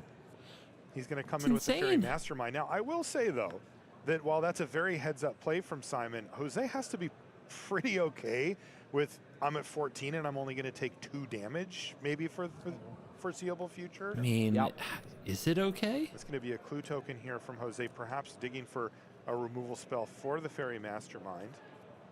Now that he knows he's not going to get hit by Aquazats or even attacked. Right. Does find to go for the throat. Yeah, it's Simon. Simon Nielsen. This is... What a guy. This is how you Who get is 4 this top guy? 8s in a row. How do we get here? How are we How many people do you know that would just have turned that immediately sideways? I mean... This is the Pro Tour, you know? Probably not too many people sitting in this position, but still. All right, it is going to be go for the throat there for Jose as he takes down the Denick. Fairy Mastermind, and we're going to see We back. Denick come back from the yard. Anchorage, the land play for the turn, so that's a creature land available now. Interesting as well. Still Is no Jose priced himself into just hanging on to 3 mana indefinitely at this point for a Tidebinder? I mean, the issue is, I think, when Jose puts down the mana for the Tidebinder, he loses at the moment, currently. Because then there is nothing stopping Simon from attacking. And it's an avalanche. Yeah, each attack is just going to push you further and further. Not behind. enough flash-based But at the same resources. Time, now that Denick is here, Oh, and no. you don't have a clue to sack, you can't afford to wait anymore. Right. Wow. All roads lead to So sad. pretty bad tempo plays here for Jose, just because he has been missing those land draws. Yeah, and you can see the mana situation getting worse and worse. Jose having missed that 3rd land drop twice, and since then done a good job of recovering, but Simon Nielsen ahead on mana, and we see Kellen on the battlefield. It's just not going to be good enough against this Aquazats. Yeah, ultimately these mid-range mirrors, very much like control mirrors of old, is about players being able to deploy their resources and getting their 1-for-1 or 2-for-1 trades and hitting land drops. Anytime you stumble against an opponent, things get really tough when they aren't. And as soon as Jose went for that Kellen on turn 2 without being able to put a land into play, already things were going to look rough. It was going to be an uphill battle the whole time. And there it is, the big attack here from Aquazats as things start to potentially fall apart here for Jose. Get a clue? Discard a card, yes. That part's good. We both get a clue. That's funny. 4 damage? 10. We both get a clue. We both get a That's clue. funny. That's funny. What's funny? I Huh? think if I was Simon Nielsen, I would also be laughing. I mean, imagine if Jose decides to use his mana to start cracking clues. Like, there's no way that he's going to catch ahead. And look at this. It's Virtue of Loyalty now for Simon Nielsen, so this board is getting bigger. Next turn, the turn after next, the Denick will be able to start attacking as well. That land comes into play untapped. I think there is a chance for Jose, but if it's tapped, I think this may be the end. And I think it's a Blooming Marsh, if I'm not mistaken. Oh my God. I hope I am mistaken for Jose's sake. Oh, but I'm worried I am you not. can still attack with Kellen and draw He a has card. a Gix's command in hand. He has a Gix's command in hand. Okay. He has the Kellen on the Blooming Marsh. battlefield. You're right. Blooming Marsh Ouch. it is. But I don't know if it's over, right? If you have the Tidebinder, I guess it depends what Simon has. Does he have a way to remove the Tidebinder So too? I see a Wandering Emperor. So now what happens? Jose has 4 mana available plus his Tidebinder. Yep. How did the Denick get a counter? There's a Virtue of Does Loyalty that mean on the that battlefield. Simon's got to pump the brakes on the Aquazats again? I think temporarily you should.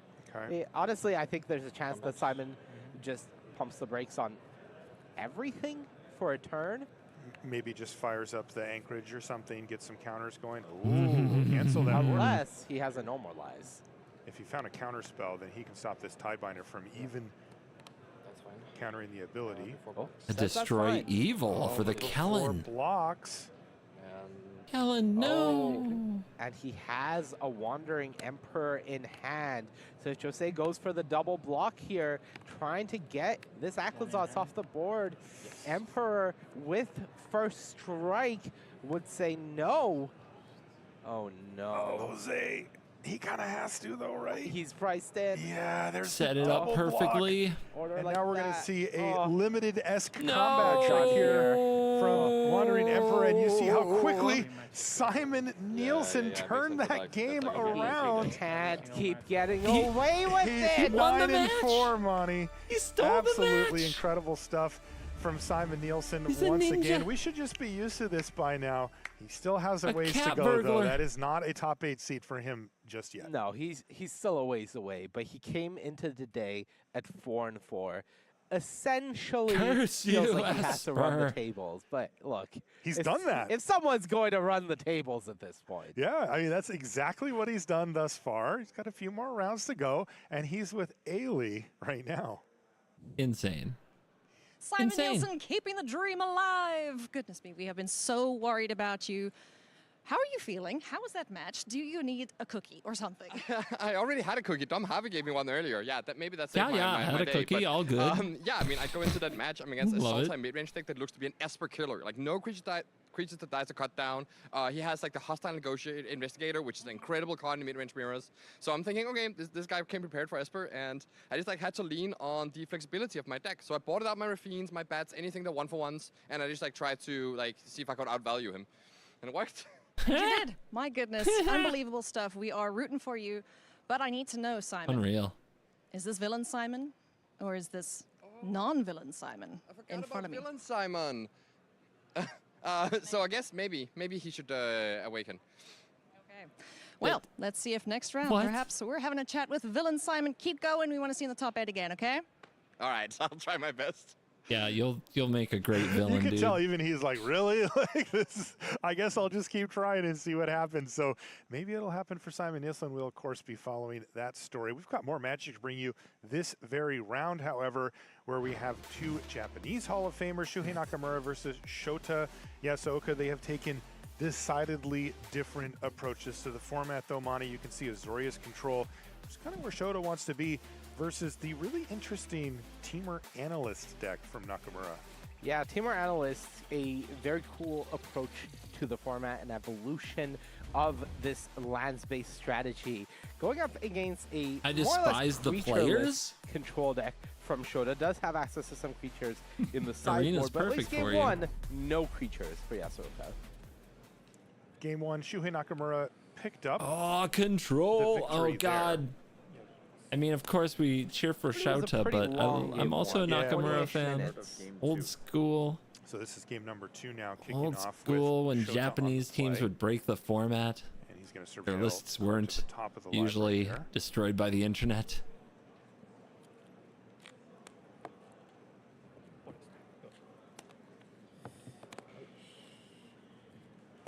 Okay, so players just setting up their mana here. No fireworks thus far.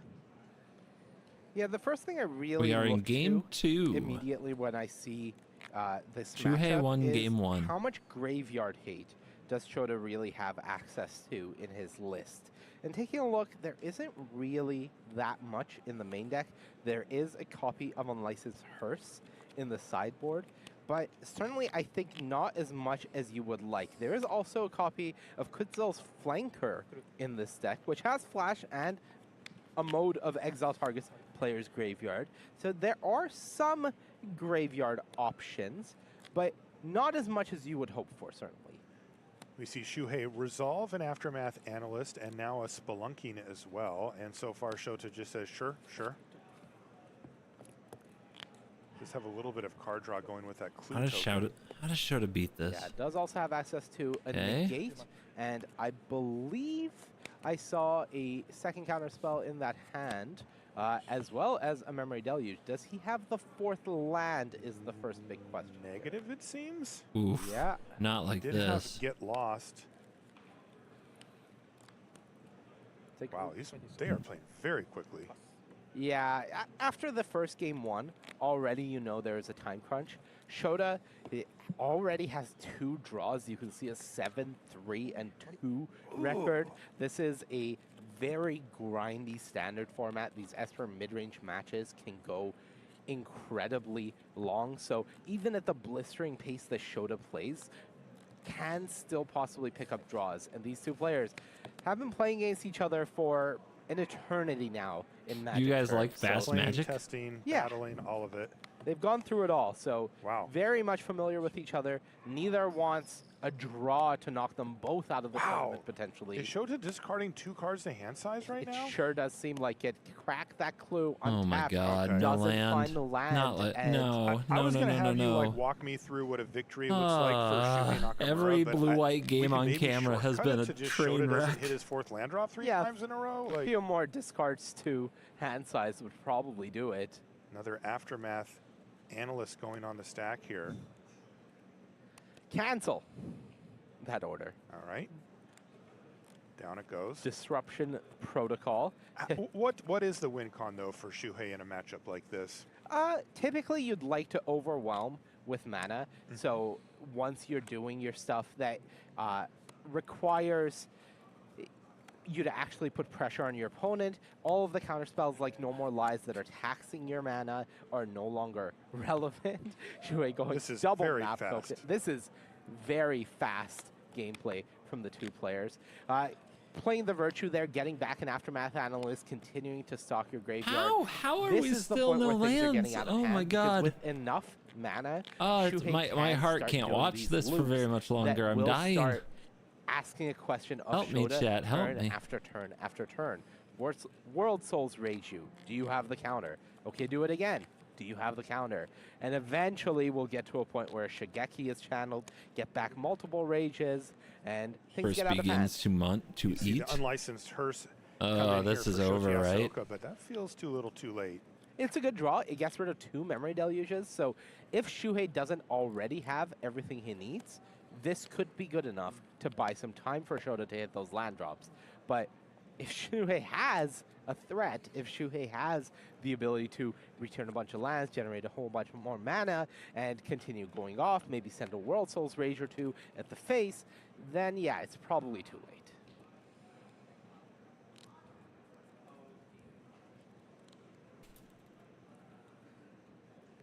Two copies of Rage in the hand, plus saw that. what I think is another copy of that Virtue of Strength.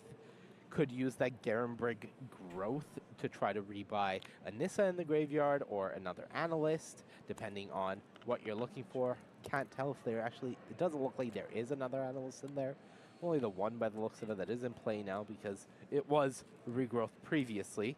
Yeah, this one has had a bit of a journey this game. Bit of a journey, back and forth.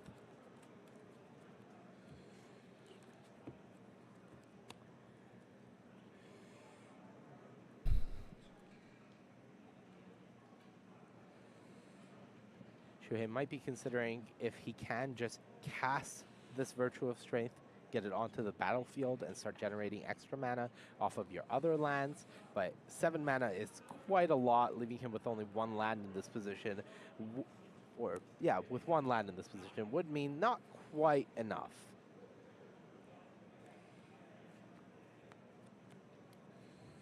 Oh. Is he going for it? Titan of Industry, I believe. Okay, that is correct. He gets the 4/4 and to blow up, in this case, an artifact. Yeah, now this is the clock that Shuhei was looking for. Shota is missing land drops. Looks like he missed another one, I think, through a Wandering Emperor. Just and a possible number of It's just lands, disappointing, drops man. that It's he's so missed. disappointing.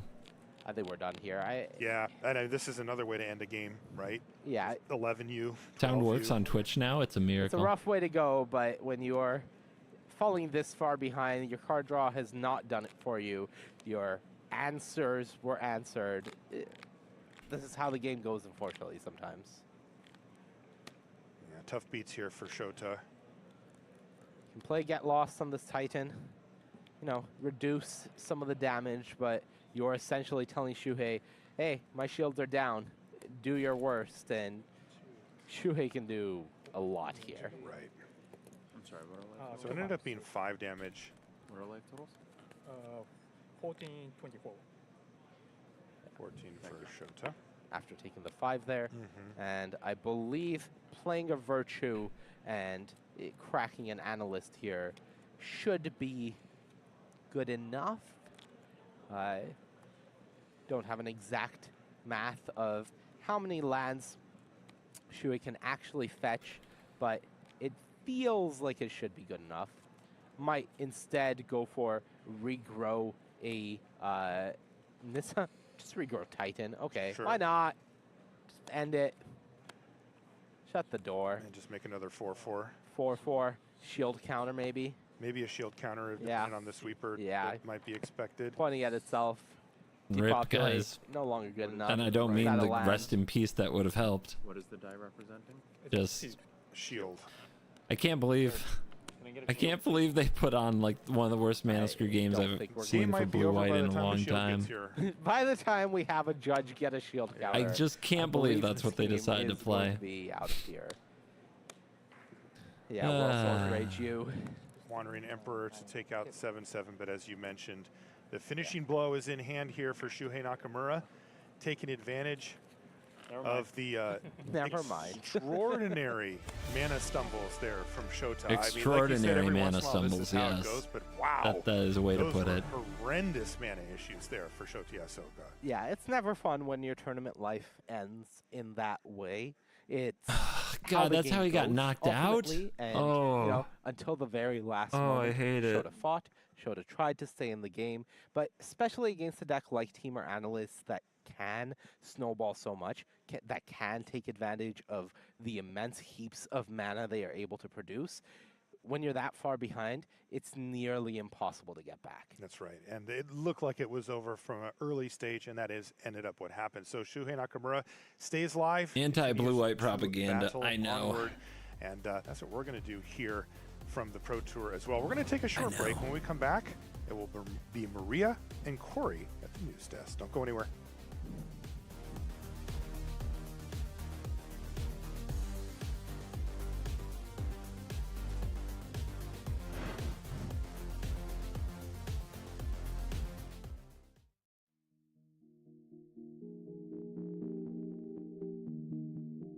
Now I'm working on dog meat. My Fallout deck. It's mostly auras. So I want most of the cards to deal with enchantments.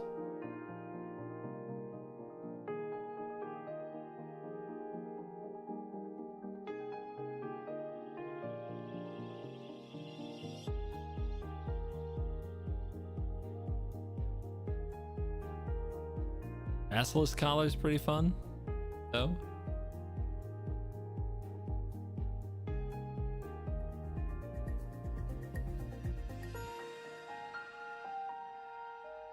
Super cheap. Whenever you cast an aura or equipment spell, put a counter on this. When it dies, create junk where X is the number of counters on it. Sure.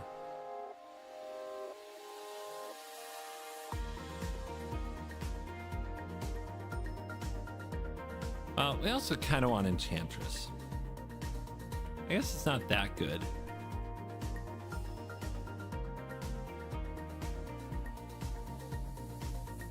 Yeah, I want to be Enchantress. Enchantress is fun. Enchantress draws cards.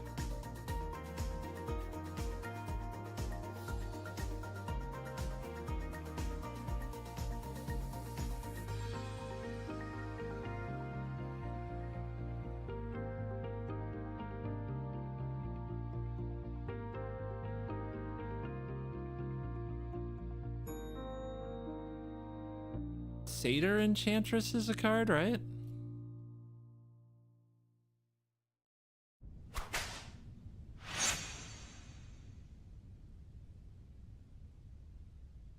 No, it's Satyr something.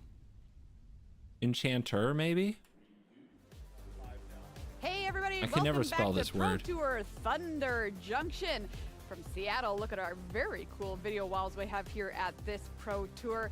We're getting ever closer Tater to and finding out Chanter. who will round out our top Easy. 8 for Sunday action. I know what I'm Hey, doing. welcome back to the news desk. Marie Bartholdi and Corey Their Baumeister wayfinder's here with different. you. Is And Calyx we do happen good? to know one one of our is. members of our top 8 already. Yoshihiko Ikawa has been the first person to lock up a spot. Let's hear from him right now. Standard is a snooze fest. I mean, it was. Oh, that's. But look at this. Look at this. Is this not why we watch? We have our first top that 8 extra player, 10 Yoshihiko Ikawa, seconds picking of up the 12th awkward. win. Don't say anything. Don't say How did that anything. game Don't go for say you? How was anything. it? Don't say anything. Yeah, Don't say so not anything. so easy match for me, but the Spy many Jockey, top thank you very decks much for the helped sub. me a lot. Very lucky. Awesome. Luck is always a good thing to have in Magic. So looking forward to the top 8 now. What other decks do you want to play most against tomorrow? So I want to match up against Espa midrange because so very good matchup for me. And domain and Boroscombok, okay. And please not against Timur. Timur, yeah. No Timur, please. All right, we'll put in a request for you for sure. And then, again, looking forward to tomorrow. How will you prepare for the rest of the day? Because you are done. You can leave, you can go do whatever you like. So what are you going to prepare? Yeah, maybe I will play test with teammates Moriyama Japan. They're doing very well indeed. So hopefully you'll have a couple extra teammates with you in the top 8. Yeah, I hope so. Many teammates now good squads. So I and 1, 2, 3 or more top 8. I hope. Well, best of luck, Yoshihiko. Another top 8 for you. This is your 3rd one, and hopefully we'll see a win for you tomorrow. Congratulations to Yoshihiko Ikawa, 3rd Pro Tour top 8 all locked up. Gets to stop playing too, which is pretty nice. Take a break here for the rest of the day. Start testing for tomorrow. Let's take a look at our leaderboard and find out who else might be joining him. Well, it could be a Waiting for your teammate. attention. We mentioned that Team Moriyama Japan doing very, very well here on day 2 and day 1 of competition. Currently sitting in 2nd place at Dude. 11-2. Check this out. Ray Zhang from Team Sanctum of All sitting at 10-3. And we in fact have 5 players at 10-3, all tied in there. There's a real scrum going here as we get down to the final rounds here of the tournament. 12 is the number that we're looking for. 11 and 5 might make it in. So we are also focusing on that loss column. Any losses more than 5, we're not considering you a contender, Corey. Yeah, absolutely. This round of players here, we got Eli Cassis, who They just need to fought hire a tough CGB. match They against don't. Sean Goddard. I was Please just watching don't. that one, so fell down Please to don't. 17th place, but then a ton of I'd have great to plays. talk way Simon too Nielsen up to 19th place. Still alive. I mean, unreal. Came into this tournament at 4-4. Came into this day, excuse me, at 4-4. I mean, That's maybe up it would to be 9-4. fun. We got Seth Manfield at 9 wins, and everybody on the screen, Maria, still live for top 8. But when you get down to 32nd place, no more losing allowed. Absolutely not. All right, very exciting. 3 more rounds to go left here in the building today. Well, if you're watching our players on screen today and they've got some pretty cool decks, you want to try them out, here's how they play. Check out some more deck bites.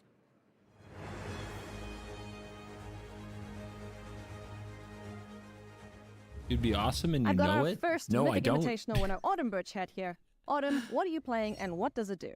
I'm playing 4-color Legends, or 4-color Slogger. People are pretty nasty to these folks, it's kind too. of like a mid-range deck, but also a combo deck. I've that can seen the just kind of things they kill say out about nowhere. commentators. What are the key It's cards? like- it's a I'm gonna guess no-win Slogurk's one of them. situation. Absolutely Slogurk, Ottawa and Takanuma, phenomenal with Slogurk.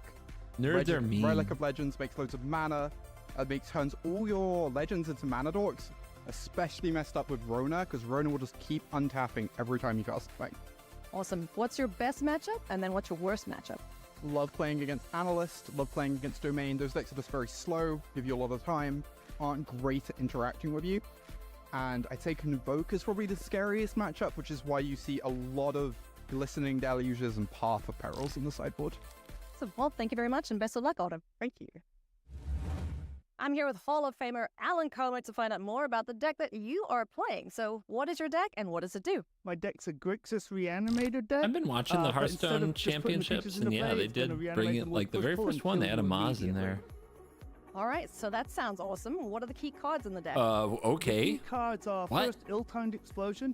It draws you some cards. It rasps the board of them, and it gets the cards you need in the graveyard so that you can kill them with push-pull.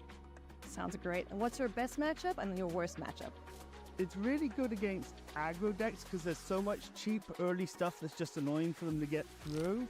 And it's bad against a lot of control, which is what showed up at this tournament. Well, Alan, it's great to meet you. And A awesome lot to of see you control here. showed Thank up you at so the much, and best tournament? of luck. I didn't get that impression at all. I'm your I guess fellow we're Canadian talking David about Olsen Esper. to find out more about your standard deck. So, David, what are you playing and what does it do? I'm playing Jund Reclamation. It's a deck that's all about putting all your lanes in the graveyard and bringing them back for lots of effects. Okay, that sounds fun. So, what are the key cards in your deck? The most important card is Pitiless Carnage, card from the new set. Made it, It John. lets you sacrifice any number of permanents and draw that many cards, which lets us put all our lanes in the graveyard, and then we can bring it back with either Aftermath Analyst or Splendor Reclamation, with either Nissa or Spelunking in play to make tons of mana and draw tons of cards. Sounds like a great plan indeed. What is your best matchup and what's your worst matchup? I think the best matchup is probably Domain. You just kind of go way over the top of what they're doing, and it's hard for them to interact. Worst matchup is probably like a Slick Shot aggro deck. They're a little too fast in game one for you to handle.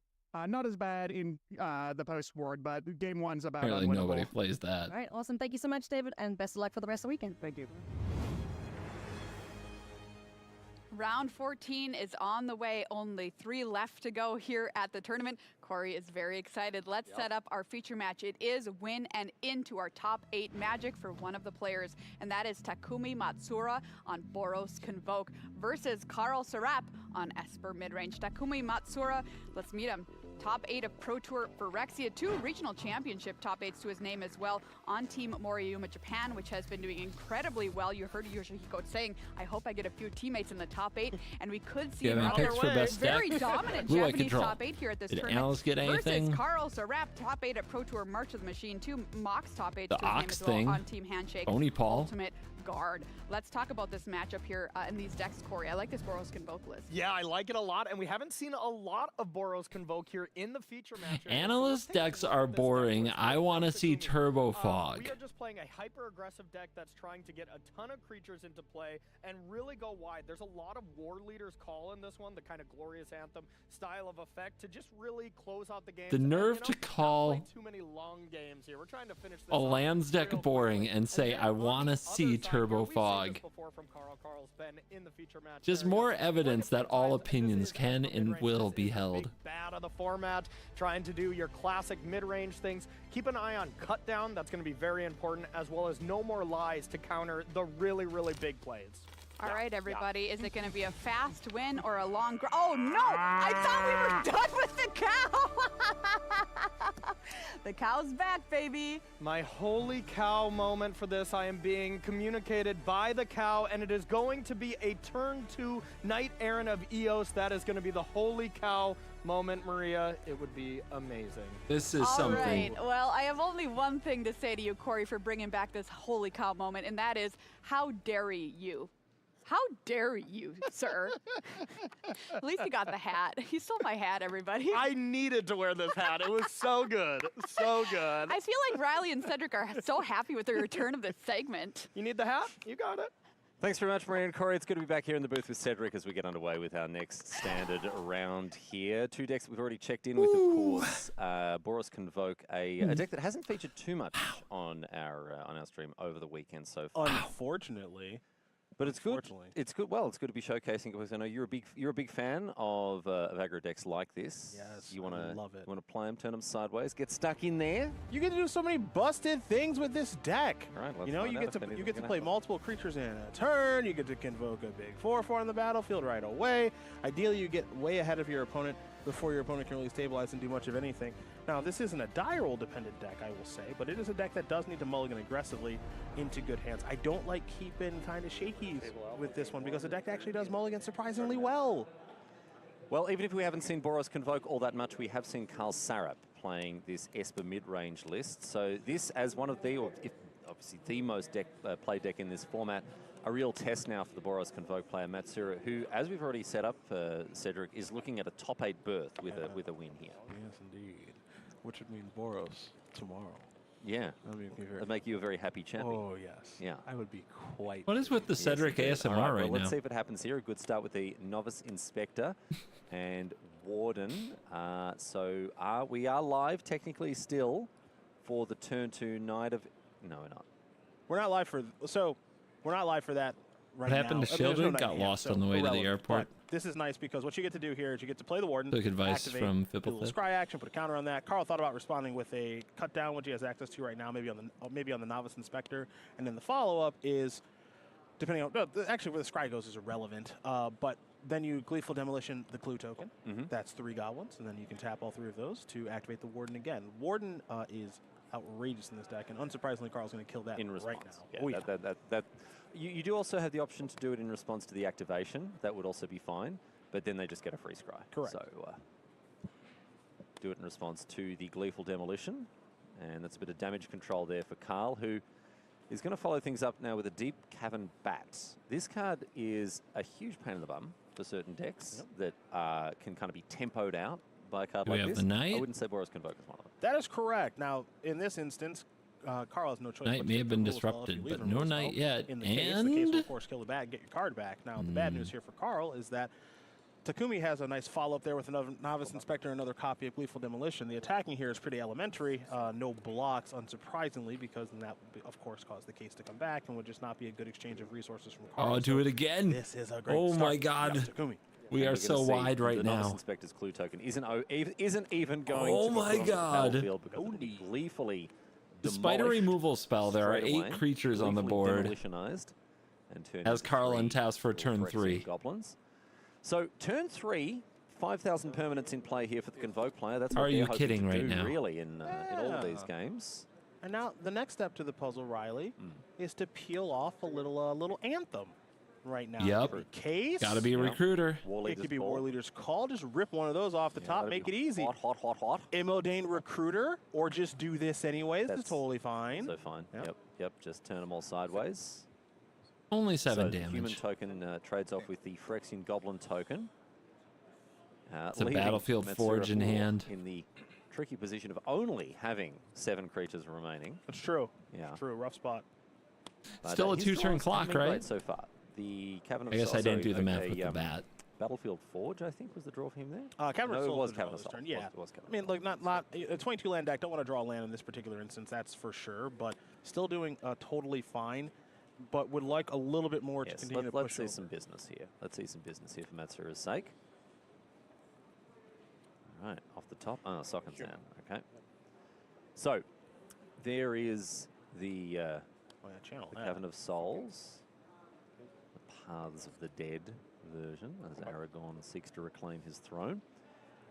And Sokken's and the Crucible of Defiance played to make even more tokens. So Matsura going extremely wide here. And Sarap responds with a 2-2. So I imagine Carl's blocks here will be 2-2 on a 1-2, 1-1 on a 1-1. Might have another play here, maybe a removal spell. Yeah, shoot the sheriff, sure. Okay, well, shot the Novice Inspector instead of the Sheriff, but that's all right. 6. All right, well, in the land of the 1-1, the 2-2 is, well, not a king, but a knight. Yeah, this is getting bad here for Takumi because there hasn't been a follow spell. Basically, there hasn't been an Anthem effect. All right. That's the biggest problem right What now. kind of a So Boros these deck 1-1s doesn't draw what it becoming less and needs? less relevant as the game goes on. And Correct. Now with Carl with a legitimate blocker in the form of that 2-2. And the bat actually will be able to block as well once the wedding. You're wedding playing announcement it flips. wrong. So once there's a transformation there, we could just see an attack here, and then we could see maybe a casting of virtue, depending on what Carl wants to do. And then we got a 3-3 lifelink bat untapped. Correct. And now what I like here from Carl potentially is there was an attack with only 1 creature, which was just the vigilance creature. If you attack with 2 creatures, which is the vigilance creature and the bat, that'll trigger the wedding announcement to draw a card, not create a creature. Carl's actually more interested in having more creatures on the battlefield right now. Yep. An extra card in hand. For sure. You need material. All right, Virtue of Loyalty played. And no attack. Yeah, so just the attack with the 2/2. That's it. Oh, there was attack with the 2/2? Correct. There was attack with the 2/2. Don't attack with the bat. You don't attack with the bat? Well, I don't know if Carl was sure he wanted to actually play Virtue or not. No, you don't attack with a thinking bat. about Yeah, that, so either way, the bat is back on defense. Immodane Recruiter is the best draw in this instance. I'm almost positive. I don't think it was Not drawn. resolute reinforcement? It's not that one, I promise. No, I can tell you that now. That's much right. Because now the creatures are just getting a little too large. Yeah. The bat being a 3/3. Yeah. Because it is a base 1/1 with a +1/+1 counter, And then, of course, the Anthem effect from Wedding announcement makes it to a 3-3. And what an attack here would do would destroy 3 of Takumi's creatures and not affect Carl's life total. That's correct. So Takumi in the unenviable position of just doing stone nothing there. And in come the clowns. I think we're attacking with everything here. Yeah, so this time it is safe to attack with the majority of your creatures because double and triple blocking is bad because your battlefield's going to go down. And Pat getting bigger is a problem. But also I mean, because Virtue is it's going kind to of go over, tapping right? everything, Like, your what could creatures you? effectively It's all 4 have vigilance health. and all are going to grow. Could you just rip So a Carl recruiter is here safe and to get just there? continue to attack with everything moving forward. Against with Anomoralize, effectively no consequence. you have a cavern. I very mastermind. Think that the Virtue of Loyalty costs 1 mana too little. Bold. 5's a ton. 5's a ton. We see it so routinely deployed, and the fact that it does often have an immediate impact, even when you've just got a 1/1. Yeah. It's a really, really strong effect. I think it's just meant to be good. Yeah, well, they've done. If that was the stated objective, they did They it. met it and then some. Yeah, they did it. They met it and then some. I'll tell you that. And this is why the Anthem effects are so important in this Boros Convoke deck, because you can have starts that look like this, which is 1 drops, Breathful Demolitions, going wide with a bunch of 1/1s, but they need just a little bit of oomph to cross the finish line. And unfortunately here for Takumi, the oomph never came, and now if it does come, Riley, it might be too late. Yeah, this is an oomph that is not going to be sufficiently oomphy. There you go. Oomphy. I started that sentence. Yeah, without you're really doing having to great. dismount. No, you did. You did no, great. I paid the price. You did great. No, It's not oomphy enough. It's not oozy enough. It's not anything enough. Oh my goodness. Brutal. Pay the iron price for that one. All right, Resolute Reinforcements flashed in. Takumi draws. It's kind of now or never, really, for him. He's on 6. Facing down. Almost lethal in the air, actually. Is it? I think it is, yeah.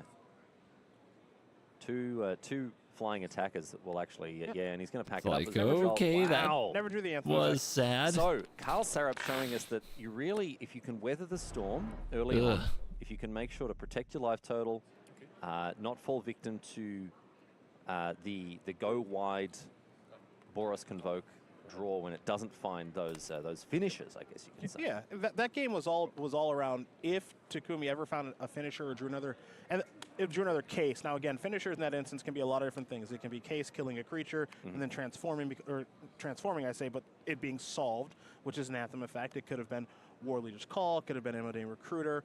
It could have been a lot of different things. It could have been Sanguine Evangelist. It ended up being none of those things. And then, as we saw, the 1/1 simply were not enough. All right. You're on the play. Do the things. 1 drops. We have both Warden and A little Novice scry Inspector goes a long here. way, right? Grow the Warden. Right. I'm not given the opportunity to cut down as he plays a tapped land to open his account. And Yeah, here we go. Start here. This is the BS we're used to. Carl agrees with me. There you go. I mean, this is the appeal of playing this deck, is the starts that look Oh like my this are awesome. God. Now, of course, we're not seeing the Convoke start with Knight Errant of Eos, but this is still a lot of power on the battlefield and the opportunity to control your draw step because of Warden of the Inner Sky. This is about the second best start this deck can get. 5 creatures. I'm pretty sure I hear attacking on Maria turn 3. losing her mind on the One of them desk. somehow a 3/4. I'm pretty sure that's what I just that heard. Warden is just busto. Just busto, dude. So Voldaren Epicure and Urabrask's Forge in the hand of Takumi here. Urabrask Forge coming out of the sideboard as a 3-of. At the beginning of your turn, put an oil counter on Urabrask Forge. Then create an X1 red Phyrexian creature token with trample on haste where X is the number of oil counters. So it makes a 1/1, then a 2/1, then a 3/1, and then you sacrifice that token at the end step. So a way to play through removal. Correct. So any type of removal spell, this will effectively let you continue to play through. Carl does have a copy of Temporary Lockdown in his hand, and that card's excellent against this strategy, but Urabrask Forge does a very nice job around it. So this is a good way to go around Temporary Lockdown, which is going to be impactful in this game. Okay, go for the throat on the Warden. So that will mean that 5 damage comes across. And the Phyrexian Horror is sacrificed. So, temporary lockdown will permanently lock down Okay, board gone, but Forge remains. goblins. While the Novice Inspector gets to just hang out and play Animal Crossing. What? Who's playing Animal Crossing? Right. Voldaren Epicure number 1. There's another one in hand. Yeah, this is actually a really good reload turn here for because Takumi. we've also got the Warden as well here. Really also to note here, I really like the way that Takumi is using his extra tools here. The Urabrass Forge, of course, is an artifact, so you can use that with Warden along with the Blood Token and the Voldaren. And that means that the Epicure is still untapped. Excuse me, that means the Warden is still untapped if you're worried about a card like the Wandering Emperor exiling a tapped creature. Now, Takumi does have the decision along with the Scry of if I do play this the second Epicure, another Blood Token is going to come along with it, and do I actually want to use my leftover material? We'll see how the sequencing does go here. All right, in comes the Horror for 2 this time. And this is what Takumi is really thinking about: is do I actually want to commit my final threat? Which the answer is yes in the Epicure. Yeah, the Blood Token comes with it, and then will we see the activation of the Warden here or not? I think you definitely do, because you know, you sort of worry about overcommitting, but you've just put 2 Blood Tokens onto the battlefield. So if you whiff next turn, you can cycle it away once, maybe twice if you need to try to find some more Esper action. Lockdown You can get a 2.0? look at it. And the 4th line entering the battlefield tapped here for Carl's a little bit difficult. If I you mean, cared about Tidebinder's exactly, really again, good against the Wandering Forge. Emperor. It can also slow down Recruiter. The Tishana's Tidebinder and the, or the Go for the Throat. Knight Errant of Eos off the top for Takumi Matsura. That's not a bad one. Not bad. Tidebinder can have decision something to say point about that. here on if you want to play it this turn or just try to attack with these creatures and the Urabrass Forge. You can, if you play Knight Errant of Eos this turn, you can do it via the Cavern to guarantee its resolution, but it's you effectively taking a turn off. But we're going to see it come through. No, I like this. I think this is good. I think this is finding a good middle ground here between putting on pressure, not tapping the Warden, but also making sure that you don't run out of gas. Interesting. Only for Playing 2. Knight Errant, refueling the hand. I think he It's knows. also a 4/4, a very respectable size. There's only so many things it could be, Carl is but it also under definitely pressure feels from that like he Forge. knows. The Urabrask's Forge is now up to, it'll generate a 3/1 this turn. And it does have trample. The tokens they make have trample.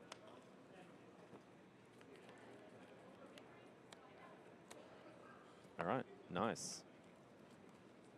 It's the Resolute Reinforcements and the Novice Inspector off the Knight Errant of Eos. So a little refuel there for Takumi. One thing that this Boros Convoke deck is really good at doing, you're seeing an example of that in this game, is it's really good at coming at you in waves. We saw the first wave and Lockdown took care of that. Now we're seeing the second wave here that Carl has to try to deal with. And doesn't have another Lockdown at this moment, does Carl? But even if Carl did, Lockdown doesn't take care of the Forge, nor does it take care of the Knight Errant. So Boros Convoke doing a really nice job of just throwing multiple punches this game. So the Warden's going to be able to get in there for 4 here. But instead, no, okay, Tishana's Tidebinder on the Urabrask's Forge to prevent it from generating the 3/1.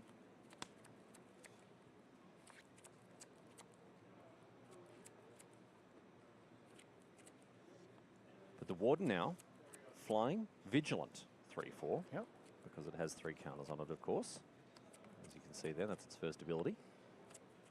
So a very, very respectable threat here. Thank you, Mark, for the sub.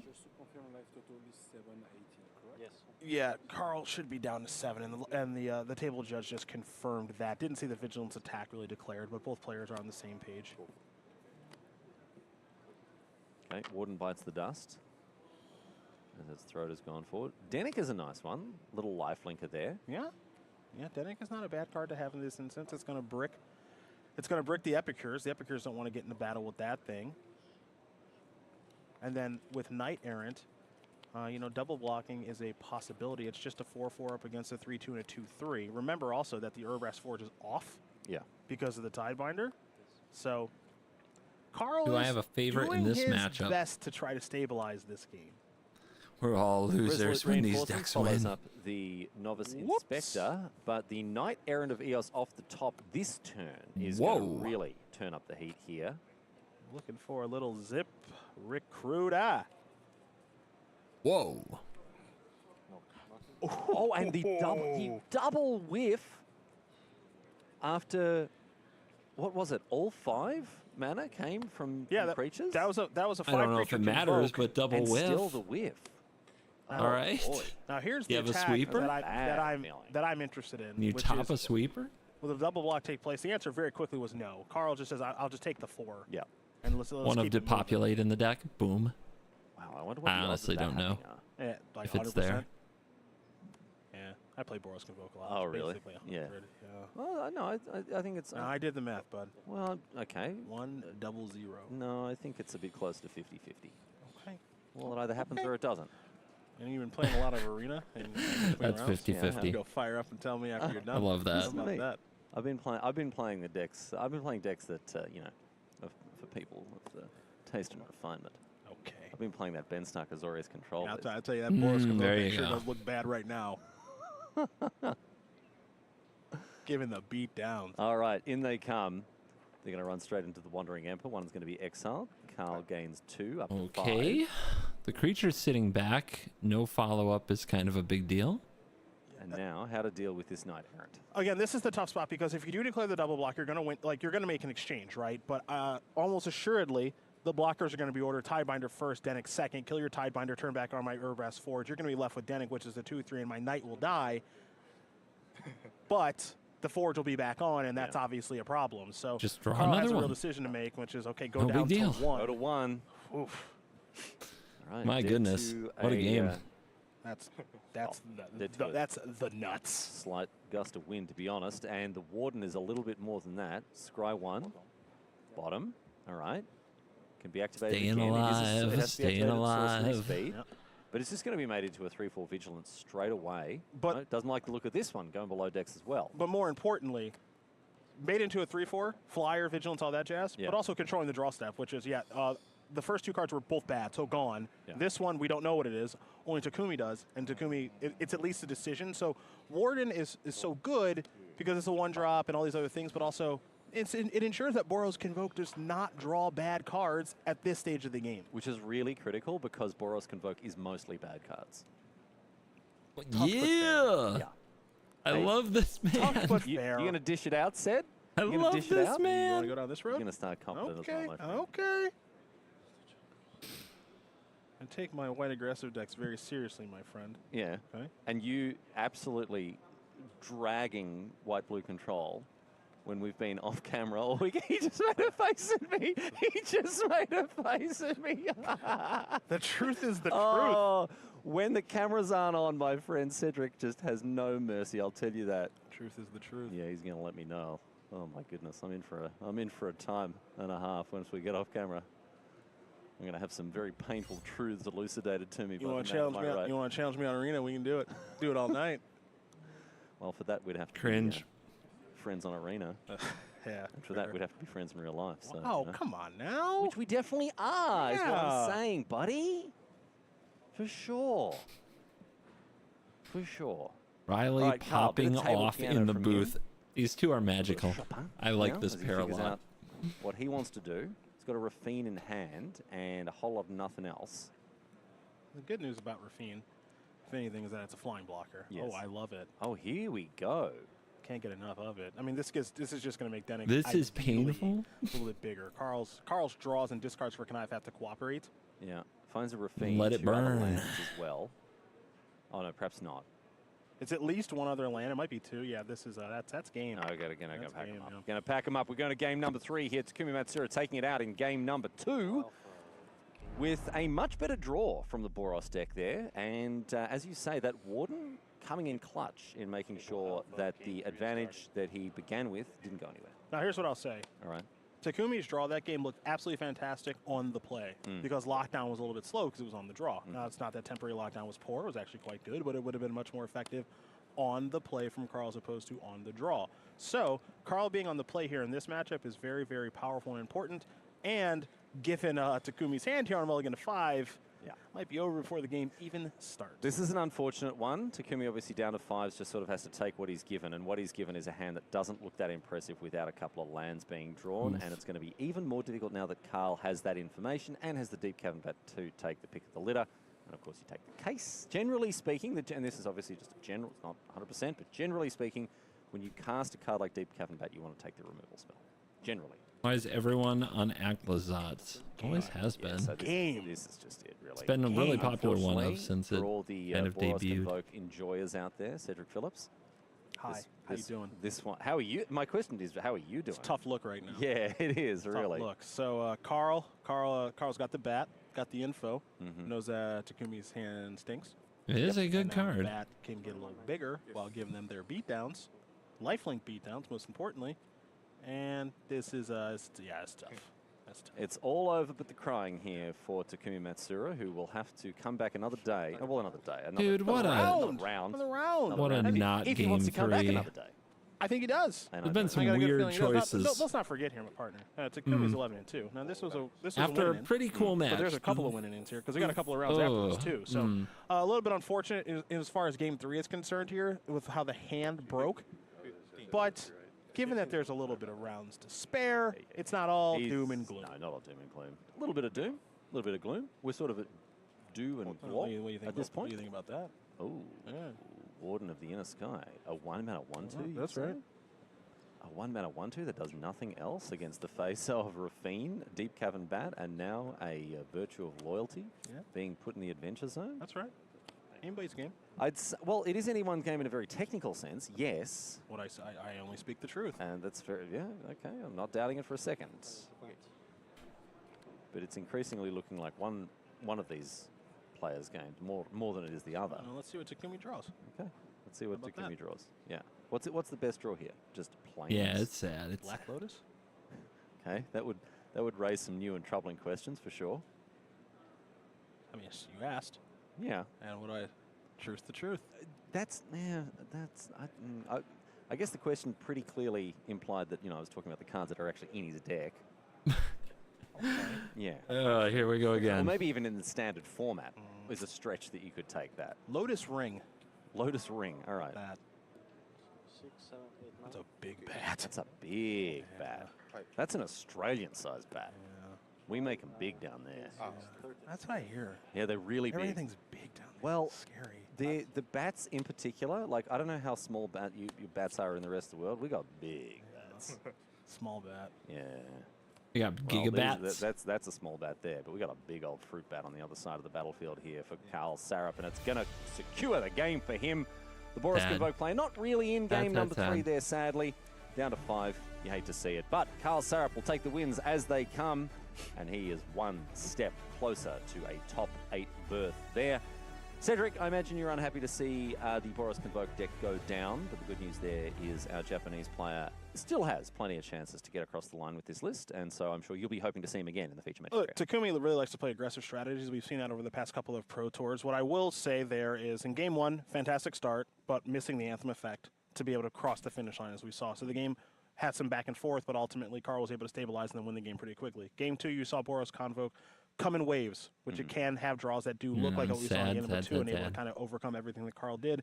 But some of the times the problem with Boros Convoke is that I think the deck does mulligan a decent amount, and it is prone to having good mulligans. It's also prone to having mulligans that look like when it did in game number 3, which is effectively do nothing. So it's a deck with a very, very high ceiling and a pretty low floor, and we saw all sides of it We in got those we 3 got a games. tour of the whole house. We sure did. We We absolutely sure did. and I'm hoping we'll get a chance to explore that particular Zillow listing a little bit more in a future round. But right now, we're going to take a quick break. We've got another match to bring you. Magic as we is still continue magic, coverage guys. Of Standard here. So it's over to Corey and Maria to set up what's coming up next.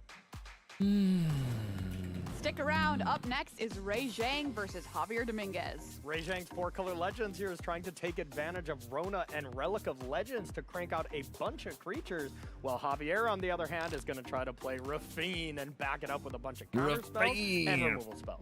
Will it be Legends over mid-range? We'll find out up next.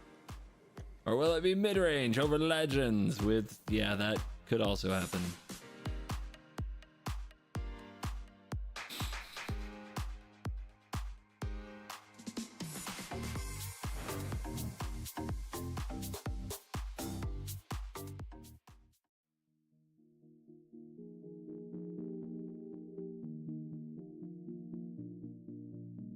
Now I'm working on Chromium the Mutable. You guys might have seen this deck on Extra Turns, and we're rebuilding it. Introduce a whole new generation to the beauty of chromium.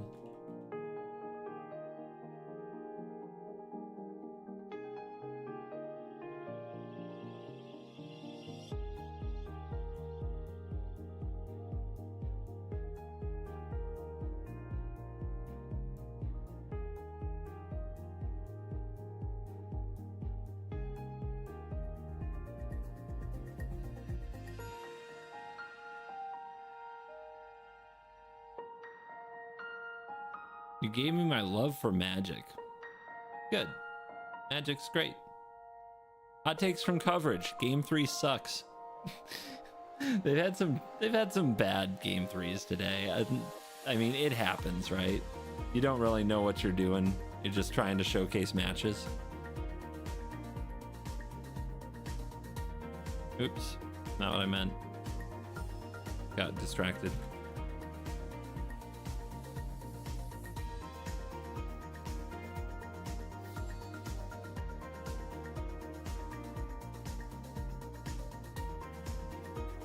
Other good con? Oh yeah, Urtai. I remember I ran Urtai in this deck. It was very good. Basically killed Jimmy Wong of Game Nights fame. Assist going to, he said sarcastically, assist going to Talia.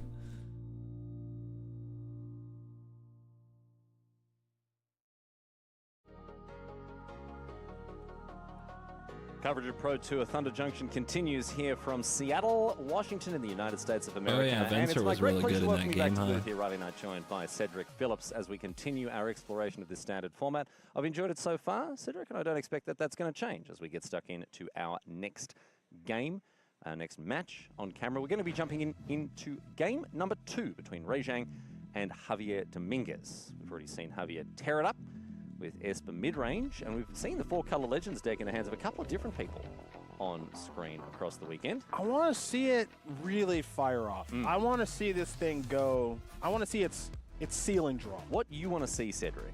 You want to see someone get gurked. Yes, I do. Yeah, you do. Yes, I do. Yeah, you do. You're a real nut. Javier, you know, if it's you, and if it's Javier who has to get gurked, you know, Javier probably just win the next 2 matches in the tournament. And that'll be it. But Legends versus all right, both players here Esper. on 7 cards. Whose side are we on? And a swift pace of play here after a very long game 1. We're told that game 1 lasted around 20, what was it, 23, 25 minutes? Yeah, definitely over 20 minutes. And you can definitely see, there's some real pace of play here that's being taken into consideration because Javier is looking to finish. Now, remember, and I know you know this, but Javier does have the ability to play pretty fast. Looking to finish. Yeah, his hands turn to blurs at some point after when he really wants to go into top gear. Go for the throat. The exchange here with a Fairy Mastermind. They're going to be a second Fairy Mastermind, which will run up against that Titania. As discussed, does have reach, long arms. Oh, Javier, no. I would have got. Yeah, you would have got. Yeah. Oh, that's why you're sitting here and not there, Sid. I see, it's pretty comfy though. You did get the comfy seat in the booth, didn't you? Yeah. What's that about? What's that about? Me and I Marshall mean, I sitting play here on as this, a on this control and I get dumpstered. Money. Duh. Infuriating. I know it's not close. Yeah, you got connections all the way down. All right.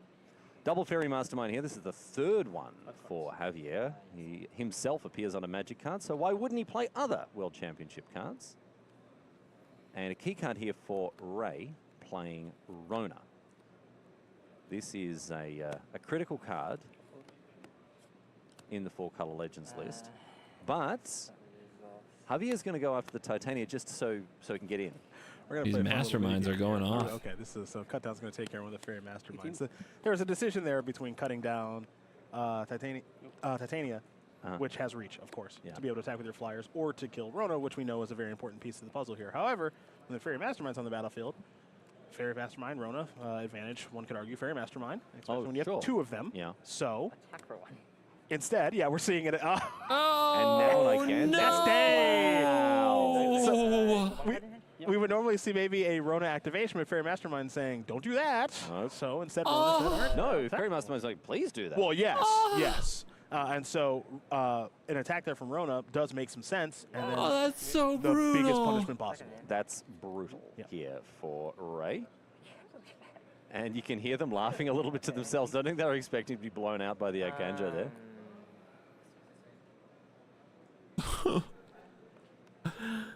Oh. Thinking about their next move here, Ray Zhang. Suffering. I Ray, feel the suffering. At the end of last turn, doing really good. Mm. You know, got the Flyers on check, got a Rona, one of the best cards in my deck. Everything's changed now. All right. Goose Mother. Should I say it? Should I do the goose joke? Let's go. Hit it. Ready? Go. Moo. That's actually really good. Okay. So wondering where you're going to go with that one. Oh, dear. Oh, that's funny. All right, the Goose Mother here for 1. And it's going to create a food token as well. We round up. So interesting because Ray does have Slowgurk in hand, not wanting to expose that key card at this point. Happy to run the Goose Mother out, however. Here's the Gurk now. Yeah, I don't think so. Goose wins this? GG's? Yeah, it's going to get exiled.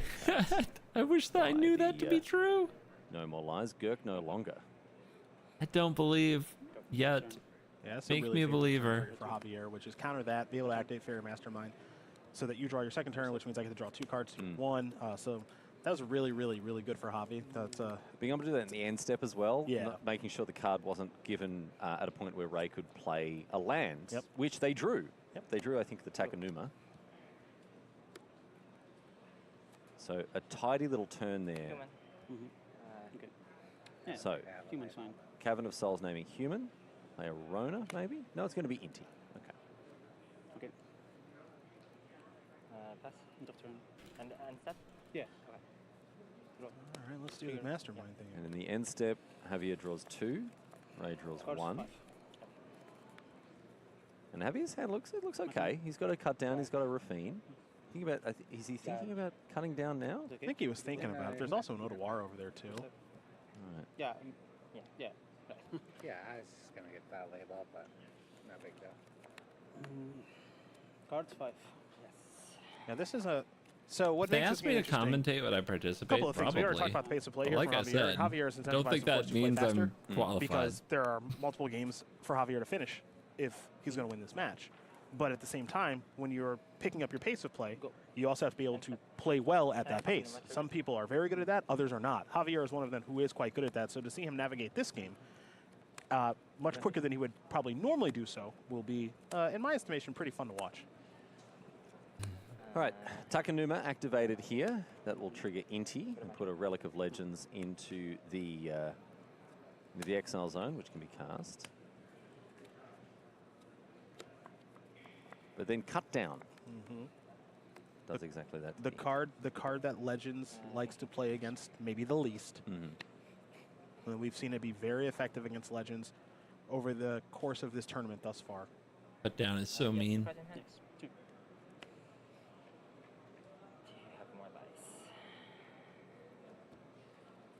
Ray's got a nice full grip here, but not a huge number of lands. Going to cast the Relic from Exile. 3 mana available here to the 4-color Legends player. Interesting. Okay. Right. Otawara bounces the Goose Mother. I have not used my land draw for turn. I will cast 1 card. I'm at 18. Yes. You're at 20. Yes, that's correct. Sure. Okay. You can tell when you watch Javier in a spot like this. Yeah. Javier's naturally fidgety. Yeah. But he's really restless now. But yeah, because you can tell that he knows time is of the essence because the first game took so long. Okay, so I search. I can do a land, right? I can set off his tower? Yeah. Yeah. Thank you. Yeah, Javier's asking, can I search for a Rafine's tower, which you can. Yep. It only needs to have the basic land type. It doesn't have to be an actual basic land itself. So you can search for Triome or a shock land or something like that, a surveyor land. Pretty nice. And now, Riley, this is where Rafine can really start to take over a game a little bit. Yeah. And for Javier's sake, he'll be hoping that he can Combat, I guess. start to turn the corner here and get this game over and done with as quick as possible. Good question on what to target. Okay, so Rafine's going to target itself.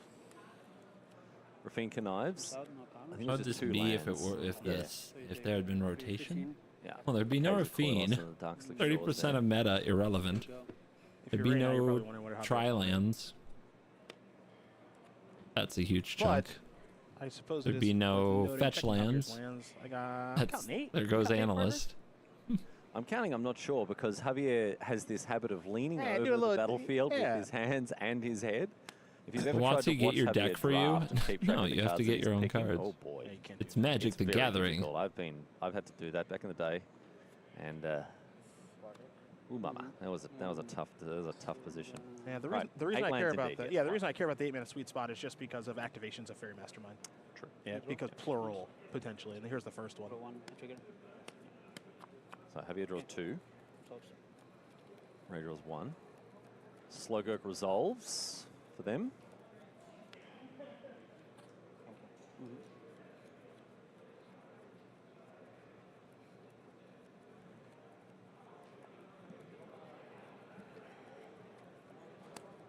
I'm curious how Javier wants to use these tide. Yep. I was curious how Javier wants to use these tide binders that he has picked up now. Plural looks like first one. Yep, right now. Right now, turn this into a 3/3. That is With no abilities. The over slime no longer, now just the regular slime. Yeah. Under slime even. Yeah, I think under slime. Under slime is pretty good, yeah.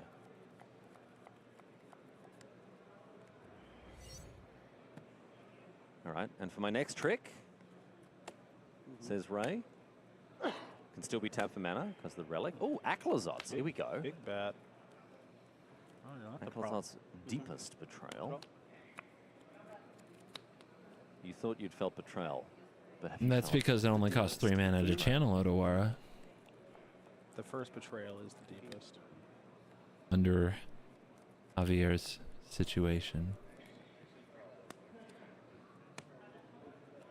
Yeah, All right. that one's worth a read. It's got 4 lines of text. Yeah. Dun dun dun. Have a quick check of what it's doing. Flying lifelink. And when it attacks, each opponent discards. If they can't, you draw. Also makes bat tokens. But right now, we're seeing an attack once again with the Fairy Mastermind and the Rafine. Okay. Draw 2 to connive. We're going to find something better. Well, this is some risky business here. Oh yeah, because if we discard land. Oh no, he hasn't found lands. Not this time. It was a duress. Oh, he's going to discard a land. Follow up. Okay, not so. And oh wow, is able to actually put the Aklazot's trigger on the stack just in order to counter it here. Huh? Ray Zhang. Oh, by discarding? Looking at this Tishana's Tide Binders and Gross. going, ugh, brother. Brother, ugh. These cards have been disgusting. Yeah, Tidebinder is outrageously powerful. You ever seen this one? You familiar with this one? What's this one? We've covered Virtue of Oh, Loyalty. the a time Virtue or of two. Loyalty. Yeah, no, you're very familiar familiar with with that. that. What's this one? Sorry, I Riley didn't catch you said. being sarcastic. LOL. Yeah, intensely familiar with it. This card has won multiple games for our Esper players so far. And here it's just being hard cast without the intervening Knight token, which we see so often. So all of these creatures untap, and now the game firmly in Javier's control, you would say. Yeah, I like Javier's positioning here quite a bit. Virtue's going. Battlefield looks pretty good on the ground and in the air. And I think most important of all, it's done a really nice job of just keeping Ray off balance. Has Ray been able to get Rona or Inti going, and it's still trying to just kind of piece things together. Oh, I like this by Javier. A little encroachment. Yeah. Keep moving the permanent Power up move. Yep, there you go. Move the graveyard up a little bit. That's right. Push these lands Just up a little scoot bit. them forward. Yeah. That's it. By the end of the game, you're casting spells onto Ray That's right. Zhang's Oh, I'm lap. keeping track now. Yeah. I think 1, 2, 3, 4, 5, 6. Okay. I'm Let's move thinking that Rafine up. yeah. There you go. I don't know what it is that Ray can do here. Not much. No. Which makes me wonder. Okay. All right. Big old goose mother. 6. Okay. Get some food. Alright. And you can see Javier's itching to get this game over. Yeah, very, very He's much. Really, really. And look, I don't blame him. Like he needs to get a wriggle on to get the points on the board here. And look, I think that in Game 3, players might slow down a little bit, but they both might play at a very fast pace because they both have interest in, of course, finishing the match. Now, don't forget, too, this is a tournament, as we've looked at players' records at the news desk, where a lot of players have draws. Yeah. And you'd prefer not to get yourself into that mess if you can. You don't want to fall into that draw bracket, losing the 2 points that you would otherwise got for a win. Really All right, good draw. Goose Mother dies to the go for the throat. Really should be go for the throats here, unless it's a very well timed and with a large surface area. I'd argue to this the is, attack. I'd argue this is pretty well timed.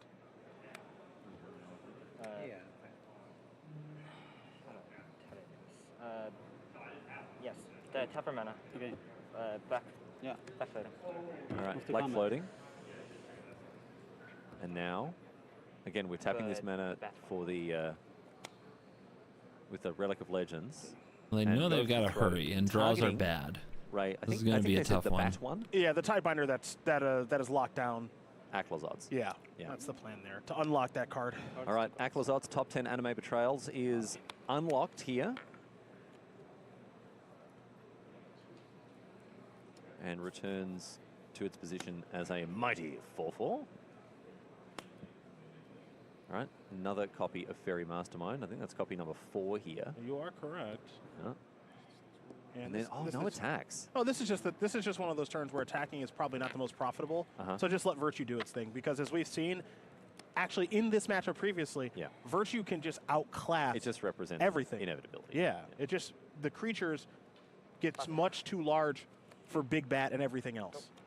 End of turn. There's this. And now we're going to see, oh, Okay, so that resolves triggers on the stack. 2 triggers. so 2 triggers here for Javier to draw 2 extra cards. Okay. 1 and 2. My turn. Yeah, not bad. Pretty good. Not bad. Pretty good. Dave, good. Are you saying it's pretty good? Javier Dominguez with 500,000 cards in hand here. He's going to cast Denick. I feel like I've seen this spot 4 times today. Esper is way ahead. 4-color Legends is treading water but getting nowhere. Drop. Combat. See what the attack is. No attacks. Wow, this Aclazotz really is locking the battlefield down. It is and it isn't. And the reason I say that is because Javier, I would argue that he has inevitability right now. Yeah. So why take any risk? What are you scared of? Because you want to end the game as quickly as possible, so you can get on with game number 3. That's a fair point. That's a fair counterpoint. But losing means there doesn't matter. You got to be sure. You got to be sure. Okay.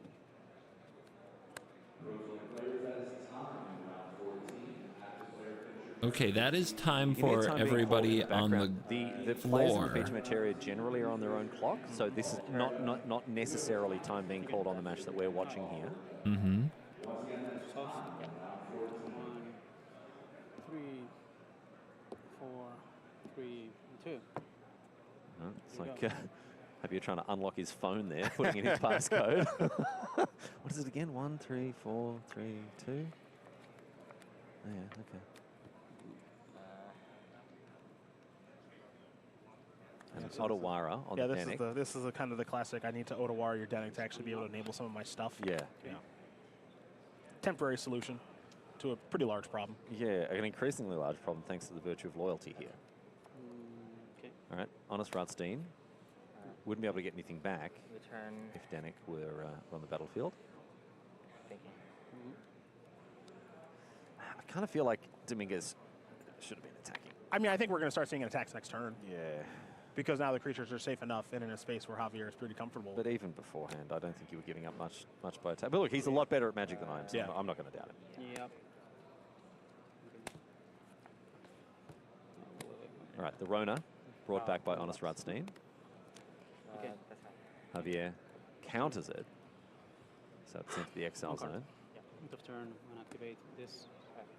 So, So Javier's going to pick up 3 cards, and if Javier's able to just find a removal spell here, it's lights out. Yep. Just gotta Yeah, finish the the only thing job, is Ray dude. also does have food tokens, which can be activated with the mana from those legendary creatures. So that may slow down Javier's clock a little bit here. Bat. Take a look. What are you working with? Double cut down. They do nothing. Oh, actually, no one kills a bat. Yeah. It's best he can do. Yep. So you're at 11, Best right? thing to do, excuse me. And then a go for the throat on the Acklazots, and that should be enough to send in the clowns here. Yeah. It'll be a food. There can be 1 food token activation, but So on an should effective be 14 here, Ray. And they're going to pack them up. We're going to go to game number 3, excuse me, as Javier picks that one up. Took a while, but he got across the line in the end, leveraging some well-timed removal. Game 3, not a lot of time. Zhang had put in place. And so now we head to a deciding game in this match between these two, and it'll be played, I imagine, very swiftly by both players, because Cedric, once again, neither of them wanting to fall into the draw bracket for multiple reasons. time is very much of the essence for both players. Both players checking in at 10-3 record-wise. And remember, the goal here is 12 wins. Yeah. We are in round 14, 16-round tournament. So, again, the preference here is somebody get a W as opposed to a draw. And as you said, I think we are going to see some very fast Magic, and that's not a bad place to start. See if it lives. Someone's got to win. Rona does live. The draw makes it really tough for both of them. The Slowgo can't go off while Denick is in play, but okay. But it's not too difficult to get rid of Denick. And now the little engine here of Rona plus Relic is set up for Ray. So a great start for them.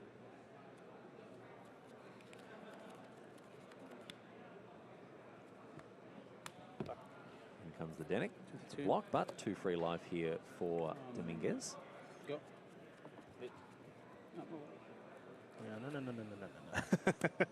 Oh, boy, that's really Ouch. nice. My goodness. Tidebinder, but a cut down. It does feel like Means that they either don't we're get a not draw, seeing Legends do what because Legends the ability was is countered, truly but supposed to the do, Roger is now free or to it's not as favored as we thought. Okay, there's a Rona and a Slogurk on the battlefield. This is and a Relic of Legends. We have not really seen this. This is where they keep trying to get in every game we've watched. They just haven't been able to Seiji put it puts together. on the Slowgo when it's discarded. So this might be the show we're looking for. 3 mana, Goose Mother, legendary means it untaps the Rona. Look at that goose. Goose Mother for 2 and a food token. Pretty good start. Yeah. Pretty good start. Yeah, on turn here for 4. Ray. Yep.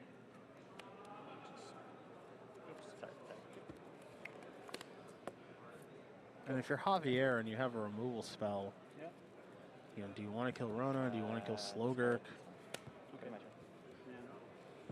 Denick being on the battlefield is Graveyard nice, is but- starting to get a little confusing. Yeah, we're gonna do our best, right? Yeah. At the moment, the division between battlefield and graveyard is between the Rona and the Titania. Combat. Attack trigger. All right. So when this An attack from the Goose Mother. When it attacks, you can sacrifice a food. If you do, draw a card. Attack trigger, and we've got to read. Oh man. Pause it, please. When it attacks, you may sacrifice a food if you do draw a card. No, it's not a delayed trigger, so it'll do all in one. Oh, that's interesting. Okay, because of Fairy Mastermind. That's why Javier, I believe, is asking that question. Okay. Right. Because if you flash in the Fairy Mastermind, then they just don't sacrifice the food. Potentially, yeah. Or it can just be activate Rona. Okay. Second name. Yes. Yes. And now, flashing in Yuta doesn't do anything because that's the 3rd card they've Correct. drawn for the turn. Correct. It's Slogak. That's the graveyard where that Slogak just went. Slogak just went. Slogak? That's Hogak's younger brother, Slogak. They're best buds. Yeah. And there's Yuta Takahashi in the form of Fairy Mastermind. What a card. All right, Rafine, the marquee card for this deck, but it's going to get, it's going to be the victim of a long goodbye. Not a big goodbye, just a long goodbye. Pretty short. 2 cards. A brief goodbye. I'd argue, yeah, pretty short goodbye. Yeah, truth brief be goodbye, told. exactly, yeah. So it looks like maybe Javier. Okay. 20, okay. 15. Yes. Getting I think we're gonna have frisky. a fun conclusion to this game. Yeah? I do. All right. I do. Kind of going back and forth a little bit. This isn't a. This might be a prediction, not a spoiler. I'm not quite sure, but I think virtue of loyalty might work itself into the equation here again. Yeah, maybe just a little bit. It has represented inevitability in matchups like these, and it could do it again. It sure could. All right, Danik in with the Fairy Mastermind. Slogo grows to a 5-5. Takanuma trigger. Gert Target? No, right? No. Yeah, Gert getting pretty big. So 3 cards. 2, 3. Return two more counters and return Titania. Jeez. Yeah, I'd take a look at that one Yeah, too. yeah, I was like, wait, hang on a second. What's going on? What is happening? All right, Slogurk says Cast, you can return it to your hand by removing 3 +1/+1 counters. Ray is also doing us a favor. I do have to say, Ray's doing us a favor by separating their graveyard in this way. It makes it easier. into Plaza lands, is creatures, a and line. non-lands. Yeah. It is making things Okay, easier. stuff So, on taps. Even though there's a little bit of Combat is battlefield happening. ambiguity, It's a big they are swing. doing us a favor here and making things a little easy to follow in the yard. 6. That's a pretty big hit. Slogurk's really good. Oh boy, yeah. Down Yeah, to 6. Slogurk's not bad. Okay, It's a heck of a card. So I think the plan here for Dominguez is fully this virtue of loyalty. Yeah, here. could you imagine? Well, virtue of loyalty, really? Yeah, who could have seen it coming? Wow. Yeah. Yeah, crazy If, good I, catch. if only someone had pointed that out. This is a really good card. Yeah, it is. Pretty good. Virtual loyalty. Trigger. Counters on everything. Second main. Discard this trigger. Gain 2. Gain 2, yeah. Slugger goes up to everything 9-9. And now the dice come out. So Dominguez settling in for a little bit of a longer game here, Cedric. Ish. You think? The reason I say that is because I think that Ray is going to do their best to shorten this game because Slogurk is so large. 7 extra turns. Time called in the round. 7 extra turns. We don't often see 7 extra turns, but that's the result of a slow play warning. Yeah. Oh. When a player is issued it with a slow play warning, 2 extra turns are given. Huh. I didn't know that. So this game may end up fizzling out into a draw, or we may see a rapid conclusion here. We may see Slow Gurk become Fast Gurk in the hands of Rajang. Were to die in the in combat at the same time, I would get lands. Is that true? Your target. If they're both dead, you'll be able to target. Good thing to double check. So they both die, and then the trigger will go on the stack and be able to target. Yes. Thank you. As the Denic isn't on the battlefield when the trigger is put on the stack. Yep. It's fine. You know, if that were to hypothetically happen. Yeah. Because I think Ray believes that's going to happen. Yeah. And Slogurk is, was that 9-9? 9-9. 9-9. We got the warning? I'm not sure. Yeah. One of the players Trample. in this game. Oh, true. Yeah.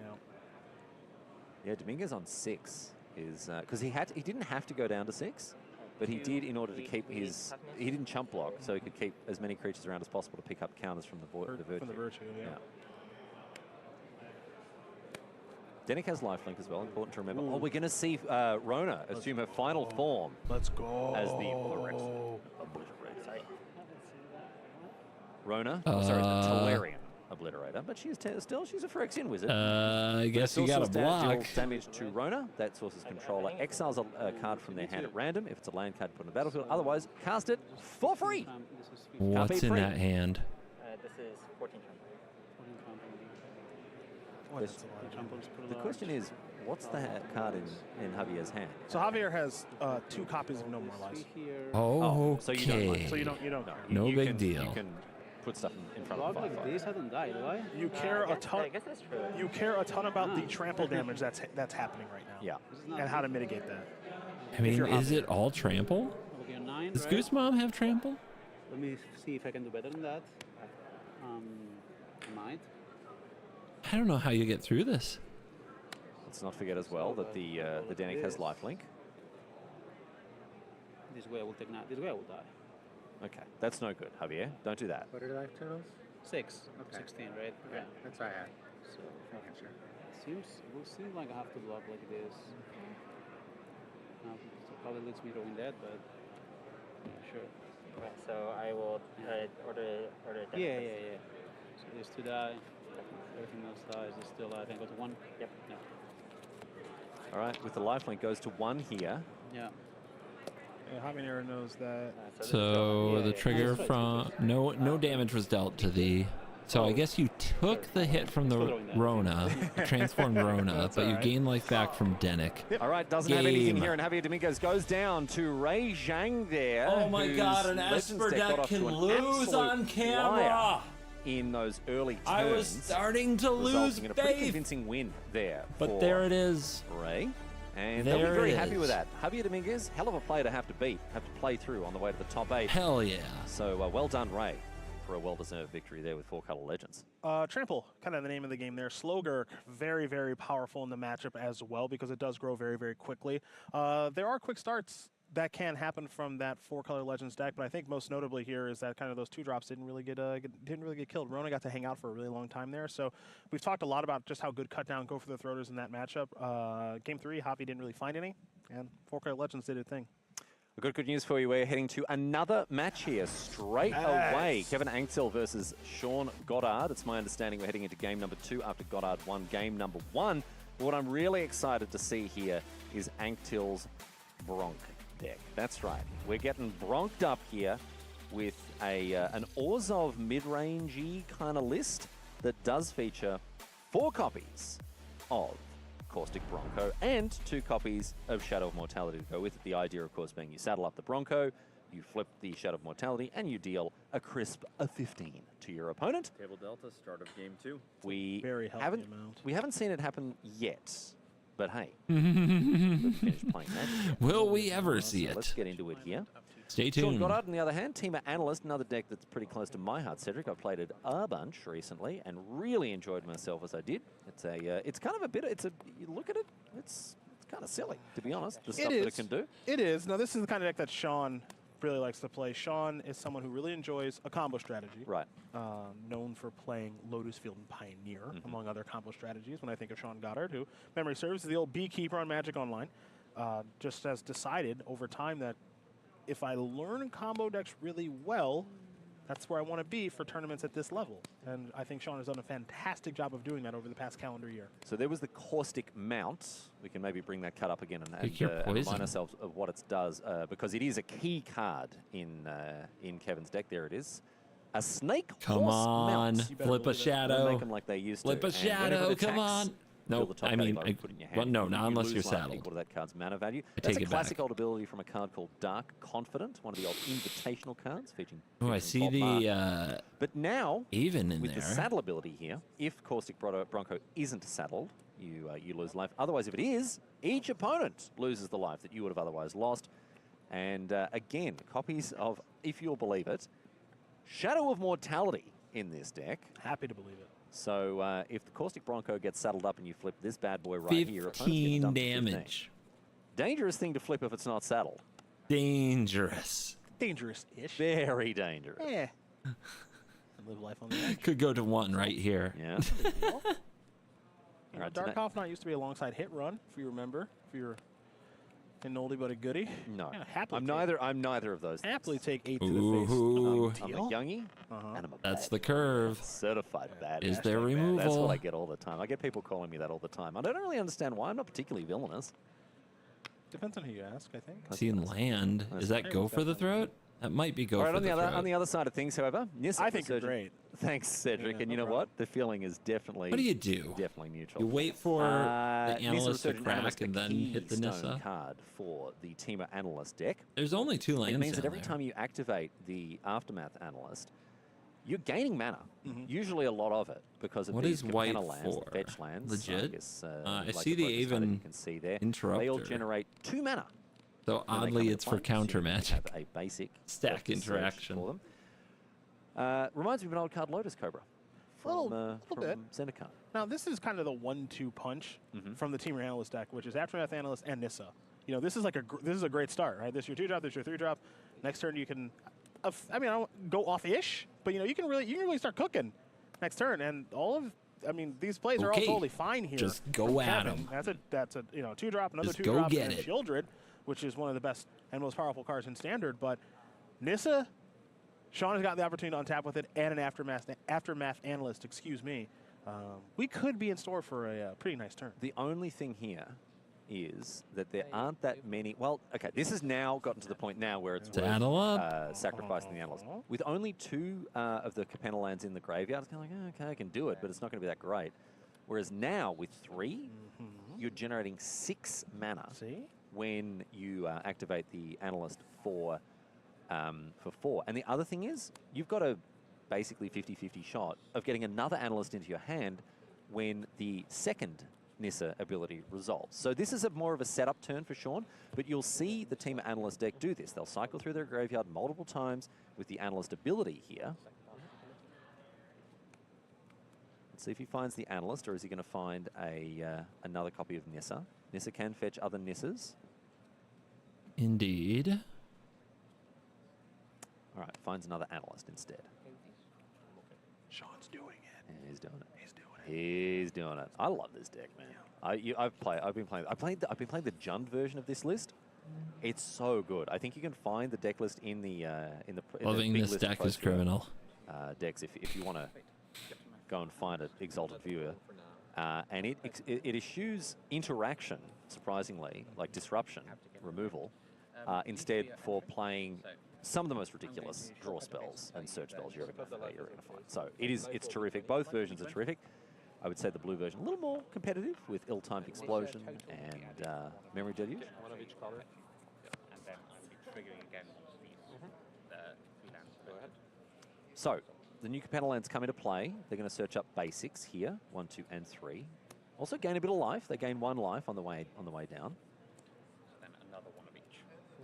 And so 6 mana in the pool now for Sean Goddard after those 3 basics come into play. And I can only compliment Sean on his choice of basics as well. Oh, you're a fan of these. I do. We're going to work ourselves into this conversation. I do like it. Okay. I feel like it's a conversation that you don't love, Cedric. How could you? That's assuming a lot. No, it's based on observational evidence. I greatly enjoy talking about lands. Do you really? I do. Oh, okay. And I think these lands are a fantastic choice. Yeah, they're good. They're real good. All right. The Aftermath Analyst now can be sacrificed once again and generate another. I was going to say 6, but no, 10 mana. Whoa! Now, after flipping that was what a flip. Very good there. What a that flip. Mill trigger. It's happening. Hot heat. Yeah, it's happening. Oh, that's not even fair. All right. So 5 life, 5 mana, and assuming there are still enough basics, which there almost certainly will be. These decks do play between 28 and 30 lands most of the time, and tend to play 16 to 18 basics. So there still should be enough.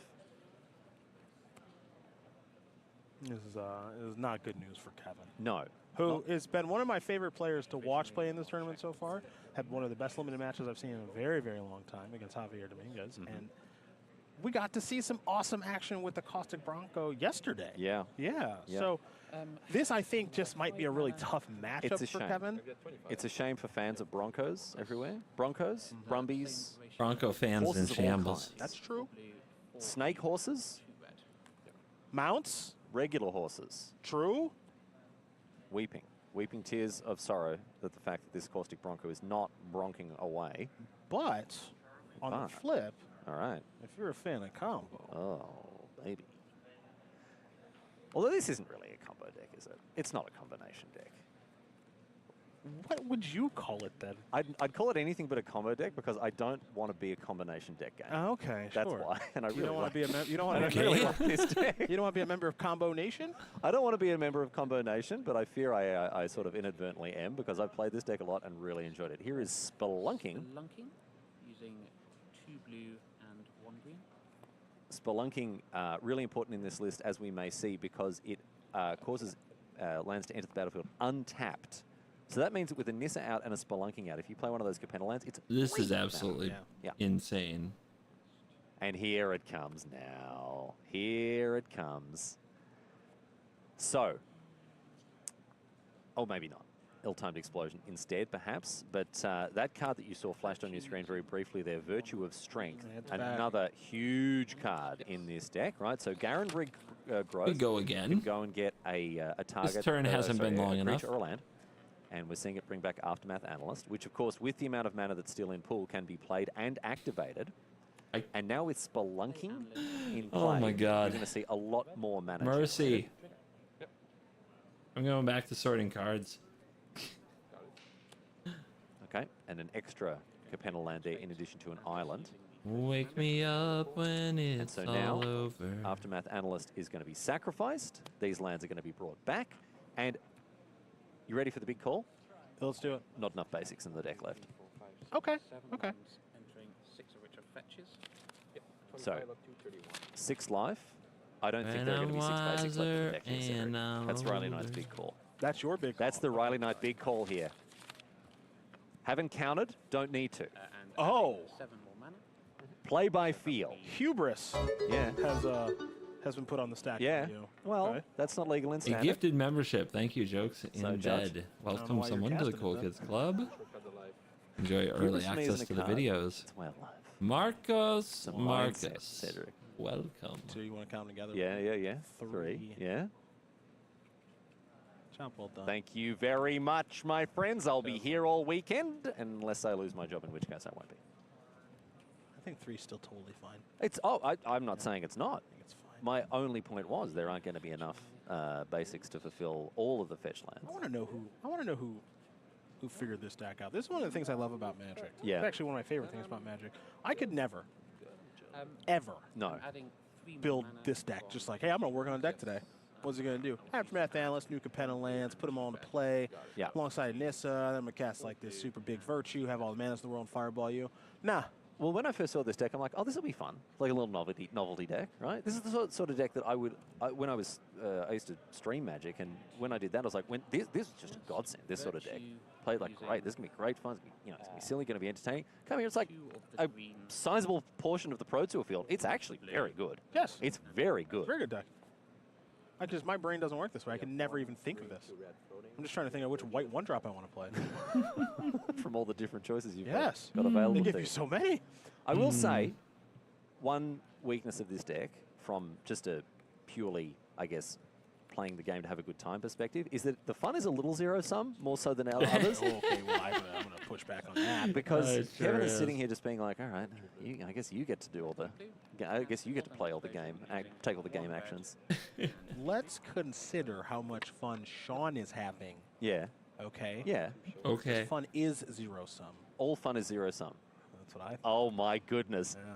That's Cedric Phillips' big call. Yeah, that is. Fun is zero-sum. MTG If you are fun is having any zero-sum, fun, always that's has fun that been. I should be having instead. That's right. At least All right, in that at explains least a on lot. Arena. That explains a lot about you and your approach to life, Cedric. Mostly Magic.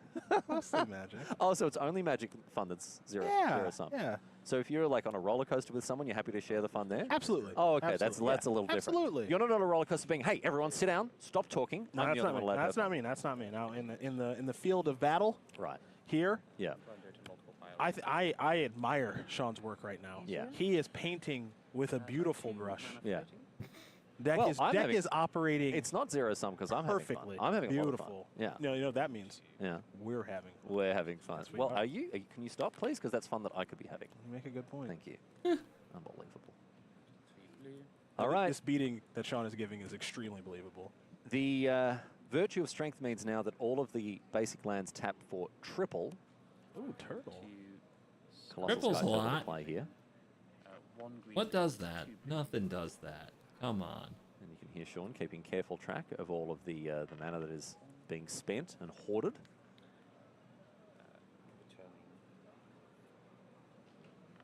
So Turtle to return another Virtue of Strength. Is that right? Might be. Perhaps the Titan of Industry is under consideration. If you get another Virtue of Strength out, then these lands now tap for 9 mana each. As they are multiplicative. This was turn 4. Additional alternative. I'm gonna put on my teaching cap here. Okay. For a moment There's for everybody actually to an focus. Even Interceptor in Standard. hand, a potential Might be watching counter this for the spell. first time. Uh-huh. Might be interested in what's going on here. Yeah. Here's what I would tell you. Yeah. When your opponent has an Aftermath Analyst and then a Nissa, kill one of them. One of them. Kill something. Doesn't matter which one. Just kill something. Get one of them off the board. Oh, it's your turn. Yeah, it's your go. Neat. Yeah, by the way, when I untap, I'm going to have access to around 100 mana. I don't have any lands left in my deck. Go. Yeah. Yeah. All right, Kevin with the that- ability to make 4, maybe 5. 2 virtues on board. 5 is a lot. You know what that means? That means Kevin wouldn't have missed a land drop. Yeah. I have 16 to 27. Sean, on the other hand, has the capacity to make 1, 2, 3, 4, 5 billion mana. Roughly. Here. Roughly. Thank you. Cedric, in a cosmic sense. Oh, not this again. In a This is cosmic unbelievable. sense, really, what is the difference between the mana production of these two players? A mere rounding error separating the amount of mana that these two players can produce. You know, I think you're right about that. Yeah, I am right. You know, we can ask Frank. We can. He's here. I'd really rather we didn't. That's but we could. It's going to be enough. We're going to see Sean Goddard take it out. Oh, that's after game? double Are we virtue of sure? strength. Multiplies his mana production by 9. And as a result, a big dub coming his way. I love this deck. It's been a joy to watch it at work. Almost a game having that said happened. that, I do want to see more. This is so brutal. From, It the other is side of the so table, brutal. the Broncolicious Orzhov deck that we really haven't seen go off in the way that I would have hoped. We haven't seen it actually have the opportunity to kind of go off and do its total thing yet, but I'll say this. Sean's deck was the star of the show there, so I'm going to put a little attention on that. There's a reason that this deck kind of coming into the tournament, it's not the most played deck, Esper mid-range is. We kind of all know that, but this was a deck that everybody had to think about and talk about. Now, Rest in Peace is a huge way to kind of counteract what the Team Analyst deck is doing, but the big question was the Team Analyst deck and the people who were piloting it, were they able to find a game plan that can kind of work around it? The And interesting truth be thing told, the about answer to that question game, could be the no. moment and that hope the almost opponent happened, doesn't draw Rest in Peace. the Right? Bronto Because when the deck is almost, firing on all cylinders, as guys, you saw at there, one point it feels like might by have dealt far 15 the most damage powerful to deck its in Standard, controller. and I'm hoping to see that happen once again because Oh, yeah. when It that was deck that is doing one its thing, flip. it's very, very tough to beat. It's On very, turn very tough 3. to beat and also very fun to play and fun to watch, so we hope to see more I of would it. never play it, though. No. What a moment You're it the one could have chucking been. the stick between the spokes there. Too stupid. Yeah. Well, I wasn't going to say it. Anyway, we've got right now Ailey standing by with our victorious Sean Goddard. So let's head down and hear what Sean has got to say. I've got Sean Goddard here who just picked up a very good victory indeed. Sean, how did that matchup go? It was a very scary matchup. My opponent can kill me very quickly. His draws didn't quite come together this time, so I just had the fastest possible draws from the teamer side, and I was able to win without much problem. But I would say that matchup is pretty scary in general. All right, now looking ahead to the rest of your matches, what do you want to face and what are you hoping to avoid? I haven't faced Convoke at all yet. I said yesterday it was probably my best matchup. I don't know if that's still true, but yeah, I would love to face that, and I'd quite like to avoid any of these, like the Wild Jund Analyst deck. I have not tested against that, I'll be honest. So yeah, I'm hoping not that. Yeah, plenty of people don't test against the other column, but best of luck. I hope the rest of your rounds go extremely well. Thank you so much. Well, I certainly do too. I certainly do hope that we see Sean continue to tear it up in the feature match area because it's a joy to watch him play. But right now, we're going to take a quick break and get our next round of Magic set up as we head towards our top 8. So don't go anywhere. Plenty of Magic coming your way. It's back to Maria at the news desk after this.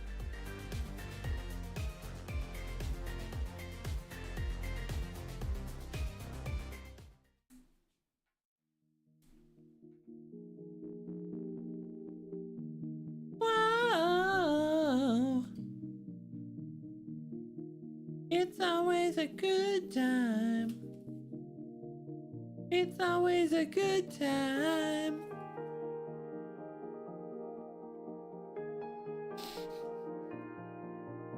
We don't even have to try. It's always a good time.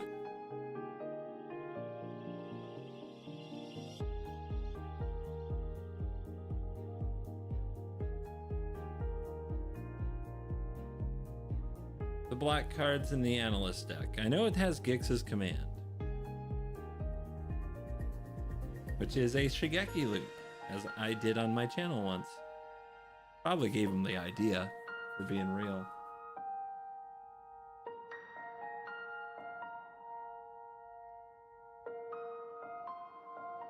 Doesn't matter when, it's always a good time then.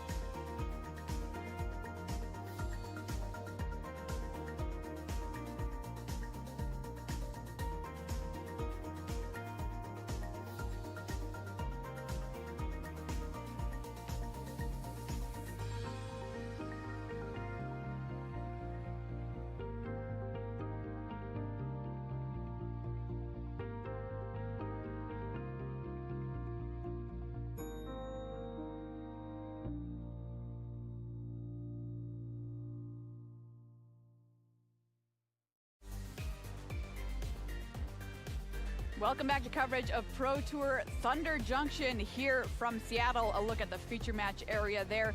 2 rounds left to play here on day 2 of competition before our cut to the top 8. Well, qualify for the Pro Tour through MTG Arena. Check out the upcoming premier play events happening in May. Very, very exciting stuff here as we get down to the final 2 rounds of Swiss before our top 8 tomorrow. Marie Bertholdi, Corey Baumeister here with you at the news desk. And somebody who is one way a win from clinching a spot in that top 8 is Ray Zhang, who talked to Ailey after their huge win last round. I'm here with Ray Zhang, who just finished a absolutely ridiculous matchup against Javier Dominguez. That looks super stressful in the end there, Ray. Yeah. Yeah. What was going through your mind as you had like 7 that. minutes left? I saw you guys playing so fast. If Speed Magic was a thing, you would be one of the pioneers for sure. No thoughts, head empty. No thoughts, head empty. I'm not surprised. No that thoughts, was absolutely head crazy. empty. Good talk. But your deck, your 4-color Legends deck, that seems to be a pretty good pick for this weekend. Are you and the team happy with it? Come on, Ailey. I think so. You can do this. We seem to be doing well, so. You can get some conversation In the out last of this. couple You got rounds, this. what do you hope to avoid? Losing. Perfect answer. No more notes. Congratulations, Ray. Best of luck for the rest.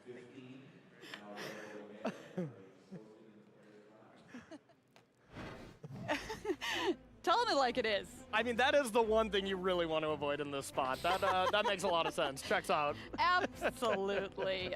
Take a look at our standings here. One way a win. You know what I said, everybody? You know what I meant. 1 win away. It's a long day. Okay, cut me a break here. Check it out. Yoshihiko Okawa, our only player to have clinched a spot in our top 8, got to stop playing and is now going to continue racking those wins up through the rest of the tournament. They have locked up a spot in our top 8. No one else has joined him this past round, but coming up here, we have 4 players with a chance to do so because 12 is the magic number. Sitting here at 11-3 for Ray Zhang, Arne Huschenbett, Takumi Matsura, and Carl Serap, all sitting at 11-3. Corey, I got to ask you, what are these players thinking at this point? They're thinking that they shouldn't lose, right? No, yeah, obviously. Easy, just don't lose. I mean, the pressure in these kind of situations, not that I would know, of course, but the pressure in these situations when you are just 1 win away is definitely a scary, daunting thing, that's for sure.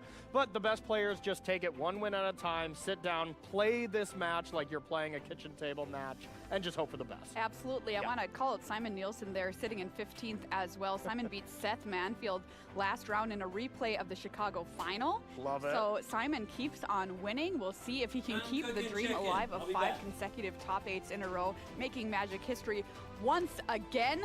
4 members of Team Sanctum of All in our top 11 too. They're crushing it. Which is absolutely incredible, so I'm giving them a shout out. If you're interested in seeing any of the decks that you've seen here on your screens this weekend, we've got our last set of deck bites here for you. Let's hear from the players.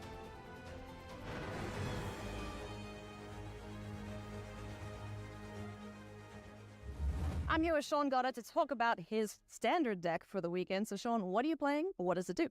I'm playing Temur Analyst or Temur Lands, and it puts a lot of mana into play using Analyst and Nissa, and then uses that mana to kill the opponent with World Soul's Rage or just do whatever you want once you have like 50 mana. Yeah, mana seems like a good thing to have. So what are the key cards in this deck? Key main deck cards are Analyst, and Nissa, and Virtue. I can't remember what the full names of these cards. Oh, it's fine.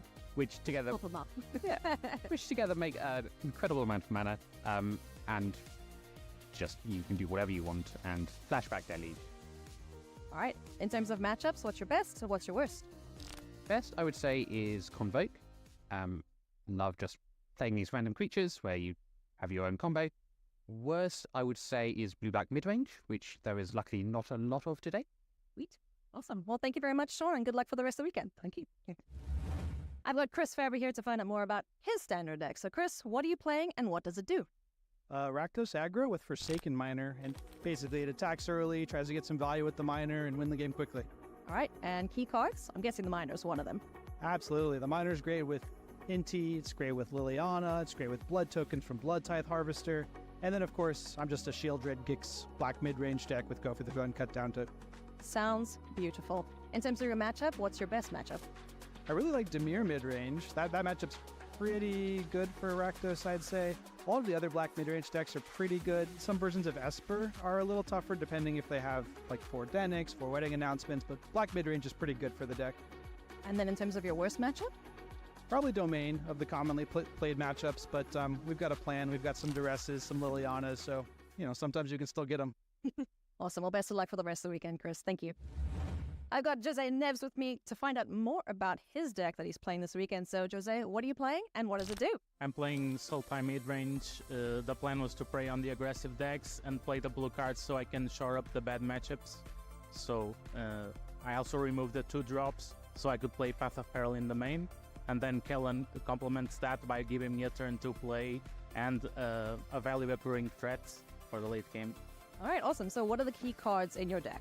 Definitely Kellen. Without Kellen, the deck wouldn't work because it would have no turn to plays except removal, since I'm not playing the creatures that Golgari normally plays. And then maybe Hostile Investigator, since it's a very good threat versus the mid-range and control matchups. It's not particularly good versus aggro, but it's important again because I didn't want to have terrible matchups and just win against the aggro decks. I wanted to have a little game versus the bad matchups. Okay, well, talking about matchups, what is your best matchup and what's your worst matchup? I think the best matchup is probably Mono Red, maybe Convoke also. It's very good because I have those 2 main deck Path of Perils, 2 more in the sideboard. And any aggressive deck, I think I'm favored. And the bad matchups are Team Rage and Domain, probably. And Control is a little bit unfavored also. All right, awesome. Well, thank you very much, Jose, and all the best for the rest of the weekend. I've got Brian Boss with me to talk about his constructed deck. So, Brian, what are you playing and what does it do? So I'm basically playing the standard version of the Pioneer Hero deck. You're basically just trying to play a bunch of small creatures that take advantage of you playing a bunch of spells, namely Virtuoso, which you can play a bunch of stuff, make it really big with Double Strike and kill people. Awesome. So what are the key cards in the list? The 2 big ones are, of course, Virtuoso, the new Slingshot card, as well as the premium pump spells like Monstrous Rage. Awesome. That sounds like such a fun deck to play. Now, what is your best matchup and what will be your worst matchup? My best matchups are the slow, derpy decks that are trying to play against the black mid-range decks and just don't interact on the first few turns. I just kill them on turn 3. The bad matchups are the black decks with a bunch of 1 and 2 mana interaction spells because they just kill my stuff in the Night Eye. Yeah, that's never a good way to go, but best of luck. I hope you can avoid those cheap black interactive spells. Thanks. Cool. All right, are we done? Round number 15 is on the way, folks. Let's take a look at our feature match that we're going to kick things off with for round number 15. Guess what? It's Simon Nielsen versus teammate Javier Dominguez. Unreal. He was 4-4, Maria. 4-4 this morning. Battled back to 10-4 along with Javier Dominguez. Simon Nielsen, reigning player of the year, 4 top 8s in a row at these Pro Tours. That was already making history. Yeah. This can make history a second time. Beating his own record, has won 6 in a row today. Got to get through Javier Dominguez, though. Great player as well, 2018 world champion, winner of Mythic Championship 5, came in 9th at the last Pro Tour, and is hungry for the top 8 this time around. Say goodbye.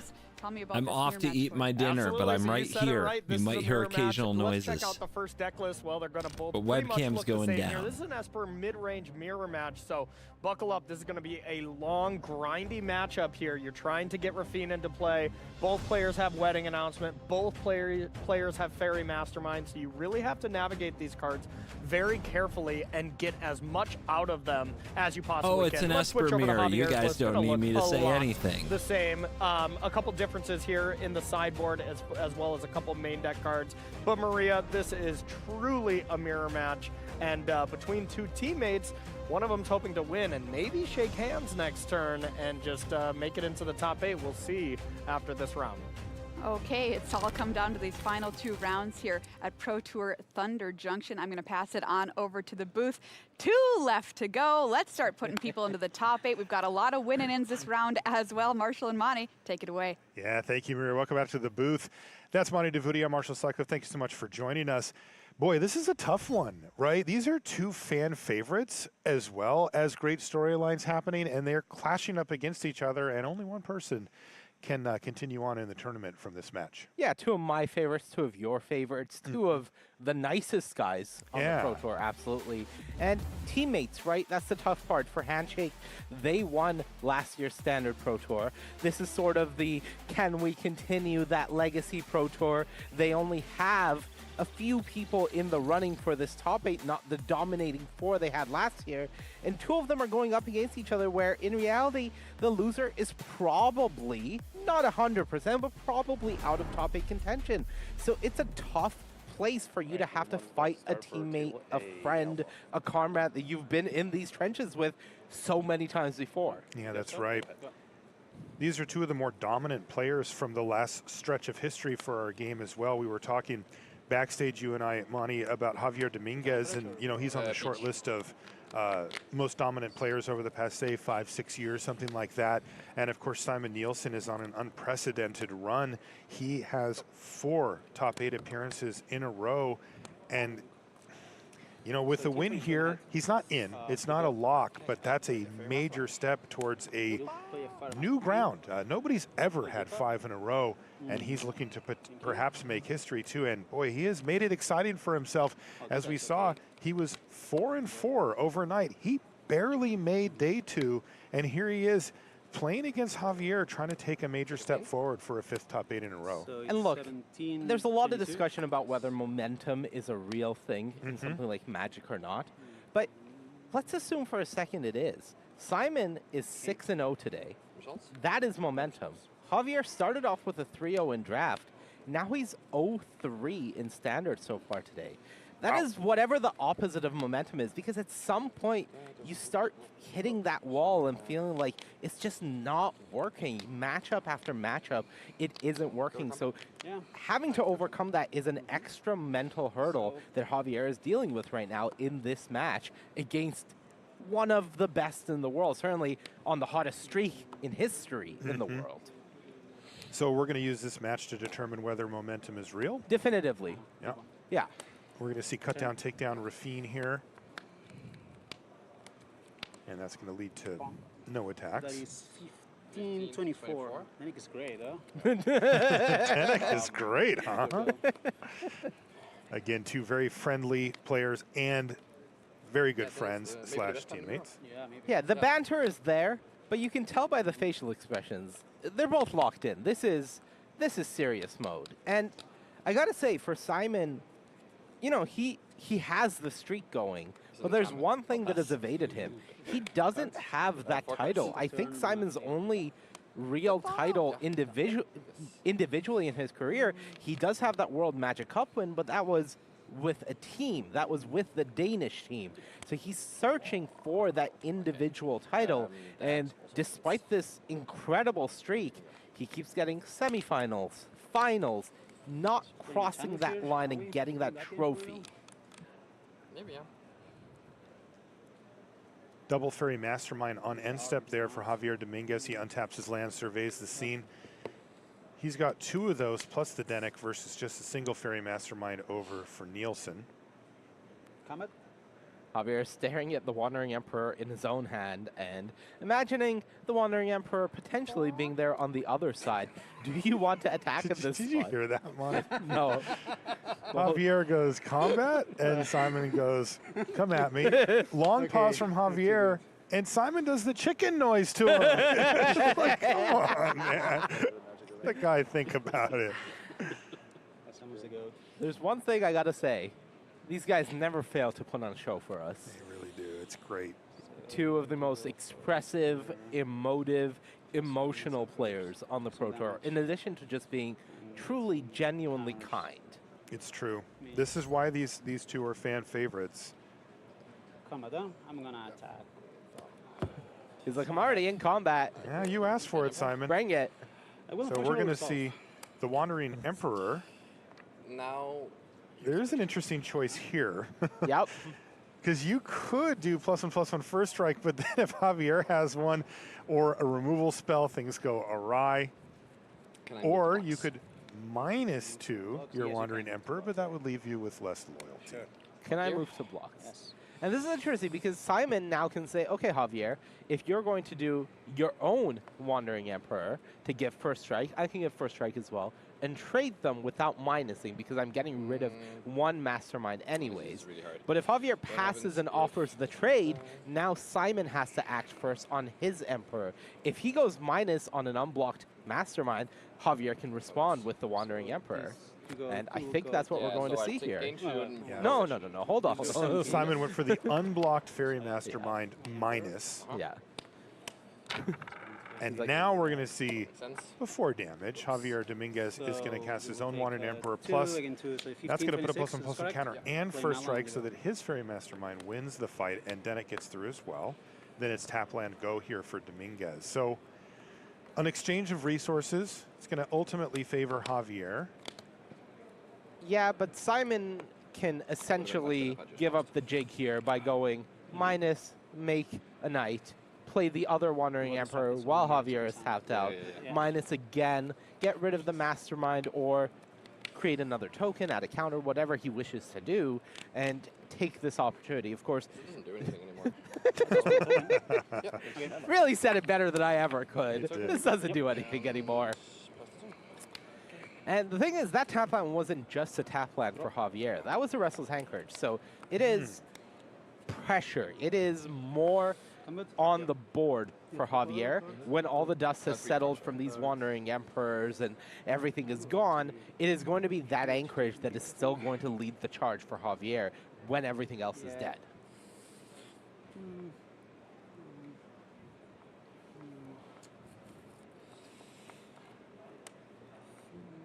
I believe Javier said combat already. Yeah, and Simon said, And once again, Javier tortured. No attacks. No attacks. Wandering Emperor, what a planeswalker. I'm coward. What can I say? I'm a coward. What can I say? This is fun. And it looks like Simon's just going to do nothing. All right. Go. End of turn, I'm going to activate this thing. Activate this thing has been declared. The thing being Fairy Mastermind. Simon gets one card, Javier gets two, as it is the second card being drawn that turn for Simon Nielsen. The Mastermind draws an extra card. So really, what is Simon supposed to do to get back from this?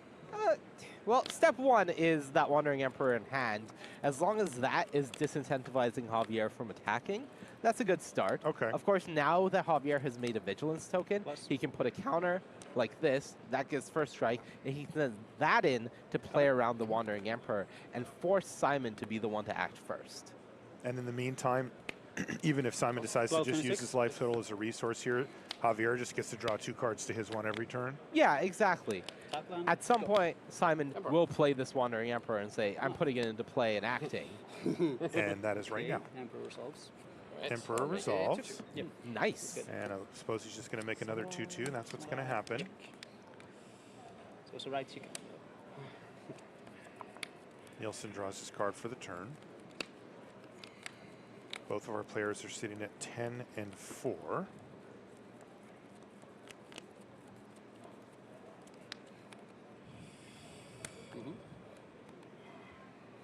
nobody hitting land drops as well. This has been fairly even, but right now Dominguez has the advantage.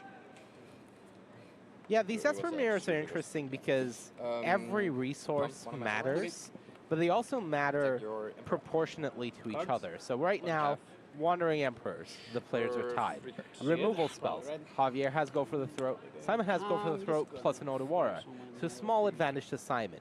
Creature lands, they both have 1 anchorage. They're tied. So the board very much in Javier's favor, but there are parts where Simon is getting the slight edge, and this mastermind needs to clear things out. So this dice. Okay, so this is interesting. There's going to be a Fairy Mastermind activation there for Dominguez, but in response, Go for the Throat is going to kill it, so it's just 1 card each. I have 4 cards. Three.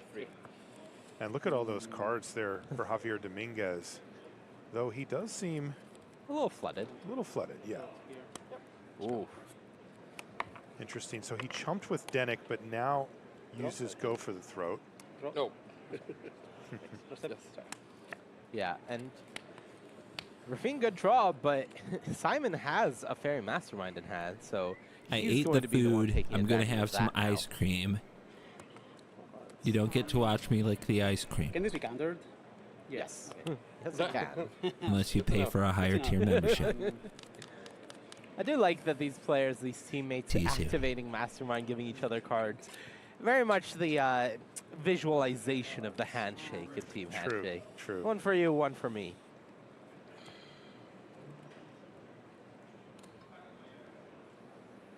Or in some cases, 2 for me. And as chat mentions, life total, of course, one of the resources in the many resource game here. And Javier has the firm lead in that one, for sure.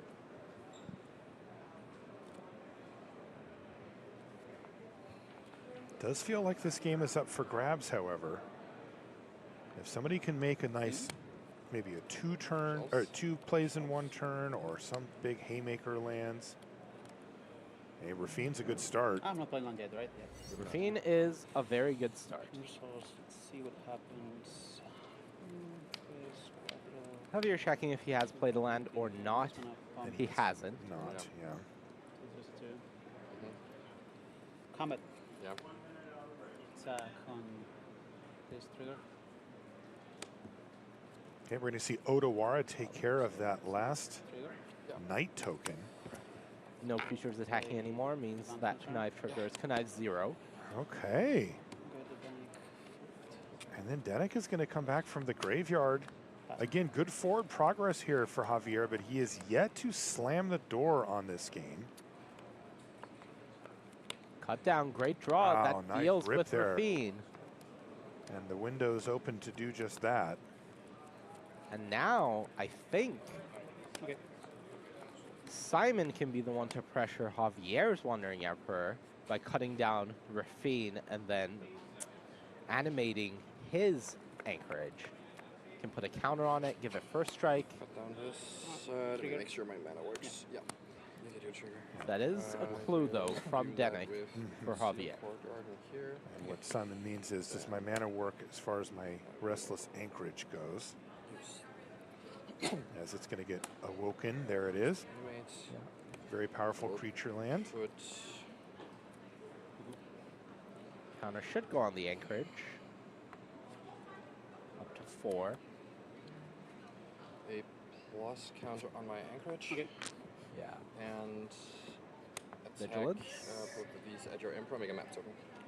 Can I block, sir? Yes, you can Yep. block. Removes the map trigger Yes. as well. You should block this one. May I block? Yes. Should I? It's probably not a removal spell. Probably not, I would say. Probably not a I think my- removal I think spell, my says Emperor Javier. is Good read. We would have seen that. It's a Fairy Mastermind. Yeah, win for Simon. I mean, also have the Denick. Like, not a win the game, but a win of the Yeah, battle. no, definitely a thing for you. I mean, but at this point, I think this is too bad. So, yeah, Emperor dies. Wow. Yeah. Right. Small victories. Simon Nielsen takes down the Wandering And then I Emperor. think I'm just going to play this main phase. And then a main phase, while there's only 1 mana available from Javier, it's going to be Fairy Mastermind. Great timing. Javier drew no more lives for the turn. Really? Yeah, main phase was the time to play it. One for my, yeah. 11:26. It's so annoying for Javier. So. All right. I think Javier starts by using this. Is that a clue? It is a clue token, not a map. Okay. Yeah, never mind. that's a clue from Denik. Yep. There's a map over there on Simon's side. Yeah, he hasn't attacked with the anchorage yet. Sacrificing this clue, he really wants the card, but he does give a card to Simon. So I think the temptation is there to fire up this anchorage, send both at the Wandering Emperor without using the clue. Say, I want to get rid of this Mastermind, even if it means losing my Denik. And I'm going to attack with the land on the Emperor, but maybe this too. Simon would be happy to make that trade, right? This is a fun match. Like to keep his Wandering Emperor around? Maybe. The Wandering Emperor doesn't look particularly great as long as the anchorage is on the other side. Oh. While this Fairy Mastermind is threatening these clue tokens, trading with the Denik, you give Javier another clue token. So there's certainly a cost to it. If yeah. Okay, so let's see if he lets Wandering Emperor go or makes the trade. I think Javier should recognize that this Mastermind is more valuable than the Emperor in this spot. Mm-hmm. And it is going to be a block here from Nielsen. So this goes to 2. Yes. So down to 2 goes Wandering Emperor, but it is still on the battlefield. Still on the battlefield. I will drag the map here. Just to double check, how many damages did the Wandering Emperor take? It took 2 from the anchorage. Was that 4? Yeah. Ah, sorry. Yeah. My bad. Oh, hello. That stays, I would say. That stays, I'm assuming? And I will play the land for my turn. Ah, that's very nice. This is great. Pass the turn. Who needs us? Puts me in need of a top deck, I think. Yep, kinda. Okay. I wonder if this is what testing is like at their testing house. All right, maybe not a day. I've seen them in Discord when I watch some of their testing, and it is somewhat like this. So I will... Ooh. A top deck, you use say? the map on my samurai. Okay. That's a land. Value. I will... Wait, did I... Yeah, I haven't played land. Oh, yeah, no hands for It that. is value. Okay. It is true. You have that. So does he just cash in the Emperor at this point? I think you are pretty incentivized to cash in the Emperor. Just make another knight, and it's going to soak up a I hit. will attack you for 2. All right, so 24-11. That does seem to be the case. Yeah. And it is your turn. The turn for cards. So life total still in Javier's favor, but really this is just teetering on the edge, right? Both players have been playing tug of war with the mana or with the advantages. What did he find? Oh, jeez, that's a big one. Akhlazot's Deepest Betrayal off the top here. One of the most important cards, most powerful cards in the mirror, and they each have one. They each have one. Not a land. It's not a land. I can see that. I'm beginning to get the sense that it's not a land. I will play this. Oh, Simon Nielsen says, come on. I believe Simon is back in the position of I'm going to need a top deck. Yeah, he said that before, and he got one. Does it work this time? I will... Can fire up the anchorage, put a counter on it. That gets an attack in through the Bat God. And it will give a map token. That is probably necessary in Simon's position. My anchorage. Can he fire up the anchorage, put a counter on it, and then just do that again for blocking or something? Like, what's his line here against Akhlazot's if he didn't find removal for it? Lost my samurai. Okay. Oh. Attack with the SWAT. Attacking. What? Trigger. Make it back. 24-11. Did You have he an Emperor in find your deck, you know that? another Wandering Emperor? That's the read here. Yeah. Or is he bluffing it? You saw he looked at it so quickly that our cards in hand hasn't even had a chance to look at it. So we are flying blind here, just like Javier is. What would be your read, Monty, if you were in Javier's seat? I think he's representing a Wandering Emperor. The thing is, in Javier's position, I think you're okay forcing it out. 8? It's 8 total. I feel like I should not. And just trying to play the long game with Aklazats? Take it. Javier says, I think I should just take it. So okay. 16. 18, right? Ah, this is why the Bat God is here. Oh, I do 26. Why? Oh, I don't know. Okay. Why? It's 8 damage. Oh, maybe I forgot the attack last turn. With that. Okay. I will. I'm at 16. Okay. Yeah, I will map this last time, right? Yeah. Simon has not picked up that card to look at it a single time, so even I haven't seen what it could be.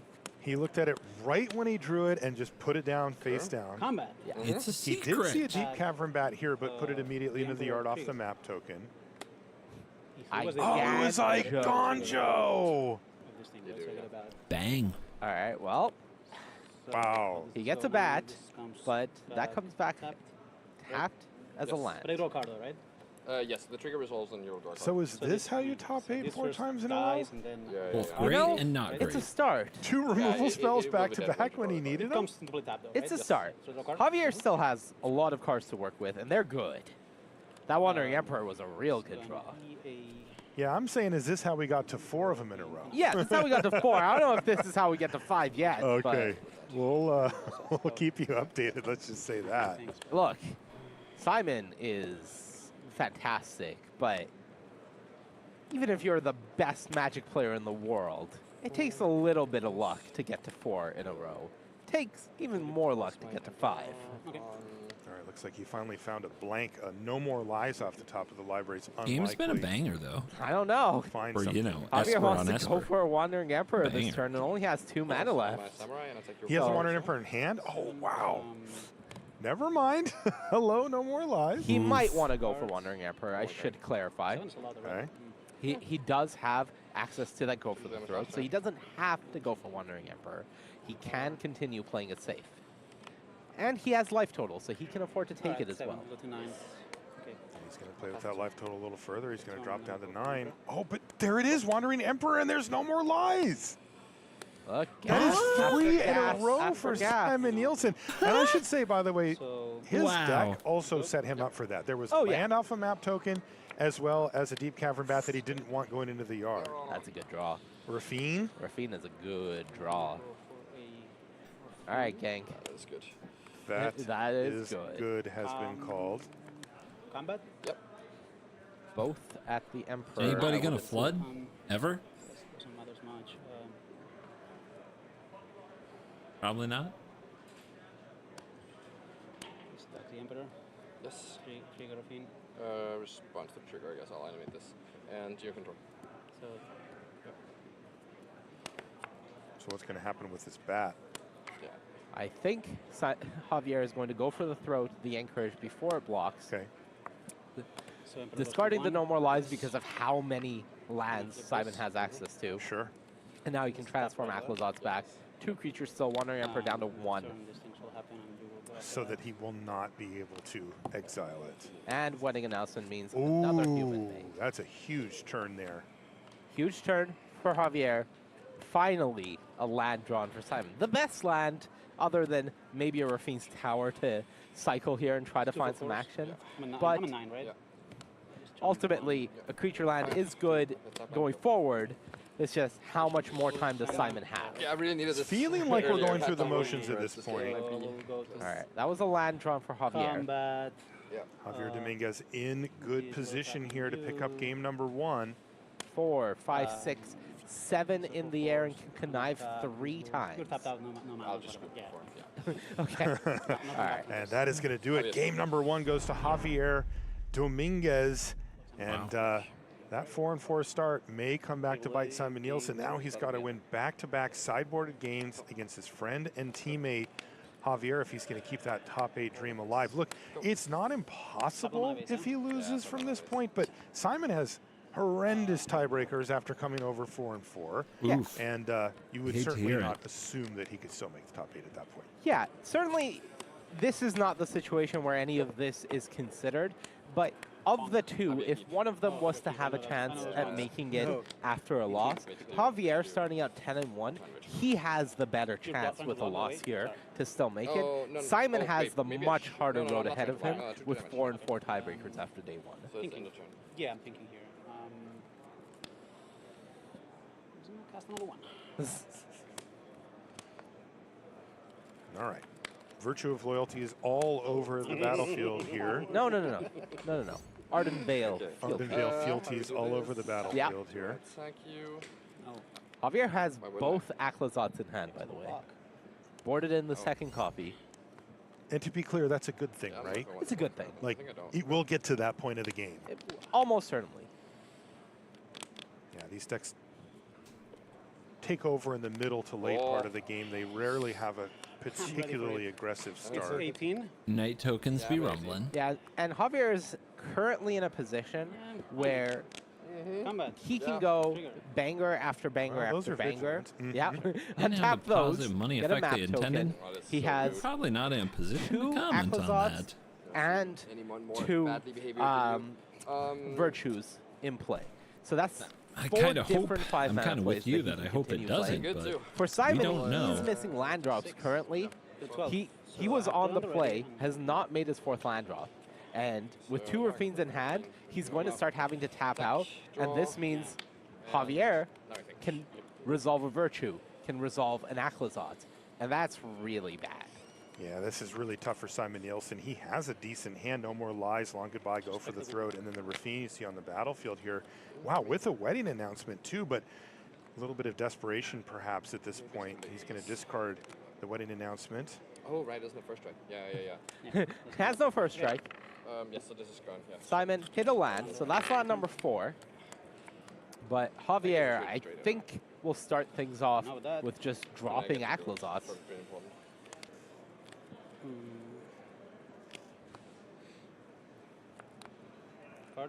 Javier's hit that magical 5-mana spot that you were talking about, Monty. And now it's just a matter of which 5-mana plays does he want to start deploying, but it's going to be turn after turn after turn. Simon is going to be under tremendous pressure from this point on. Looks like it's going to be Rafine. No 5-mana play at all. He's going to spend 5 mana this turn, though. He does have the Fairy Mastermind as well. Sure does. Drew another Rafine. I think that's This was the when it's part just to like, go. pick your These favorite double Aclazots are too spell. valuable for you to let go of one. So this is my turn 5. It is your turn 5. You played the 5th land that turn. Pass to you. He's going to pass the turn back over to Simon Nielsen. Can Simon get back into this thing? I think it starts with the 5th land. Not a Fairy Mastermind? Well, because the Rafine is still in play, it's not the biggest deal. Having 4 lands means that Simon has the ability to go 2-mana spell, 2-mana interactive spell. So it's not the end of the world, certainly, but it's not great. Yeah, the Ward 1 on Rafine, very annoying here for Imagine you Simon. start playing in the 8th grade and it doesn't change until you graduate high school. That'd be a bit I longer. think Simon has to go for the throat that In 3 and long years, goodbye the Rafine. unless you're really smart. Okay. It is long goodbye is uncounterable. You could also use cut down. I imagine that would Probably actually help a discard your young duplicate player. Rafine here, if you're Simon. Hard to afford new cards then. And I think given how long goodbye is better and uncounterable later on, you just use the cut down here while you can.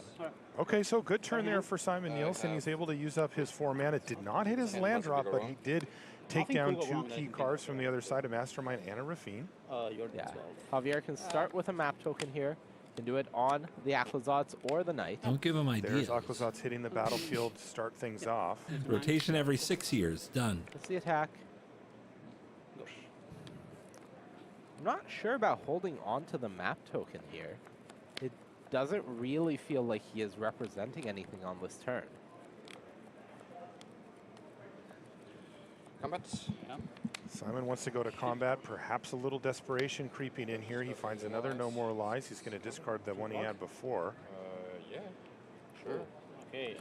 Ooh. No. Okay, no, because Wandering Emperor is an option now. And, you know, that... Okay. Okay, there's land number 5, and it Goes is for the Virtue of Loyalty. Very It is mastermind. Rafine. Bold. Going to That's stick a on the battlefield. Hold your nose. Now Hope he's that it gonna doesn't use die. I think that gets binned. Never lucky. Oh, sorry, I'm not allowed to say that. That was really good, Simon. All right. You know what? It is just part of the Magic vernacular, but he should be stricken from that. Yeah.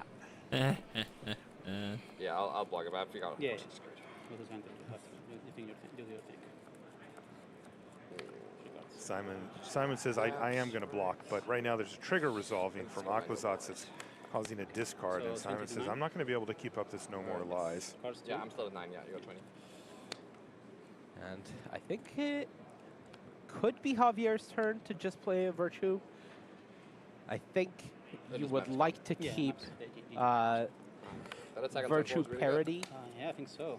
And especially with 2 creatures over there. It is tempting to keep up Fairy Mastermind plus No More Lies. He's going to. Yeah. The big issue is Simon has already played his Virtue, so he is getting a little ahead here. The second Mastermind, of course, is nice. It does allow Javier again to respond to Rafine attacking, not making this attack fully free for Simon and forcing Simon's hand with that long goodbye, perhaps.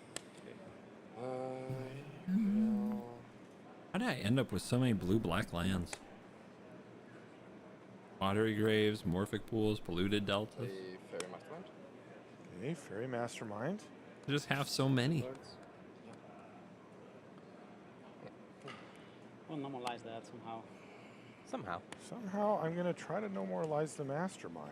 Simon, look at his face. Yeah, because... Wow. It's a God Gamer move. You know that? Ooh. God Gamer move called. Wow. That's a God Gamer move, says Simon. This is basically an exploratory mission here from Javier Dominguez. 9, yeah. He just wants to know, what do you got? Yeah. Tap out, essentially, or lose the Mastermind. So I get the other Normalize out of your hand, which is kind of nice. Yeah.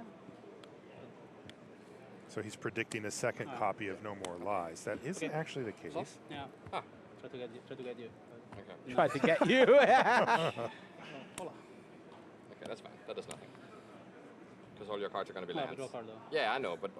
So this is optimistic Simon. Yeah. Weird. The one I'm missing He the says most that of does is nothing. Underground In fact, River. it does get Javier Dominguez a card. What did Simon find? Deserted Beach, and that's awkward because discarding that triggers Aquazotz. Oh.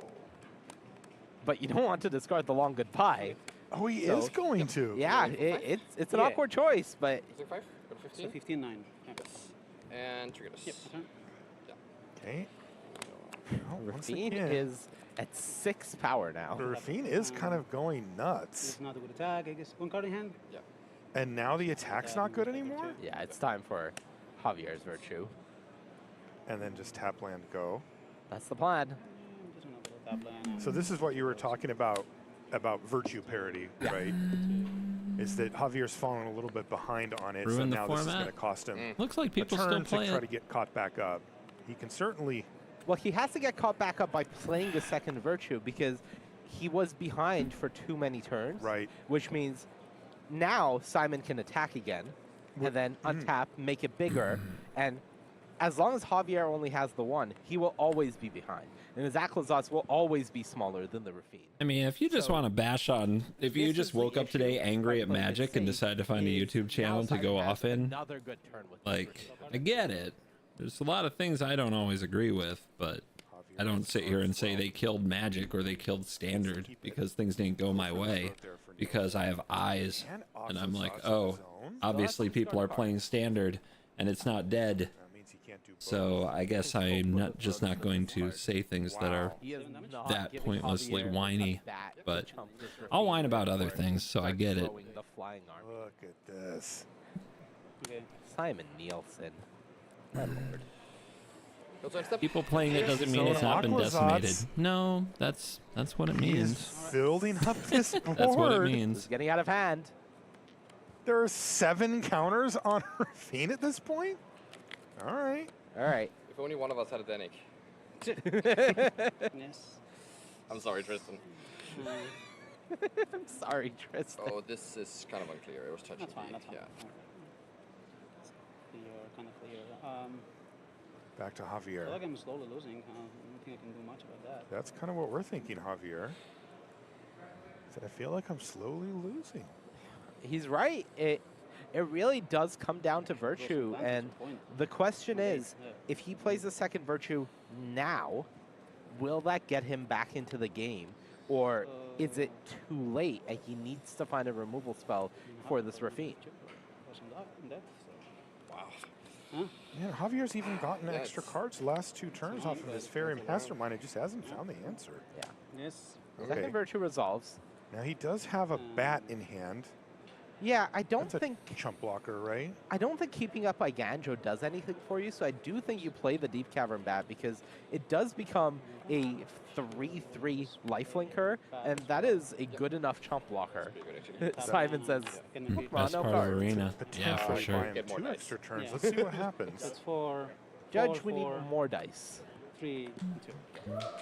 Continue. Oh, somebody just made top 8. Okay. Another Rafine. Someone's happy. That's not ideal here for Simon. Yeah, but he can activate Mastermind if he Activate wants. my Mastermind? Yeah. So what happens with this? Like we draw ball 1. We both draw. Yeah, exactly. Yeah. And then you draw 1. Yeah. So no, this triggers yours. You draw second, and then I draw second. So we draw Yeah. both. Yes, exactly. Yeah. Draw. So is it actually equal? It is equal. Okay. But Simon found an Odawara, and that is big. Judges bringing in the big die now. Yeah. Javier finds a 3rd Virtue. 7 counters but on a Odawara Rafine, 4 counters resetting this on an Aclazotz Aclazotz. is a little scary. Notably, channeling Odawara does Side make power? a bat token. It is Oh, it discarding a does. land. Yeah. There's so many intricacies and interactions in this Esper midrange mirror. There is so much to Ugh. consider. I hate it. Show me the goodies. And we'll see. Show me the goods. Pretty good. And it's He Odawara. says, I get a bat. Simon he shakes his head as if he was almost hoping Javier misses that, doesn't catch that he gets a bat from that channel. Javier, of course, on top of it. Is there a world where Same there's bat just channel. a double? I mean, I was thinking triple block before, but now there's only 2 left. Is there a double block down the line? Or does Javier just have to keep chumping here? Well, I mean, how big is this Rafine going to be now? let's start with seeing what is getting connived. It is all spells in Simon's hand. So whatever Wow. he targeted is getting 3 counters here.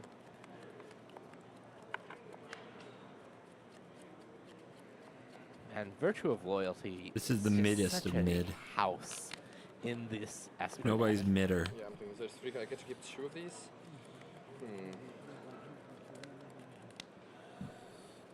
It's not bad, Simon. Not bad. Rafine is very much a card. These 3.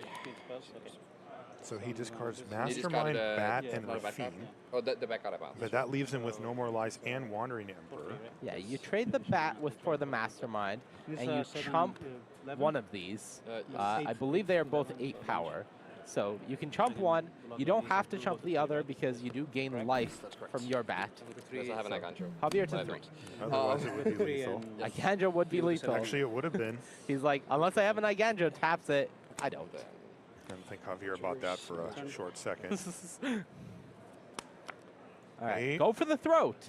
Okay, all right. Solves one problem. I mean, yeah, it's 2 of the best players playing the best deck they could come up with for the event. Good to see it close. Aclazotz. Re-Aclazotzing. I think Javier I just don't know what the break, like, should make how do you a break knight this here match? just to get the counters on it. And 2 then virtues versus 1 seems pretty Is bad this No for More Lies going to be good enough here for Simon? person I on the think other Javier end. should just go for the throat, the Just wing it. Aclazotz this turn, and just say, get rid of it. And make a knight and Yeah. say go.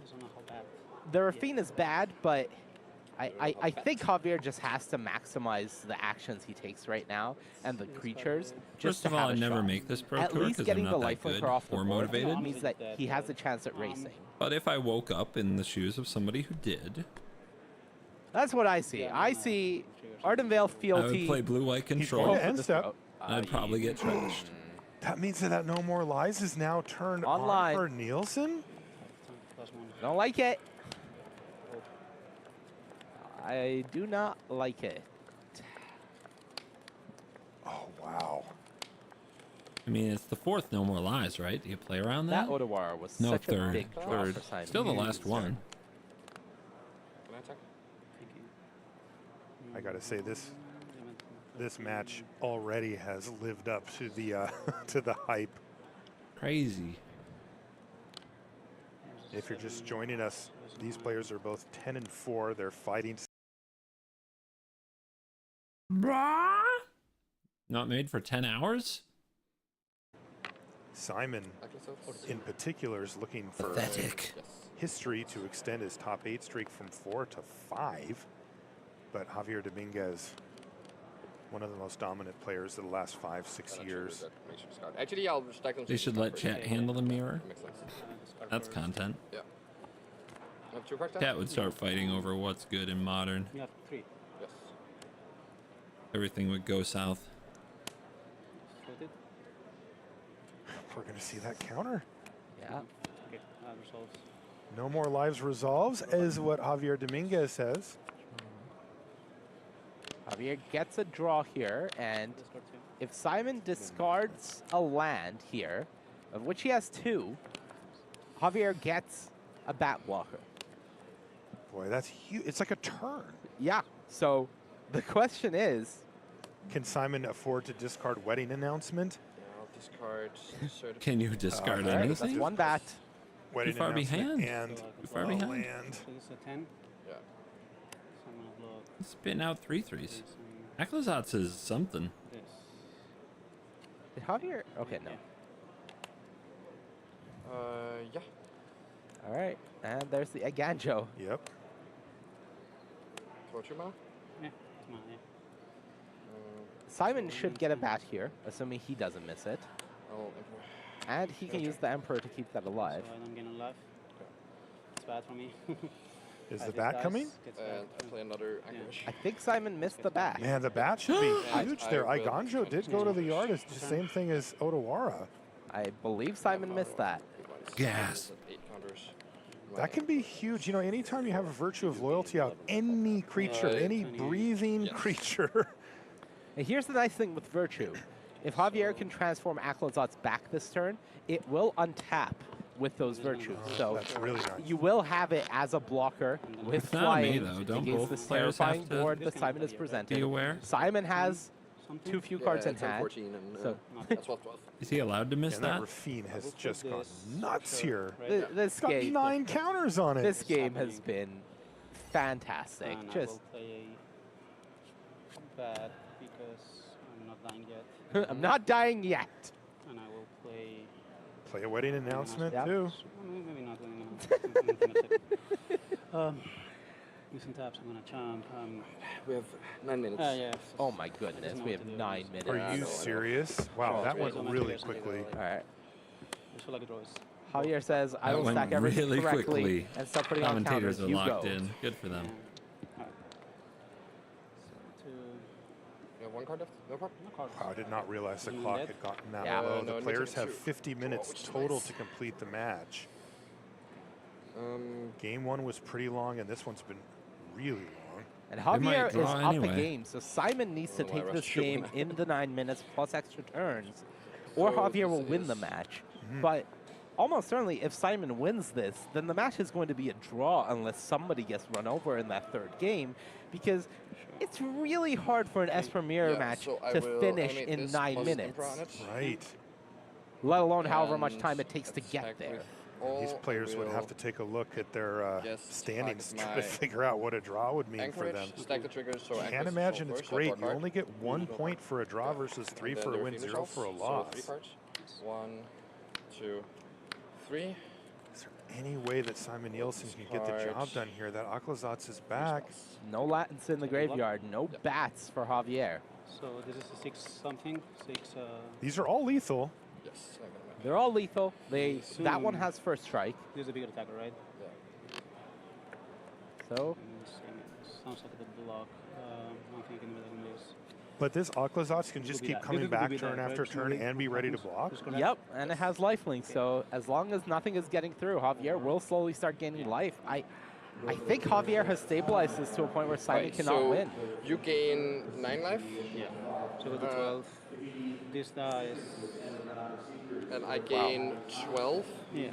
So I go to 40. Yeah, Fairy Mastermind lives, the anchorage dies. We are starting to get to the point where Move it out of Simon the is way thinking somehow? of, I I'm think- playing for a draw here at the will best. Map. I guess my episodes. Don't think he's getting it. Draw this caves. I don't think Javier I'll can play lose that this cave game in the piles, given time anymore. And I will animate and anchorage, and so it gets the counter. So he did lose the deep cavern bat there, but he did not lose the Fairy Mastermind, so and he it's can time get to anchor back to animate the itself, Aquazot then. straight away. And that Mastermind is large. This is when Virtue of Loyalty parity has gone fully swung the other way. Right. That's two cards. Are there So sequences this, of removal spells so that kind could of get that. Simon through this? Absolutely there are, but he has not been finding it. It really depends on how many flying blockers Javier can present each turn. And look, Javier has 2 anchorages there, so the flying blockers are adding up. There's another Mastermind in hand as well, so this is very much the point where things are out of hand now. Out of hand now. 2 cards. Simon Nielsen is at 40, by the way. And while that number does look huge, Javier does have a heck of a lot of power in the air. And these creatures are not getting smaller. Yeah, I'm just gonna do this, whatever. I wonder if that bat would have mattered. That bat, it would have been a 3-3 by now. It would have been a 3-3. Javier was gaining enough life that it probably wouldn't have mattered. But, you know, in a game like this, where every resource is so valuable, it's really hard to quantify that. Yeah. It's extremely difficult mirror as well. There are so have a many card things advantage? going on with every card that gets played. They all seem to have 2 modes: come back from the graveyard, come back from the dead, flip over into something else. There's a lot going on. There's a lot going on. Simon keeps drawing lands, which means he has to keep attacking and has to keep drawing cards, but soon enough his attacks are becoming bad, and every time he discards one of those lands, Javier is getting a bat. That bat can chump block, and every time he chump blocks, Virtue Parity goes the other way further and further. Listen, what is Simon saying here? I don't know what to do. I think I'm gonna have to pass. Okay. Okay. Sure. Javier has never been happier to hear that. Sounds good. You? I think we're getting somewhere in the I will 4 to 5 minute range if Been I were to able to speculate. activate Aquazot? Yeah, Why? and plus on my. That is heartbreaking for Simon Nielsen. Attack with both. Target the episodes. Triggers you discard first. plays Mastermind. Nothing in this card. Another flying blocker, though. Draw 2 cards. Yeah. And now Then I Rafine. draw 2 from. Oh, that's a blot out. Hold Read on. the card. I got a blot out now, Simon. Ooh. Yeah. Blot out is huge. That is. I don't know if you have a counter. If you I don't know if you have a counter. Oh, and it's an exile effect. Yes, Okay, well, that's finally. down. So now come block, right? Yeah. This is And- 15 total? Yes. So Wow. 6 Is he actually considering stack blocking here? plus 11. I think he's just considering. I'm thinking a second. He's So thinking 6 whether he's plus going to 9 double plus block. 11. or It just pump actually it. is enough, First right? strike or It's not? like It has first 9, strike. 10. Damn. Oh, it has. First strike or not? Simon, like, Cancel why did you all ask? this, yeah. 12, 14. I think I'm still blocking the tail. Wow. This is Javier's going to win. Javier, I Yes, believe, okay. has And then I locked will up a issue win in this and match. Play it and get counters. It doesn't feel like there's any way for Simon Nielsen to get through, especially given We that need- Javier is now at More bats 12 than and Oh, it's a 13 counter. it has now. just think enough I of a would do. buffer here. You think I got there? I think over there. Yeah, another removal spell. Yeah. Yeah. Another Finally, removal Yeah. spell. Go for the throat. ward. Plus. Ward. Ward Oh, trigger, you've paid. Paid already. Yeah. Prepaid that Destroy one. evil. You can. Wow, Javier Dominguez, So- incredible. 40 I don't even health. think it's going No to go big to deal. time. This, Yeah, I think he's going to be able to It's close just it going out. to be clean. This will attack you. Ultimately, it was a double virtue of loyalty. That he bought just enough time for it to build up enough of an advantage, and now it feels like an avalanche. It Esper really never goes does. away, This it card just is reloads. so incredible for what it does in this deck. one of the most important being the fact that it does Game shave three a better be turn quick, off there of won't be a Axel's game odds. three. The fact that you can add, 19 damage? transform it and untap it in the same turn to have it as a blocker, to do it again and again and again. Circumventing that just means that ultimately Javier has Simon in a lock. The Simon needed something like a blot out of his zone to break. Right. That's true. And he That would didn't be cool. find it. Oh, but I Javier know, Dominguez Good wins the match. He improves to GG's. 11-4, keeping his What a- top 8 dreams alive. And wow, probably what a mess. knocking out Simon Nielsen from that potentially What a historic mess. fifth top 8. Bittersweet, but he'll take Yeah, it. that's the Bittersweet. face. It's a teammate.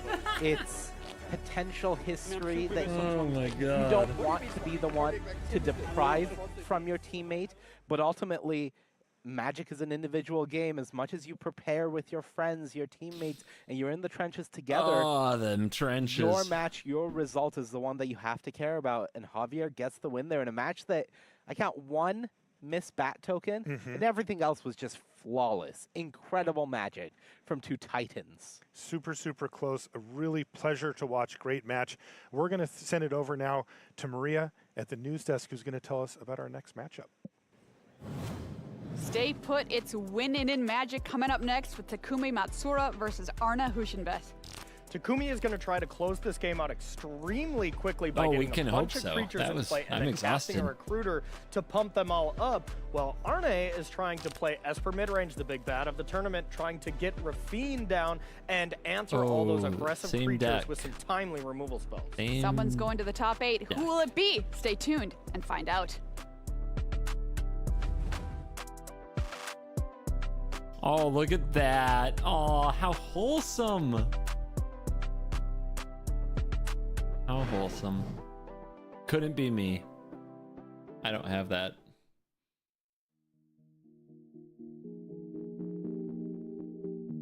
If I was doing a Disney-themed commander game, who should the commanders be? There's like Hilda the Ice Queen. What else is there? What else is like Disney inspired? I don't think they'd made a Little Mermaid card, not like a legendary one. Yeah, the Ice Queen. Ariette? Yep. Okay, Ariette, that's 2.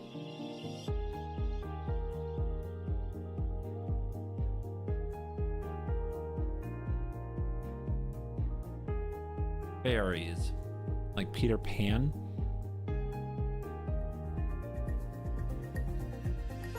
Ruby. What Disney movie is Ruby? Definitely Shieldred. Maleficent? Queen Marchesa. Which evil queen is she? Ooh, Lovestruck Beast.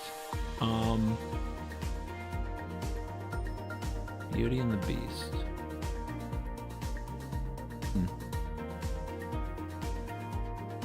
Fabula Saga. That's more like Grimm's Fairy Tales, right? 101 Dalmatians. I don't think we have any Dalmatians.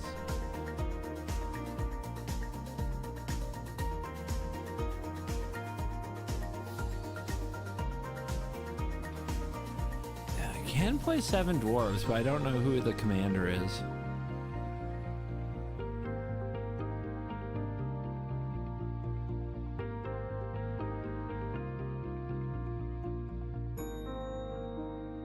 Emery is more of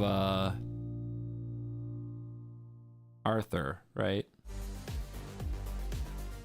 And welcome back to Ooh, coverage do we here at have Pro a Tour lion? Thunder Junction. Lion We're in King? Seattle, Washington. I'm Marshall Sutcliffe with Monty DeVuti. Thank you so much for joining us. That last match that we just saw had a lot of potential implications Legendary for top 8, but lion the of match that some we're kind? heading into has direct implications for top 8 because we have a winning in. That's right. If you get to 12 wins this round, you're in. That's it. You don't have to play the last round. You just get that seat. And therefore, and both of our players are sitting on 11 Ashes wins. So we Cinderella? are looking at a Lord clean Skitter win could be here between Ratatouille. Takumi Matsura and Arne Huschenbeth. You can see them here. Very different takes on the format. Boros Bravo Convoke, for the Lion King. perhaps the fastest deck in the field from Takumi, and Arne, good old Esper mid-range. That's been the most popular deck in the field. this tournament, and Arne has been piloting it beautifully. Wow, you're playing for top 8. Looks pretty comfy there for Takumi. I'm a little jealous. I think I'd be really nervous. I mean, we saw Takumi a couple rounds ago, I think, got horrifically mana screwed against Carl Sarup. Was smiling the whole time. All right. Very late into the tournament. Convoke, do Top something 8, on camera. very much Let's live go. for him. He looked super calm, I so love that does not surprise me. It's very impressive to me. By the way, game number 1 went to Takumi Matsura here, so this is 1 game away. All he has to do is defeat just Arne Huschenbeth. No big deal. No big deal. So here's the issue. Boros Convoke is, I'm going to liken it almost to Living End, kind of. It is an excellent Game 1 deck. Game 1, you just run people over. They are not prepared for what you're doing. They don't have the answers. Life is great. You're going to win a lot of your Game 1s. It might be the best Game 1 deck in the format. Games 2 and 3, it's a little dicier. People are ready. Is that Pest what's Control happening? Was printed in I don't this know if last that's what's set, happening. and Pest Control is really good against this deck. Arna, 3 copies of Pest Control in the sideboard, and once people are ready for you, once people have boarded in those cards, life gets a lot tougher. And you know, I was talking to Tristan Wild-LaRue. He was helping Team Handshake test.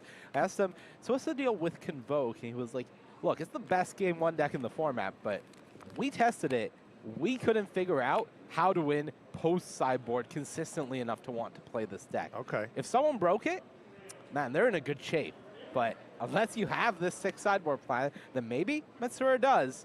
You are having a hard good time best of one post-board deck? against these mid-range decks. Right Some Matsura play up Ward of my the Inner Sky, alley. declined to attack, respecting Ardenvale fealty. Uh-huh. But That's the one. ultimately, it was a go for the throat instead that killed it. But I will Matsura had a find follow-up my play with way. Resolute Reinforcements. Nothing yet from Huschenbeth after that. I can Yeah, I think go this is the the second reinforcements, distance. and this is Matsura representing with this main phase reinforcements that he is going to go for Knight Errant of Eos. So that is something that Arna has to be thinking about. I think I saw 1 Tishana's Tidebinder in Arna's hand.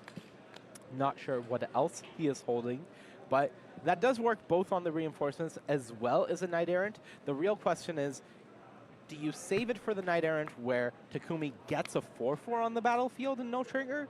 Or do you just counter this and make sure that the pressure doesn't add up? And that's what's going to happen here.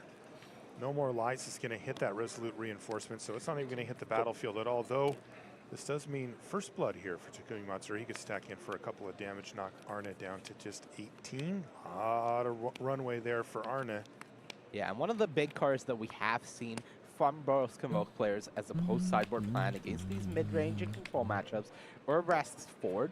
That is a big one. Card does a lot to help you rebuild and keep a sticky permanent around through these wraths, through these pest controls. It does stick around a lot longer.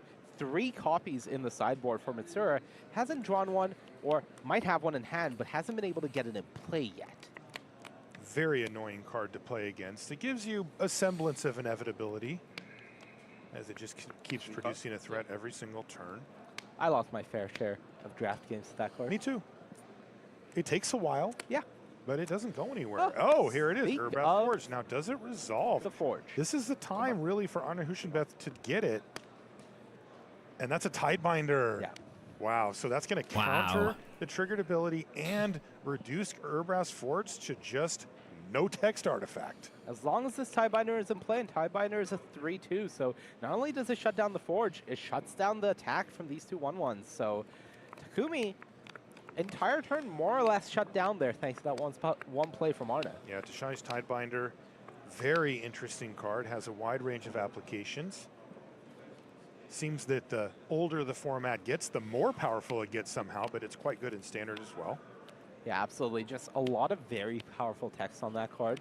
Makes for a incredibly versatile Tidebinder, baby. and, you know, it's a bit of a tech Strong. card, but the bigger the format is, the more cards that it is teched against.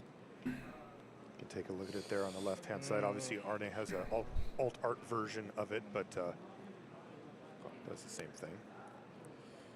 Is he just just gonna get rid of the Urbrass Forge No, here. It not makes the 3 creatures, which forge. means you can just go for the Knight Errant. So I think it's worth it. Hey, that's a really nice follow-up there from Takumi. You'd not think that this is how this is going to go, but Gleeful Demolition doesn't care what the artifact is or whether it has text on it or not. Look, if Arna doesn't have a pest control to get this board under control, that is suddenly a big clock. And Imidane's Recruiter, that is a huge follow-up to a board like this as well. Right, another Knight Errant for a reload as well, so a tremendous turn there for Takumi Matsura. Now the question is, can Arnie stem the bleeding? Now, that was a really good turn. What a turn. Yeah. Like, are you serious? Yeah, that's what you got to do. He played Urbrass Forge You that need turn. Like, Fable that was back? supposed to be the play. That was I'd like the to turn, and then see- it wasn't. This is really the I'd power like to of this see deck. current Knight Esper Errant of versus Eos being Fable Invoke quote-unquote Despair free Grixis. 5-mana play that also finds you more gas. It just does so much. It is what makes this Boros Convoke deck scary. It makes it threatening. And as sometimes happens, It can't be much worse they chain together. for whatever what's that's happening. worth. Yeah, and one of the issues is, okay, let's say Arna has a pest Like, control. how could it be worse? All right, you leave a Knight Errant, that's a 4/4, plus that reinforcement's in play, that's a 1/1. So with those 2 creatures, you have an attacking force and another Knight Errant in hand to rebuild from. So it's not really that good anymore. The pest control is at its best when it is keeping Knight Errant off the board. Yes, it does some cleaning up, so Imidane's Recruiter isn't absolutely backbreaking now, but it does feel like Arna, despite having some of these tech tools, is very much behind now. You see, Arna had a long think on his turn, but ultimately said, you know what, go for it.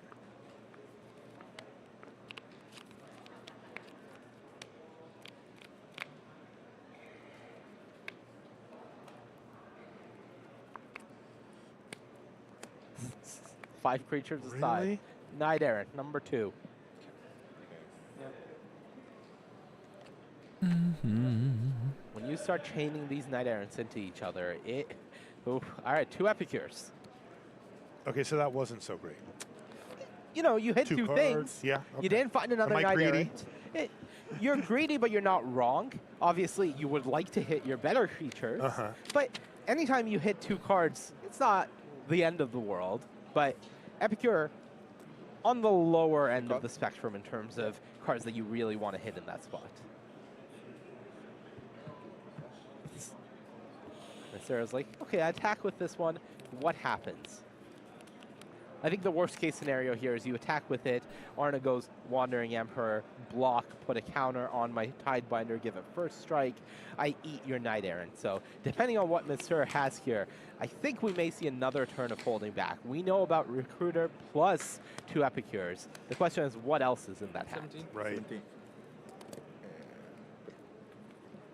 What does Arna have? Like, just did nothing so far. Clearly, there's something coming. Hopefully, in his spot, Wandering Emperor. Could be Imidane's Recruit. It could be a No More Lies.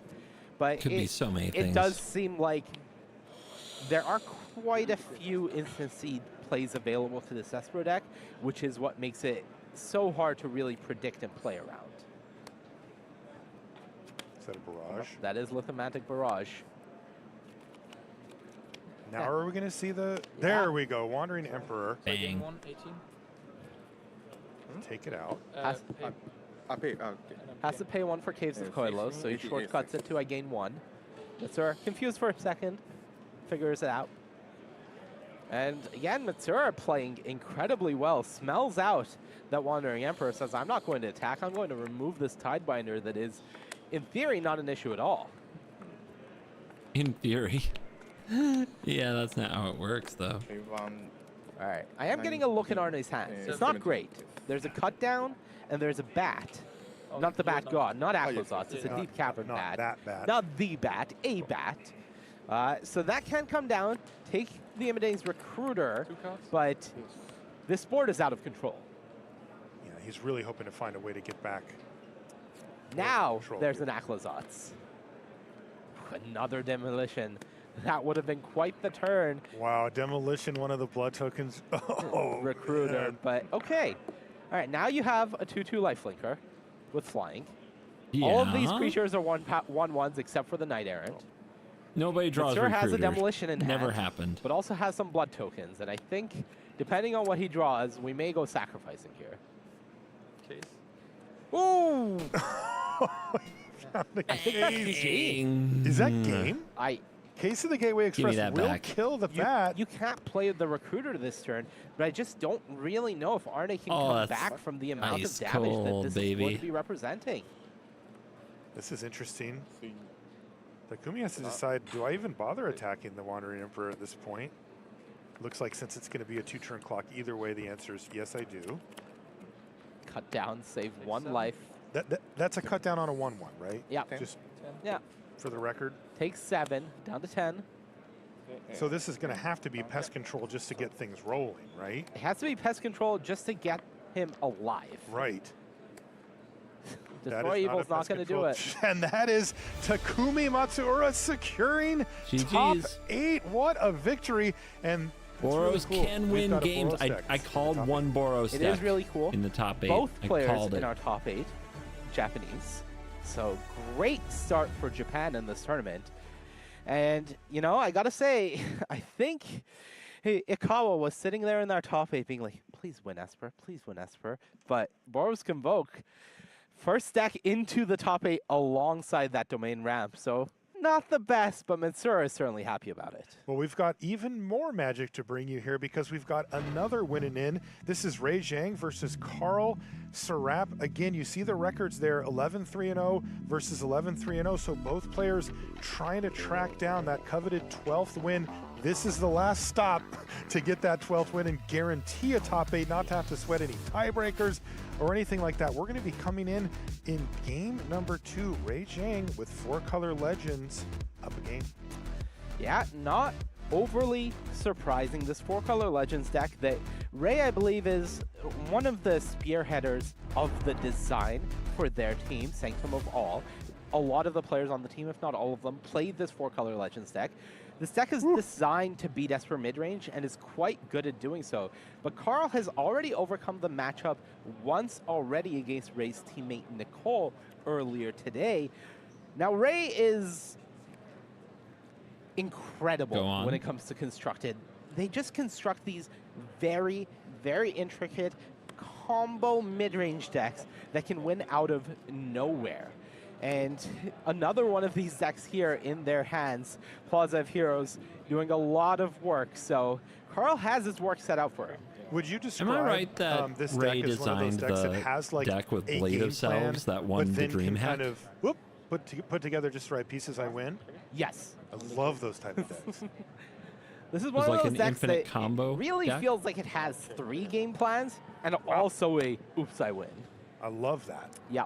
Yeah, you know, decks like Splinter Twin, remember the Obzon decks think that that's could gain correct. infinite life or just kill you out of nowhere, but they had a plan, right? It wasn't like that's all they were trying to do. It's just if you didn't quite respect it or if they hit the right draw step, then boom, you can just be dead. Like I wrote it down. You can keep it. Little discrepancy there between the two. Looks like they've got it sorted out though. Ray Zhang has go for the throw. Carl with just 1 card in hand has to decide, hey, depending on what that card is, whether he wants to draw a card at the cost of giving Ray a card as well here with the Mastermind to try to get out of the situation, considering he is heavily behind on resources right now. Yeah, this is tough. Yes, you are up 1 card in that exchange, but at what cost? Cut down as well. No, Odawara for the full cheapness. Is this Ray Zhang going for the win? Yes, 3 cards. Is there another? Let's just go to my turn. Yep. Oh, that was the end step. Let's just go to my turn, they say. All right, okay. Sounds What? like a plan. I think this might be a combo finish from Ray, What? depending on if they have the pieces. tap for mana. Show us a combo. Liliana, tap. Using Rona plus Relic of Legends to create mana.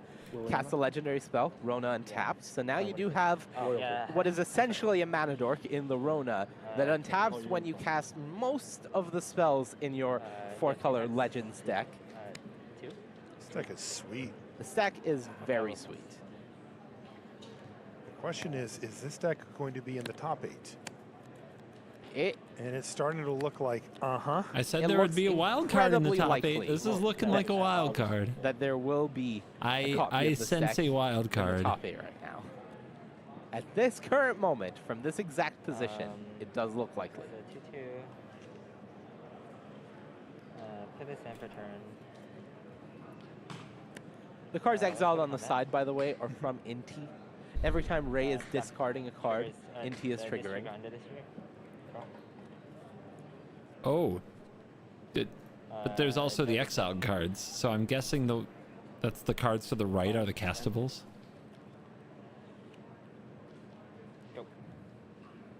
Ray passes the turn back over to Carl. Jokes gifted another membership. Thank you, Jokes in Bed. The Ginger Brett, welcome to the Cool Kids Club. Enjoy early access to my videos and Carl emotes in the comments. A 2/2? No, Rafine? Pretty good. Any responses here from Ray? I'm at 7. All right. Our life totals are not accurate. So like before combat. It appears to be Ray is a 7. Carl's 10. That is more interesting. This one. Trigger. Still.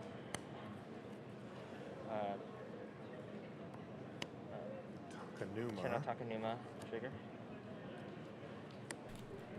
No 3. Wow, this Inti is just popping off. No 3. Return. Back up Inti. That's just making sure to write that down. Rafine resolves. Attack? Where? Sorry? Where? Oh, there's a Liliana in play. Ray just confirming where are you attacking. Huh? I didn't even remember. I do believe Ray there were has so a many things that Sage got in cast. hand and the ability to channel it. So that can get rid of the flipped wedding announcement, which would mess up the combat math, depending on what Carl assumes is there. No, I did. Okay. It is going at Liliana. And Ray's playing a bunch of those. Cares about Legends lands, right? Yes, absolutely. Part of the value element of this deck is the ability to abuse those lands with Slogurk, as well as part of your near infinite combo element. And it looks like it's just going to be Inti trade to maintain Ray's life total as high as possible. Which, reminder, is at 7, Right. not 16, as you see.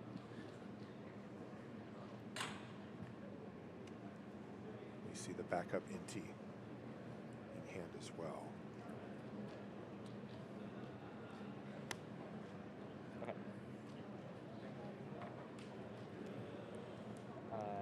No cards? Cardless is Carl Sarap. I guess I saw it. Yep. Go ahead.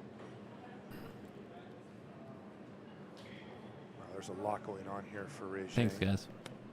Carl up to 12. Ray can use Liliana. By Rafine. Let's tap this for mana.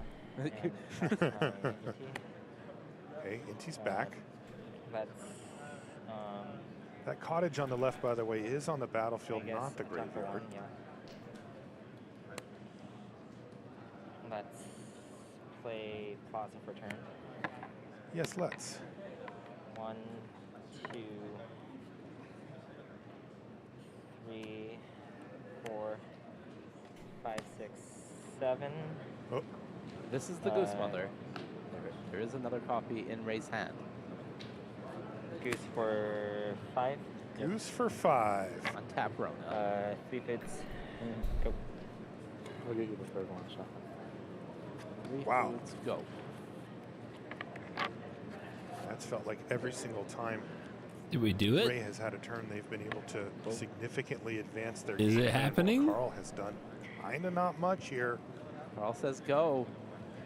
And that's going to do it. Game? Ray Zhang secures the top 8 with 4-color legends. Yeah, we're going to get to see a little bit more of that tomorrow, it sounds like. Look, Ray Zhang is an incredible constructed deck builder. We've seen them construct some of the most complex combo decks that I've ever seen. Wow. Their online username, CFDSock, stands for Combo for the Sake of Combo. Yep. This is what they do. Are you serious? They won the standard 75K back at That's right, Magic with Con the analyst Chicago deck. just a few months That's ago. right. With what was the earliest version of what we now know as the Teamer Analyst deck. Oh. And they are the deck builder for Sanctum of All. 68-card analyst This 4-color deck. Legends That deck, was Ray partly too. their design. I think it is poetic for them to be leading the charge for the team into the top 8 here. Fantastic finish there, and a top 8 seat is acquired. So we're filling them up quickly, but of course we've got a whole nother round to go here today. We're going to take a short break. When we'll be back at the news desk. Don't go anywhere.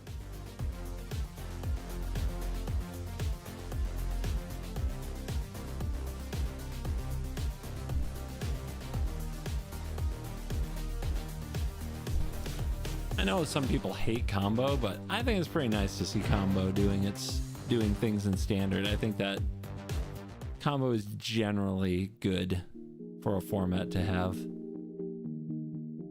It forces people to play some amount of interaction instead of just try to solo.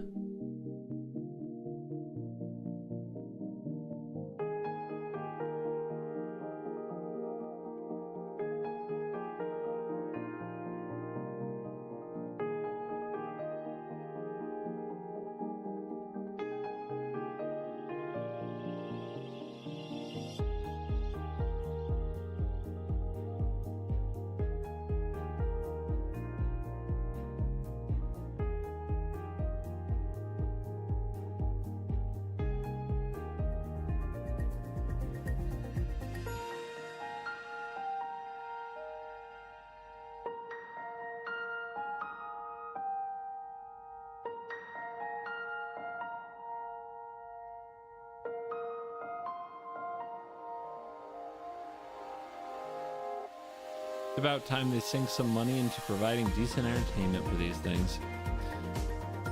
Sad truth is that it's always been a money sink. Like, how much it costs to put these things on is kind of insane. I don't think the Pro Tour has ever really, by any metric that people can track, paid for itself. It's been a leap of faith throughout, and I really didn't think we were going to get it back. I hoped we'd get it back, but I thought it was gonna be gone.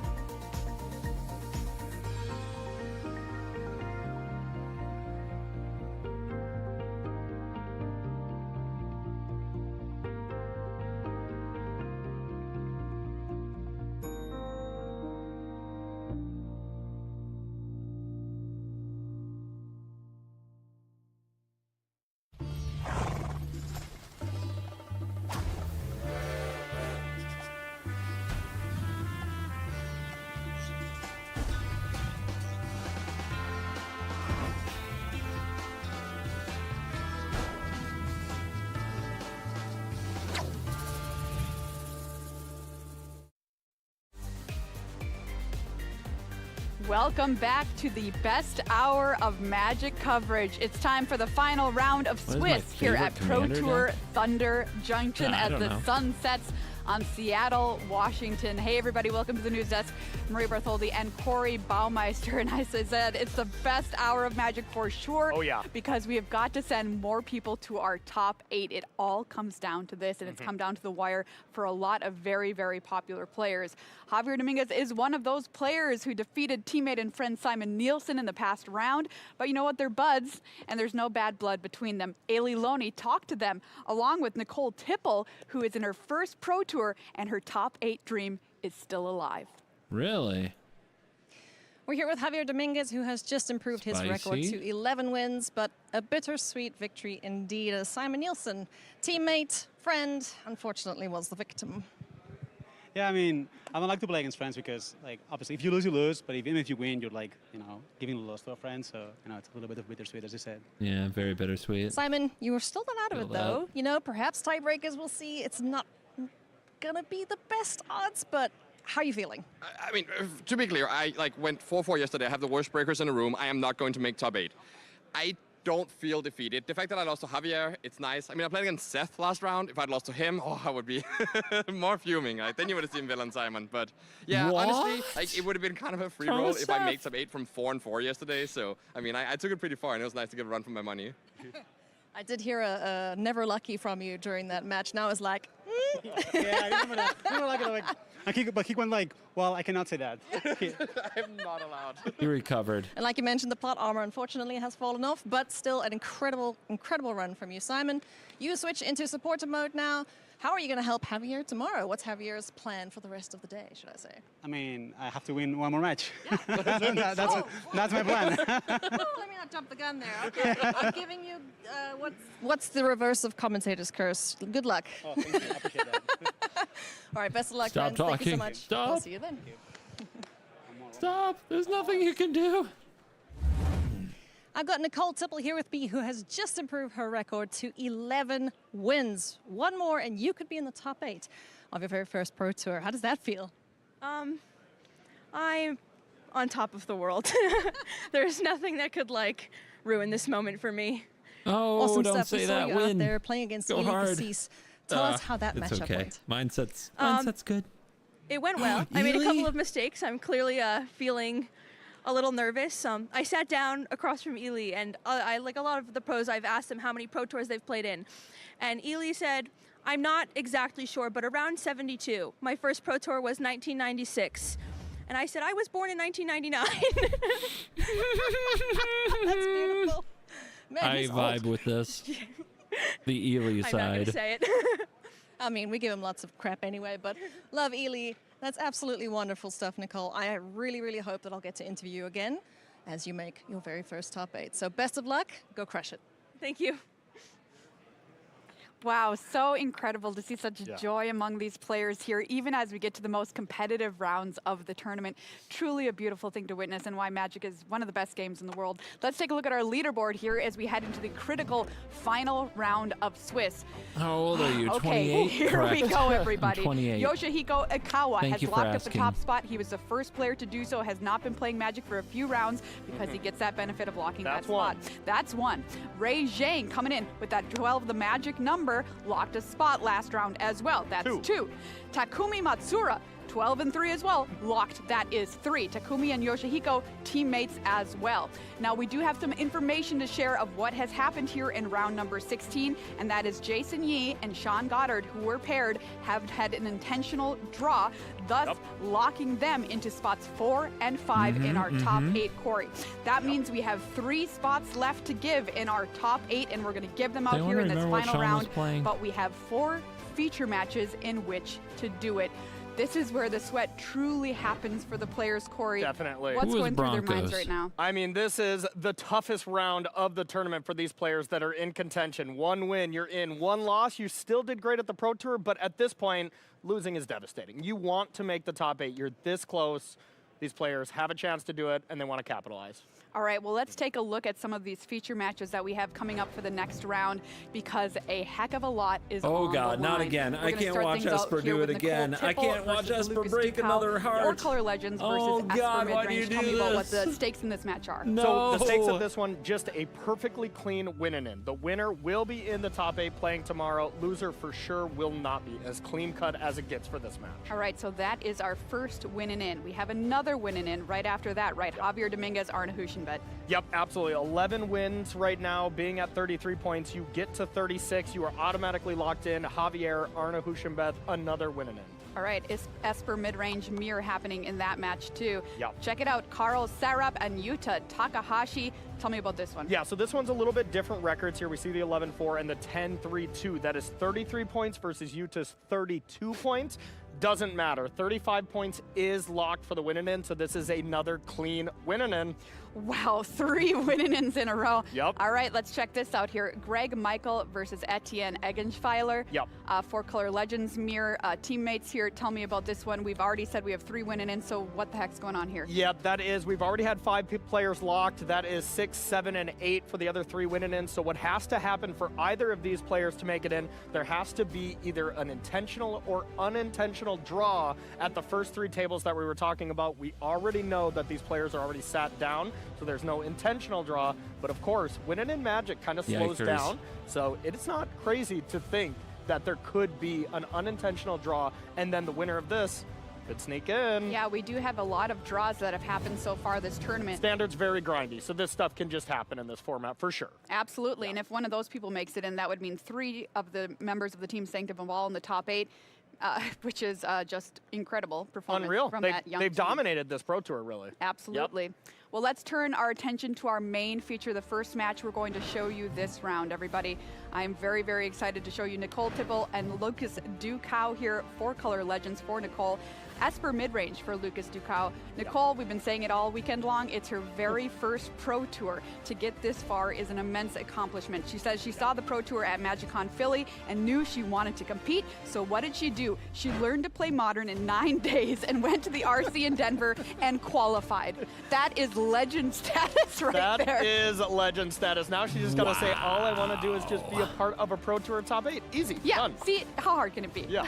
She's going to have to get through Lucas Ducow, though, who's an absolute killer on Magic Online. In fact, he qualified via the Mox leaderboard to play in this tournament. Top 8 of the 2023 Mox Showcase Season 3. Wisconsinite, so another Midwestern here. There you go. We got to love that. Absolutely. Absolutely. Yeah, Duke 1-2 on Magic Online. If you ever played against him, yeah, absolutely a crusher. All right, so tell me about the decks in this match. Yeah, so first let's start with Nicole's deck. This is the 4-color Legend. This is kind of the deck of the tournament, I would really say. I mean, this deck is extremely awesome. We have Rona, Relic of Legends. You're trying to get this mid-rangey feel here to take advantage of Plaza of Heroes, as well as have this combo finish where it is a lot of combo pieces, Guessing of course, Convoke but you isn't are good? able to One made combine top 8. Relic, a couple Honest Rust There's Fiends, always the one. Drain effect, as well as the Rona, and you can just drain your opponent out full stop. But for the most part, this is just a good old-fashioned mid-range deck. And then on the other side, we have Lucas here. This is Esper mid-range. This list is a little bit different than the traditional list we see. We see Nathan Stoyer's card here, the Duelist of the Mind, as well as Preacher of the Schisms being played, instead of other card choices like Wedding Announcement that we saw from maybe Javier and Simon last round. But yeah, Esper mid-range, the top deck up against the cooler deck, I will say, I guess. So, Corey, I got to get a prediction from you. I think Nicole is going to play in her first Pro Tour, and I think she's going to be advancing to the Sunday stage on Wow. her first Pro Tour. That's my take. All right, let's see what happens. This deck is known to be good against Esper midrange. I'm going to send things over to Riley and Cedric here for the final round of Swiss. Thank you very much, Maria. We're very excited here in the booth to get underway with what is, as Maria said, the final round of the Swiss portion of this tournament. My name's Riley Knight. I'm joined by the inestimable Cedric Phillips. Here I am. And we're going to get stuck in to what promises to be an electric match between these two players. We've got Nicole Tipple, Lucas Ducow as well, playing for a clear-cut win-and-in slot in our top 8. And I know that there'll be ferocious supporters of each player around the world. Wherever you're watching, we're deeply appreciative of your company here as we round out coverage of the Swiss portion here in Seattle. It's been very exciting to see Nicole do so very, very well in her first Pro Tour. And I tell you what, the precedent has been set with players like Jake Beardsley. First PT, he won the whole thing. It really has been over this past year or so. Jake Beardsley winning, of course, Pro Tour to Lord of the Rings. Nicole making her debut and having a lot of fun doing so. One of these players is going to make the top 8. I can't wait to see who it's going to be.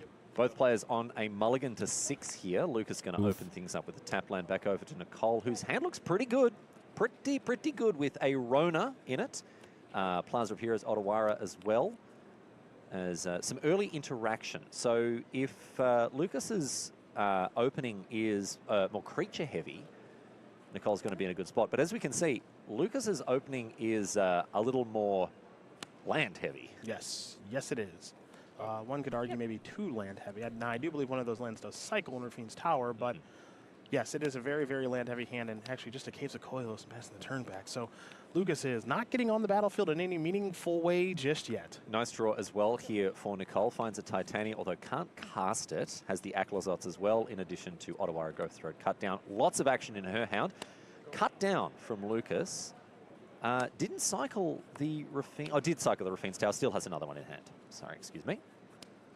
Fairy Mastermind also off the top here for Lucas, as we see Titania, Voice of Gaia, played by Nicole. And is she going to play this Ottawara?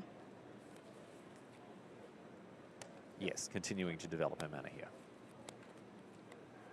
Cycling away another tower here is Lucas, rather than playing out the Fairy Mastermind. A piece of interaction for him. And another Fairy Mastermind as well, Cedric. So Lucas, thanks to the cycling of those Rafine's Towers, has actually found something to do. That is some of the power of this deck, of course, is that the lands, well, they do fix, but they also do cycle as well. So Lucas, with a mulligan to 6 this game, and not the best of opening hands, but the land cycling has certainly helped kind of fill out the draw. This is really nice here for Nicole as well, who's able to play a Titania and keep up that single black mana to deal with anything that Lucas plays, like this Fairy Mastermind. And also Aclazots, the Bat God, in hand for Nicole, so the action's going to continue from her. Any reason not to cast the cut down there? What are we cutting down? The Fairy Mastermind? No. I don't think there's a reason to or not to. Just there's no rush. All right. At least not yet. A second one here. Now there may be some interest. Yeah. He's killing one of them. Yeah. Gotta manage them. Killing one here before. Only one card in hand, oh, right? No, both. Ooh, yeah, right, kill them they can be both. activated to draw extra cards. Wow. All right, well, Nicole picking her moment there. Very judiciously. Bang. Look at those fairies off the battlefield. And Lucas back to stone nothing, just the cut down in hand. Nicole, on the other hand, the Seiju, the pickup for her. Are we going to see Aclazots played here? Yes, we are. All right, okay. So Nicole's really putting some pressure on now. This bat is the game has freaking changed everywhere, now. Before, man. there was just a lot of exchanging of resources, play a creature, kill a creature, so on and so forth. But now Nicole has best threats on the battlefield. Well, and look at this. Lucas recognizing that he's been outstripped very quickly. That is an early concession from him. Finished. And Nicole goes one game up. Nicole Tipple, in her first ever Pro Tour, is one game away, Cedric, from securing a slot in the top 8. What do we think of her hand here? any nerves is my question. The hand's Yeah. fine. Mhm. I mean, 2-drop, 3-drop. You know, you could argue NT the and Relic hand are for the best two Esper's cards pretty in this meh. deck. Are certainly among the best. Now, one of them's not Pretty going to meh. resolve there thanks to No More Lies, but this is a very keepable hand here for Nicole. We'll see how the draw steps go, but definitely a keepable one. But a good hand on the other side as well for Lucas. He plays out the Rafine here on turn 3, which is exactly what Esper's looking to do. However, Nicole, Relic of Legends, very strong in this deck. I would say Lucas, however, a little bit more momentum, a little bit more wind in his sails at this stage, as he is able to untap and attack with Rafine. A good spot for him. Yeah, this looks a little bit more like what Esper midrange should be doing. The last game feels like a bit of an anomaly. I know it was a mulligan to 6. Top of the deck wasn't particularly kind, but this is a more normalized draw here for Lucas. Following it up with a Preacher of the Schism. Yeah, I think Lucas's keep on 6 there was a little... Well, it was optimistic. It's a 6-card hand. It was a 6-card hand, Yeah. a lot of lands, and if you drew well, then it would have been a different game. Also, a couple of lands did cycle in the Rafine's Tower, so I can understand keeping it. It certainly didn't pan out. A lot of mana. That's for sure. A lot of mana, but not doing All right, much we've with got to it. go for the throat here in Nicole's hand, which can be deployed thanks to those relics. That may happen Nice before Rustine. It's an exiled Inti. the old 2/4 gets to attack here. Preacher of the Schism. Not played in all of the Esper decks, Cedric, but still a pretty powerful card. Yeah, Preacher of the Schism on a general level is a pretty powerful card. However, it is not the card of this particular weekend. It is underperformed, a little bit this weekend. Go to combat, compared to what its ceiling Preacher is. out of There are here. times where Preacher can define a metagame, given its 2/4 Death Touch body. This has not been the weekend for that card, however. All right, Rafine connives, discards a Caves of Coiler, so isn't going to pick up an extra counter here. Lays And out now a Ganjo says go. Unable to use that Honest Rutstein. Look to at the get flash value because creatures. The No More Lies exiled Inti. Be a very different Nothing in game. the graveyard to That was get just a mana leak. back. Oh, it's Just gonna ugly. see Honest Rutstein This is run very out ugly. anyway, or perhaps this is a cycling of one of those 3-color lands. See what she wants to do here. to come back to something you mentioned before, Cedric, I do wonder if there are maybe some nerves. Nicole does seem pretty ice cold, to be honest. I mean, pretty calm, cool, and collected, in my opinion. What's cooler than being definitely, cool? it's definitely a factor. And, you know, the more experienced, the older the player is in terms of their Magic career, the less these sorts of matches are going to... Because they've been there before, right? They've got the experience. And hypothetically. In your first ever Pro Tour, I wonder how much the nerves might be getting to you. But Nicole seems to be in a good spot anyway. Lucas certainly holding it together. Even a game down, he seems completely unfazed, just playing his best Magic. Yeah, I would say that Nicole, as far as maybe the emotions or the body language is concerned, totally fine. The problem is that Nicole's hand stinks. Ooh, and a rest in peace. Okay, that's going to make things a little more difficult here for the 4-color Legends deck because it is wanting to play and recur a bunch of lands out of the bin. So that's not going to be an option for as long as that enchantment sticks around. Ouchies. Think it's going to take a game 3, guys. This hand looks pretty good. Tishana's Tidebinder go for the throat. We've seen just how potent Tishana's Tidebinder can be in this matchup. Acklazotz isn't a bad one. It rarely is. 5 and a 4/4 lifelink, and an Inti as well. All right. So with that 7th land, you can just run both of these out and see what happens.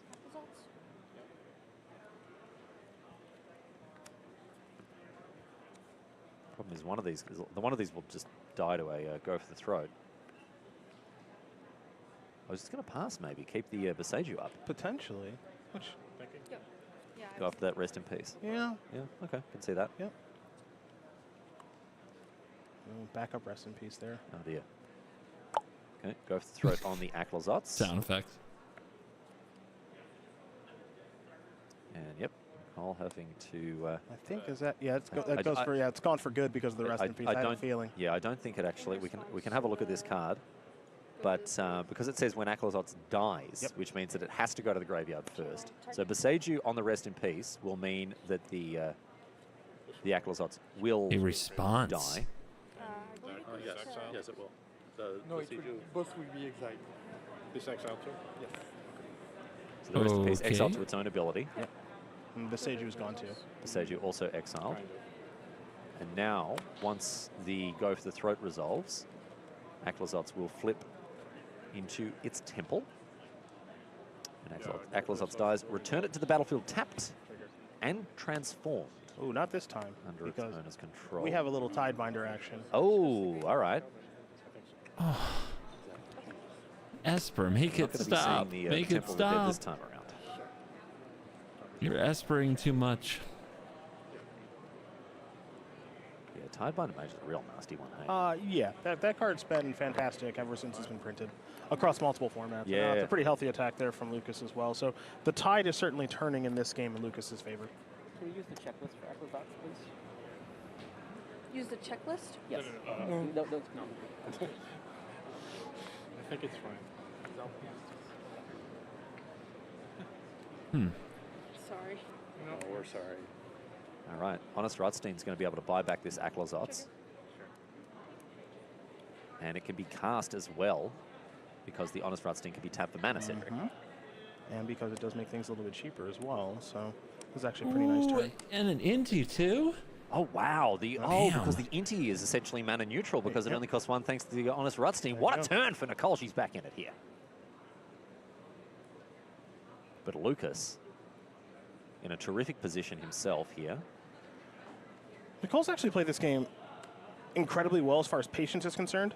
The use of the Besaju and leaving the mana up when there was the ability to play an additional spell that turn was very, very nice. The holding of the cycling land, because the potential for a Fairy Mastermind was very, very nice as well. I've really, really, really liked the way that Nicole has played this game thus far, even though her draws have not been the best. I mean, she's done a really nice job of at least giving herself a chance to get into the game, and now that Acklazotz is back on the battlefield, even though the life totals are 20-9 in favor of Lucas, I think things might be swinging Nicole's way, especially if she's able to untap because of the Plaza of Heroes that's on the battlefield, which will be able to protect the legendary threats. True. Yeah, that Plaza of Heroes will void any any removal that Lucas tries to Good play. We're going to see a stuff. second rest Hang in in peace, but there. this one is not as efficacious as the first one was because Nicole's board is a lot more developed here, and she gets to untap that Plaza of Heroes is back online here. Honest Rutstein in hand is a bit of a blank ski at this stage. What she found off the top here, let's have a look. Takanuma. Oh, okay, well, speaking of blank skis. Yeah, not particularly exciting. Not with a rest in peace out, no. Important too that Boseiju was exiled to the rest in peace that it helped destroy, because it means that any future slogans wouldn't have been able to bring it back. This is obviously assuming there wasn't a second rest in peace, which there was. Discards the Honest Rutstein and finds a Titania off the top, which can be Don't cast. think you gain life, right? Because of the rest in Inti peace. coming in as a 3-3. We're going to see a double block here. Kills the Tidebinder, which was just a 3-2. Doesn't use Plaza, probably defending Aklazats.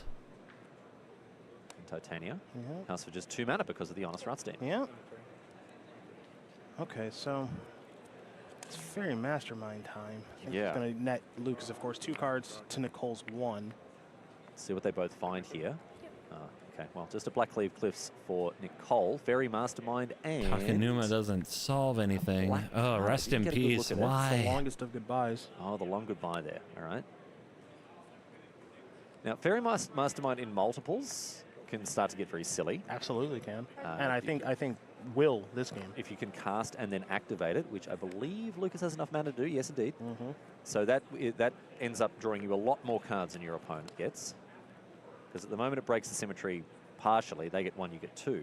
But if you get 3 to their 1, yes, then it starts getting real nasty.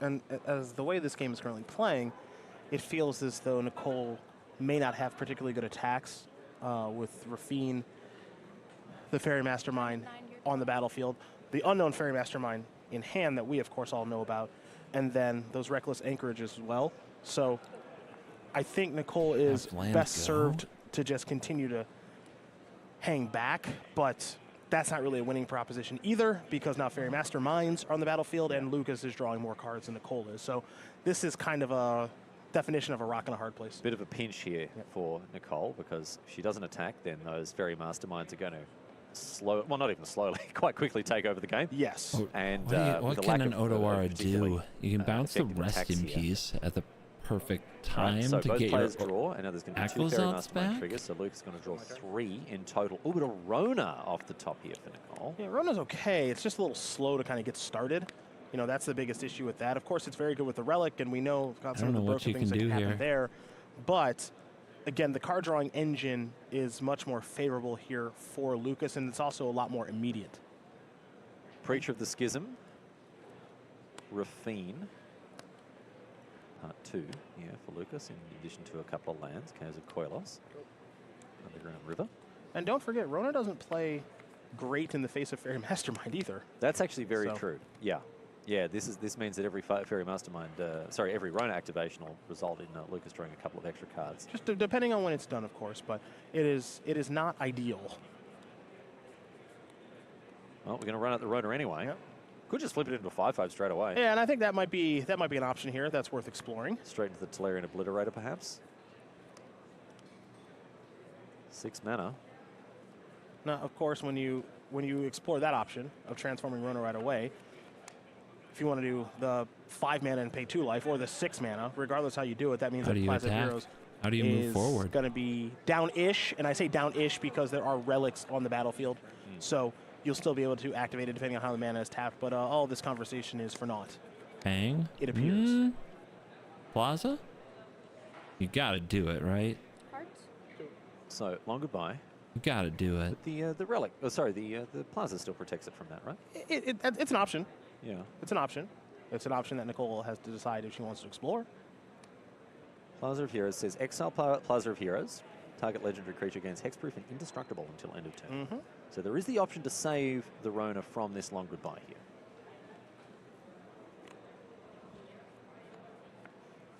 Just having to think about it.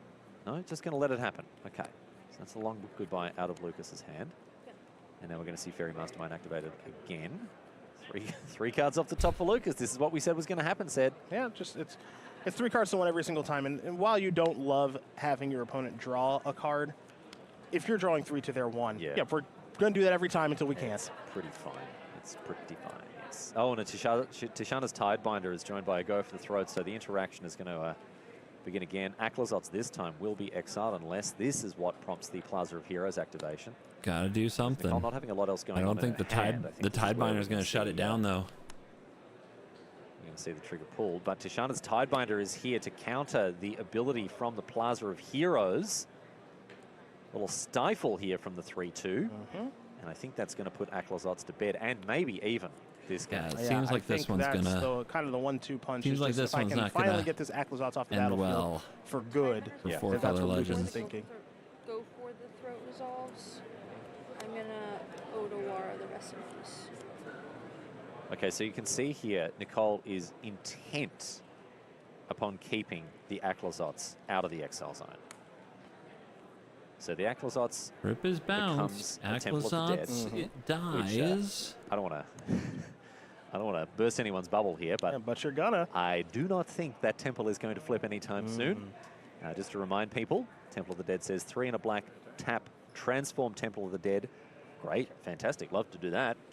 Activate only if a player has 1 or fewer cards in hand. Yeah, it's gonna be tough. That's gonna be tough. That's gonna be a tough one. That's a tall order for someone who's drawing 4 cards every turn. So, Aklazots transforms into the Temple of the Dead, but now Rafine is cleared for landing without any flying blockers. Yeah, it looks like Rafine and Preacher are attacking. Now, don't forget that Tatiana and those long arms of the law does mean that there is a reach blocker out here. And that's why I think we're seeing Fairy Masterminds, plural, hang back on defense at the moment. But Preacher has Death Touch, so doesn't mind if any blocking does take place, as I don't think Preacher minds trading with anything here. And now there's pretty simplistic block there. Yep. So, take 2, go to 7. Easy reach. As Lucas connives. Discards a couple of lands. A couple more mana. We're going to see a Denic With it on the stack. and Channel trigger. Takanuma in response. That was the other upside of bouncing the Odawara. It's kind of unlocked that Takanuma. Trigger. 11. Gain some more life thanks to the Takanuma that was milled over.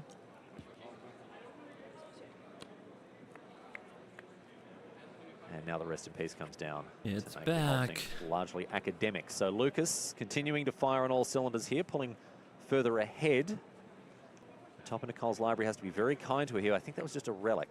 I didn't get a good look at it. It was a Tiny Bones. Yeah, here is the Pickpocket.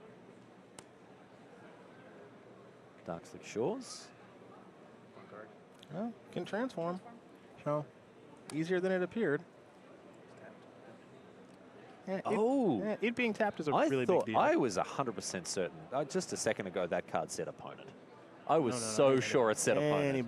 Anybody. We're back in business, baby. Yeah, I was thinking with Lucas drawing 4 cards a turn, it wasn't happening, but hey. Kind of in business. That was tough. It's going to be really tough. It's a little less restrictive than I realized, so that's good news. Now, if it came back untapped, it'd be outrageously good. Now, it coming back tapped is a bit of a hindrance at this moment here for Nicole. Better than nothing, of course, transforming the big bat and getting it back on the battlefield. Yes, but still a lot of trouble here Tipple is in. Right, Lucas counting them up. Double Rafine blot out. Tiny 2 Bones lands is in play. for him. For the Tiny Bones What's interesting, appreciators. Lucas's hand is insofar as there's clearly discard fodder here. It's just how much does Lucas feel as though he can attack with on this turn, because the Rafine connives, given the multiple copies of Rafine in hand, means that there's plenty of ammo to discard to make something a little bit larger. And yeah, I'm not too surprised to see a Reckless Anchorage get fired up here. It's just what's going to attack now, because it could be a lot of flyers. It could be Denic as well. Looks like we're questions about to be answered here. I think we might be just sending with everything here. Yeah. Big questions. Put the pressure on. This is sort of sending some of the lambs to the slaughter in the face of the Titania, and indeed the Death Touch Tiny Bones. But this is also a massive connive here.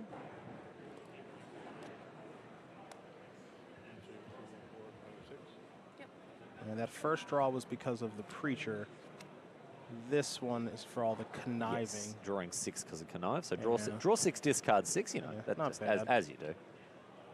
And I'm not sure exactly which creature is conniving. I think it might be one of the fairy masterminds. Yeah, we're going to find out in a minute. Or here, was that's it for the sure. maybe it was the reckless anchorage actually. There you go.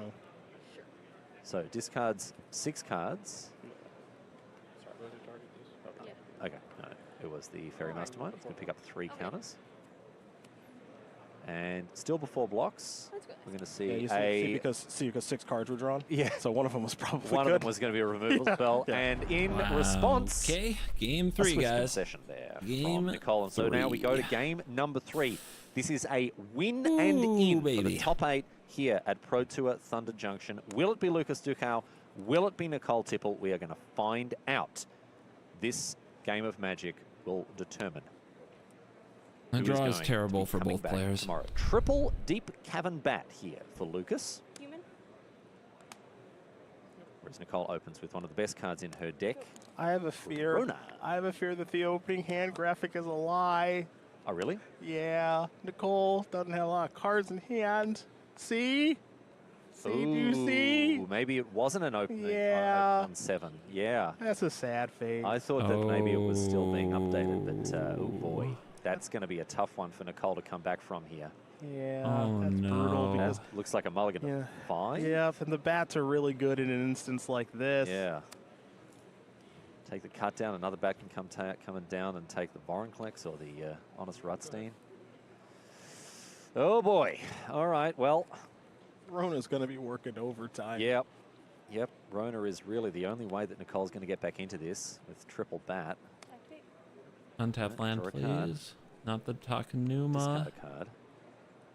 Finds a God, that's Titania. bad. There's already a Takanuma on the field. But I think you've got to Vorinclex. float. Yep. Stone Rain yourself. Okay. That's Honest Rutstein. That's a tough way to do it. Get back the Vorinclex. Vorinclex. Ugh. All right. You know, as good as this text mana is, and the mana is pretty darn good, you play a lot of those legendary lands with good reason, since the channeling is going to happen on the cheap a high percentage of the time. This is the downside. Takanumas, plural, especially when you're on a mulligan or 2. You don't have a lot of agency over what the lands look like, and yeah, again, that's the downside, and it's getting worse. Another Deep Cavern Bat here can go after the Titania or the Vorinclex. And you'd have to think you take the Titania here, just in case a green source is forthcoming off the top. As if Esper would lose. Very Come on, quickly running out guys. of You answers. know Go for better. the throat here in Lucas's hand too.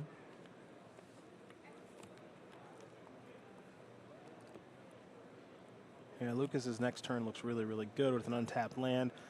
Another bat, if he so chooses, and a go for the throat at the ready. Again, Rona's trying to be working overtime, but Rona likes to work overtime when Rona has access to a lot of resources, which we're starting to get a little something cooking here. Yeah, Okay. Inti's not too bad. here. Inti Inti's not Rona. too bad. Can attack with Maybe the you- Honest Rutstein, maybe discard the Vorinclex. Did she overpay for the No? Inti? Okay, gonna hold on to it. Because of Rusty? I'm gonna loot. In-step loot here. And that'll mean that the card that is exiled from the Inti is playable until Nicole's next turn here. So it seemed like a weird bit of timing, but it does mean the Inti card sticks around for a little longer. Say it again. Okay, castable For her if first Rusty stays word. on the field. No, not castable. No. She ain't Not bad. even close to Certainly not. castable. Not 11-4 on accident, I'll tell you that No. much. Nicole very clearly putting the reps. Knows the deck inside and out.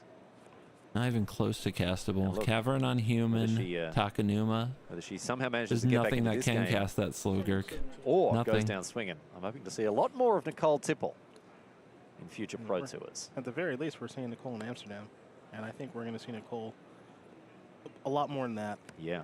I would hope so. All right, deep cavern bat now for Lucas, who is drawing ever closer to a berth in the top 8. That's a pretty brutal bat once again, a go for the throat. But a removal spell here unlocks these bats, one after the other.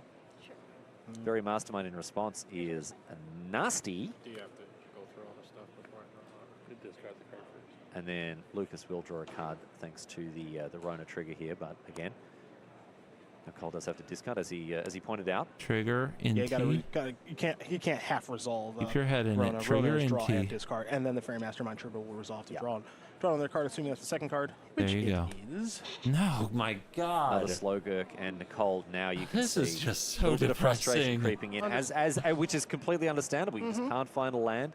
She's been digging and digging, cannot find a third land here. This is not the way that you want your Pro Tour campaign to end. Plaza of Heroes is not going to be able to cast those Slowgurks with the Cavern of Souls naming, I assume, Human. Human. Yeah. This is really rough stuff here. You got to feel for her. But Lucas will be very excited as he edges towards his top 8 seat here. Okay, got to draw potentially, a removal as the spell. bats come in. And His then the hand, bat, when the bunch bats of start lands and 2 falling copies down, of there's a Growth and Throat. chance. One's going to get rid of the Rona. Judicious use of that removal spell, of course, getting rid of one of the main ways that Nicole's staying in this game. What has she found? 1 card in hand.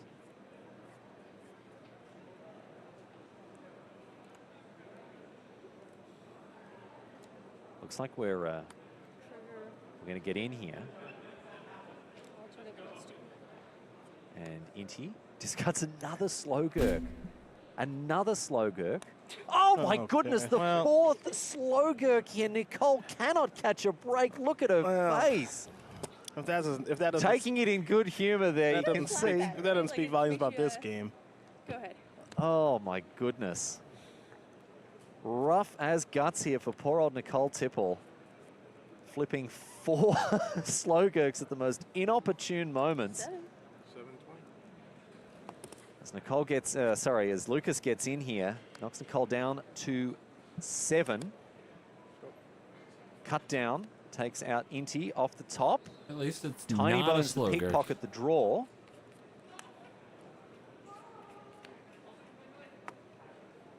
Tiny bones. Which she plays with a very determined and an emphatic why not? air. Go. Nicole still finding a way to enjoy herself here. An incredible performance she's put together, but at the moment, Lucas firmly in the driver's seat. Nicole, a rough mulligan. I mean, if you don't draw Rafine and win the game right here, are you even playing Magic? Well, now we're playing the sub game. Yeah, the beginnings of There this we beautiful go. friendship seem to be very, very jeopardized.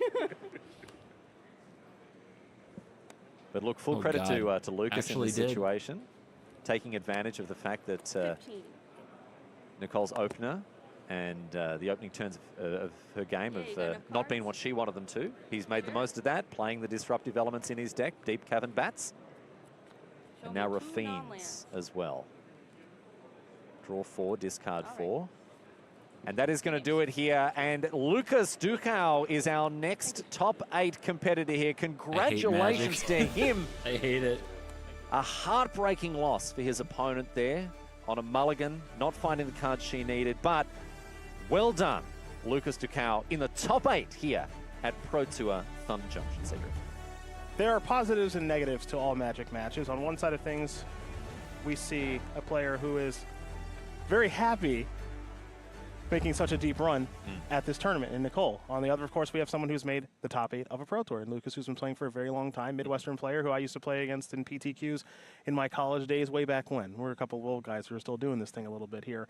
The negative is that we didn't get to see a great Game 3, and that's a bummer for Nicole, who was outstanding all weekend. Yeah. I absolutely enjoyed watching her play all weekend with the 4-color Legends decks because is that deck super cool, super fun? Yes, but we're watching a star being born. Yeah. I have a very strong feeling from just watching her play just a couple of matches here this weekend. we know we're going to see her in Amsterdam. And like I said earlier, I think we're going to see quite a bit more of her because she's got a very sound understanding of what's going on at this level of Magic. It's very clear to see just watching a couple of matches. Someone who has invested themselves in competitive constructed Magic in such a short amount of time to be playing at this level, immensely impressive. And I know I'm not alone in saying I hope we see a lot more of Nicole in the future. Absolute blast. Sadly, however, we won't be seeing her on Sunday. We will be seeing her opponent, Lucas Ducal. Once again, congratulations to him. We'd be very happy with this result, but we've got more top 8 slots to secure, my friends. We're going to take a quick break, get set up with our next win and in as part of closing out today's coverage. So stay with us after this. Javier Dominguez versus Anna Huschenbett. That should be... Oh, wait, that's another Esper King Mirror. Oh, my God. All right. All right, all right. Rally, rally, rally. One more match today.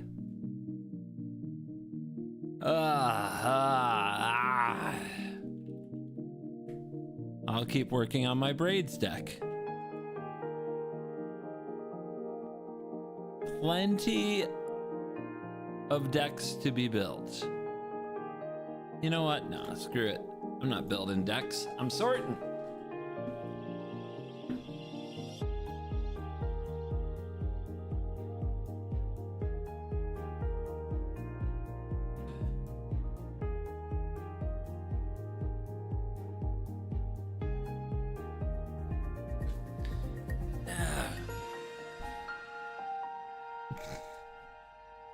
Its core Magic is a messed up game and we play it anyway.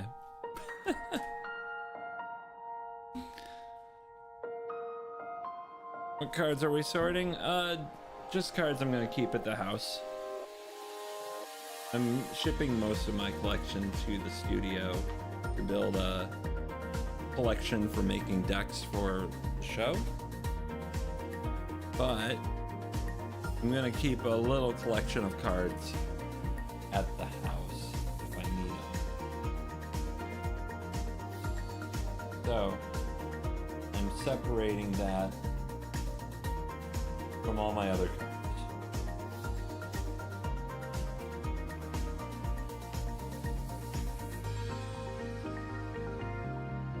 Jokes in Bed says, great Commander show today. Thank you for the $2.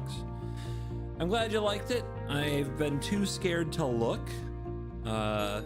I'm absolutely, positively convinced in my mind that everybody will hate it because of the hello, my friends, and welcome back to coverage of not the misplays, the Thunder Junction, wherever you're joining us from around the world. It's our great pleasure to have you here as we get closer and closer rounding out the card 8 slots wrong in our Sunday top 8 here.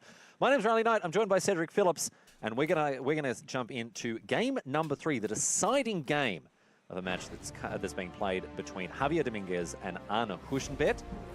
Both players. Nobodies. Well, all right. Cedric coming in hot. Teammates, and they're both excellent. So these two players here, no strangers to success. Javier Dominguez, of course, a former world champion. He's done very, very well for himself over the years. No fear? Anna Huschenbett, a little bit younger. But fellow from nothing, Berlin in Germany. Nothing makes all your work feel worse than a bunch of nerds in the comments going, it doesn't work that way. The deciding game, game 3, these two players having locked it up in the Esper Mirror 1-1 so far, Cedric. You put in all that work just to have people absolutely take dumps on you. That much is to be sure, and they are both absolutely excellent at this game. Esper, as we know, Riley, most played decks. Just have an on-site judge. And we don't both have of them a have actually judge said out loud within a 3.5-hour drive of our when Aliens store. had the chance to talk to him. Yeah, these Esper mirrors, they're a lot. They're a lot in the old brain. Yeah. You know, to really kind of keep track and keep up with everything, all the damage, all the counters, all the counter spells, all the everything. So as we're deep here into day number 2 and deep into this tournament, let's see if one of these players maybe is a little mentally exhausted with so much clearly on the line. A knight flashed in here with the Virtue of Loyalty, and we're going to see a different 2-drop flashed in with Fairy Mastermind from Anna. As he starts his 3rd turn. Javier keeping 3 mana up. What could it be? Could be anything. Well, this deck, it can be anything. Yeah, it really can. There's a lot of options. That's Fairy Mastermind now. Are we going to offer the trade here? Yeah. Should I? All right. All right. We're going to block. And then a wedding announcement. Okay, my turn. Off right here. To round out the turn. Rafine. 3 mana, Rafine. Could have played that last turn, but chose to wait. And we'll see now. 16. Caves of Koilos discarded. This is the knight attacking, of course. It was the one that was conniving there. Yeah, this is really interesting because both 3-drops are great, right? Rafine's great, wedding announcement's great. They can really TGB, change now the that tenor Talia got of her the game nights debut, but they when's do it in a very yours? different way. Wedding announcement Has is it occurred to you at card all advantage, that that's that very, very might slow, and then not creatures be get a larger, and then fun you're thing winning for the me power and to, toughness battle. Rafine have can brought close up? out a game really quickly and increase the quality of your draw, but it's not alive anymore. So it's probably not going to have a huge impact on the game No, I from don't this think point, from so. its standpoint in the graveyard there. Wedding announcement churns out another human. And Javier now has to get himself back into this. The little shake of the head here for the Spaniard. Ooh, buy and 5 sell, mana. We've seen or how hold important this Vein card has Ripper. been from the Esper decks. Virtue of Loyalty for just 5 mana now. Javier's team will grow and grow, but he doesn't have much of a team on the board. Not yet, but this is a way to go over the top of wedding announcement.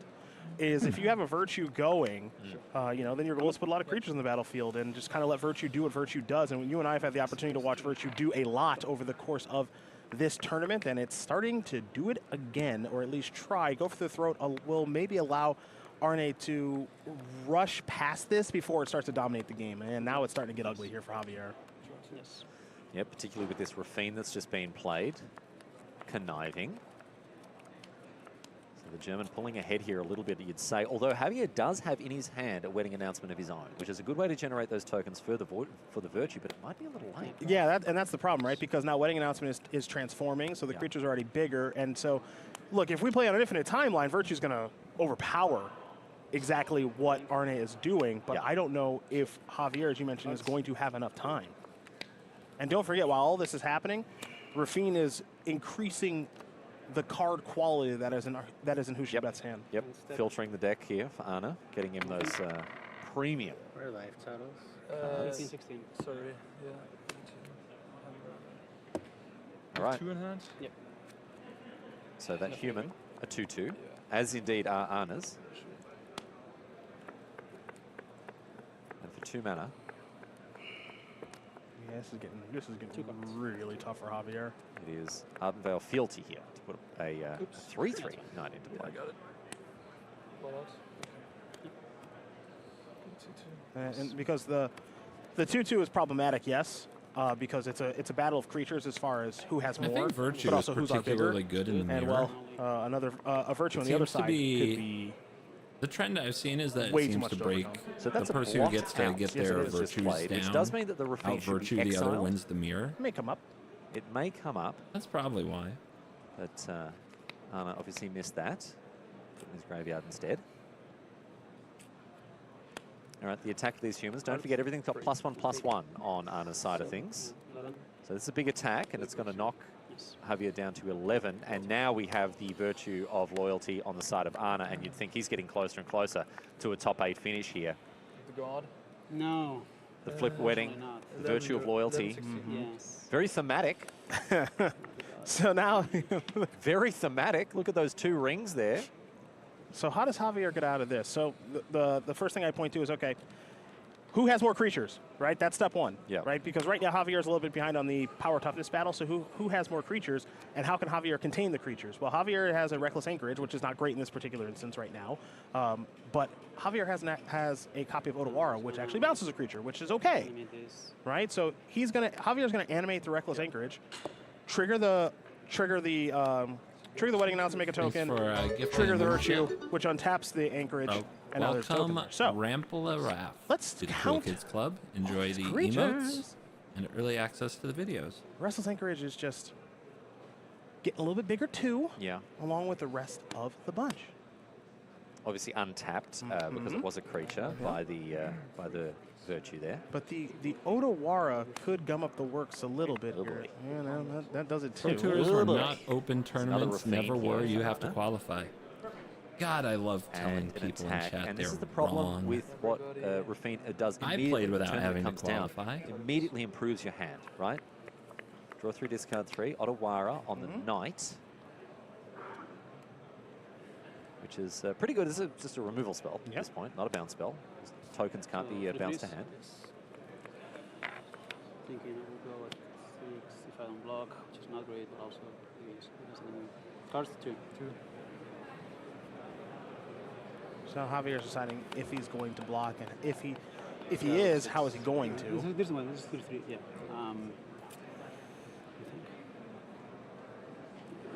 So Javier here can trade with his human.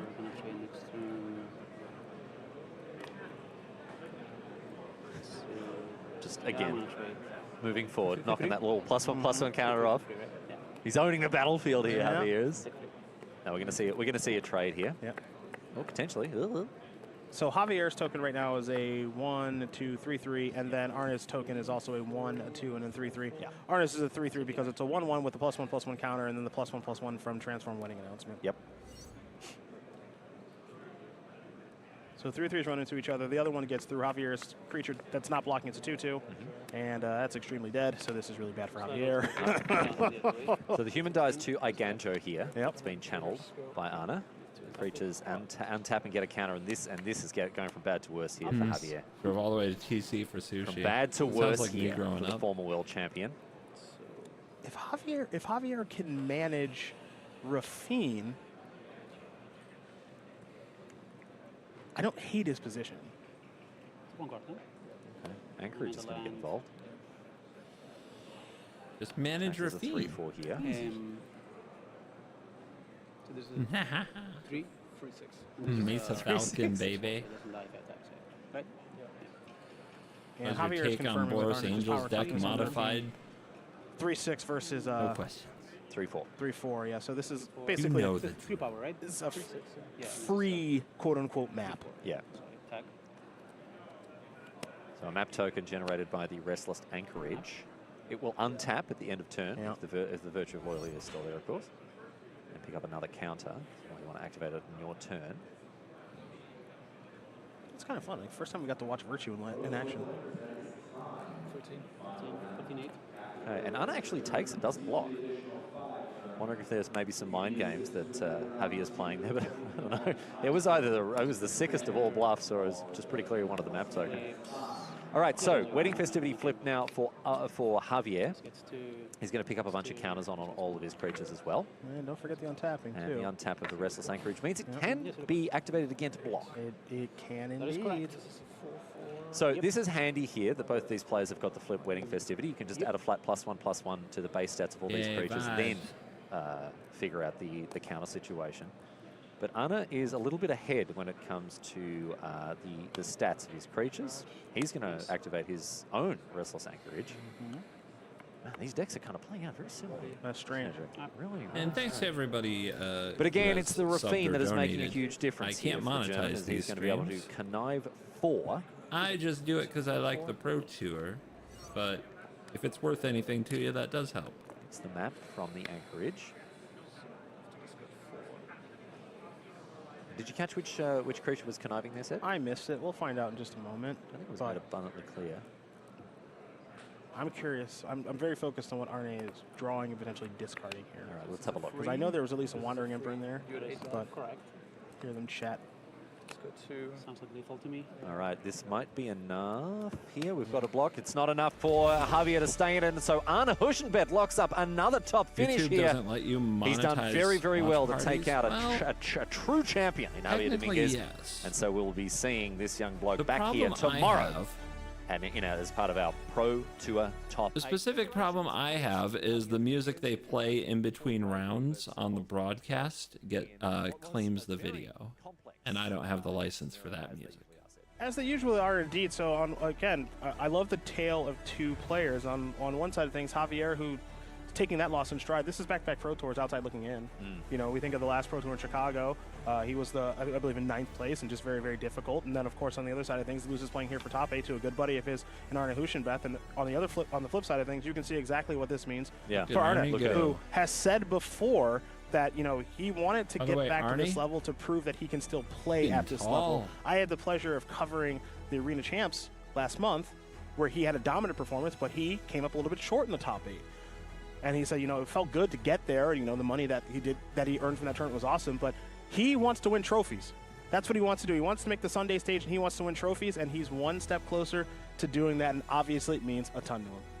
You can see that that emotion there for Hushenbet, so it'll be good to see him getting stuck in tomorrow. But we've got another winner in to bring you, my friends. We've got one more slot in the top 8 to be locked up. We're going to jump in. Carl Sarap and Yuta Takahashi are in game 2 right now, I believe. So we're going to be able to get stuck in and see who's going to get across the line. Yuta Takahashi, of course, we've seen him on the battlefield on camera. even when he's not been playing. Cedric, this is the guy who appears on the card Fairy Mastermind after his incredible victory in a World Championship a couple of years ago. Facing off against Carl Sarap here on Esper mid-range. So I'm going to just be very clear. Please do. That if you hear any bias creeping in to my call of this game, it's because Yuta Takahashi is playing what is undoubtedly, in my mind, the best deck in the format in Azorius Control. And I'm in a position here to rub it into Cedric, who has said that this deck belongs in the garbage can. Doesn't look like it right now, my friend. I'm gonna walk that back just a little bit here for you before we turn our attention to the game. I may dislike Azorius Control. I make no bones about that. But I really like Yuta Takahashi. So it gets a pass? All right. Well, he's up a game. That's the good news here for Azorius Control enjoyers. Still hasn't won a game on camera. He's just one game away. But Carl Sarap can dig in here. Okay, my turn. And Esper mid-range is always a difficult deck to beat. So if Carl can rattle off 2 wins on the trot here, he could be the one locking up the top don't do it. slot.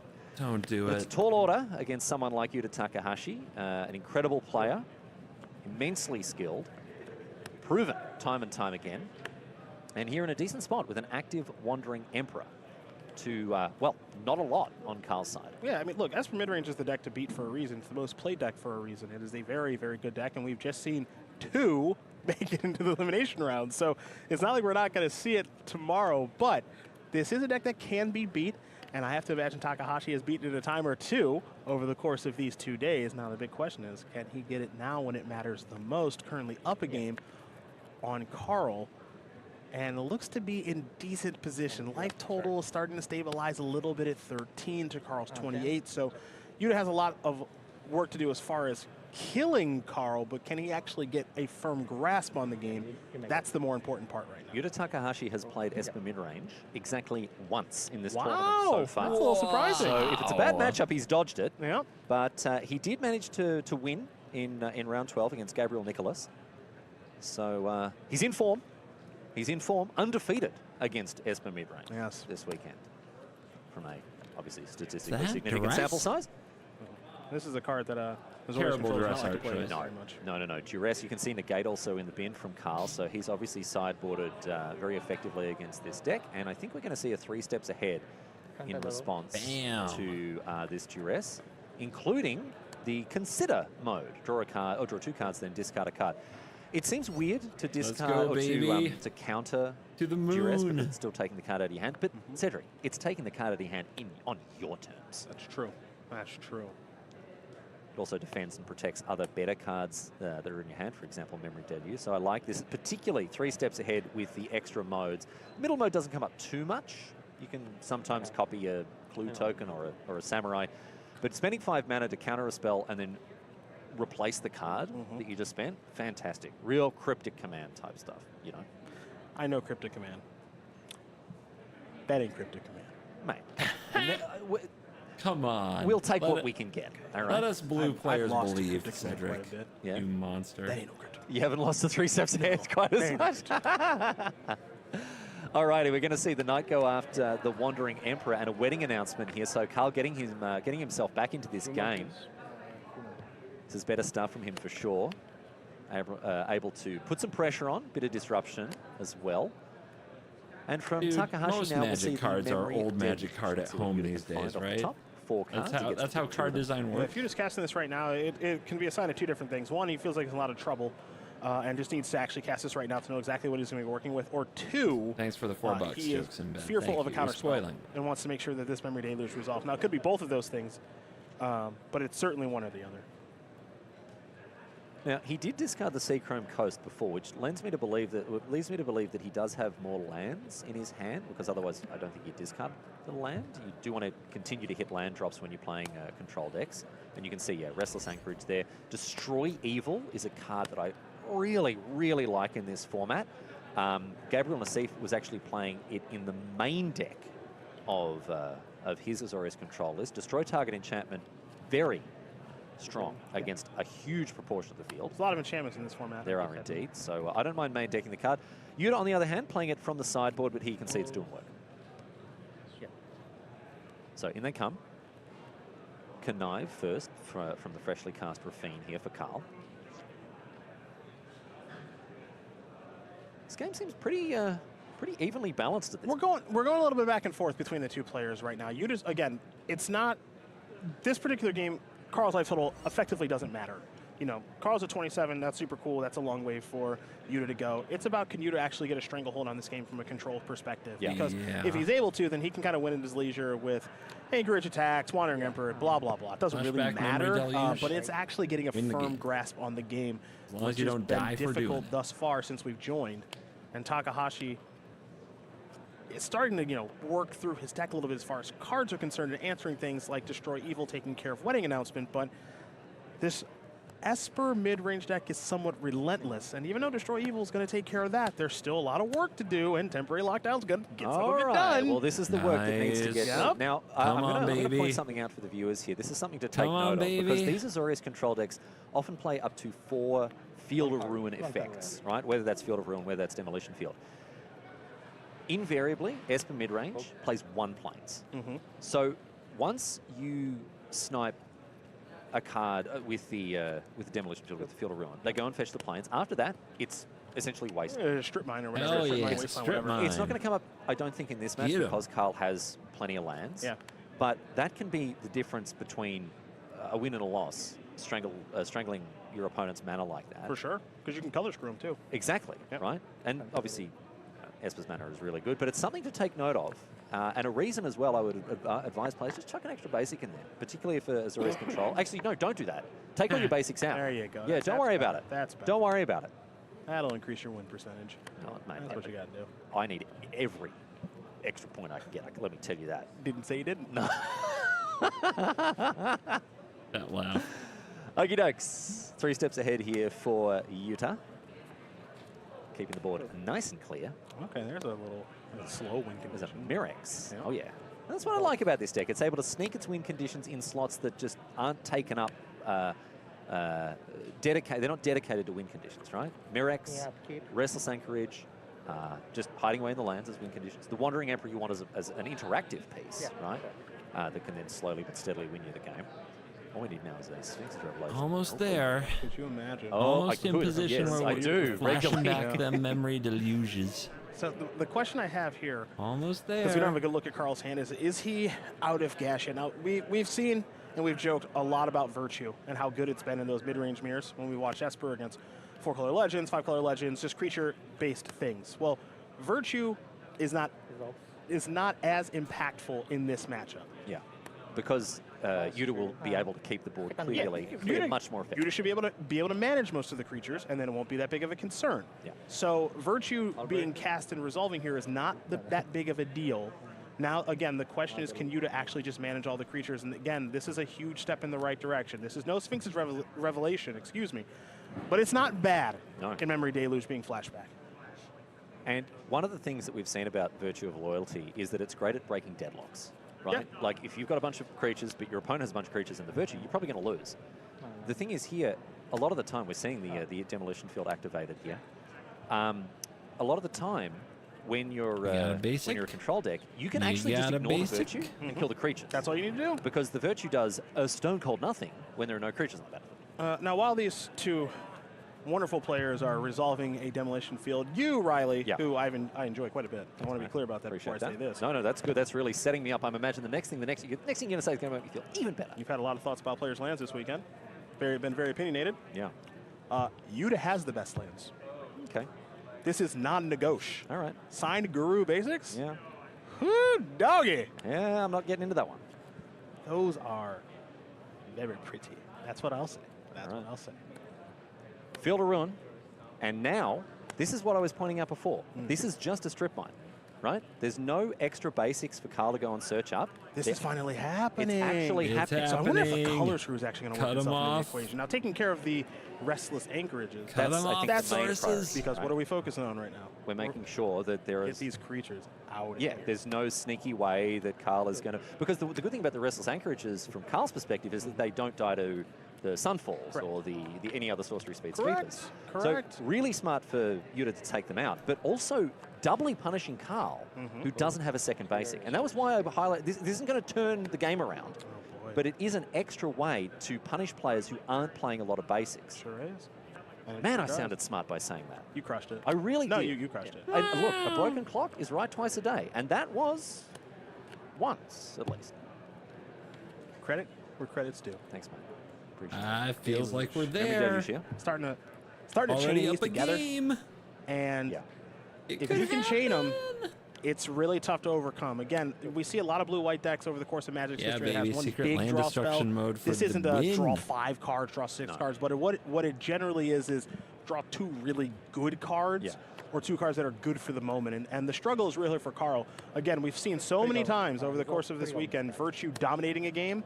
It doesn't work like that here in this matchup. So, Deep Cavern Bat, in response to the trigger, will be marched, and wow, look at that! Yuta Takahashi, read him and weep, he says, and he slams himself into this Thanks top for 8. another 5. Carl Sarap recognizing You're that very he's not going to beat the cards in Yuta's hand, and so concedes the game, Ladies and and with it the gentlemen, match. blue-white control. Azorius control in the hands of Yuta Takahashi in the top 8.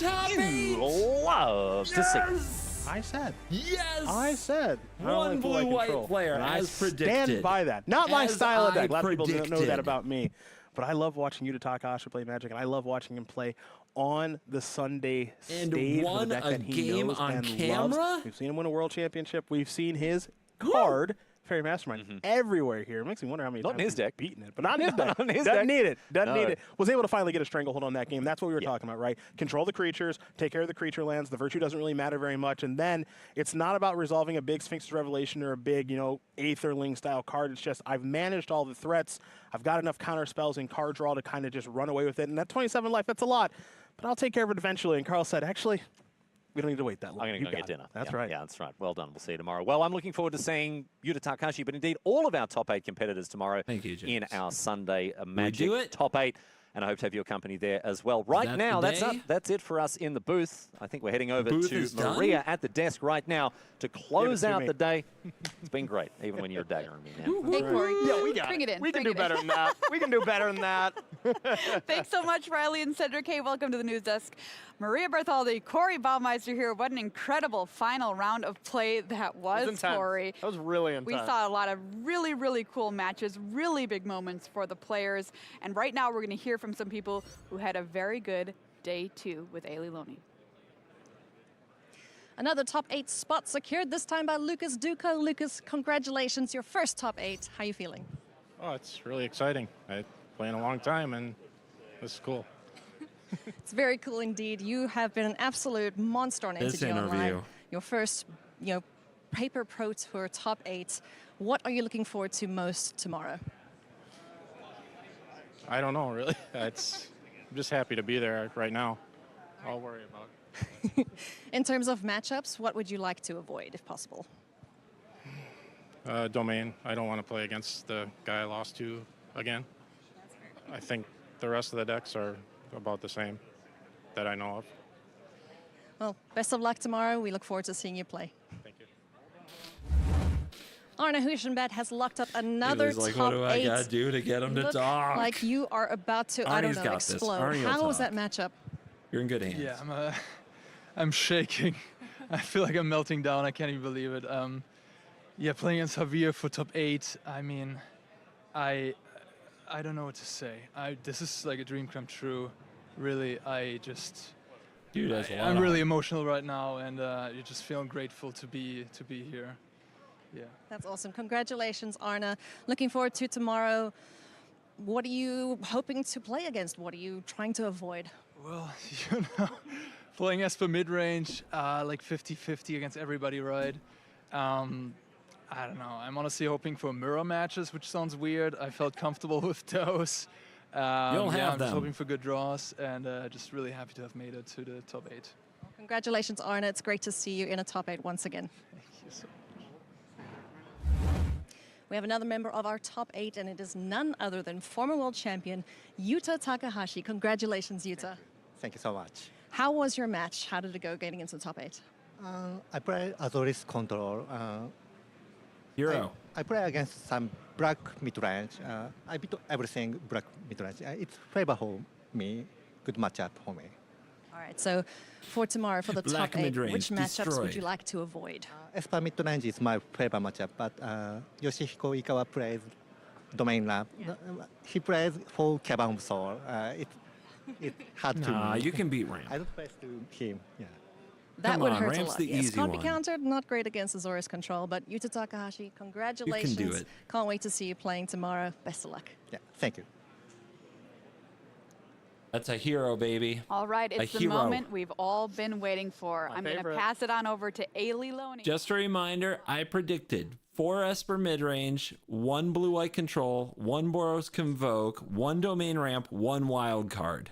The only question I have is how many Esper mid-ranges there are, because I might have got it perfect when I predicted it yesterday. It's possible. Only 8 players remain, and only 1 will be named champion. Introducing our player in first position, Yoshihiko Ikawa. Yeah. Yeah. In second place, playing 4-color legends, Ray Zhang. There's your wild card.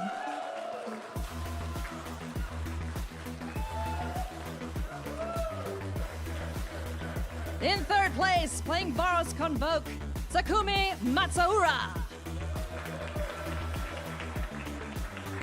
There's your Convoke.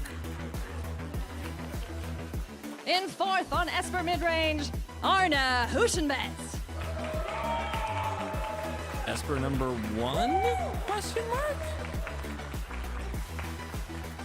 In fifth place, also on Esper midrange, Lucas Duco. Esper number 2?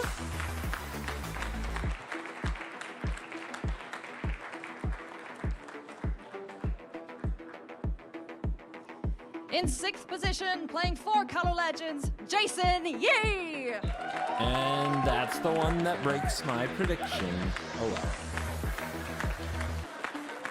well. In seventh place, playing Azorius control, Yuta Takahashi.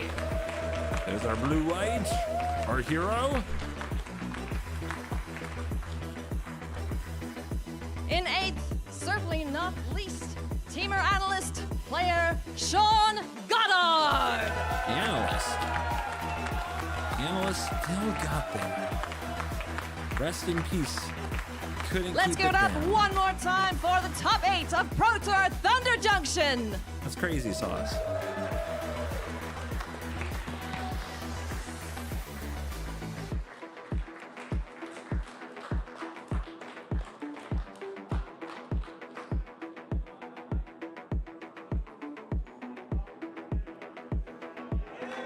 Stand there. Everyone, Smile. here is your top 8 for Pro Tour Thunder Junction. Stand there. Congratulations to Smile. all of our players.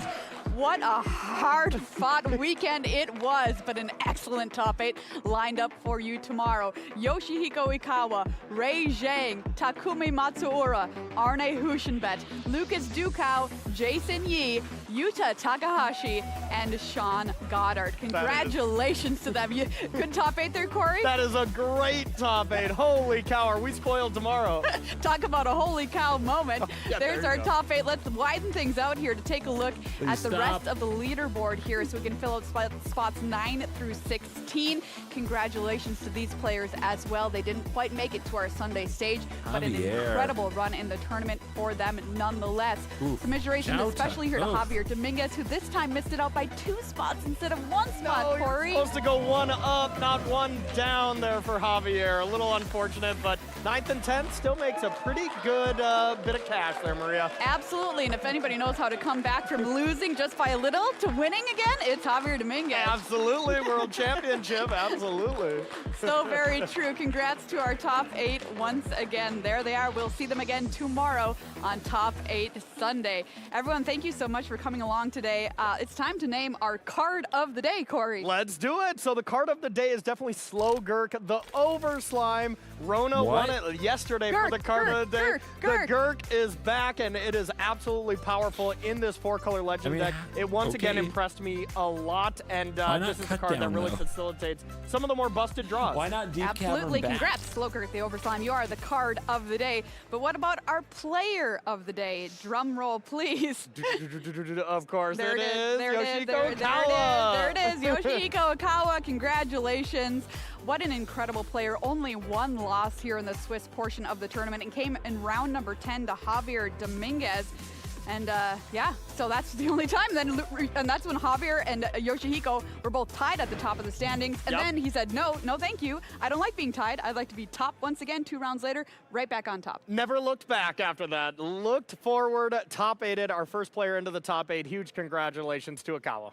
All right, let's talk about our match of the day, Corey. Yeah, our match of the day was a really sweet Esper mirror match here by Simon Nielsen and Javier Dominguez. These are, of course, teammates, so you see this. They're handshaking right away at the beginning. They are good buddies, and they played 2 grueling games where there is a ton of things going on. There's a ton of decisions, so any kind of wrongdoing, any mistake from either player is going to be very much capitalized on and punished. Javier Dominguez was able to take those games down and advance to being able to play a win-and-in. We did see him fall and take 10th place, and this did end Simon Nielsen's iconic streak when you have to play of a team, 4 Pro Tour top 8s in a and row. neither of you makes top Started 8. the day at 4-4, got all the way up to 10-4 Stuff like that, before picking up a loss and being eliminated from his 5th top 8 in a row. What incredible sportsmanship there as well from Simon Nielsen. Great to see friends playing in a tournament like this. By the way, the first time since the return to paper Magic that Handshake has not had a player in the top 8. Yeah, that is absolutely right. There was a lot of Nathan and a lot of Simon in there, but yeah, they have been on a dominant tear for a long time. Sad to not see one of them in the top 8. Well, let's take a look at our top 8 one more time before we say goodnight to you. Everyone, make sure you come back tomorrow. Congrats to our top 8 players, a very diverse top 8 in terms of decks as well, with 6 unique archetypes represented in our top 8 tomorrow. So come on back, everybody, 10 a.m. Pacific to check out all of the action from the feature match area. So You're not going to want to miss a second of it. There it is on your screen. Take a screenshot. Show up 10 a.m. tomorrow. Single elimination Magic. It's standard all the way down. Well, we started the weekend with 207 players and just 128 swung through the saloon doors of the Seattle Convention Center today to make claim to one of just 8 spots on our Sunday stage.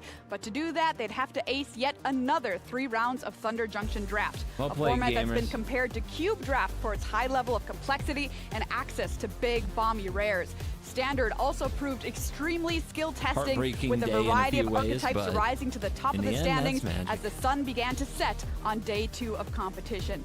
And as night fell and the dust settled, only 8 players remained standing, ready to meet at high noon, better known as 10 a.m. Pacific, for the ultimate showdown where only one can triumph to claim the title, the trophy, and $50,000.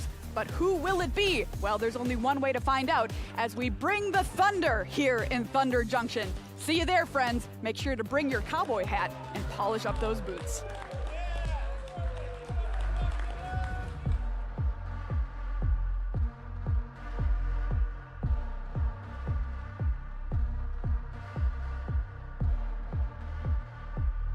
Good night, gamers. What a day.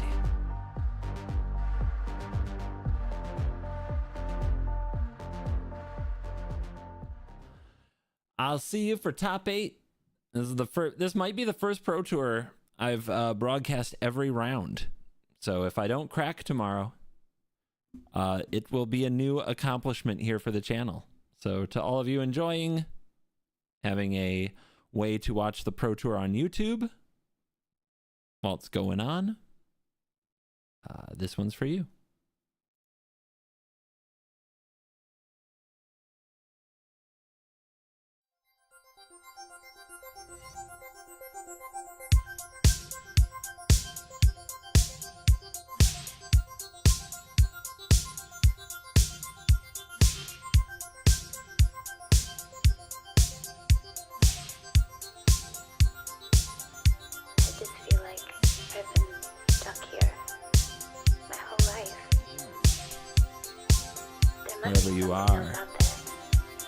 pro or filthy casual? That's for us. You're cool. We could run away. Just leave. Never look back. I don't even care where we go. Just far away from here. I'll come with you.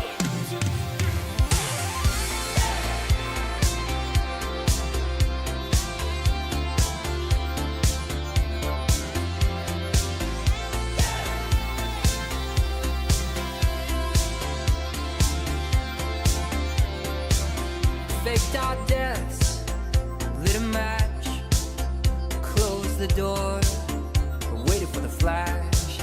Greyhound station, paid in cash. It's Lazarus, we coming back. They say it's darkest before the dawn. We've been in this town for far too long. They say it's darkest before the dawn. We're moving on, we're moving on, we're moving on. Sunset, no regrets. First chance, last dance, stuck in the middle, even that girl's no good love. You taste so sweet, it hurts a little.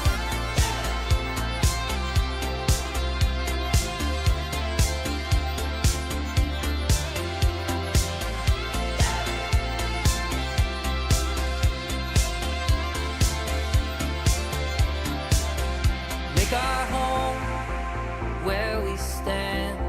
One suitcase and half a plan. Follow the wolves and sing along. Pass the voices to the song.